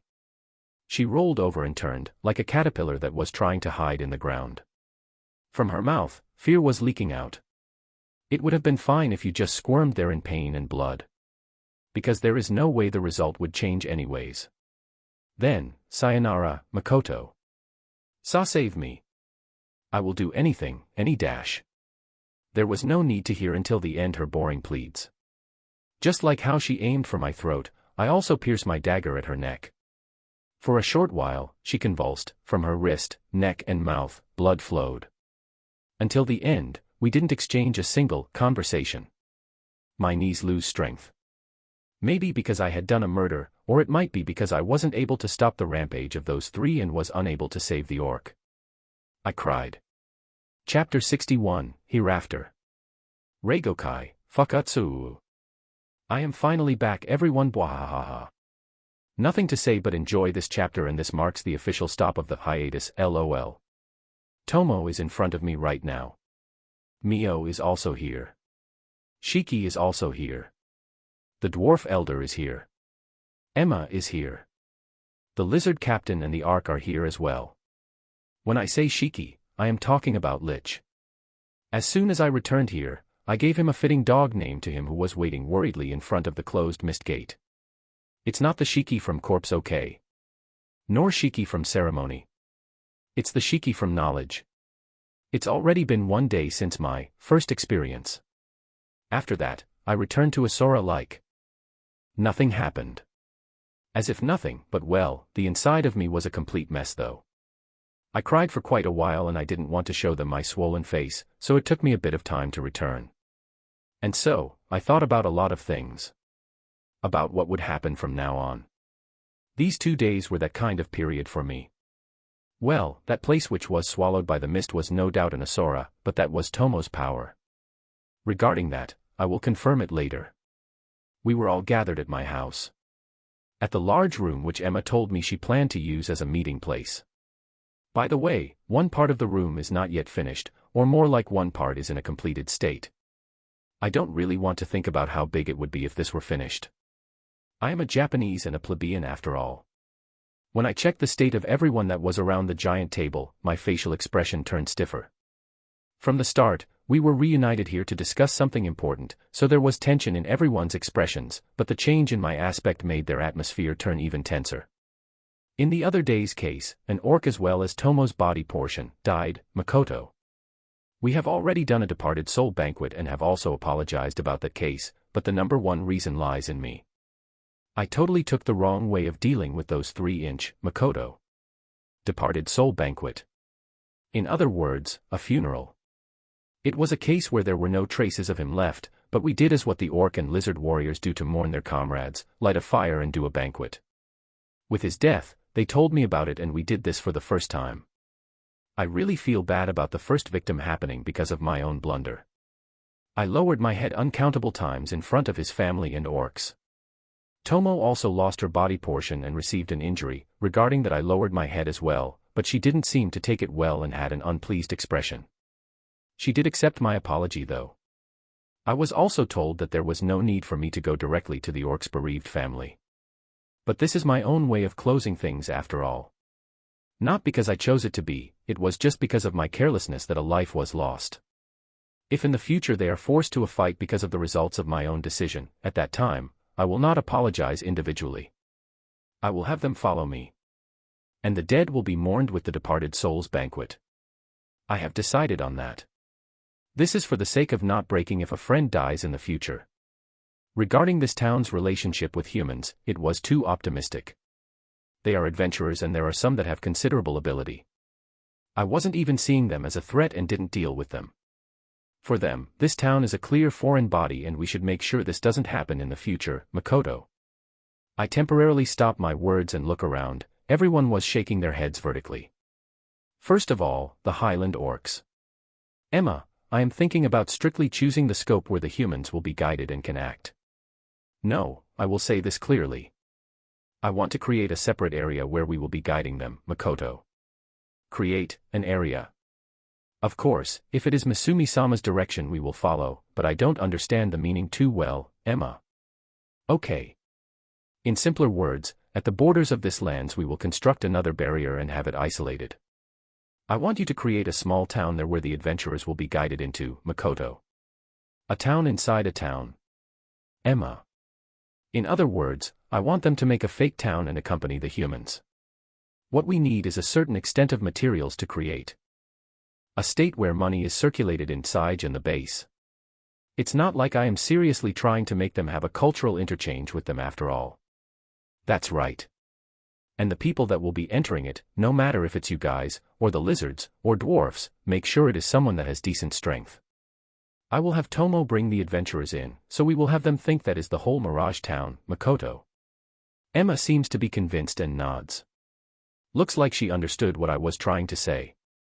For the sake of avoiding any damage on the people that have no power, I will have people that have enough ability engage them. Doing that, the weak and young ones will be able to avoid the adventurers, is what you are trying to say, right? Also, rotating with the ones that have ability to deal with them. No, we will be actively seeking for high levels to look after them, Emma. That's right. I think we will be diverging from the current plans, but I want to prioritize this 1-inch, Makoto. No problem. There are no specific designations for the sections, right? Emma. Of course, I don't mind you doing it however you please, Makoto. Emma smiles as if satisfied. I am grateful for Emma, who even after she lost a comrade, she still interacts with me like always. I am truly grateful. I still don't know in which direction the current town will be going into. The best option should be to leave it to her. Also, Tomo can't make a clone anytime soon after all. The next is about the elder dwarfs, Makoto. Yes. The elder and Burin are present. First of all, I have something I want to tell you guys, Makoto. The two of them look at me with serious eyes and wait for my words. Though, I think they already know what this is about. About the equipment that is supposed to be disposed in general and also about the ring. You guys are first-class craftsmen, so I know that you do this perfectly. But this place also has other races coexisting. It is troubling if you do careless guarding on a place that doesn't even have a key, Makoto. We are incredibly sorry. The elder deeply lowers his head. These guys are super high-class craftsmen. They should know just how dangerous the failed works and scrapped articles are. But without a strong impact or an inspection of sorts, and since they know there is no spontaneous discharge, their way of handling things was sloppy. It felt like they treated the warehouse as a garbage can of sorts and just threw things in there. There weren't cases where someone would use those scrapped articles to do dangerous things after all. It is because even children dwarfs knew not to do it that the view of danger in that area was so low. Even though those things should have had as much security as masterpiece articles. The use droppners were there as well. Cracked and damaged goods were also there. It was the very definition of dangerous. The theft of the ring affected their state of mind. Don't forget that the adventurers view your weapons with that much amount of value. The things that are planned to be scrapped should be scrapped as soon as possible. The things that can't be should be stored in a place with high security. This must be done immediately, Makoto. Yes, without delay. Okay. After that, I want you to help Emma select the dwarfs. I will ask Elder for a report of the progress in the armor at a later time. I would like Burin to do a trip inside and narrow the candidates, Makoto. Understood. The two of them answer me with strength-filled words. Their state of mind should be okay now. They will probably be able to properly manage from now on. In truth, the things that they consider garbage-class weapons are also valuable in Siege. Looking at the list of stolen goods, I understood that they shouldn't take it easy when they do the trip. Maybe there is the option of giving the mission to a young dwarf that has a good amount of sense to go there in the guise of training. It's probably better to just wait for Burin to put together the dwarf candidates that can go. Next, mist lizards, Makoto. The one that answers me is the lizard's captain. Since they are warriors, this position is the one that holds the highest authority. Being the representative means that he is the captain of the whole force. It seems that it points to someone that has a certain amount of ability and is able to look at the units as a whole and lead them. Right now it seems that you guys are pioneering, guarding, hunting, doing public works, construction, and various other miscellaneous works. Thanks for everything, Makoto. Those words are wasted on me. The time we are given to train the whole force, we try not to be frugal with the cooperation of others. They are diligently cultivating the battle proficiency of their force. Because of that, it is impossible for them to help in all the works, but even with that, they use the spare time to help in a lot of areas. I am thinking of changing your placement a bit, Makoto. Yes. As you order. Hereafter, we will be concentrating our eyes on the inside for a bit. The hunting and training in the outsides will become secondary. We will be reducing little by little the pioneering and guarding, as well as the public works and construction, Makoto. In exchange of that, I want you to patrol the town, Makoto. Patrol. Simply speaking, it is a job where you follow a number of routes, look for abnormalities and deal with them. I will explain the details to Tomo at a later time, so I want you to work as the head and assign people this duty, Makoto. This town has quite the scale. Isn't it a bit difficult for only us, asterisk? Maybe it is because Tomo's influence easily affects the lizards, their way of speaking is stiff or more like, old. It isn't inconvenient or anything, but the gap of being lizard-faced is just. You are the ones that are able to use Tomo's network the best after all. We will have the orcs work in divisions and cooperate. The prior problems will be given to other people, so it is fine to just think about patrolling as your role, Makoto. Understood. We will give our all to fulfill our duty. Just like policemen patrolling the town. I feel like 8 or 9 cases out of 10, making Tomo the head would make arson or theft happen again, but I am also conscious of that, so I am doing this while knowing. The method I know the best to maintain public order is the Edo period method. The modern era's police officers and the way they patrol should be almost the same. Probably.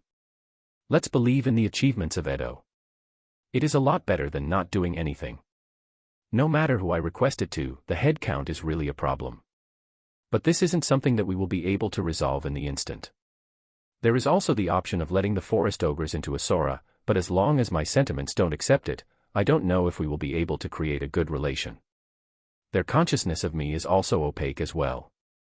There may be a need to recruit demi-humans and Momonos that possess intelligence. If we bring in a race that is clearly lower in level than the current residents, we might be able to create a hierarchy of sorts and do many other things. Maybe I should try exploring the wasteland at fixed intervals, while taking care of not accidentally making it an army. Nodding at the lizard that lowered his head and gave his words of understanding, I look at the arc. The last one is arc right. Makoto. Wakasama.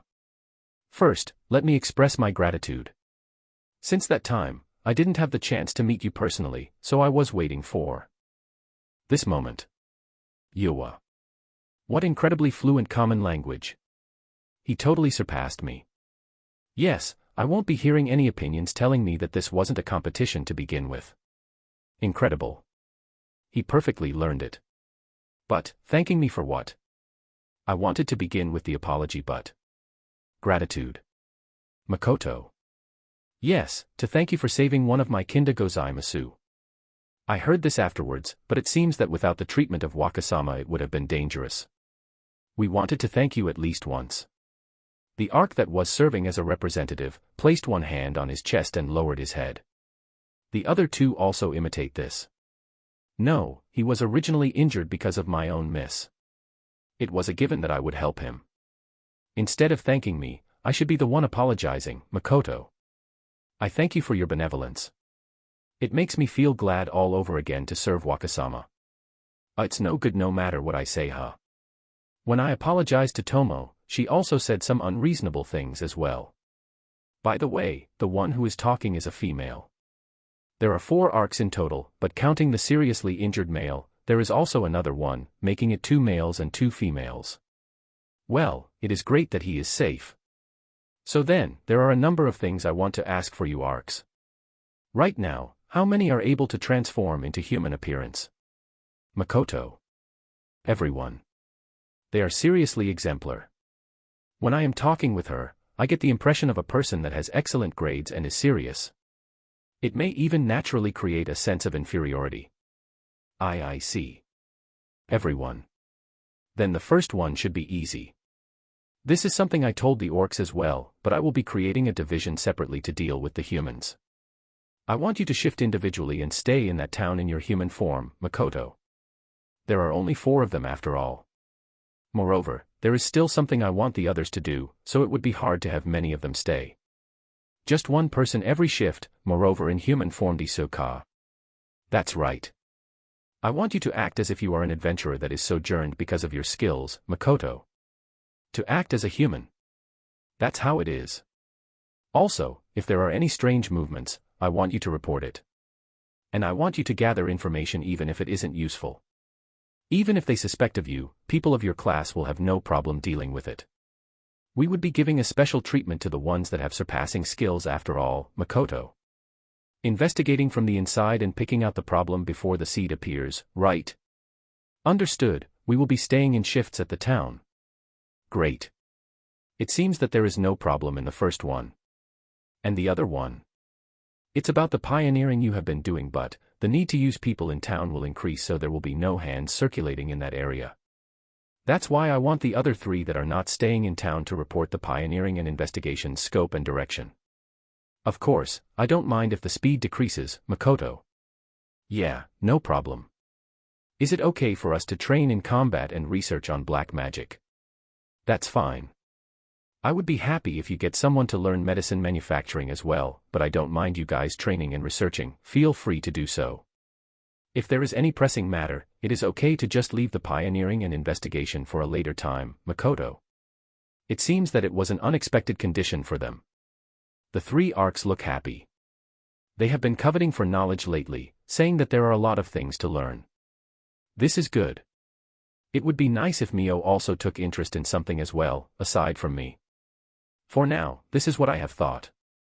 If problems appear in the way, I want you to report them. Then it is fine to go now. Excluding Tomo, Mio, and Shiki, Makoto. I personally tell my 3 followers to stay here and the others begin to leave. Maybe it is because I spoke with strength, my shoulders were stiff. Tilting my head left and right and moving my shoulders up and down, I relax myself. Waka, You were quite calm, Tomo. Wakasama, good work Diso, Mio. Wakasama, you did splendid managing all those different races, Shiki. Thanks, Makoto. I give my thanks to their compliments. Though the praise of Shiki had something to do with the power Bug gave me, so I felt complex feelings from it. I have to tell these three about what I have thought out. About what I think and what will happen from now on. Chapter 62, and so. Tomo, when I came here, you were the first pact I made.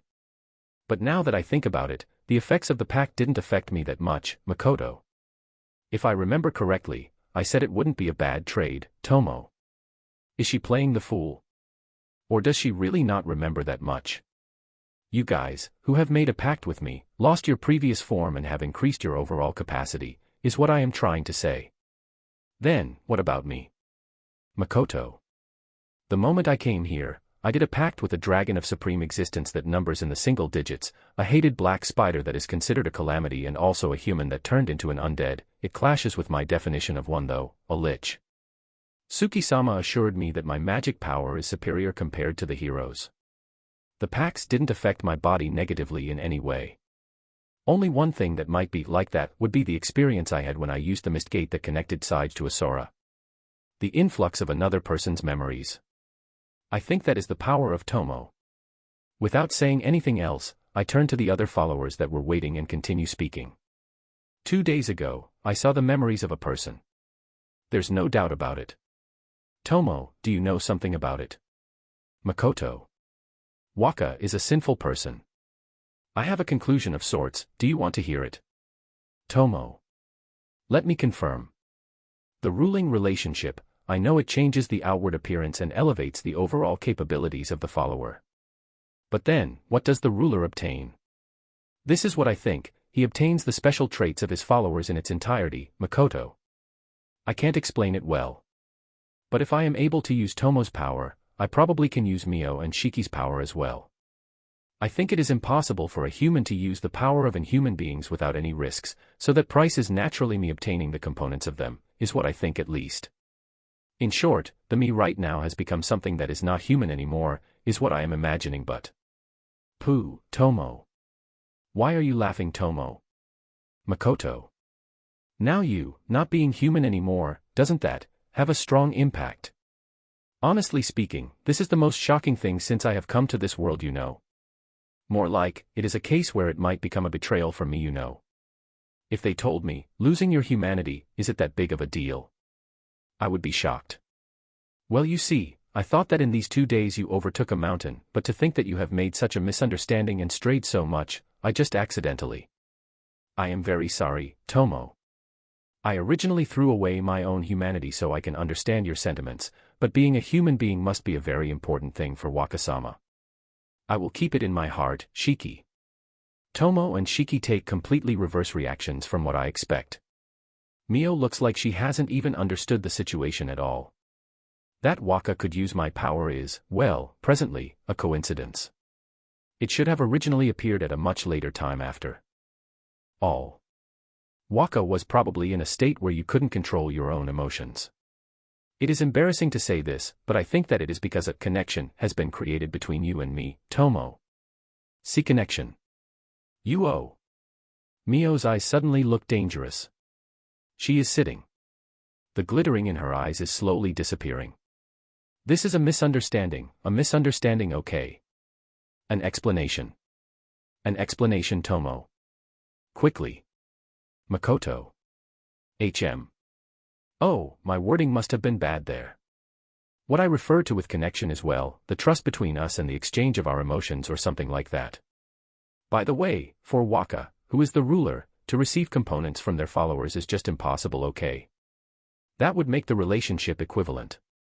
We are followers, people that have pledged our loyalty. If Waka so wishes, you can even use our powers to do frauds. It is just that this power should normally be used by only one existence.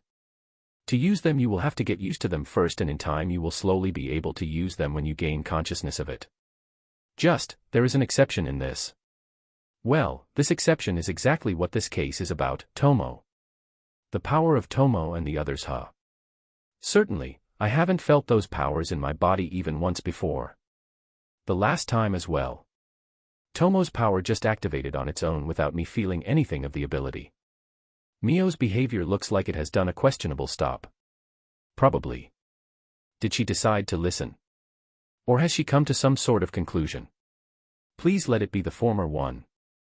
In the case where the master is looking for a way to resolve an issue and there is a clear connection of belief between the master and follower, there is a chance that the power of the follower will manifest in a rampaged state inside the master. It can manifest just as it is, or there might be a chance for the master to release it in its optimum capacity. It seems this time it was just as it is, Tomo. There is no demerit, is what Tomo added. It was a pretty harsh experience, but she is telling me that there was no demerit. Certainly, there was no consumption of magic power. It resembles the times when I use Sakai. There is no doubt that it uses my magic power as an intermediary though. That is the difference it has between Sakai. Trust and rampage, huh, Makoto? Does that mean I trust Tomo to a certain level? Well, she is my first follower, the first one I made a pact with. I have approved of her in my heart.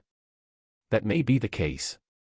Tomo seems to be happy that I was able to manifest her power.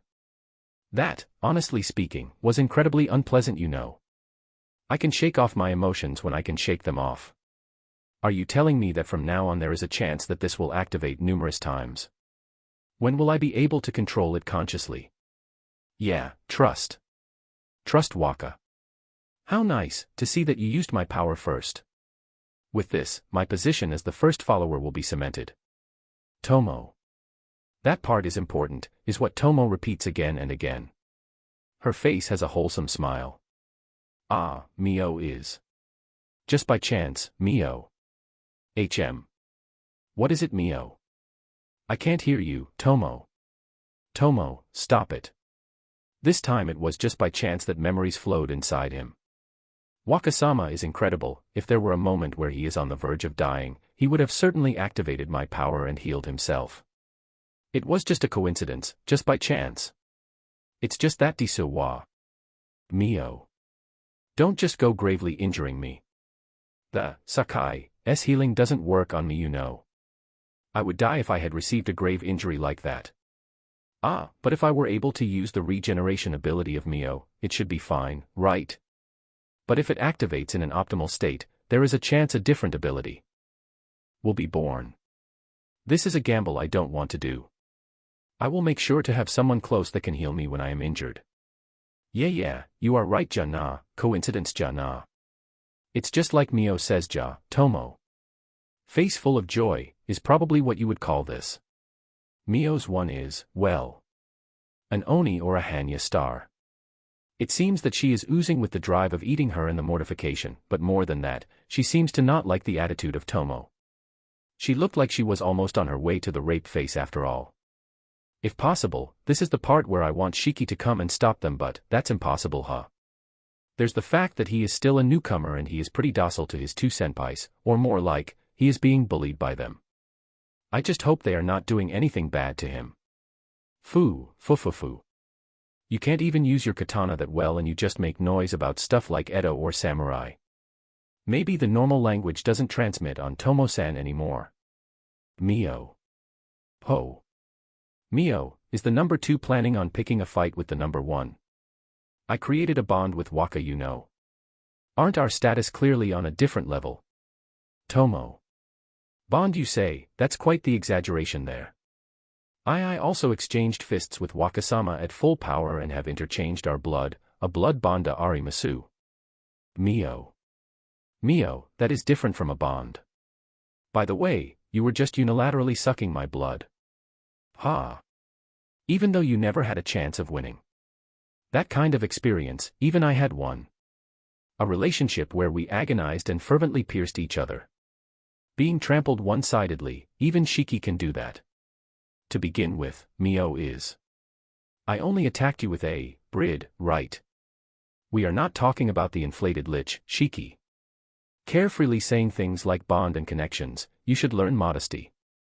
To begin with, Tomo is, Mio. I inflated. How ruthless. Moreover, isn't that something you made him do? Ha. They say this and that about when we met, and they say this and that about when I came to this world. In short, it ended up in the usual quarrel. Even though the important thing I wanted to say came after. Things have gotten heated up, and it feels like it will go on for quite a while. No choice. I should tell Shiki first. Oh. Shiki seems to have received damage from the stray bullets they threw in that quarrel.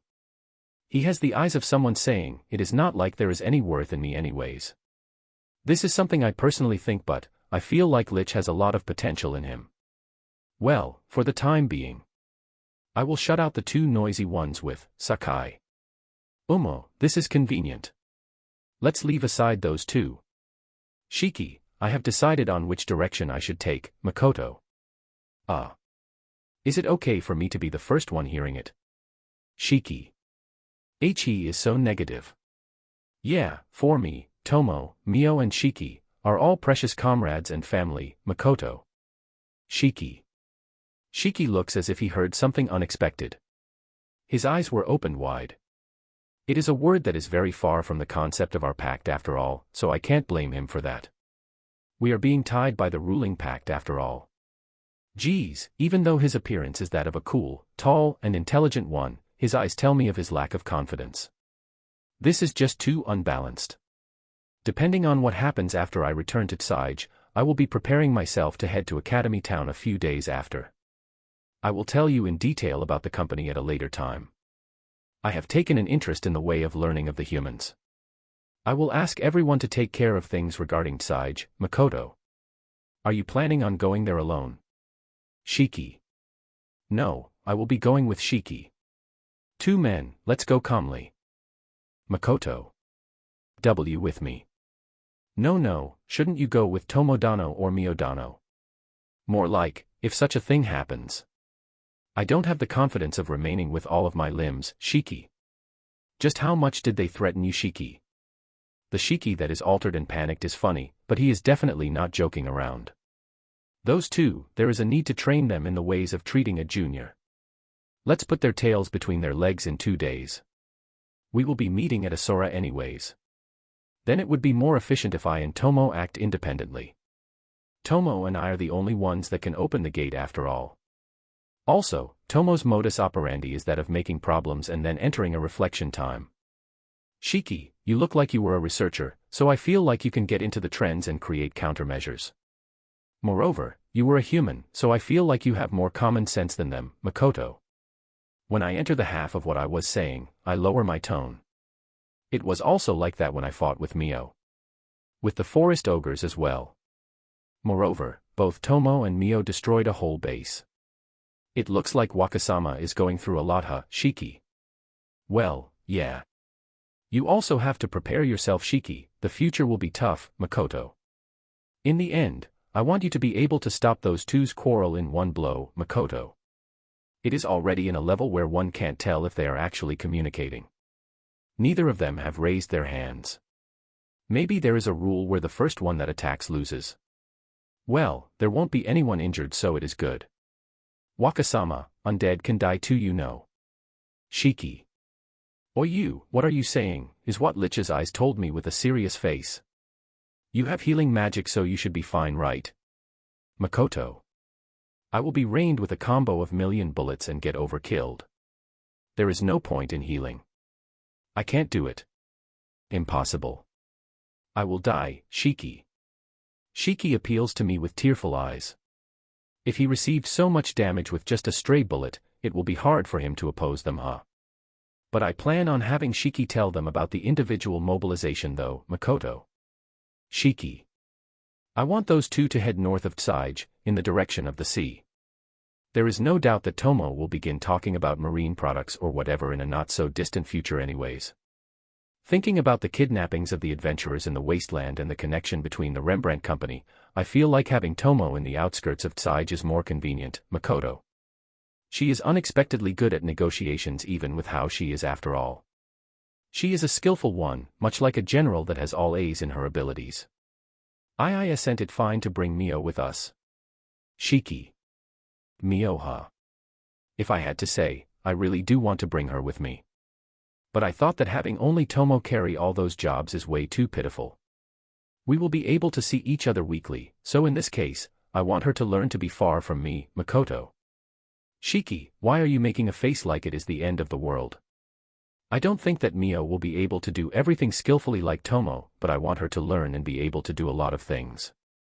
Wakasama, Shiki. Ah, also, no calling me Wakasama when we arrive at Academy Town. Call me Reidu please, Makoto. Please, is it really true that I will be telling them all this? Shiki.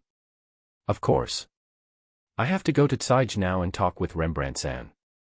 We went through all the trouble of having him lend us an area after all, to suddenly have the master disappear, that's just too impolite. I want to at least do my greetings properly, Makoto. To think that this is the first thing I will do with this new life I was given. I may not be able to return from this, Shiki. I decide on ignoring his monologue. Now that I remember, Lich said something about him being a high undead that has an element close to that of spirits. Like darkness, fire, he has control of numerous elements or so I think he said. I can't imagine it though. In the spirit part as well. It is totally outside the definition I have. The only thing I got right about him seems to be the part that if his magic power dries up, he would disappear completely. Then, I am counting on you. I will be going now, Makoto. And so, I decided on heading to Academy Town. I also had the objective of beginning to seriously mobilize my company. I also think that there is a chance to find information about my parents in a place where knowledge gathers. But my true objective is different. What triggered me to do this as soon as possible were the memories of the woman I killed. This world is being managed by that goddess, so I thought that it was obvious this world is strange. But now, that pretext just won't suffice anymore. I want to know about this world, about the humans, the religious view they take on the goddess, their teachings, the demi-humans, the demon race, grunts, about the other worlds. That's why, even in this state where the business I have in Asura and Tsuge are incomplete, I still decided to depart. Luckily, or more like strangely, Rembrandt-san had his eyes wide open and a face of surprise, but he almost immediately supported my decision. Even though I went to his residence with the intention of learning a lot from my great senpai. This was something I would normally never do, but it ended pretty anticlimactically. I feel like they have prepared some sort of trap, but I don't think that I can get the information out of an experienced person like him or his butler. And the search and examination, Sakai, can't read minds, so it is pointless. For some reason, he even readied application-related documents for Academy Town. They must have some kind of plan of their own somewhere. Even if I have experience in killing someone, I still believe in them to a certain extent. Because I saw his face when his family had fallen ill from the cursed disease. I think that these people are different. Receiving the documents of Academy Town from Rembrandt-san and his recommendation note, I lowered my head. I didn't think he would even write a recommendation. I thought he was only an influential merchant in the remote Tsuge, but he may be someone more important than I thought. With my feelings of gratitude included, I finally take off my mask in front of the two of them. It's something I was already prepared for. It was something I put on myself because of the circumstances anyways. Their first time seeing my face, as expected, it must enter in the category of pretty badly molded in their perspective. They looked at me with pitiful eyes. But I could only smile wryly at this. Because for me, all of you are the weird ones. They told me that people will get used to it in time, so don't worry, and other plain cruel things as well. Even so, it may be because his resistance had already increased when his family changed their appearance. Rembrandt-san interacted with me in a pretty normal fashion. In the end, he didn't let me meet his wife and daughter, but it still progressed smoothly. I was able to leave the Rembrandt residence with peace of mind. I really have to give my thanks to him. In time, I should put priority in him when I plan on circulating Asura's articles for real. Only thing left now is Asura. Or more like, Tomo and Mio. After I left, it seems that Shiki told them and, as expected, sorry Shiki, it became quite rough. Shiki turned pretty groggy. It was to the point that I felt like his body was transparent and I could see something coming out from his mouth. The things that I have drawn closer to, the things I have been thinking and what I want, I talk about those in an orderly and through manner. The two of them seemed to be a bit reluctant but accepted in the end. The envious gazes that were sent to Shiki every now and then were something that, well, couldn't be helped. It wasn't a farewell gift or anything, but I decided to give them a task. It's something they have asked before, but since I didn't know the answer at that time, I had postponed it until now. It may not be the correct answer, but I still told them my thoughts about it. For Tomo, it's about the katana. Or more like, about the art of the sword. Of course, I am an amateur in this area. If it's about IAI, I have a little experience from the time a friend taught me, but it's not in a practical level. To be honest, it was at a level where my left hand couldn't even handle the strain, a complete amateur. I haven't cut a straw post before either. Even so, I tried to look up that kind of information in my head and I was able to remember one of the basics in the sword art. It's something really unexpected for me. Tomo says that she will be using the katana in the future, so this should serve as reference. I talk about the grip. A grip used when wielding a katana, or so it seems. I was told that without training in this properly, all of the movements you do with the sword will not be practical. It seemed to be a tradition of sorts, but there is actually a hidden meaning behind it, is the only thing I was told, so I feel a bit apologetic to Tomo. That's why one should train in the grip first. Try something that is longer and heavier than the one you use, is what I recommended her. When I find the opportunity, I should look at my own memories to confirm once more the training and my sensei's words. Taking out the parts where I am told no talent and thrash, just how much will be left I wonder. For Mio, it's about black magic. This girl wanted to ask a lot about guns, but it seems that she understood the sentiments I have about them, so she is trying to reproduce them with black magic without asking me questions about it. Just how much do you love guns? But for Mio, who could reproduce a small bullet in a short amount of time, was being troubled by the lack of piercing power. I also thought that with that shape it would pierce if it were shot with high speed, so I was troubled when she asked me for advice. With its shape it looked like it could go through, but the darkness element is originally used for direct attacks, so it is more suited for impacts. I don't know any detailed information of it yet. I don't know much about guns in my previous world. I have read mangas with pretty well-made settings, but the parts that I skimmed through were so many that I am all question marks. In the end, I resolved it with the words of Sensei and its appearance. I think this advice is sounder than Tomo's one. That is the rotation. If I remember correctly, when the bullet passes through the gun barrel, it gives it rotation, accuracy, piercing ability, and raw power. Sensei told me the theory of it in detail, but honestly, I only liked the bow and it wasn't like I was interested in the gun that is a long-ranged weapon as well, so I just let it pass from one ear to the other. Well, it must be like a drill or something. I don't know why the accuracy would increase from that and I don't think there is a need to know. The bow is the same after all. That's why I tried teaching Mio about rotation. Let's leave. Aside if this is actually worthy of calling it a task.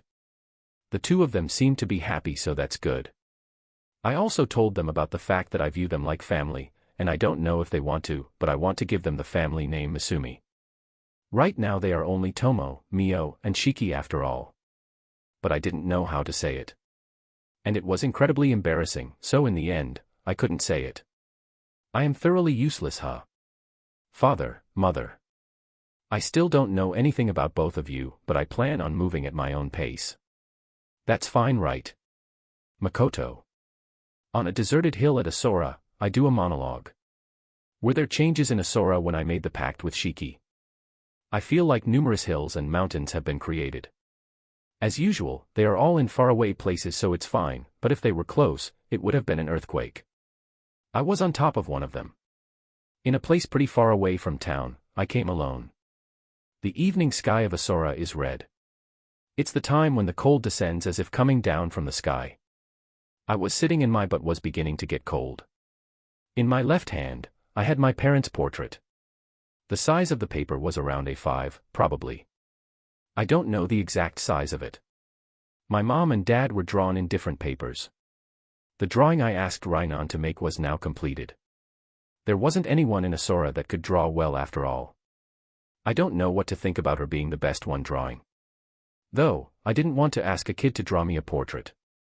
There is one other thing I remembered. No, it is more like, faced. On my right hand that was facing upwards there was an image floating like a hologram. A single picture that is in my memories. In there, one could see the gentle expressions of everyone. In a place where there are no fights for your life, where there was practically no scent of danger. A picture of a gathering with the archery club members. In that group, there is one person in the central part, I look at one of the higher-ups. I am sorry for disappearing after running away. I finally killed a person. I cried, but it wasn't because I was sad. And then, I remembered the two of you so clearly, Makoto. The words that didn't stop poured out from my mouth. The first thing I thought of was my family, then the bow, and after putting everything else aside as if it was okay to do so, I came to this world. Now that I think about it, there were a lot of regrets still left in that world. About the two girls, there is no way leaving it like that is fine. Everything I do is so half-assed. Remembering, forgetting. It makes me understand that I am truly the worst, Makoto. If I were able to dedicate my all to one thing, if I were able to advance while dedicating myself to the bow alone, just how comfortable would that be? I, who was uncertain the more I moved forward, thought that, as expected, I was a mere average person that could only use the bow. Hey, Higashi, Hasegawa. Even with that, I thought of trying my best. I will at least, for the two of you that grew to like me, will try my best to not become a man that would disillusion you. That's why, if I am able to return someday, if possible, Makoto. Even so, I killed a person. In the future it will be impossible not to kill anyone else. If possible. The words after that. I couldn't say them. To understand. Right now, I should begin from that. What I should do, I will decide after accomplishing this. Until then, like I would care for the war between the demon race and the humans. There is no need to decide everything now. Is it? The goddess, or the humans, demons, or demi-humans? I sink my head as if crouching, and harden my resolve of departing. Academy Town, Rotsgard. From the map I saw, it is close to the central part of the continent. A land that surpasses the scope of a small country. From what I heard inside that is at the southwest part, even though it is a town that is focused on research and studies, it is also at a place close to the war between the demon race. That is the place I will be heading to next. Chapter 63, Gossip, TM Boot Camp. The Elegy of the Forest Ogres. Reigokai, some have been asking me for the LN illustrations. Sadly, I can't find the scanlated ROS. So if anyone gets his hands on the illustrations, do send them to me. By the way, 2 chapters more for next arc. Woohoo! In the outskirts of Mirage Town. There, one could see warriors with brown skin and red eyes lined up. 15 in total. Every one of them possessed good amounts of battle experience, and in their eyes one could see the pride they had in their own abilities. In short, they were full of confidence. The 15 elites were the forest ogres that the village had selected to send to the Mirage Town in sign of their cooperation with Makoto, or raid which he is known for. In that group, one could see Akua and Eris, who were the ones that Makoto was fed up with. Makoto's follower, Tomo, reformed the barrier and the need for strong combat force was lost, so the personal selection was done without any restraints. The forest ogres that were invited for a preview of the area were surprised by the environment of Asura and were singing praises to it. The selected people were allowed to reside in the forests and have autonomy. The forests that were not included in that are still in consideration of who should manage it. Today is the first day of the already announced combat training. There was still time before it began, but since everyone was already there, they were just waiting for the 3 who would be overseeing them. The 3 of them refer to Reidu, Tomo, and Mio. The strongest 3 of the Mirage Town. They seriously thought that they were just coming to oversee them and were thinking, don't get surprised by our training. In a sense, they were a blissful bunch. Oh, as expected of a personally selected group. You are all gathered already.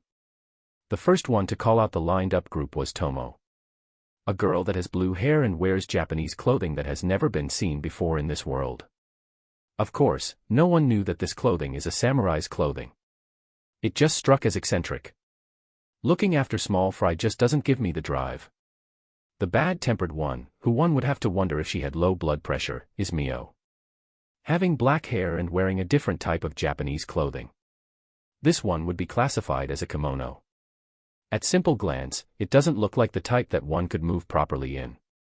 Her appearance isn't that of someone accompanying in training. Why was there a need for me to come as well? I feel like Shiki would have been fine though. The one who looked like he was filled with dissatisfaction is the person that possesses the highest authority in this land, Makoto. He looked like he wanted to quickly go back. He felt like he was being restrained from going to Academy Town and was dragged in a useless event. He was questioning himself about why he is here and so early in the morning. Leaving aside Tomo, the other two didn't seem like they had any motivation at all. The expressions of the forest ogres warped equally. So you have come. I don't like that there are people without motivation, but is it okay to think that you have just come here today to look at our independent training, right? The representative male forest ogre confirms with the three people that had just arrived. Taking into account that the forest ogres are on the slim side, this man's physique was concentrated in the muscles and one could see fearlessness from his face. There was no need to say, this man is the one they call Shirsho or pervert. Nope, that will be suspended, Tomo. What did you say? Pervert. Hearing the nonchalant words of negation from Tomo, the pervert doesn't hide his displeasure and responds. You are as energetic as always, huh? If I remember correctly, you are Mondo, right? Even though your name is first class, you are quite the pitiful 1-inch, Tomo. Are you trying to pick a fight, Dragon One-san? Pervert. By no means. Today we are changing plans. I was thinking of having you guys show us your abilities, you see. If you pass a certain threshold, the ones that succeed will be able to move to the village and be depended upon, but if you are unable to, we will have to train you, Tomo. Tomo gives out a sound-looking reason. But her face is grinning. Just as Mondo said, one could only see her as picking a fight. Are you saying that you are dissatisfied with us? Mondo. Mondo, I think this is something you would all be looking forward to though. From now on, you guys will be dividing in teams and have you fight us. For that reason I went through all the trouble of making time for Makoto-sama and Mio to come after all, Tomo. Heh, Mondo. Mondo makes a mocking face. For Tomo, he isn't a dangerous threat, so there was no point on making such coercing-filled eyes though. It is fine to make teams of 5. In any case, Mondo and his 2 disciples will be in the same team, right? I am thinking of having you guys fight Waka, Tomo. That is, fine. We were also wondering ourselves, just how strong is Makoto-sama, Mondo? I see. Now, the next thing is a criterion, Tomo. Tomo continues to explain with a beaming smile. She didn't pay much attention to their tone and the abusive language that was pouring out of them. If there was a need to say anything, it would be that Mio was silently hiding her lips with her folding fan. There was no change in Makoto at all. I wish this ends soon, is what his eyes were saying. Criterion. There should be no problems if we just bring you down, right? Mondo. Of course, If you guys are able to beat us, you will be approved without any complaints. To be specific, the teams that are able to bend the knees of me or Mio or are able to crumble our stance is enough. Regarding Makoto-sama, you will pass if just one attack gets in. If you are unable to do so, you will have to follow the afternoon training menu, okay? Tomo. Tomo's words were small whispers, but they spread out widely like ripples. Understood. Understood, but you have seriously taken us for fools. We will soon divide the people. Don't regret it, Mondo. You guys as well, go all out so there are no regrets, okay? The exam time will be from now till noon. Rule is anything goes. However, we will not do any fatal attacks and the injuries that you receive will be properly treated, so don't worry, Tomo. Then, go prepare yourself. Saying that, Tomo waves her hand to shake the forest ogres. A gesture that could be taken as go away. Tomo, are you serious when you said it will be from now till noon? Moreover, what is with that about only one attack? Aren't you putting the hurdle too high for me? Makoto. Waka, forest ogres are a bit weak in the brain. Must be because they have a rash rationale. They are instinctive and don't understand the strong ones. They have been influenced by the humans in a bad way. Well, no worries. It seems that these guys are slowly forgetting the fact that they can't freely leave, that they can't escape. Teaching them where they stand will serve for us in the future, and it will also help us advance the training smoothly. Please, I ask for your cooperation. There is no need for you to attend the boot camp that will take place in the afternoon, so, Tomo. It seems there was not a single trace of her thinking that they would be able to land a hit on him. Boot camp, you say? Did you extract another weird memory again? Well, I won't be able to come here that often, so I will cooperate in as much as I can while I am here, Makoto. Why do I have to stay in the afternoon as well, Diso? No. I want to be together with Wakasama, Diso, Mio. Mio, it's because if you are here with me, they will fall into deeper despair. No matter if it was useless, they still tried to hurt Waka, you know. Accompany me even if for the sake of disciplining them, Tomo. Now that you mention it. I haven't punished them, huh? If it's that, Mio. Mio withdraws with Tomo's words. She didn't notice the evil intents of the forest ogres in the beginning. After that, she heard what they were planning to do to Makoto, so she didn't hold any favorable impressions of them. Well, she herself gave in, so her thought process was that if they are useful there is no helping it. Makoto also said that he won't be bringing Tomo or Mio with him to Academy Town anyways, so she seemed to be slightly putting up with Tomo's request. Then, to an extent where they won't die, I will have them reborn with my new body clones training menu. Kufufufu, Tomo. With the first-generation clone destroyed, Tomo poured her strength into a new clone that would work as the new manager of Asura. As a result, the second body became that of a small girl with high combat ability. Moreover, even when she is a clone that was created from her own strength, she has a dangerous-looking crimson ring as her core, and there are shady rumors that this second generation secretly battles with Mio. Tomo was shivering with expectations at the training that will unfold tomorrow. Even though they showed a hostile attitude to him, Makoto still felt pity on the forest ogres. The results of the fights were terrible. For the forest ogres, this was most likely the first time they have experienced such a crushing defeat. Mondo may be a brainless idiot, but he isn't incompetent in battle. Before the battle, he confirmed with Tomo and got the approval of her not saying a single word in their training anymore if only one team is able to pass. He did neglect the most important point, but this could be taken as Tomo's ability with words and her skills with provocations. Of course, Mondo sent out the weakest group out against Tomo and the next 5 against Mio. Then sent out the strongest 5 against Makoto. Taking into account his internal ranking of them, his actions were not that much of a surprise. In first place, he doesn't know that it was Makoto's magic power that caused the accident, or so they told him, which occurred while Mondo was touring Asura. Even though they were given quite the amount of time after the sun was in the middle of the sky, the time it took to fight against Tomo and Mio didn't even give the chance for the sun to rise that high. Tomo didn't even unsheath her sword. Using an anguish mist, all of them fell down foaming and were driven unable to fight in just 15 minutes. There wasn't even the chance to show their individual abilities or their teamwork. The agonizing screams were becoming faint, and when it turned silent, she released it. That's the only thing that happened. After that, Tomo took out some documents in one hand and began pondering about how to make the katana's scabbard and guard design. This was cruel. In Mio's case, as soon as the fight began, one of them threw a spell, but without trying to evade, Mio took it on with her body. As if nothing happened, she captured the 4 people that were trying to attack her from the ground with the spell's timing and the magic caster with threads. To the bunch that looked like bugs caught in the web of a spider, they could only let themselves be drained of their energy and be done for.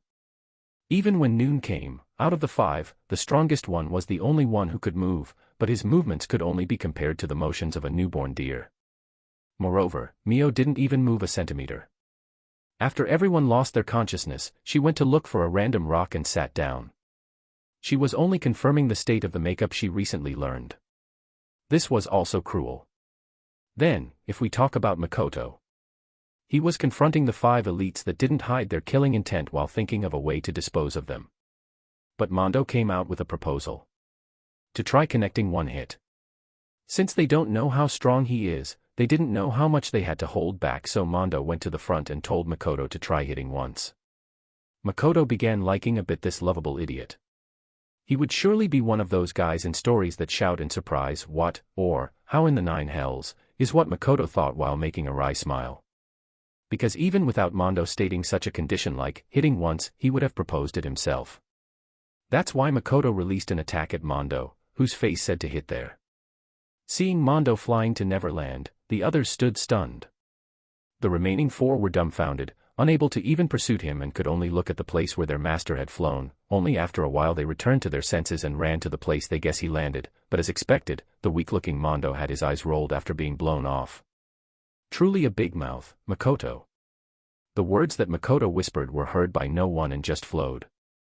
After a while of doing nothing but look at the clouds, the forest ogres returned.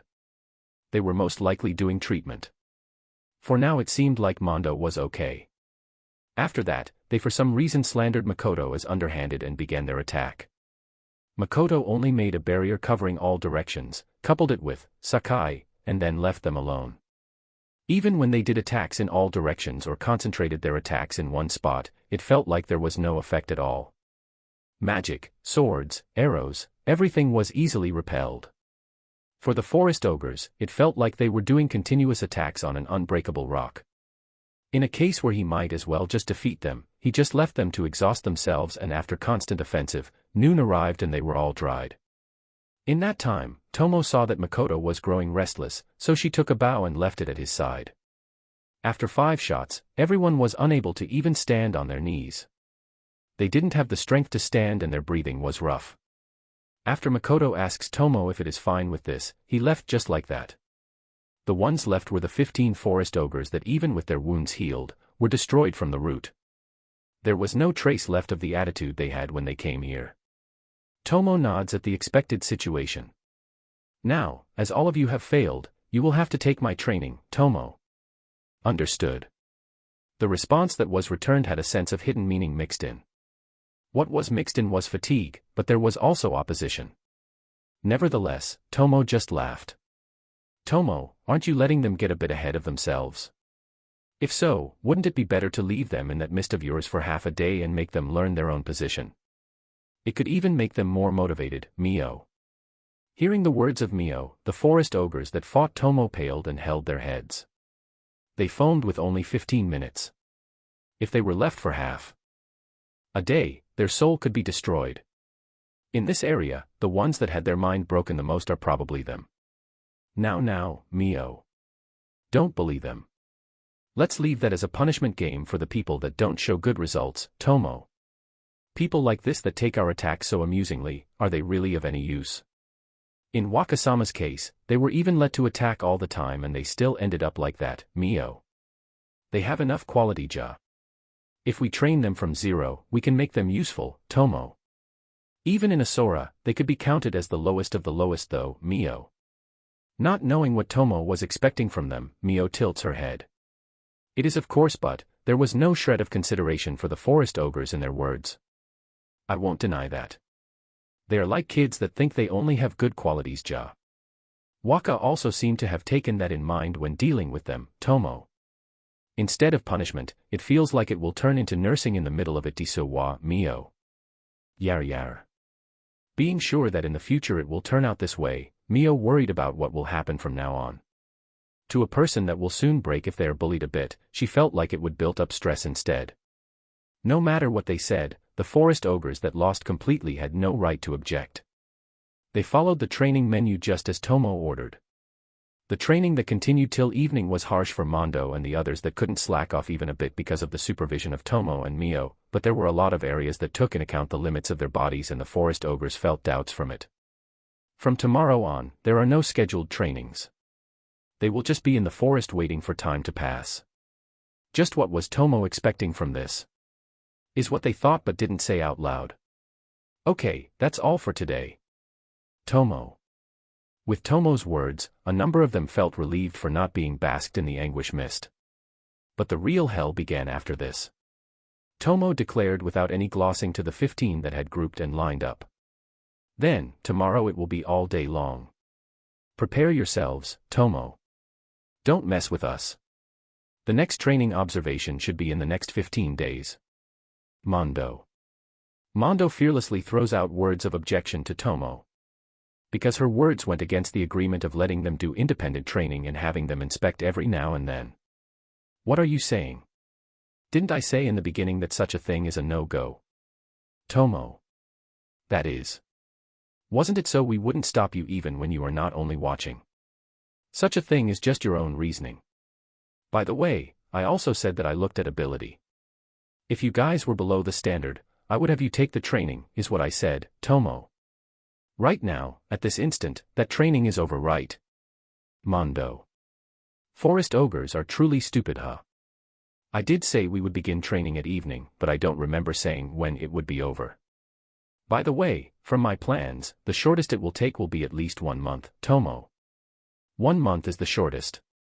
Those words made a number of forest ogres crumble in place. To be supervised by a person in a whole different magnitude and not knowing what kind of training they will be given, it's the same as being tortured. They thoroughly refused such a thing. But they couldn't refuse by force. Their only way left was to escape. The one saying sophistry is you. Isn't it obvious that the training should end the same day it is done? Mondo. Yeah, I don't care if it's sophistry. The weak one's truth and reasoning can't compare to the reasoning of the strong ones, Tomo. Mondo's words were becoming bitter. Even if he does his best, he already understood that with how those two are, the training wouldn't end just with what they had done today. Mondo knew for sure that even if the 15 of them tried to attack those two while they're drunk or sleeping, they would still be utterly defeated. On the contrary, they might even mess up holding back and kill them in the process. Their body and mind understood that the two, blue and black women, were the absolute strongest. And that they can't even put a single finger on Makoto. They attacked for many hours and were still unable to destroy his barrier after all. Even when he could have defeated them anytime he wanted. They understood that for Makoto, they were only children he was playing around with. Before the fight you even had the galls of saying something about, if we complete one of those conditions, but now you are clinging to such petty things. I won't say any complicated stuff, but, do you think the weak have any right to choose against the strong? Mio. Akua and Eris were pretty docile. They couldn't even be opponents of Makoto, and after the training they were spoken ill of a lot. Moreover, because they repeatedly felt like they could almost succeed, but fail, their state of mind and body was in shambles. Honestly, those girls and the other two that fought against Makoto already felt like instead of worrying about tomorrow's plan, they just wanted to go back and sleep. The remaining 10 were totally discouraged. The ones that literally couldn't think about anything are the 5 that fought Tomo. The ones that were already thinking about escaping were the ones that fought Mio. Tomo leaves the snapping Mondo for now, and looks at the other members. What a truly easy to understand bunch. You guys are tired with only this level of menu. Half of you are probably thinking of escaping, huh, Tomo? But, think about it with that lacking brain of yours. Where are we? How did you guys get here? Don't tell me you guys thought this place is in the vicinity of your village, right? You guys are naive, way too naive, Tomo. What do you mean? Mondo. Mondo's ringed-out voice. He also had the thoughts of escaping in a corner of his mind. Instead of being harsh, it was more like the fear of a death probably happening. There's no other way of saying it. This is inside a special barrier that was created by Waka. It is on a completely different level from the barrier that Waka created a few moments ago. If you want to slip out and escape, you need to have enough power to destroy Waka's barrier with a single fingertip, Tomo. Her words were full of lies. There are way too many properties in Asura that they still don't know about. Of course, there was no chance for the forest ogres to return by land, so being impossible is still the truth. With a finger. No way, that's just crazy. Since they couldn't even destroy the simple barrier of Makoto, the forest ogres were in a hopeless situation. Akua and Eris were dumbfounded when they learned that barrier was a simple spell. Now that I think about it, he didn't even chant an aria, is what they finally thought of. Did you understand your situation now? There is nowhere for you to run. And while at that, the forest ogre village is also at the mercy of my hands. The moment you ended up lower than the standards, all your escape routes cease to exist in this world. If your execution is bad, I don't care about what happens to your village, you know. Tomo. Tomo says over and over that she is the law and threatens them. Well, you won't die, so you would just return to your village as scrapped goods, huh? Or maybe you will successfully become worthy. If you have the spirit, then show it, Mio. Mio continues after Tomo. Those words were what Tomo told her to say and had memorized before the training. She was asked to act as a demonic instructor and she accepted. Mio wasn't able to go with Makoto to Academy Town, so she had free time anyways. Then why not watch their training? Is what she thought. Tomo's threatening and Mio's blasting. Both of them were only fanning their true motives. It is fine if they reach to a decision by tonight and show results, so Tomo didn't care that they are currently pathetic. More like, since she has grasped the approximate ability of them, the true training will officially begin tomorrow. It's a training style taken from the world in Makoto's memories, one that uses both misunderstandings and distortions. Tomo named it exactly as how the information in the data she scooped out said, boot camp. She planned it in her mind and she used Makoto's memories as reference, so she took the letters T, of Tomo, and M, of Makoto, and made it TM boot camp. Kufu, with this the future plans of selling medicines has advanced one step forward. This ingenious idea that will spread the name of our company and will even allow us to collect information. I have obtained one seed that will surprise Makoto-sama, Tomo. Tomo whispers in a rather low tone. Even if Mio could hear the contents of what Tomo said, she couldn't comprehend much anyways, so she only watched the forest ogres return tottering. That she didn't lend a helping hand was truly like Mio. The customer is God. I will thoroughly calculate the profits. Please do patronize the medicine selling of Kuzunoha Company. When you are in trouble I will be there to help. Are the numerous words the forest ogres shouted while they worked hard in their training. Their training form could be seen in the outskirts in the next day. Also the shrieks and shouts were mixed in. Your voice is too low, your smile is too tepid, your self-awareness is not enough, weak, you're not fun. At times they would be faced with violence for an unreasonable pretext while doing physical training, combat techniques, stealth mobilization, and information gathering. They also pushed into their minds and body the information of humans. Tomo's boot camp that brainwashes through fear continues even at present. Chapter 64, Gossip, Limia's Hero 2. Level 188. Hero. That is the current Otanashi Hibiki's record. The world should know, is what the king thought. The hero that descended on Limia participated in the mid-scaled wars against the demon race that occurred in the kingdom and the countries in its vicinity. In reality, moving from one country to the other takes a big amount of time. Using the magic tool for teleportation that has been provided by the kingdom and the teleporting formation that has been permitted to use indefinitely by both the Merchant and Adventurer Guild, they have been able to provide a VIP-class transportation method in order to create an impossible schedule. The girl who thought the demon race were monsters was surprised at first when she saw they had blue skin and an outward appearance extremely close to that of a human. At first she hesitated in fighting against them, but after a number of fights and seeing the deaths of her comrade soldiers as well as the enemy soldiers, she began accepting the constant fight to take one another's life. Demonic beasts that could understand human speech, demon race, and also humans. In her current sense of value they are all on the same level and that principle has still not changed. That she was able to cope with this brutality that would normally conflict with her ideologies and faith is because she came to a conclusion of her own. That she went to the various countries and reached that conclusion was also the aim of the kingdom. Because there is no room to indulge yourself sightseeing in a country that is in the front lines of war. Above all, the companions that fight at her side are important. Inside all the noise, the importance of their life is clearly heavier than that of a stranger. If these were companions that followed you in your journey, more the case. If you participate in war and repeat battles over and over. The thing that gets etched the most in a soldier when they participate in war is not determination, but the thirst of surviving the battle along with your companions that you leave your back to. And so, now. Hibiki is in the royal castle. She had just fought through a harsh battle. It was not against the demon race, but she was unexpectedly injured. She returned to the castle to treat her wound and was now in the middle of recovering. Her party companions were also thoroughly injured and were receiving treatment in a separate room. It's what you would call an annihilated state. For now they managed to teleport back, but this would not just stop at a normal commotion. The hero and her party have returned in a worn-out state and looked like they would fall over at any moment, so there is no surprise. Kyun. A worried voice came out from the silver belt sacred treasure that is wrapped around her waist.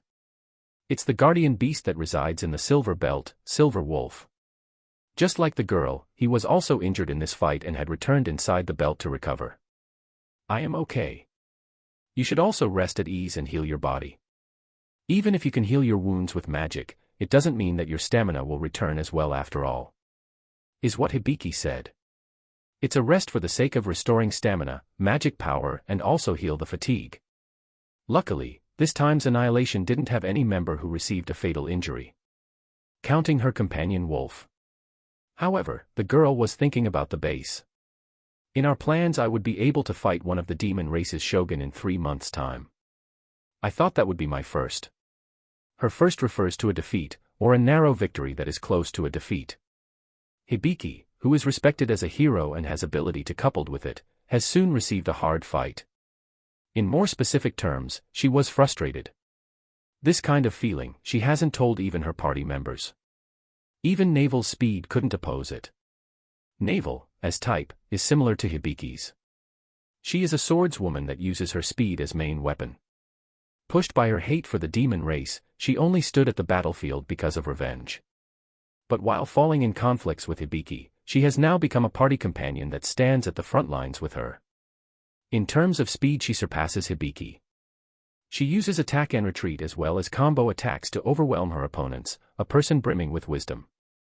Her age and stature are close to Hibiki's. Having a close to white, ash blonde hair coupled with Hibiki's combination makes her stand out a lot in the battlefield. Bredakuin's protection was also destroyed.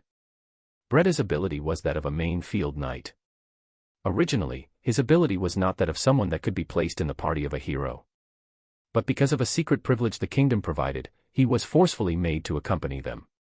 The party doesn't know that he is royalty and that he is the rightful successor of the throne. But he is not incompetent. After joining this party, he decided his position and devoted himself to improve. As a result, he now shouldered an important role in the party. His specialty is defense. At times he would cut out the attacks aimed at the rear guard and also goes to the front against speed-type attacks the vanguard can't handle as well as the ones that can't be evaded. One could call him a wall that protects the inside while taking care of the outside. In terms of Breda's parring ability and one-point defense as well as the use of throwing weapons and instant buff magic, he is better than Hibiki. Woody's magic didn't work at all. Woody is a magician considered a genius, called the Battery Magician. He specializes in high-powered magic, and while it is true that he is the type who has limited amounts of maneuvering ability, he made a pact with a wind spirit and using its characteristic agility, he has obtained the nickname Limia's Mobile Battery. A nickname that one has to wonder if they are praising him or fearing him. By the way, the person himself is not happy about this. His offensive magic, for Hibiki who hasn't learned that many attack spells and the party that has way too many physical attackers, is an important existence in the hero party. But in this case, those were practically ineffective. He would have originally been an imperial magician, but because of the king's proposition, he was made to accompany Hibiki. He has a short build and a child face, but his age is 25. The oldest in the party. We placed an incredible burden on Chiya-chan. Chiya is the healer. Having a high amount of magic power, she is a magician specialized in healing and support magic. Same as Woody, she also has friendships with the spirits. Normally, the magicians that don't take spirit magic as their specialty would be hated by spirits, so this was an uncommon case. She is friendly with not a wind one but a water one. Her maximum magic power amount is, unexpectedly, the same as Hibiki. She was almost made a sacrifice but was saved by Hibiki and the others. After that she has accompanied them and later on she officially became a member of their party. In terms of healing magic, she is Hibiki's sensei. Of course, now that the party is in a state of total defeat, she is the one who has used the most magic power in healing and is now in a deep slumber. Hibiki, Naval, Breda, Woody and Chiya. This is Limia's hero party. It is made up entirely by humans. It has only been 1 month since Hibiki has arrived to this world. Just how many events she has faced. It is to the point that one could call it a storm of ups and downs. At the time when she registered in the Adventurer Guild, she was level 120. It was the 3rd day of being in this world. In the continuous battles, she increased her levels. And yet, she lost this time. Her lips hung up. From deep inside, she could feel a strange throb similar to a tremble running through her whole body. The fighting style Hibiki chose when she arrived in this world was the sword with speed as its main point. Her physical strength was quite enhanced because of her previous world, so she could have used a great sword, but taking into consideration her surrounding companions and the weapon circulation itself, in the end, she chose a bastard sword. It's a weapon that doesn't have many users in the kingdom. The katana doesn't exist, so she was troubled. And so, she chose this weapon that her history teacher in the previous world literally translated as, illegitimate child sword. Normally she uses this sword with one hand, but when she wants to do a strong attack she wields it with both. When she tried using it, it was truly comfortable and Hibiki grew attached to it. The kendo that she was learning concentrated more on the distance between the opponent and forestalling than the use of the sword. As a means to cope, it is working well. The girl was happy that even with her sword ending up as a Western one, it didn't mean all of the skills she learned were a waste. Right now it has been broken in half, so she is in the middle of looking for a replacement. Looking at the long handle that had its blade broken, she felt a bit sorry. In the beginning, Hibiki thought about using her crazy amount of magic power to learn attack spells, but thinking about the concentration she had to put in the aria while in the middle of a battlefield made her abandon the idea. In the end, she decided to only learn a spell to coat her weapon in magic power, a barrier that has a short aria and is easy to use, and a self-healing spell. She must have thought about situations where she would be the only one left. Her composition had a strong sense of independence. And in fact, Hibiki has not lost a one-on-one ever before. She thought that in the case she lost, it would be because she was surrounded. But the reality was different. She and the others were all defeated by a single being. And it was from the front to top it off. There was no carefully made out plan, nor tactic that read their next movements. Nothing at all. It just suddenly appeared, and created the frustration in Hibiki. Just instinct. Its overwhelming attack strength and crazy defense power. Naval was certainly faster than it. She did continuous attacks like a gale, and by the time the opponent reacted and did an attack, she would be gone already. Then, why is it that she was defeated? Simple. Because Naval's attacks didn't even make the opponent flinch. Her sword may look weaker compared to Hibiki's bastard sword, but it is endowed by magic power and it is quite the sharp sword. Combine it with her speed and the cutting power increases by a lot. But it just wasn't enough. While holding back their fatigue, they continued to increase the damage little by little. And finally they were able to take out one of its legs. Seeing that, even though it was after a long time, they had certainly taken one step forward and a sense of achievement welled up in the party. But in the next instant, that leg regenerated and it continued its actions as if nothing happened.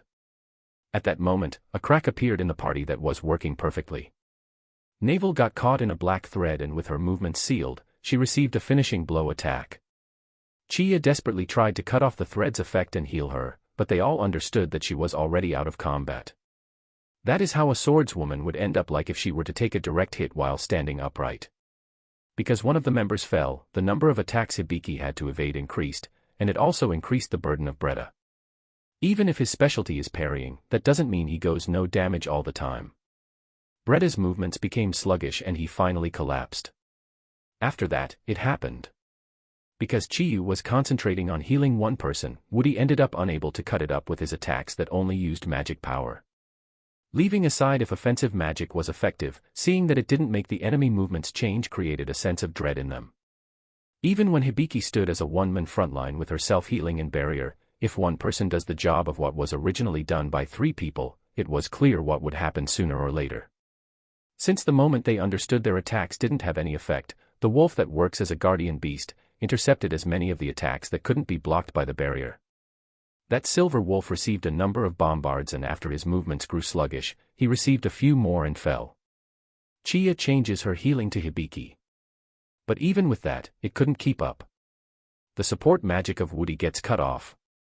And that thing that attacks leisurely, continues to spit out black strings from its rear. The healing and support stops.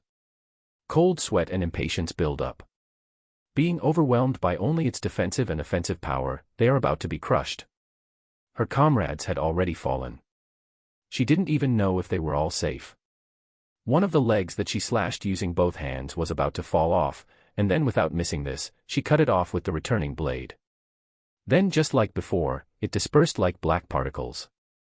And just like before, it regenerated. Foo. What was burying her now was despair. She can't win. There's no doubt that she can't win. No, it wasn't even a match. She didn't understand why a laugh came out from her mouth. The magic power that everyone praised was already completely dried up. A fatigue and heaviness that she hadn't felt before assaulted her body. Hibiki, with a literal desperate effort, strengthened her body and a red light clad her body. I can win. Without losing the light in her eyes. I can still fight. Come over here. The energy to move had already long left her. She could only counterattack. Shayagaya Jaya Jaya Jaya. Doing a war cry or whatever with a strange voice, its 8 legs sped up as they drew nearer to Hibiki, and with one of its 4 legs it tried to mow her down. What she did to counter was to do one step forward and make a turn for an overhead attack. No one knows if she actually aimed for it. That attack went on top of its fangs and directly onto its overly shiny eyes. Normally, Hibiki would have counted that as a counter. But she didn't even aim for that counter. Right now, she was already sure that the only way would be to make it a mutual strike down, and this is the attack which took this into account. Gufu. An organ had probably punctured, she could feel blood rushing up her throat. That is, of course, because Hibiki, instead of evading the attack that was aimed at her abdomen, took a step forward and received it. Am I going to die? While thinking this hollowly, the last thing Hibiki saw when she lifted her head was not a brutal battlefield, but a tranquil plain. How? With her question as the trigger, blood begins dripping from her mouth. She couldn't maintain her consciousness that was taking a turn for the worse. The hero, Otanashi Hibiki, had experienced for the first time the taste of defeat. A complete defeat that the current her couldn't have won at all. That enemy was not a demon race nor a demonic beast. It was a calamity. A hated black spider that moves around the world devouring everything. At present, she doesn't know that thing's identity. Of course, she also doesn't know that her last attack to the eye had filled the spider's hunger temporarily and had left. But Hibiki, who was recollecting her battle, woke up in bed and took a deep breath. Her body was being enveloped by excitement as if she had returned to that battlefield. With a number of deep breaths, she was finally able to calm down. I will win. Absolutely. Thanks for the defeat, just you wait. Her defeat might make her reputation fall, but she didn't care about such a thing. I will investigate about that thing and defeat it. She has obtained one clear objective now. This world has finally provided that feeling of defeat and frustration that she couldn't obtain before even when she wished for it. That's why she thanked the spider. A black spider made 5 people close to level 200 retreat. Hibiki's reputation, instead of falling, actually rose. Normally when you meet that black spider it's the end for you. It's a high-level threat that even the Adventurer Guild gathers high-ranked adventurers that are affiliated with the country to make a magic division and bombard it with long-ranged attacks to make it retreat. This talk surprised the kingdom and it pushed the name of hero Otanashi Hibiki higher. All of this happened a day before Makoto liberated the black spider from its hunger. There is a certain difference in time between when the heroes got summoned. More concretely speaking, the order is male hero, female hero, and then Makoto. Think of each one having a difference of 1 month. Hibiki's party leg count, 2, Makoto's leg count, enough to rebuild Tokyo Tower. Chapter 65, Gossip, Britonia's Hero 2. Merry Christmas and Happy New Year dudes and dudettes. Seriously, this time of the year is one of the busiest ones. Hope everyone is having a great time. 3. Anyways, enjoy the chapter. Dark chapter, as expected of fake Tomoki. You have been warned. Level 389 Hero.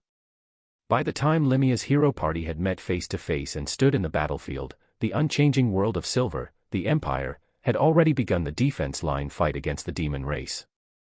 And its leading actor was, without saying, the hero that had a prominent level in the Empire. Iwahashi Tomoki.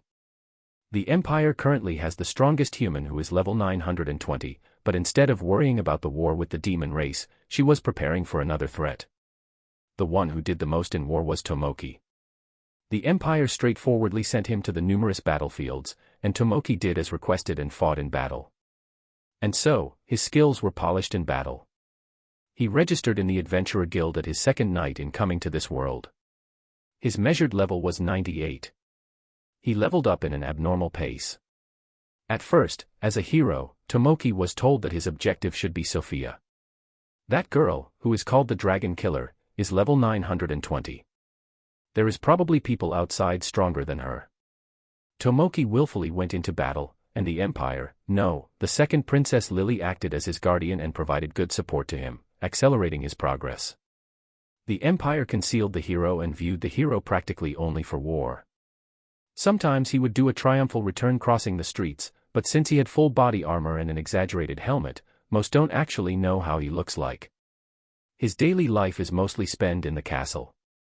Well, it is more accurate to call the battlefield his daily life though. Limia's hero is level 138 huh? Will she be able to help me out with that? Tomoki asked the princess who told him about the other hero, Hibiki, without any intentions of making a fool of her, but honestly asking. She is only 1/3 of his level after all. Also, he was a bit uneasy about fighting alongside her. It hasn't been that long since she was summoned. We don't know what will happen in the future, Tomoki-sama. The princess calls Tomoki with the honorific sama, and responds with a smile. In the beginning Tomoki had an impression of being a proper and cold girl, but as time passed that impression became milder, and if he were to describe her now it would be a kind nobility princess. That's the type Tomoki yearns for, and while thinking that this is also the effect of his demon eyes, he was happy. At the first day he appeared in that world, Tomoki was guided to a lot of places and in that time, he was being secretly investigated. There was no way the demonic eyes she already knew about would take effect on her. Because she made countermeasures so that the nobility would not be affected by it. Tomoki, who didn't think that he had been investigated, still believes that they don't know about his demonic eyes and didn't even hold any doubts at all. Tomoki hasn't told anyone about his demonic eyes, nor his special immortality characteristic. Because he didn't feel like telling anyone about his abilities that might show negative impressions on others or could become his trump card. His immortality has not been discovered by anyone yet. You are right. I was 98 in the beginning too, so she will climb up fast, Tomoki. Currently it is only a step in the plans, but the Empire is right now discussing about how to conquer one of the demon race's base. It's just that, in that plan they have to ask for the help of Limia no matter what, a big-scale plan. They are waiting for the hero of Limia to get to a point that can be useful. That's why in regards of Limia's hero, Otanashi Hibiki, they have already obtained the latest information from a spy in the kingdom of Limia. Accurate information is being sent from that faraway place. There was no surprise that Tomoki, who knew of this plan when inside the castle, would want to know the information of Limia's hero. But Tomoki-sama, why do you want to hear about Limia's hero so suddenly? Could it be, you know her? Lily. That's not it. I heard her name, but it's someone I don't know. Her age is 18, right? I don't know someone that is 3 years older than me, Tomoki. Then why? Is it because she seems to be on the good-looking side? Did you begin to crave for her? Lily. What, are you jealous? It's fine. Because I am plenty happy with Lily and everyone else, Tomoki. Really? If you want someone just say the word, okay. For the superior to want women is something natural. I won't blame you for that, Lily. A sweet voice is whispered in his ears. Tomoki nods looking satisfied. Yeah, at that time I will say it without reservation, Tomoki. Okay, Lily. About the fights, Tomoki. Let's see, it seems that a part of the northwest line has been invaded, so, if we are going to set out, it would be there probably, Lily. I see. What should we do? Tomoki. First, let's have lunch. I came here to call you, you know. Lily. So it seems. Understood. Then let's go to the round table, Tomoki. Yes, Tomoki-sama, Lily. The two of them, accompanied by a number of maids, left the room. Tomoki's room is just beside the second princess's room. A measure so that no unprecedented things happen. In a floor where it was originally allowed only for nobility, a hero that has no blood relation to anyone is there, so this disorder is understandable. I, Lily Furant Gridonia, have decided to work for the hero Tomoki-sama and devote myself to him. That's why I am thinking about having Tomoki-sama live beside me, and set it up perfectly so I can support him, Lily. The sudden proposition of the second princess confused the imperial family at first. But the next words made them tranquil instantly. That's why I will be resigning the inheritance of the imperial throne. I want to leave the government affairs to the others. So could you please view the hero-sama in a favorable way? Lily. Most of the people that were against her proposal were the factions that were fighting for the imperial throne, Lily's brother and sisters groups. And that political opponent is saying that she will be stepping down from the stage herself. There is no happiest thing than this. It's just that, there were the rights Princess Lily owned.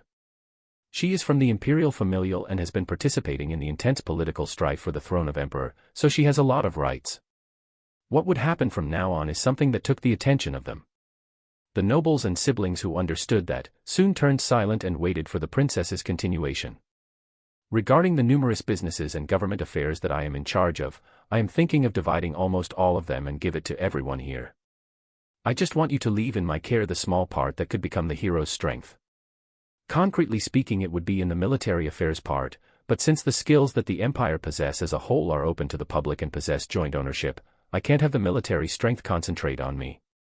Accepting that, everything else I plan on proceeding with the assignments, Lily. Cheers and commotion rise. Princess Lily, with her shrewdness, has raised a lot of enterprises. Even without the military part, to receive the transfer on everything else was plenty enough. With this, the nobles and siblings shut their mouths. It's just as she planned. Next in the list would be her father. The man who is the emperor. Obviously, he asked the princess her reason for the sudden resignation of the imperial throne. Even if the hero has come, it is more realistic to use your power properly and have your political strength increase massively. Moreover, taking into account the past history of the princess, this is the natural conclusion. And in reality, the second Princess Lily is certainly the closest one to the hero. She didn't need to retire from the throne strife to provide support to the hero. The emperor is someone that succeeds the will of father. I feel like I want to succeed the will of mom. Mother was a devout follower of the goddess Sama.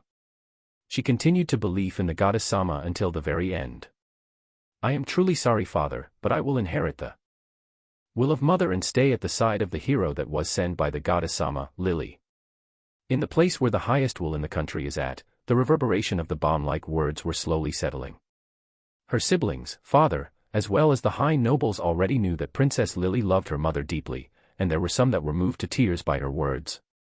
Please forgive my selfishness. I will surely destroy the demon race along with the hero Sama and show you that we can revive the beautiful land of Elysian, Lily. Leaving the needed amount of enterprises she thought would be necessary for the hero's support. At that day, Lily left the political strife stage. There were a lot who thought this was some kind of conspiracy, but after that, she supported the hero with dedication and blew away the doubts they had with her actions. Tomoki and Lily were at the round table, in the place where they were called to. In a garden where even in this precarious time still holds lush vegetation that healed the eyes of anyone that gazed upon it. At its center one could see numerous people and a literal round table. It's the garden that Princess Lily's mother loved. That place is where Lily had the hero use as a place to rest. In the past it was a place where no one was allowed in. When this place was liberalized, it surprised the nobles, but it ended up in raising the valuation of the people that used the hero as lining. There were some that were haughty and arrogant, but politics are warriors with no prospects. That is Tomoki's assessment. It was in part because of their prejudice and coagulated sense of value, but since they are devout to the princess, they don't have any ideas of rebellion and she doesn't have an ounce of suspicion of them betraying. Tomoki-sama. The preparations are all ready. Please come this way. Oni-chan, you are late. I sacrificed time for research to come here, you know. Don't make me wait so long. I know that you are busy though. The three people that welcomed Tomoki and Lily were his companions. If they are to imitate the Round Table, then they would be Tomoki's Knights of the Round Table. The first one that called out nervously while inviting him to her side is Genebia. Considered the strongest knight in the empire that protects the nobles, one of the royal guards. She was originally a person under Lily and also a close friend, but she is now limited to guarding both Tomoki and Princess alike. Though she has the body of a girl, she has trained to perfection the art of protection and the role of wall. The type of sorcery tool that was given to her is also one that is specialized in defense, and her job possesses the name of a superior dragon that is famous for its defense, Grount. Royal Guard Grount is her unique job's name. Grount lives in the widest desert of the world and is the dragon that is said to possess the strongest defense. He is also known with the nickname of Sand Wave. The next one is the young-sounding voice that called Tomoki as brother. Her name is Mora. Just like her voice tells, she is a young girl who is 12 years old. She is called the Dragon Spiritualist and is able to use a special summoning technique, a dragon summoner. She was originally raised in a local village at a family lineage of shrine maidens, but because of the demon race's invasion it was destroyed. Lily took care of her and ended up as her accompanying Tomoki. The girl who uses dragons doesn't have a unique job like Genebia, but it is a rare job that only a few in the world possess. The last one that collared out complaining is Yukinatsu. Her origins were from Laurel Confederation, but looking for a place where she could do research more freely, she ended up working under Lily. Hearing the numerous unique ideas of the hero, she decided to accompany them. The fusion of armor and magic, the giant power that the ritual implements possess and the replicas of the so-called sacred treasures, having an abnormal interest in the creation of these, she is a research type of person. Especially in the armor and magic area, she took a totally different approach from the dwarfs, and because of those dangerous views she had, she was driven out of the Confederation. Her job is force player. It is a rare job that only a few in the area of alchemy possess. Currently, these three are Tomoki's companions. Since the princess doesn't participate in battle, she has the role of support in the rear. With Tomoki's suggestion of having a meal together, everyone was looking forward to the time when they would gather at the round table in the garden. The times when they can be together with him aside from battle are limited, so these times were precious for the girls that wanted to be with him even if for a little more. Lily secretly took measures against the demonic eyes for the nobility, but there was nothing done to anyone else.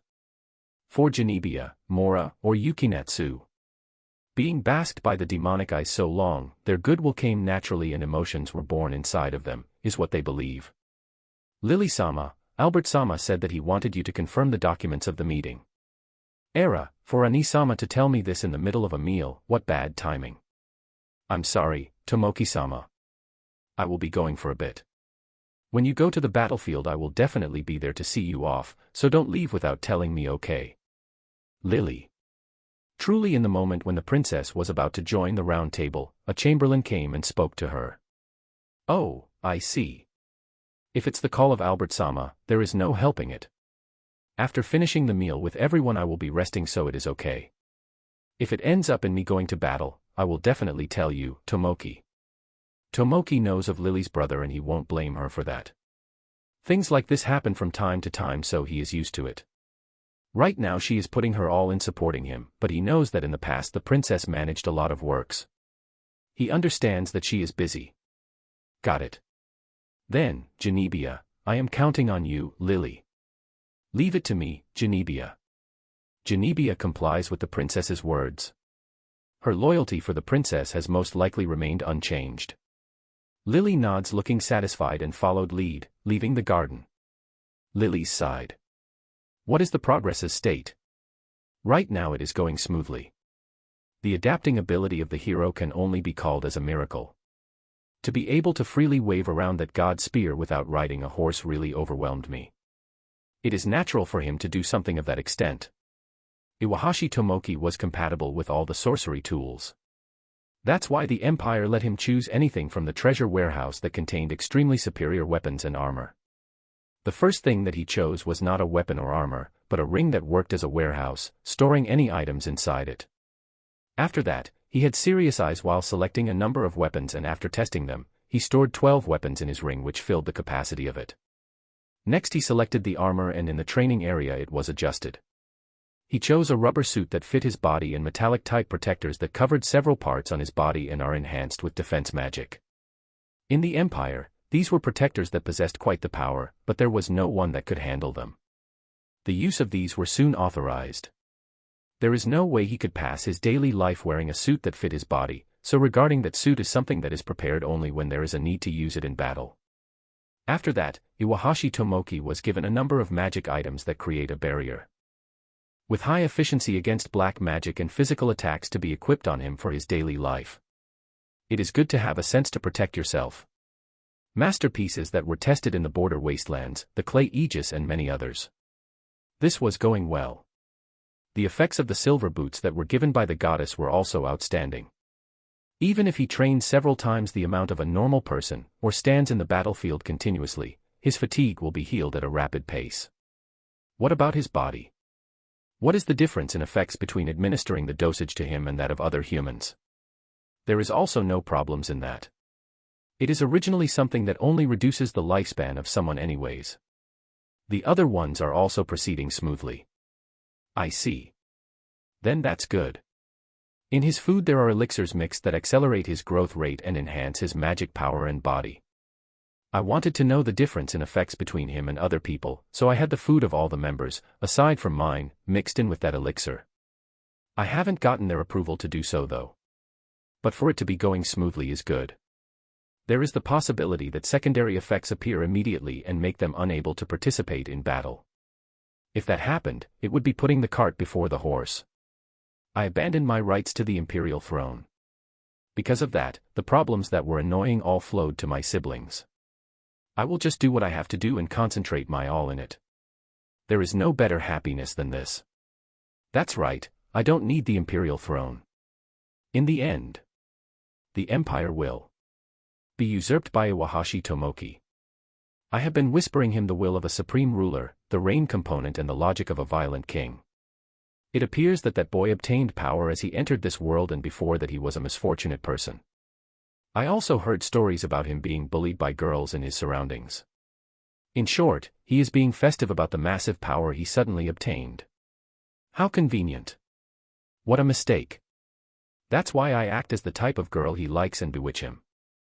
It is okay to say that I am already half done. When I invited him at the evening party, he didn't reject me. On the contrary, it seems to have given him self-confidence, and he began calling himself with or star. It also seems that he has put his hand on Genebia, Mora, and Yukinatsu. And LT. Wait, isn't Mora Friken 12? And GT. I don't care. In the future he can go creating a harem or whatever he wants. More like, I will assist him in doing so. It is better to have more things to tie him into the throne and political power. If I push in a sweet poison inside that weak heart who has been affected by bullying, he won't think about opposing me. There is no doubt that he is thinking he himself ended up wanting to become a king and obtain the empire. Of course, that will be when our victory against the demon race has been settled. It can't happen if that doesn't occur first. When that time comes, I, who has become his loyal slave, will support him in whatever he wants. The other countries are also worth my attention. The hero, who was sent by the goddess, that young egg of a tyrant, told me a truly delightful idea. This should be a good time for the experimentations to enter the real stage. For the sake of the day that is to come. The experiment of the elixir should be enough now. This middle-aged alchemist male has truly served me well. Then, what should we develop now? I know, how about for the he, ro, eh? It's already enough. Thanks for your hard work, Lily. The sleeve of my white clothes began to dye itself in dark red. It is more convenient to have people that don't have the knowledge and tell them only the production process in order. To make an assembly line. I am a person devoted to Iwahashi Tomoki, so I don't need evidence of me creating something that harmed his body. I also don't need anyone that knows. Creating a team with me, who is at the top, and a number of skilled researchers, we obtained good enough results. Now I will finish them off orderly just like this. Perfectly. Why, the middle-aged man that made such a face, fell down and stopped all functions. I hand over the dagger I had in my hands to the chamberlain that was waiting at the entrance. Her eyes didn't have any light of a will. Take care of that and burn the house. Make sure that everything in this room becomes ashes. And you will burn along with your important person that is over there. Okay. Lily. I whispered detailed instructions slowly at her ears, and have her hold the dagger. This is good. When I confirm the chamberlain has gathered all the documents, I take off my clothes and turn them to ashes. My upper half is now underwear, but I didn't mind. I will be teleporting to my room at the castle anyways, so no one will see. I have to return to Tomoki's place soon. Today is the battle in the northwest area. But before that. Now, next will the development of the delightful weapon Hirosama told me about, Lily. After returning to my room, I changed my clothes and confirmed the documents of the plan that have been done reasonably well. That is, a weapon that provides the same power to kids with no power, to old people who have lost their power, people that have nothing. The amount of magic power is no problem at all. It's truly a delightful and impartial weapon. A weapon that just by having, you will get power. By the time the other countries begin the production of inferior products and throw them to the battlefield, the war will be over already. The demon race, the goddess, and her religion. I will destroy them all. Guns. That is the kind of name it had. I have to hurry. I make them, Lily. Chapter 66, Looking at the Departing Back. So it has been carried out. It's been a while since we had such a busy day. A man in the prime of his life has his hand on his prided beard and looking at a certain direction on top of a castle wall's pathway. This place is Tside's northeast department. In this land that is practically surrounded by high castle walls, only the northeast department is different. From the northeast exit there is a wide, beautifully paved path that extends forth. The wall that protects the city is just as it is, it stretches out on both sides of these big path. That length goes on onto the horizon and one couldn't see its end. It is called the Golden Highway. It is the safest and highest priced path in this world. The width reaches 10 meters, but it is protected by a high wall. The highway goes from the southern tip to Tsige, from the northern extremity to the Empire's trading city, Robin City. Each nation maintains and improves it. The lands that can use this highway to go in and out, without exception, are protected by a tall wall. There are even cities that were created in turn of this path and have evolved from it. So that the merchants could transport large amounts of goods safely, so that important people can move safely from countries, for the sake of passing on important information that can't be told through thought transmission as fast as possible, for various purposes, these highways utilized. Because the cost to use is pretty high, there are practically no pedestrians or adventurers in sight. Even if there are, it would be to protect people that are looking for even more safety than it is already provided. Also, in various towns that work as relay points, magic formations are set, so it is made in the form that you are able to transfer one after the other in the different towns that are connected to the highway. Radu, who has left Sige today, didn't walk through the highway. He used the numerous magic formations to head to the faraway academy town. But even from those relay points, the arrival to their destination will take long. In the direction that the prime man and the man who has his whole body clad in black look, there is no doubt that he is there. You are totally right. Even if they transit without resting, for them to reach Academy Town would take up to 3 days. Yeah. But wouldn't it have been fine to at least have Lisa and the girls see him off? Even if their hair is a bit short, I don't think Raydadano would mind. Women have their women way of thinking. Fumo, so it's such a thing. And so, Morris. The man tries to change the topic from the male butler. His eyes were not those of someone seeing off an acquaintance, nor the eyes of a father thinking about his family. What is it? Morris. The man called Morris must have noticed, he responds to his master somewhat stiffly.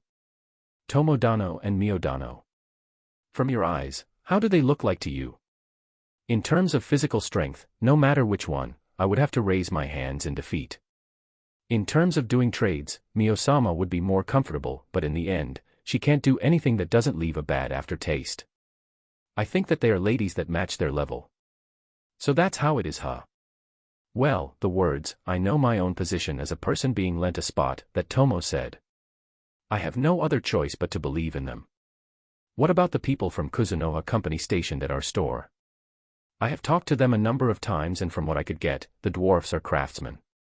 The other ones that I saw with Tomo-sama once, from what I could see, they seemed human but they had brown skin and red eyes, so I think they are demi-humans.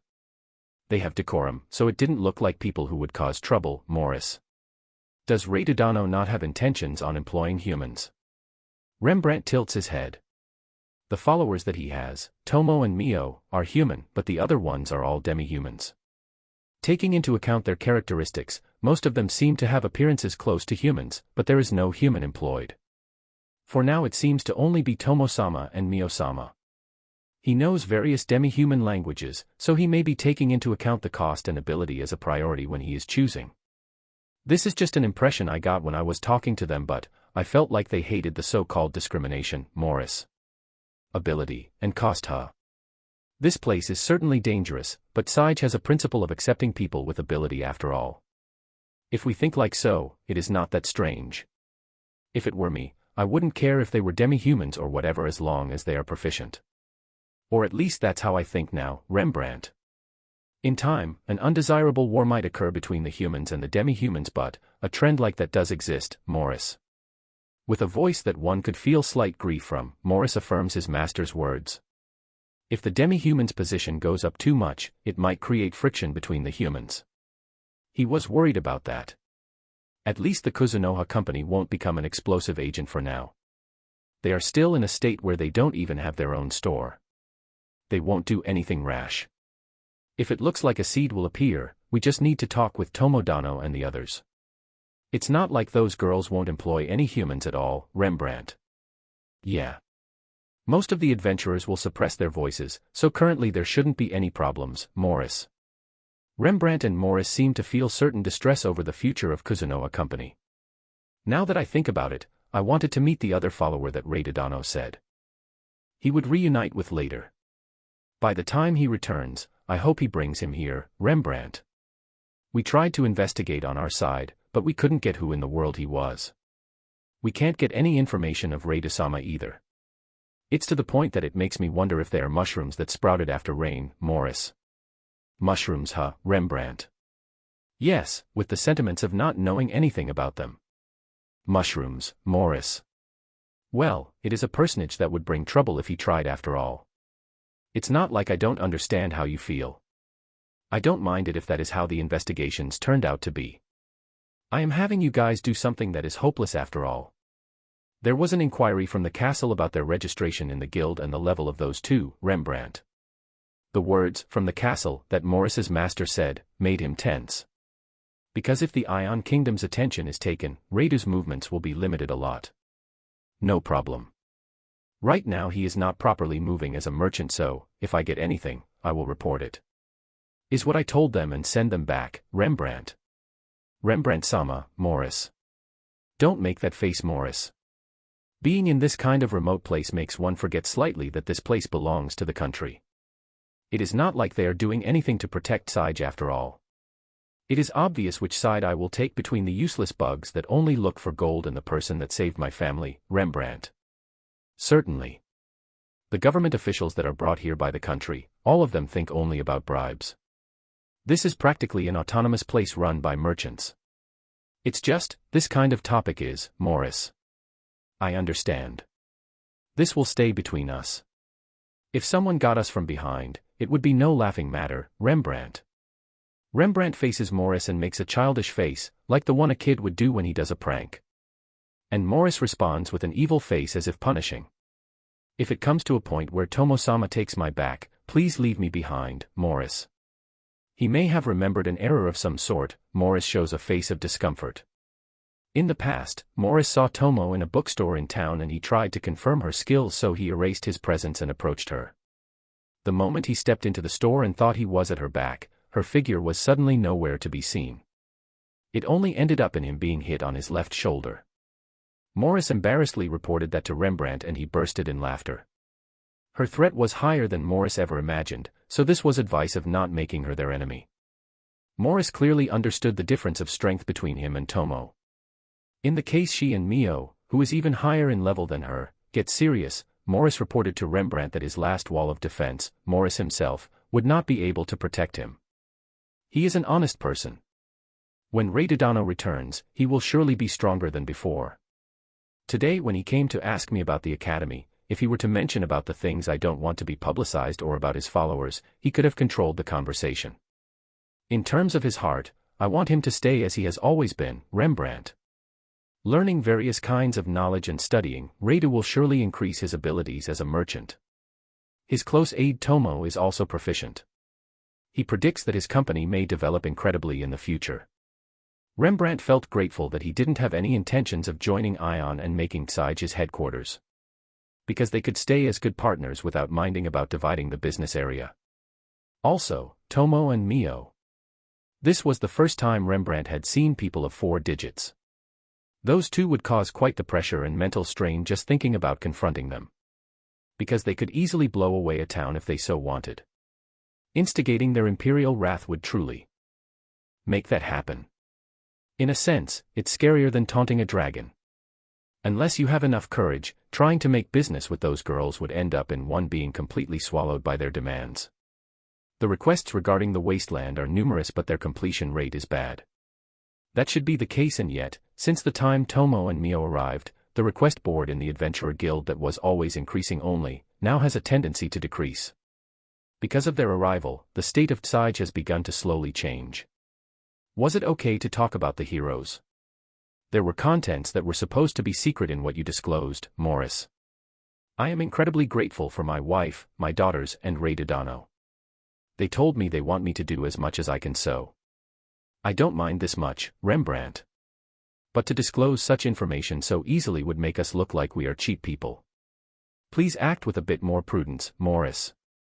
Morris warns his master on his rash act. It is fine. Honestly speaking, if I am able to gain their trust with something like this, I would consider it a huge profit. Ray Dodano is my benefactor and a business partner. Above all, he is a person I can't see limits on, Rembrandt. I overstepped my line. And also, here is a follow-up report on the hero of Gridonia, Morris. Let's hear it, Rembrandt. Yes. He is favorably obtaining military gains for the Empire. And it also seems that he is being used in researches by the second princess, Morris. In midst of the report, the word researches made Rembrandt's body stiffen. There were previous rumors that the Empire did human body experiments. But after the descent of the hero they still continued. On the contrary, this is the first time he heard that even the hero himself was being included in it. Gridonia might be intending to use the hero as a weapon. That may be the case. Is the hero such a submissive one? Well, an easy-to-drive hero is actually something the country would be grateful for. Existences that possess strong power normally have intense ego. It makes it troublesome to control. I heard that he is still a boy. Limia and Gridonia are big. Satisfying the desires of a boy and girl should be easy for them, Morris. How pitiful. So they are just going to be used in the war against the demon race, huh, Rembrandt? If they are not aware of it themselves, that would be for the better. No matter what kind of title you possess, an idiot is still an idiot, huh? Rembrandt grieved. Also, there were no signs of any of the heroes approaching the academy, Morris. They are the trump cards in the front lines after all.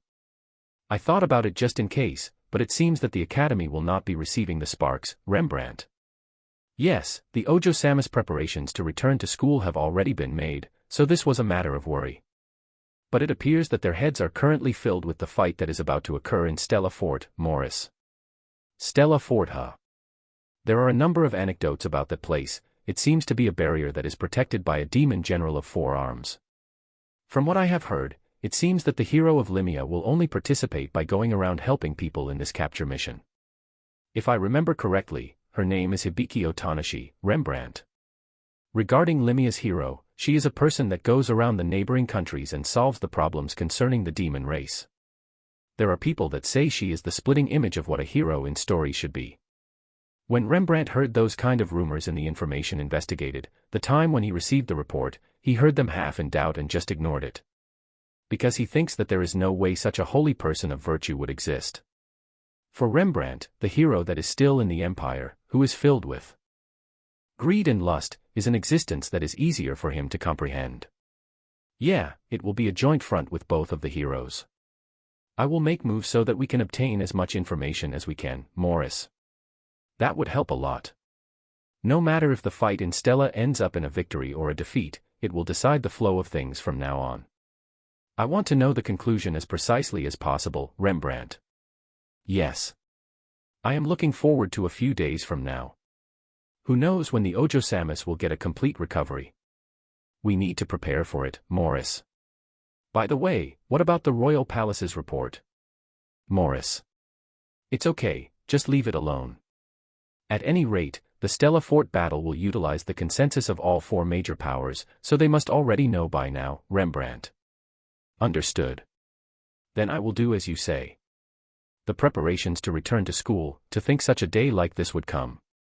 Now that I think about it, to invite Ray Dosama to the academy was also one of the wishes the Ojo Samus did, Morris. Do you think that means they are in love with Ray Dodano? Rembrandt. For a father, this made him have terrifying complex feelings. He is a benefactor, but seeing the 2 girls that have not been followed by any bad bugs to grow interest in a person of the opposite sex, there is no helping those feelings. They must have remembered about him. The two, with synchronized voices, asked about his whereabouts and circumstances. Rembrandt himself didn't possess that much information, and he had no intentions on retaining him pointlessly. When he said that he doesn't know when he would leave the town because he is an adventurer, along with his wife, the three of them said, "Please stop him until we are able to thank him." The deceiving would at one point lose its effect, and when he was planning on telling him, they came and pleaded Rembrandt to have him go to the same academy they are going to. He thought that they were quite into it, but this is something he felt even from before. Isn't this a bit too much? But he was originally indulgent and, on top of it, a father that dotes his family. If it's his two daughters' request and his wife supports it, he didn't care about the morals and laws of this world. He smiled and ended up consenting to it. These were the details regarding the matriculation of Radu into the academy from Rembrandt's side. Even if Radu didn't have any intentions of going to the academy, he would have forced it somehow. But for some reason, he himself came to say that he wanted to go to Academy Town. When he heard that, he made a complete turn and said over and over again, "There's no way there was a problem. I don't know myself. But it seems that the two of them have a no ordinary interest in him, Morris." "Interest, huh?" "You are right. They didn't change their attitude even when he showed his face after all, Rembrandt. The moment he took off his mask, it may be rude, but his outward appearance was ugly, no, poorly made. No, deplorable. No, that's not it. Ah, that's right, it had such a strong sense of individuality that it made me lose my words, Rembrandt. It was on a degree that if he weren't a human but a demi-human it would be in a level that wouldn't cause surprise, so Rembrandt was already used to it. And if the words he said about having his mask off from now on are true, he will surely pass a lot of hardships. Rembrandt felt for him. The lie of him not being able to take off his mask because of a curse so that he didn't have to show his face was a bit undesirable for Radu, but Rembrandt understood him. Seeing their own appearance crumble because of the curse disease may have bended their own way of viewing the outward appearance. He remembered that his two daughters had a strong inclination to physical looks. He himself didn't change his love to them at all when he saw them in that ghost-like appearance, so he does understand that feelings and appearance are not directly related. Let's see how the situation unfolds, is what Rembrandt decided to go with. If he suddenly returns with my two daughters having a swelled stomach, I will throw the army at him. At least think of it as an opposition of sorts, Radudano, Rembrandt. Danasama, I share the same sentiments as you, but I think that your thoughts are somewhat accelerated, Morris. Fumo, as expected of their many years of fellowship. Their thoughts get through easily. Rembrandt wondered with Morris' words.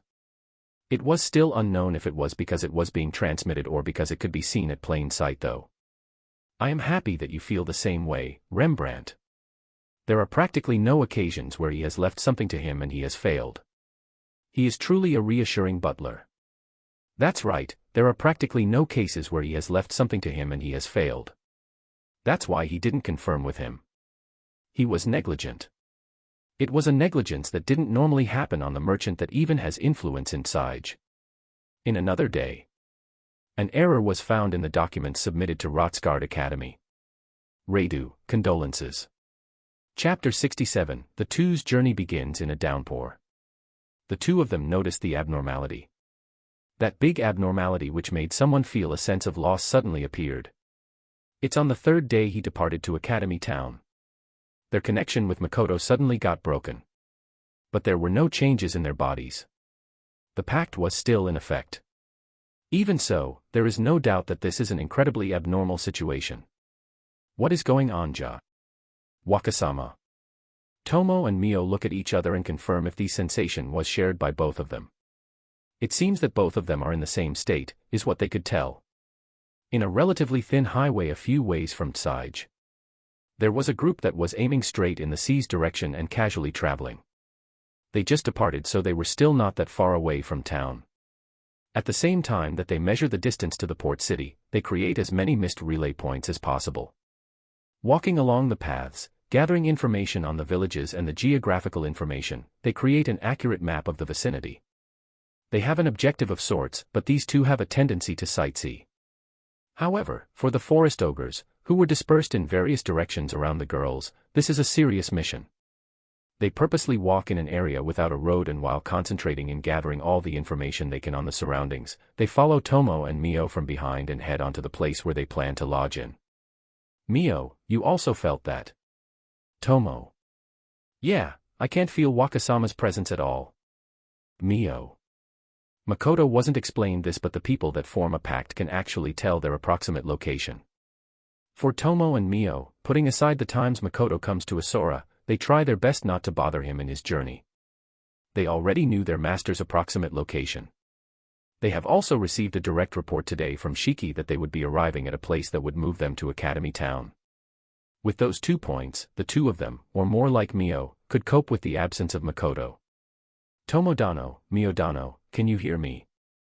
Right, no, Makoto-sama has disappeared.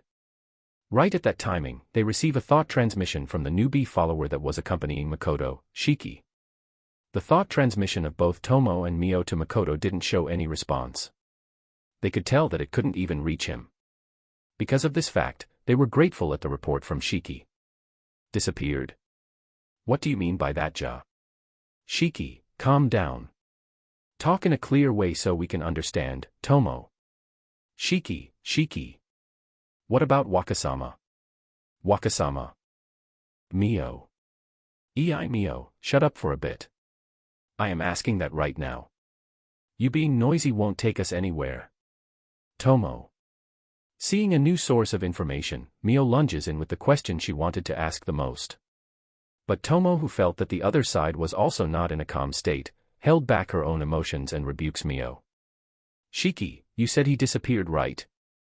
First of all, where are you right now, Ja? Tomo. I am in the second transfer point for Academy Town, a town called Felica. The moment I arrived here, Makoto-sama was gone. Even when I asked the guard that was in the transfer area, he told me that he didn't see him, and then, suddenly the presence of Makoto, or more like, the connection between us was broken, and well. Shiki. It is unusual for Shiki to be in a state of panic. He was a researcher in the past and had a tendency to look at situations in a relatively calm manner. Even when he is like that, he still entered a state of panic when he saw that his master, who was supposed to be with him, disappear suddenly. You entered together with him at the previous transfer encampment, right? Tomo. Yes, without doubt, Shiki. I see. We have lost the connection we had with Waka as well, but we haven't returned to our previous forms. That means Waka is still alive. I may be asking the impossible, but even so, please calm down. For us this is literally out of nowhere. We don't know anything and can't think up any possibilities. We are counting on you, Tomo. Tomo tries to slowly calm down Shiki first and ask for his explanation. To forcefully restrain an impatient heart and try to act normally is something hard to endure even for Tomo. You understood, Shiki. Okay. The disappearance may certainly be sudden. But even with that, there is still something that happened before it. First of all, is that official not lying? Tomo. Definitely. I was in a panicked state, so I casted a strong hypnotic spell on him. After effects may appear on him, but I can say with certainty that the information obtained was no lie, Shiki. Shiki's words were few, but one could notice he was slightly calmer than before. One could tell he was quite desperate from the fact that he used a strong hypnotic spell on a human without holding back. I see. Then, did something happen at the previous transfer encampment? Tomo. Tomo didn't pry deeper at the mention of after effects from the hypnosis. If there were no points of doubt in the place they arrived to, the problem must have occurred before that. Previous. Even if you ask me about the previous one, there was nothing planted on the transfer formation. We entered just like always and were enveloped by light, Shiki. Shiki. Just go find Wakasama. Right this instant. Isn't he anywhere in that village? Mio. Mio, who was somehow able to stay silent until now, couldn't endure it any longer and calls out. While Tomo was talking with Shiki, Mio was tapping the ground impatiently and biting the nails on her right hand. It was clear to the eye that she was under heavy amounts of stress because she didn't know the whereabouts of Makoto. Mio. This will take just a bit longer, so keep quiet. How is it, Ja? Nothing coming to your mind? Tomo. Light, we were enveloped by light and... Now that I think about it. Shiki. Umo. What happened? Tomo. It was slight, but I feel like the light changed into a golden color. Then after that, it was just for a bit, but I think I heard something like a noise. Wakasama lifted his head, so I think he must have felt the same abnormality. And so, when I arrived at Felica, Makoto-sama was nowhere in sight. I was able to safely arrive, so it isn't a transfer accident. After that, I shamefully forgot my self-control, Shiki. Golden. The existences that possess this color, Tomo only knows of two possibilities. One of them is a superior dragon just like her. And the other one is the goddess. Golden is a type of special magic. It is normally impossible for magic to possess this color. Golden, huh? Did you feel a power when that color change happened? Tomoki. No, not really. Also, it occurred in practically a second after all, Shiki. Even if the transfer formation was created by humans, it is still quite the product. Tomo checked the transfer formation's pattern and construction before Makoto used it, so she could tell. If we consider that someone cut into the activation in an instant and kidnapped one of the two persons that were being transported, that someone must possess quite the ability. Having a vast amount of magic power and must also possess a deep understanding in magic. Shiki, do you think you are able to go to that magic formation right now and check for the remnants of magic power? Tomo. No, that will be hard. The reception preparations for the next transfer are already being done after all, Shiki. I see. Then it will be difficult to pinpoint, huh? Shiki, you head to the academy as it is. You should be the one who has Waka's application documents, right? Send those first. After that, if you are in the academy, Waka should be able to fly there. It would breed suspicion if he transited again from Tsige, Tomo. But Tomo-dano, to go ahead when we don't even know if Makoto-sama is safe, Shiki. That's right, Tomo-san. Shiki was the person closest to Wakasama, you know. What are you thinking, Diso? Mio. Mio's objection is understandable. She thought that Tomo didn't understand the gravity of the situation from the instructions she gave. Mio, we should think that Wakasama has been abducted, ja. The ones responsible can probably be reduced to two, Tomo. What? Shiki. Shiki answers Tomo's words with surprise. Of course, this is if we follow the logic that the golden light and that noise like something is related to this situation, Jaga. We don't have any more material to create other deductions, and we can't just stand doing nothing, Tomo. That is obvious. Mio. Mio approves of Tomo's words with a strong tone. There is no way Mio would be able to stand and look when this is happening. Judging that our pact with Waka is still in effect, it is safe to think that the place where he has been taken, there is some sort of obstruction that blocks the magic power from the outside, ja. From the color gold I can associate two. The first one is the superior dragon they call, myriad colors, root. The other one is, the goddess Ja, Tomo. Tomo would normally hypothesize numerous cases and after deliberate thought, she would filter the possibilities. That is how much her vision is being narrowed right now. A superior dragon and God, huh? Certainly, if we talk about golden magic power, I can only think about God. But I don't think the goddess would go out of her way to do such a Shiki. Shiki's image of God was, at least, not one who would force such reckless actions. The change into golden was just an instant and he had no thoughts of doubting God. I will contact Root from my side. But if it really is the work of the goddess, I am afraid to say that there isn't much we can do in our present state, Tomo. Tomo said these words with a mortifying face, as if wanting to grind her teeth. No way. Mio. That's why, Shiki, you go to the academy. The only thing we can do is to prepare everything so that Master can return as soon as possible to Asura. Even though it's irritating, Tomo. Gumu. But can't he search the vicinities? It is still not certain that the goddess is the one who did this. Mio. That is. No, you are right, Ja. It is no good to go along with just reason.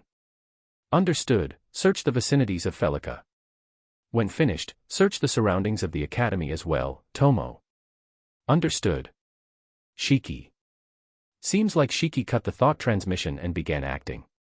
Tomo and Mio soon felt that the thought connection between them was cut. Mio, it is as you heard, Ja. I will hurry to where Root is. That's why I want you to be in Asura, Tomo. I will be going with Tomo-san as well. Wa. If this is the act of that dragon, I have to show him how foolish of a move he made with my own hands. Mio. You can't, Ja, Tomo. I don't want to be so. Why? Mio. If this was done by the goddess, it is mortifying, but there is not much we can do. Being blocked and not knowing where he is, we are not even able to assist him. Honestly, in that case, the only thing we can do is pray for Waka to call us on his own or to escape from that place by himself. We could have done something if matters were more apparent, but now that it has already occurred, there is nothing we can do, Tomo. But well, the three followers understood that it is impossible for Makoto to call them by himself. Because he would have already done so if he were able to. To escape from God by himself. Mio. Mio looks at Tomo with a grim expression. If Waka is able to escape by himself, his first direction will be Asura. It may be necessary to nurse Waka if he is injured somewhere. If Shiki were here it would be best, but, from what we heard, he is quite far away. You are better at healing than me, so please, Tomo. Tomo-san, Mio. Please, saying so, Tomo grasped her hand so strongly that it caused pain. Mio was able to see that and called her name weakly. Tomo is also Makoto's follower. There is no way her heart is calm in this situation. Honestly, a mysterious feeling is going rampant inside of me and it's making me want to shout. In truth, even if it takes 3 days, I want to call back Shiki and have him prepare in case there is a need to heal. But there is also a part of me that is hoping everything was wrong and he is somewhere around Felika's vicinity, Tomo. I am scared, like I have never been before. The fear of losing Makoto-sama. And if it is like this, there is no way I will be able to accept it. If Root is the true culprit of Makoto-sama's abduction, I will not ask for the reasons, turn it into a bloodbath and return with Waka. Like I care if he is one of the highest existences, Tomo. Tomo calls Makoto with Sama when she rarely does so. Understood. I will wait for Waka-sama at Asura. If he returns, at that time, Mio. Yeah, tell me as soon as that happens. I will return instantly. Fufu, to have Mio say something nice makes me happy, but that would make Shiki's wait in vain, Tomo. Even though he is a newcomer, he went and accompanied Waka-sama after all. I will have him wait. Wa, Mio. It was a bit forced, but even so, both Tomo and Mio laughed. To believe in your master and wait, that is an incredibly painful thing to do. To believe and wait sounds nice, but it means to wait for the situation to unfold without being able to do anything. That's why, in order to drown out their anxiety, they both showed a smile. When Mio passed through the mist gate Tomo created, the anguished face Mio made as if praying, eloquently told about the situation they were in. Waka, please be safe.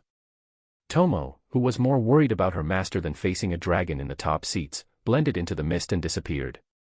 Chapter 68, Depressing Night. Took a while because complicated talk about geographic positions gives me headaches. X and Tomoki also gives me headaches. Double the trouble. In the border of the world an otherworldler moved, but there were still no ripples occurring in sight. At that time, Rembrandt, who is known in the world as the Merchant of Tsige, was tackling an opportunity. The implementation of Stella Fort's capture plan by Limia and Gridonia. In the battle that was spread out in 2 directions, the 2 heroes from both countries increased their morale. Moreover, because of the blessing of the goddess that had reappeared once more, the humans' position was gaining advantage. The goddess blessing. That is what could be called the basis of the big power the humans possess in this world. Before the battle, they report to the goddess about the beginning of it and the representatives of the troops do a speech. The goddess confirms both powers and offers divine protection to the one she accepts the most, and the one she doesn't, receives a curse. More specifically speaking, the one that was approved of will have all of his forces doubled in strength and the one who isn't will have it halved. In short, in the case the speech flows into a blessing situation, putting it in numbers, the distance in strength between the 2 powers will be of 4 times. If there is a big difference in military force it may be another story, but if it is normal, the difference is despairing. That's why, in this world, the winner and loser of a battle between humans was normally decided in the speech step. Because the result was already clear, it was normal for the halved side to surrender. For the sake of being approved by the goddess, the people pursued beauty and have also made clothes and pompous armor that ignored utility just for the speech with the goddess. The one she approves is the one that she finds the most beautiful. The royalty and nobles research the appearance of the people that have won in the speech. It couldn't be helped that there were some who went mad because of this. It was directly connected to the power of the country and the family after all. But that is only the case of fights between humans. In the case it is not between humans, the story changes completely. In the speech with the goddess, she would provide the humans with divine protection, no questions asked. Even if we count the times in the past where there was a fight the humans didn't receive blessings, there were no times where demi-humans obtained blessings. Not a single time. Against an opponent that was doubled in power with no questions asked, the demon race, originally known as demi-humans, were being overwhelmed because of their numerical inferiority. Being pressed by the necessity, the demon race began to assertively research strategy and tactics and obtained know-how numerous times higher than that of humans, yet it still continued with the humans having the advantage. Before the goddess' disappearance, the demon race was having those kind of fights. When the goddess disappeared, obviously, the speeches became pointless. Even if they made the preparations and expressed their desire for a speech, they didn't obtain no blessings nor curses. The 4 times blessing was now not showing effects no matter if the enemy was human or demi-human. The demon race called a big amount of demonic beasts and demi-humans.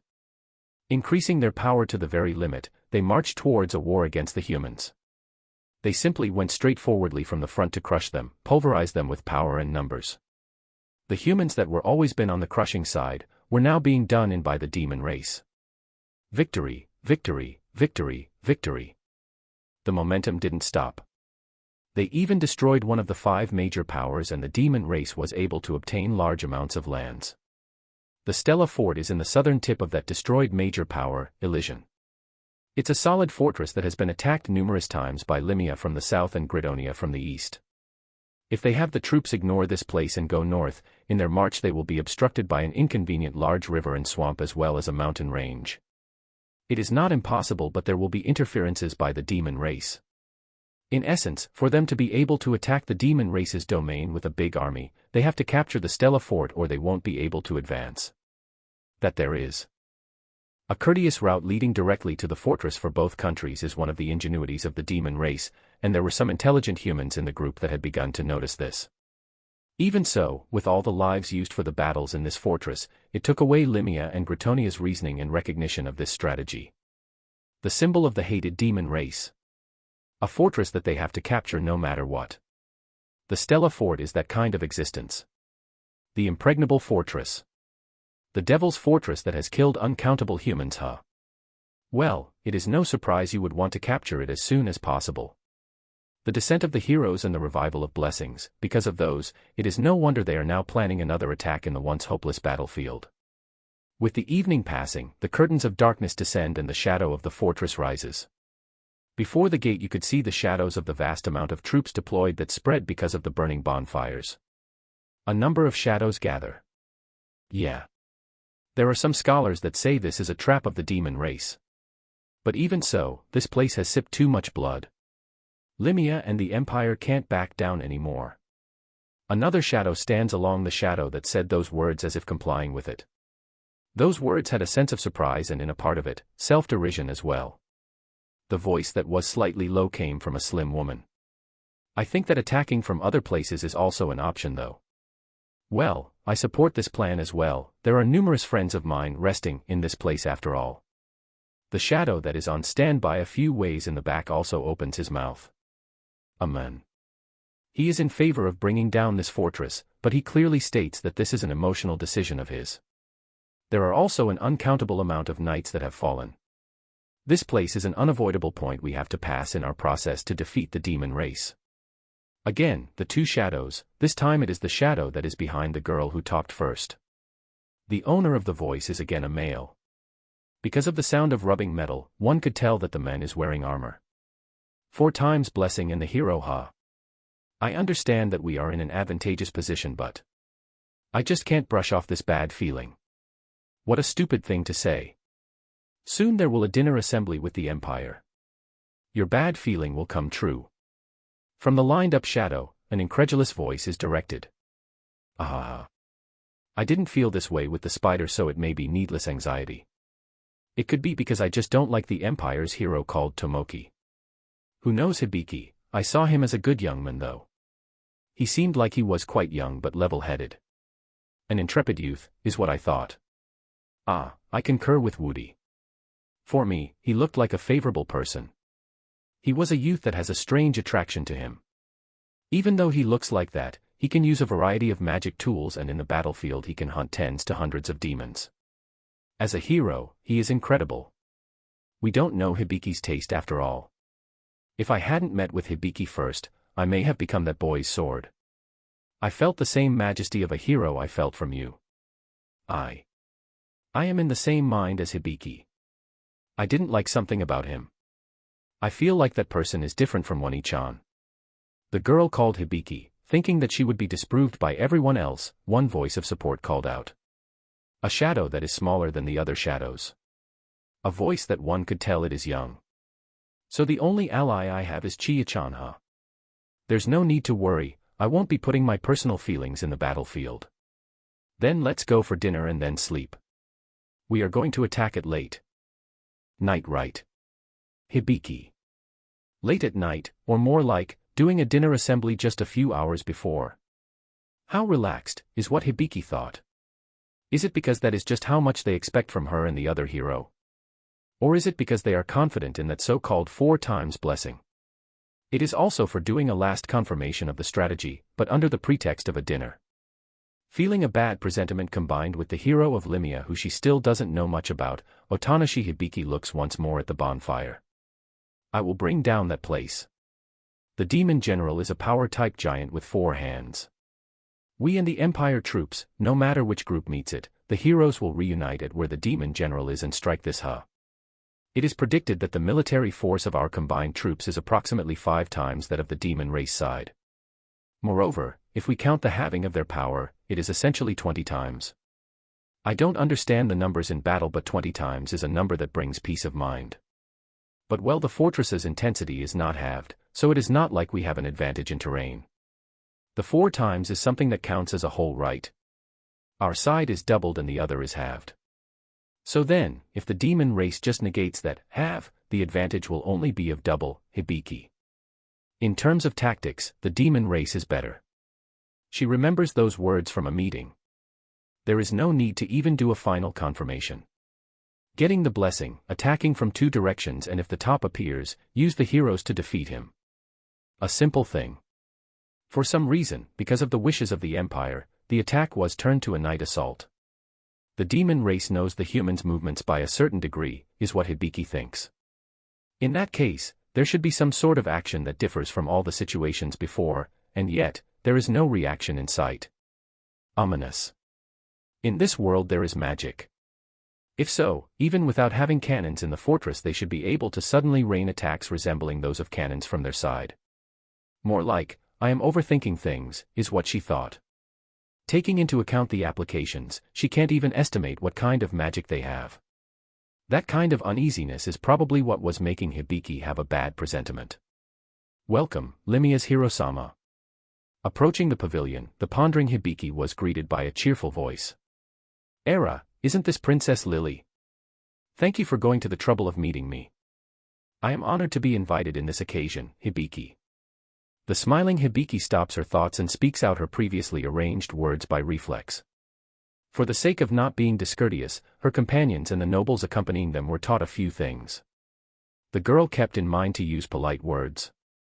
The other party is the Princess of Gridonia, a major power that possesses at least the same scale in influence as Limia Kingdom. No matter if she is a hero, as an individual, this person is not someone you can act impolitely. Hibiki felt nervous. I am of the same sentiment. Sorry for having called you out here. We have prepared a little service to you and the people that will be your comrade in arms. This night please recuperate your energies, Lily. While being perplexed by the rare event of having a royalty guide her, the hero of Limia follows the girl's steps. In the round table that was prepared, there were already a number of people seated. When they saw Hibiki's arrival, those people stopped their conversations, stood up and met the princess and the girl being guided by her. Hi. It is before the nap, but let's enjoy the meal without minding about ranks. Now, Hibiki-sama, this way please. Following the princess, Hibiki is assaulted by a melancholic feeling. It is because of the words that were directed at her. Just how light they were. Furthermore, the Empire is strangely not saying anything about what was said, making her feel sickened. That her own companions didn't show any sort of displeasure was also eerie. As expected, Hibiki was guided to the vacant seat directly beside the seat of where the Empire hero, Iwahashi Tomoki, is. There were no other places to sit beside this one. To refuse the seat that the princess has guided her to would be an act of impoliteness. Moreover, the ones who said there is no need to mind about ranks are people that don't forgive impoliteness. While sighing in her mind, Hibiki shows the princess a well-made fake smile. And faces Tomoki. Thanks for your consideration, Tomoki-kun. It will be a night warfare, but let's both do our best, Hibiki. Common words. Hibiki already knew Tomoki was younger than her even when it is the first time they have met, so she decided to call him with the suffix kun. We are used to night battles, so it is okay. We might even be able to cover Limia's side as well, Tomoki. That is reassuring. We don't have that much experience in large-scaled night battles, so I am expecting much from your side, Hibiki. Moreover, this is a mid-boss fight. Let's end this in one sweep and have the goddess praise us. I wonder if she will give us more powers, Tomoki. Now that you mention it, the blessing speech is done by Tomoki-kun, right? Will I be able to meet the goddess again? I haven't met her since the first time, and there are a lot of things I want to ask her, Hibiki. Hibiki felt like the situation she is experiencing is different from the situation the goddess herself explained, so she wants to meet her again. Even though she has power and divine protection, the only time she has talked with her is in the very beginning. She felt an uncomfortable feeling at Tomoki's mid-boss words, so Hibiki changed her thoughts to the goddess and maintains her smile. Also, what level are you now, Hibiki? Tomoki. Tomoki suddenly asks Hibiki her level. The other members were being guided by the chamberlains, taking their seats and respectively chat and bring the food that is served into their mouths. Hibiki is also taking part in the meal but can't properly taste the food. She wasn't in the mood of enjoying the meal. The only one that looked uncomfortable was Chiya, who had the same opinion about having an unpleasant feeling of Tomoki. And a girl from the Empire's side that was about the same age as Chiya, began talking to her, and bit by bit she indulges herself, or so it seems. Me. I am 430 now, Hibiki. I see. I have become 605 now, Tomoki. Hey, that's impressive. And that's how much you have participated in the battlefield, Hibiki. Yeah. That's why, Hibiki-san, you may be 3 years older than me, but could you please not call me with kun? There is no need to go as far as calling me with sama. Sen is fine maybe, when talking to someone that is stronger, Tomoki. Who's the one that said there's no need to mind about ranks? Hibiki desperately tries to hold back the tsukomi she wanted to do. The 100% fake smile on her face was now showing signs of crumbling. I am sorry. I am still using the customs of the other side to talk. From now on I will be careful, Hibiki. Nah, I don't mind it though. Also, I am sorry, but I don't like formal speech, Tomoki. I am just adding so. There's no way I would expect formal speech from you who is saying domo and or. And also, if you don't mind it, don't mention it. Isn't it fine to just let it go then? Hibiki. I don't mind about formal speech anyways, so it's okay. It is fine to just talk the way you like, Hibiki. Is that so? Yeah, that's a big help. I was insecure of when I would mess up, you see. We are going to do a swift attack on a demon general today, so I was thinking about having Hibiki-san and the others accompany us from the beginning. How about it? Tomoki. In a sense, this is a conversation between the representatives of both countries. This is a link for diplomacy, is what Hibiki thinks. Even so, she felt like her head would split from anemia because of his words. If this were the other side, the other world, such a kohai taking that kind of attitude would get a proper sermon. Or could it be that the current middle school students are all like this? If that is the case, she is grateful to have been able to come to a different world. There is no better blessing than this. It is a pleasant proposal, but we have to encourage the people of Limia and participate in battle. When the time comes, I will rush. Okay. Hibiki. While feeling her own expression twitching, Hibiki was somehow able to pass the dinner assembly, also called as the patience test. Just one person, Chiya, was preoccupied by Hibiki's state. When the dinner assembly ended and they left the pavilion, they returned to their own camps and the girl worriedly approached Hibiki. Hibiki Wani-chan, are you okay? Should I serve you tea to calm down? Chiya. Chiya-chan, geez, just how much of a good girl are you? If that idiot were to have this much courtesy, the story would have been a bit different. Hibiki. The other members didn't understand why Hibiki was angry and could only tilt their heads. Hibiki, could it be that you don't like the food of the Empire? If that was the case, you should have told the other party or it will conversely turn as discourteous. Hibiki Dano. Hearing the words that were way off the mark, as expected, even she had to stop her steps. Just how serious are you saying that? How come the conversation didn't turn into how rude that Tomoki was to me? Isn't that weird, you guys? Hibiki. Chiya also agrees with Hibiki and nods several times. What is it you are so angry for? Tomoki Dano went through the trouble of holding a comfortable dinner assembly, said that he would provide us support in the fight. Moreover, he casually pointed out to Hibiki about using Koen on a higher-ranked person. And after that, wasn't his trustworthy proposition nice? Naval, the woman warrior that Hibiki considers as a companion the most in the battlefield, releases words as if counting a short story. What were you seeing on that full-throttle rude machine to reach such conclusions? Hibiki. Hibiki is astonished by her own companion's words. Even Bretta and Woody, who normally warn Naval when she says too much, were agreeing with Naval's words. What is this?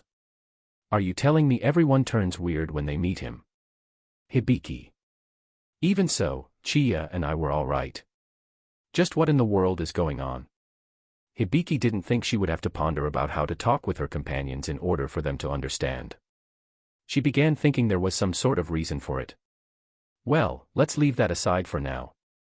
I got a bit out of control. Okay, let's sleep. The fight is close after all. Chiya-chan, let's sleep together, Hibiki. Pursuing this point at present will not get anywhere. When they sleep and wake up, the war will have begun already. She understands that she should not bring unneeded discord. When Hibiki returns to her bedroom with Chiya, she was deeply moved by how easily she was able to fall asleep. Chapter 69, Hibiki's Distress. The battle silently began. Finishing the ceremonial kind of speech with the goddess without any problems, both the Empire and Kingdom troops were given the goddess blessing. At the same time, the demon race is supposed to have received the half-curse. Hibiki felt uneasy thinking that the Gridonia hero would do something stealthily, but it was practically him reading directly out of a paper and the speech ended without any suspense. The kingdom's troops began their advance just as scheduled and made contact with the enemy.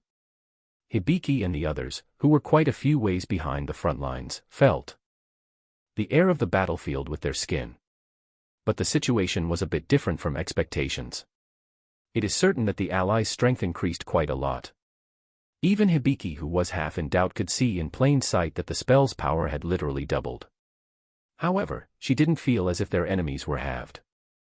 It is not like Hibiki herself entered the battlefield to confirm, but they didn't seem weakened to the point of being halved. Even so, the progress of the battle was going favorably. The human side had charged a number of times in the field and were scattering the demon race as if ripping scraps of paper. There was not even a single instance where their side was forced back. It was a progress that would make one think the only thing left is the inside of the fortress. The kingdom and also the empire pushed their troops until the front of the fortress. The front part of the fortress that was widely open by the demons themselves. Consequently, there were quite the numbers that began flooding the fortress. The morale was high. It was just a matter of time before they could assault the inside of the fortress. But all these chain of events in the battle were done without the assistance of Hibiki and the others, and the Empire has not made any reports of the four-armed general appearing. All these points made Hibiki have doubts. The alarms inside Hibiki's head were ringing at full force. They are trying to tell Hibiki something. Nah, Naval. This is kind of weird. No matter the circumstances, this is way too easy. This place is the impregnable fortress, right? Hibiki. Yeah, there's no way this will end without us doing anything. Could it be that the Empire's Hirosama is doing quite the participation? Naval. Hibiki cleanly ignores the last part of her words and just puts the point of view of the fortress in her mind. Even the mercenary who has a lot of experience in the battlefield, Naval, felt this strangeness.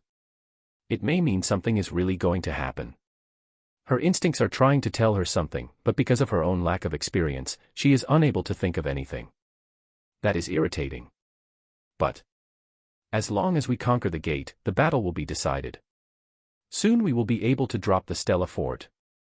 Finally we will be able to do the first step to revive Elysian. Breda was in a completely excited state. He was in a state where there is no way he can think rationally. Even Woody, who was in line with Chia, had an unusual expression of excitement while looking at the battlefield. Chia was getting a bit used to the battlefield, but she still held fear of the air in it. It was like she was somehow able to stay firm by staying at everyone's side. That's right, Breda and Woody state told about the battlefield. Literally an assault right from the front. In the battlefield there was already no empire nor kingdom. They hold slightly different directions, but both troops collected in one at the fortress and were heading to the gate. I just can't brush off this bad feeling. Woody, Chia-chan. Just in case, prepare a suspended spell formation for defense barrier and high-speed movement, Hibiki. But doing that for everyone is impossible. It would cost me an eye to even do our surroundings, Chia. Chia's faint-hearted statement. The amount of magic power doesn't directly relate to the range a spell can reach. She was not good at expanding the area of her spells. If it's only the party, I can cast the high-speed movement. But all the unit is just impossible. I am not a spirit after all, Woody. Woody, on the other hand, didn't have as much magic power amount as Chia. Even if he is able to control it, the usable magic power couldn't handle it. Then I don't mind if it's only us. We are doing nothing anyways, so please, Hibiki. While having puzzled feelings, the two of them accept the request of the hero. They form the spell and leave it in a standby state. They are still a hero party after all. This level of feat is possible for them. If it were me, what would I prepare? The thing I would do if the Empire Army and the Kingdom Army gathered in one place would be, Hibiki. Hibiki ponders. The cliffs at both sides of Stela Fort.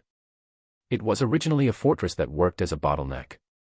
Rather, she didn't understand why the demon race had the front part of the fortress, which was narrow to begin with, open before the battle, making it easier to assault. To have soldiers stationed on the cliffs and have them attack from above. But that is already something they have been doing. The army received attacks from the upper part of the fortress and the cliffs. What she thought about next was the difference in height. The fortress is in a high position and the human troops charged from the low part of the hill road. But it isn't a slope with that much of an inclination. From the present condition, it looks like one could use falling rocks on the front gate, but there is no plausible reason in having the enemy get so close to them just to do so. They could also inundate the castle, but a lot of water is needed to do so. Just like the falling rocks, it feels like they are taking into account the season. Could it be the one where walls on the left and right close in like in the movies of treasure hunters? That is exactly what one would use when the enemy is advancing in a narrow path. Just what in the world do they plan on doing? Well, if I can at least make it so we can return to the camp, we should be able to cope with most of anything that could come, probably, Hibiki. In the first place, the strategy this time had a lot of points Hibiki didn't understand. And it is not only related to the enemy army. It is also about the hero that in the moment her companions got involved with him, they began singing praises. She just couldn't understand. It is true that Hibiki didn't have that much experience in night warfare, but if they are going through the trouble of doing it, at least they should do it when the moon isn't out. And if possible in a cloudy weather with few stars, that way it would make the plan more solid, is what Hibiki thought. It seems that the Empire was pretty adamant with the day, but even after the plan started, Hibiki couldn't understand its true meaning. While thinking that, she looks at her own army. This is madness. This was truly a space where madness took control. Even though the longed-for fortress is right in front of their eyes, the soldiers that are in the front line could only see the gate and the capitulation of it. Moreover, in the battlefield before the gate that should normally only have frontline soldiers, there are units from the middle area and even spellcasters that should be in the rear. Furthermore, the same was happening with the Empire's army. In front of the demon race fortress that stole their friends and family. For Hibiki, this place hasn't stolen anyone from her, but she began to understand a bit the meaning of those words from the madness that they were releasing. This is Warha. Even if I understand it, it is still hard to bear. To be received with praises and shouts of joy because of killing Hibiki. Even the calm navel showed a flame in her eyes that couldn't be hidden. The only ones feeling fear were probably Chiya and herself, is what Hibiki thought. She saw the demon race as enemies, as existences that must be eradicated, is what she believed and thought she understood. But she didn't notice that from a whimsical thought, she was unconsciously counting the demon race's deaths as human deaths. These are remains of the way of thinking from her previous world. Speaking the truth. For Hibiki, the demon race's outward appearance were those of a human being. No, it may be the same with Tomoki. He is a person that was originally from Japan after all. That is only if his attitude before was just him pretending to be tough, Hibiki.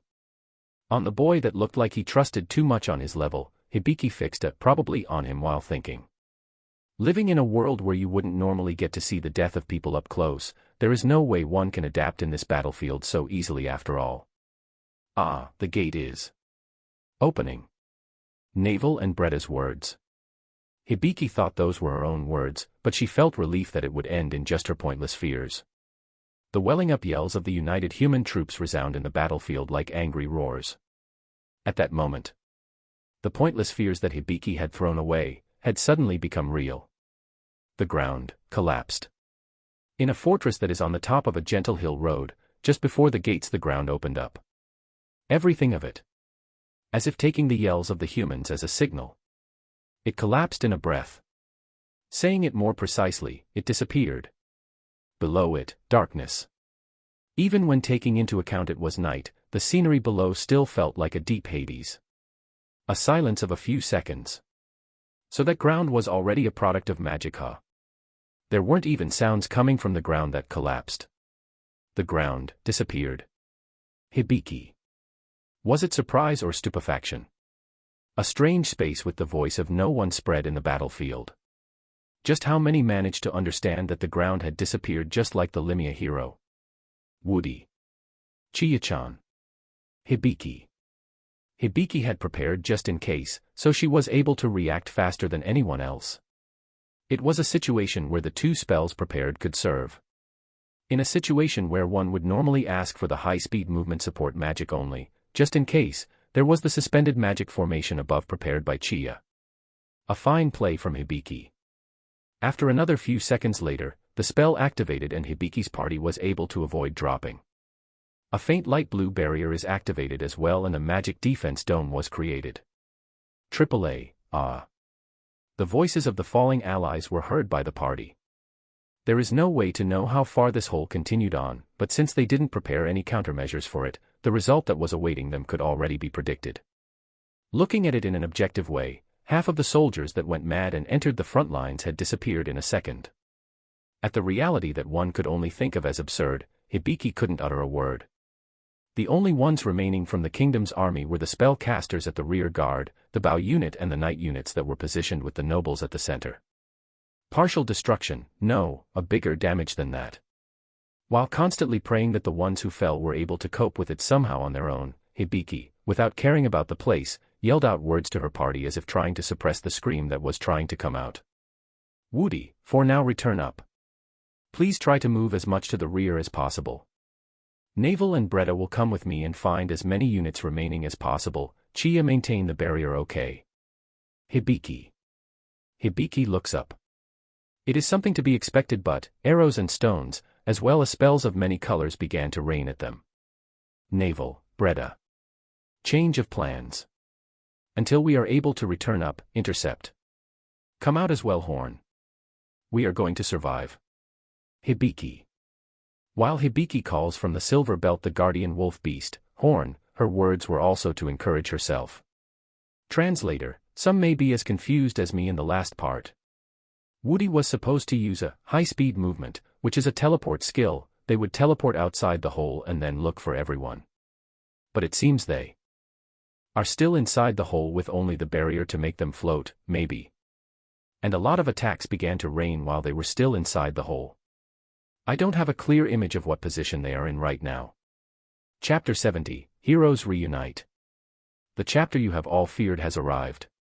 A POV of Tomoki. I have never felt this dirty before. Good thing it is a short chapter. By the way, thank you for the kind donations up until now. They really motivate me a lot. Happy face. While flying through the sky throwing shining lights out of his godly spear at the demon race and burning them off, the Empire's hero, Iwahashi Tomoki, was in a state of confusion. Literally the moment when the gate opened and were in the phase where they would assault the fortress and take the head of the general. The people in the surroundings disappeared.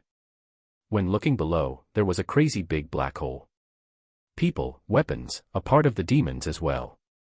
Having a dispersed look as if seeing a CG, people were being sucked up by that Hades. The hostility that was being directed to him. From the open gate, Tomoki noticed the magic shot and he used a destruction light from his godly spear to disperse them all. At the same time, he remembers something important. About his comrades. Jinibia, Mora, Yukinatsu. The comrades that fought alongside him and protected him. Tomoki activates a necklace-shaped sorcerer tool and searches the surroundings. He soon finds a reaction of the three.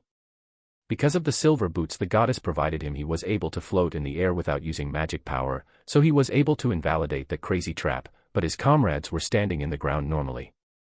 Because of that he was the first target of the attacks, but with all the overwhelming equipment that was clad in his body, it was nothing. Did you fall, you three? Tomoki. Saying that, Tomoki pursues the reaction.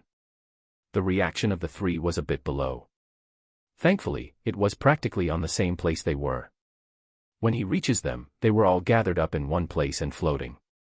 But that spell may have been incomplete, they seem to be slowly lowering. You are slow, Tomoki. The replica of the silver boots is not complete, so if there is something heavy we will fall. Oi, Yukinatsu, are you referring to me? I can't just let that slip by. Jinibia, who is wearing a plate mail and is clearly the heaviest of them all, lifts an eyebrow and reproaches her comrade's words. Don't fight.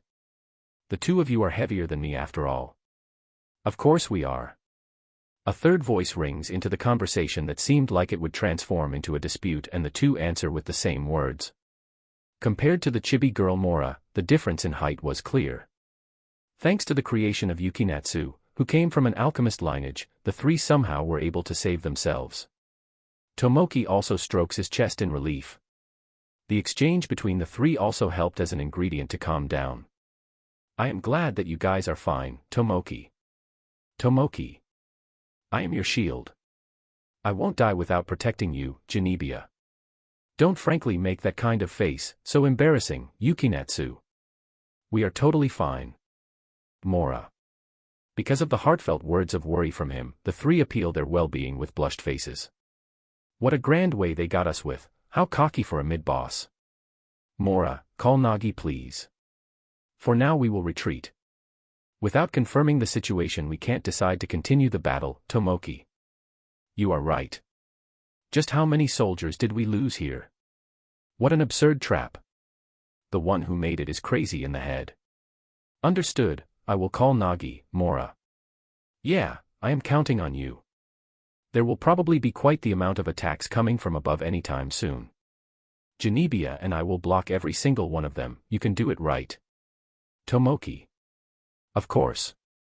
I won't let you nor Nagi receive a single wound. Don't underestimate a royal guard, Jinibia. Thanks, Jinibia, Tomoki. Mora continues chanting an aria at her jewel, and while in the middle of giving his thanks to Jinibia, below the party that was slowly falling, a dragon was summoned.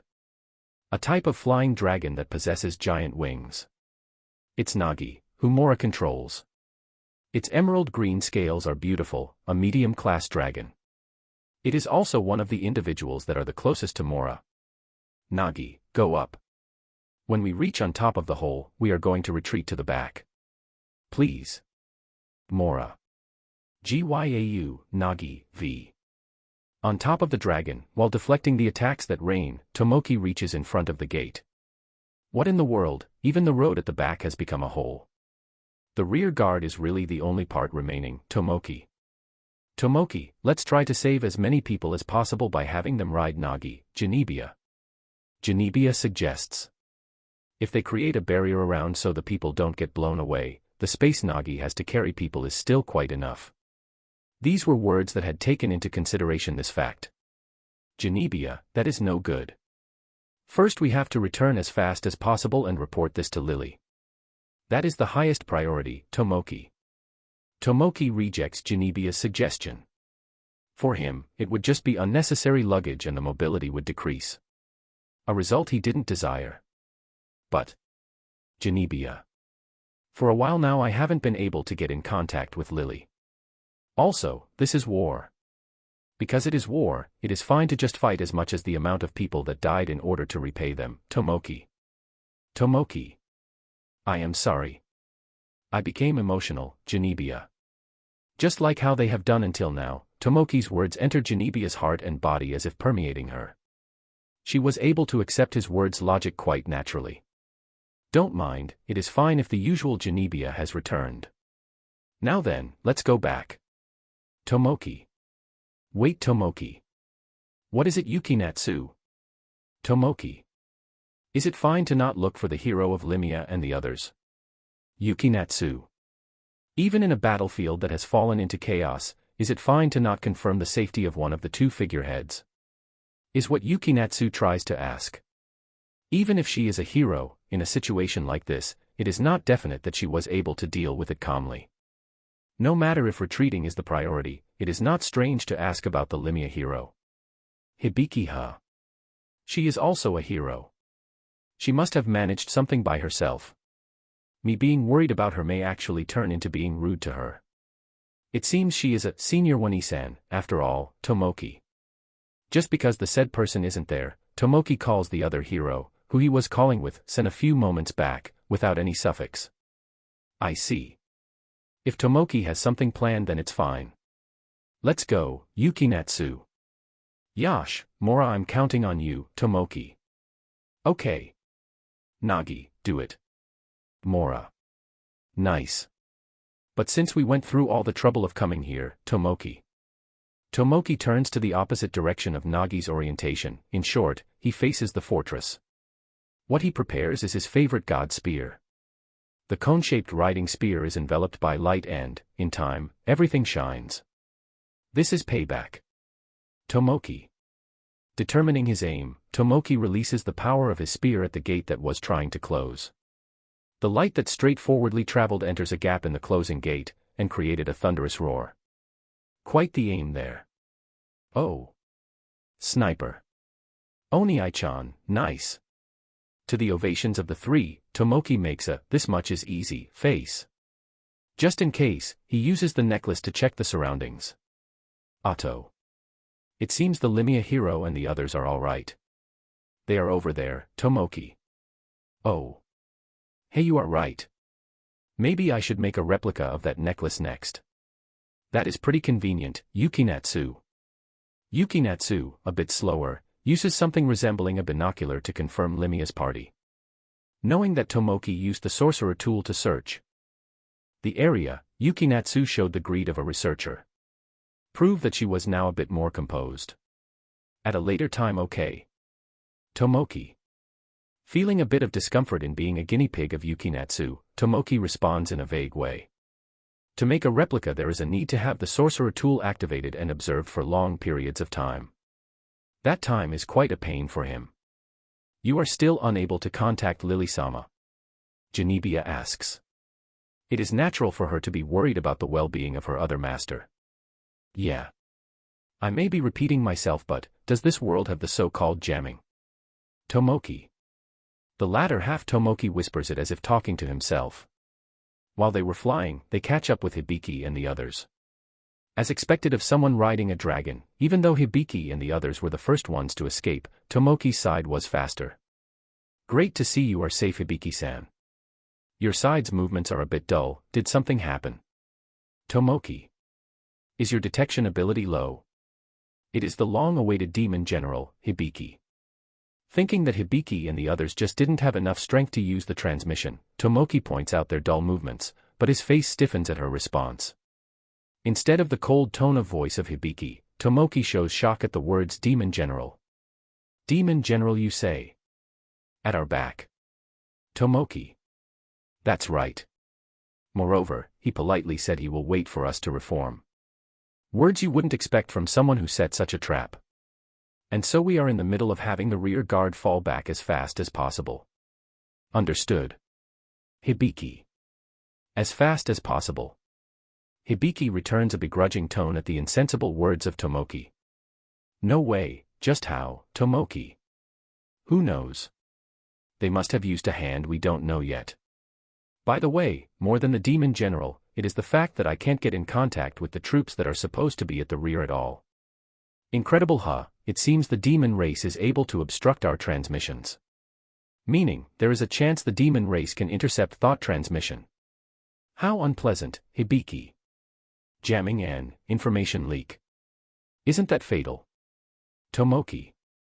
Tomoki seems to have understood the situation. He spews out gloomy words. And what will you guys do? Hibiki. What, you say, about what? Tomoki. If we encounter the demon general, it will be a joint front, or at least that's how it's supposed to go, right? Hibiki. Up to this day, this is a first. Or more like, this is the first time Hibiki has smiled at Tomoki from the bottom of her heart. The situation is different, isn't it? This should be the setting where we cut up the enemy encampment as fast as possible and escape, right? If we continue the battle like this, we will head straight to the bad end. Tomoki. Setting, huh? If that's the case, you guys escape. I will believe that the unit at the rear will do a pincer attack with us and defeat him. Well, if we were able to contact each other, we would be able to cooperate in the escape, though. In terms of strategy, this is totally our loss. To be honest, I have taken an interest in that demon general, Hibiki. In these kind of scenario, Hibiki feels a conclusive gap in Tomoki, who was talking as if he were in a dream or illusion. Hibiki feels a part of her is looking at him in a cold way. And in a part she is happily talking as if having fun. Tomoki also shows puzzled eyes as if looking at such a living being for the first time. Are you an idiot? Tomoki. No way. Also, I didn't ask you to cooperate, right? In any case, you and I have bad compatibility.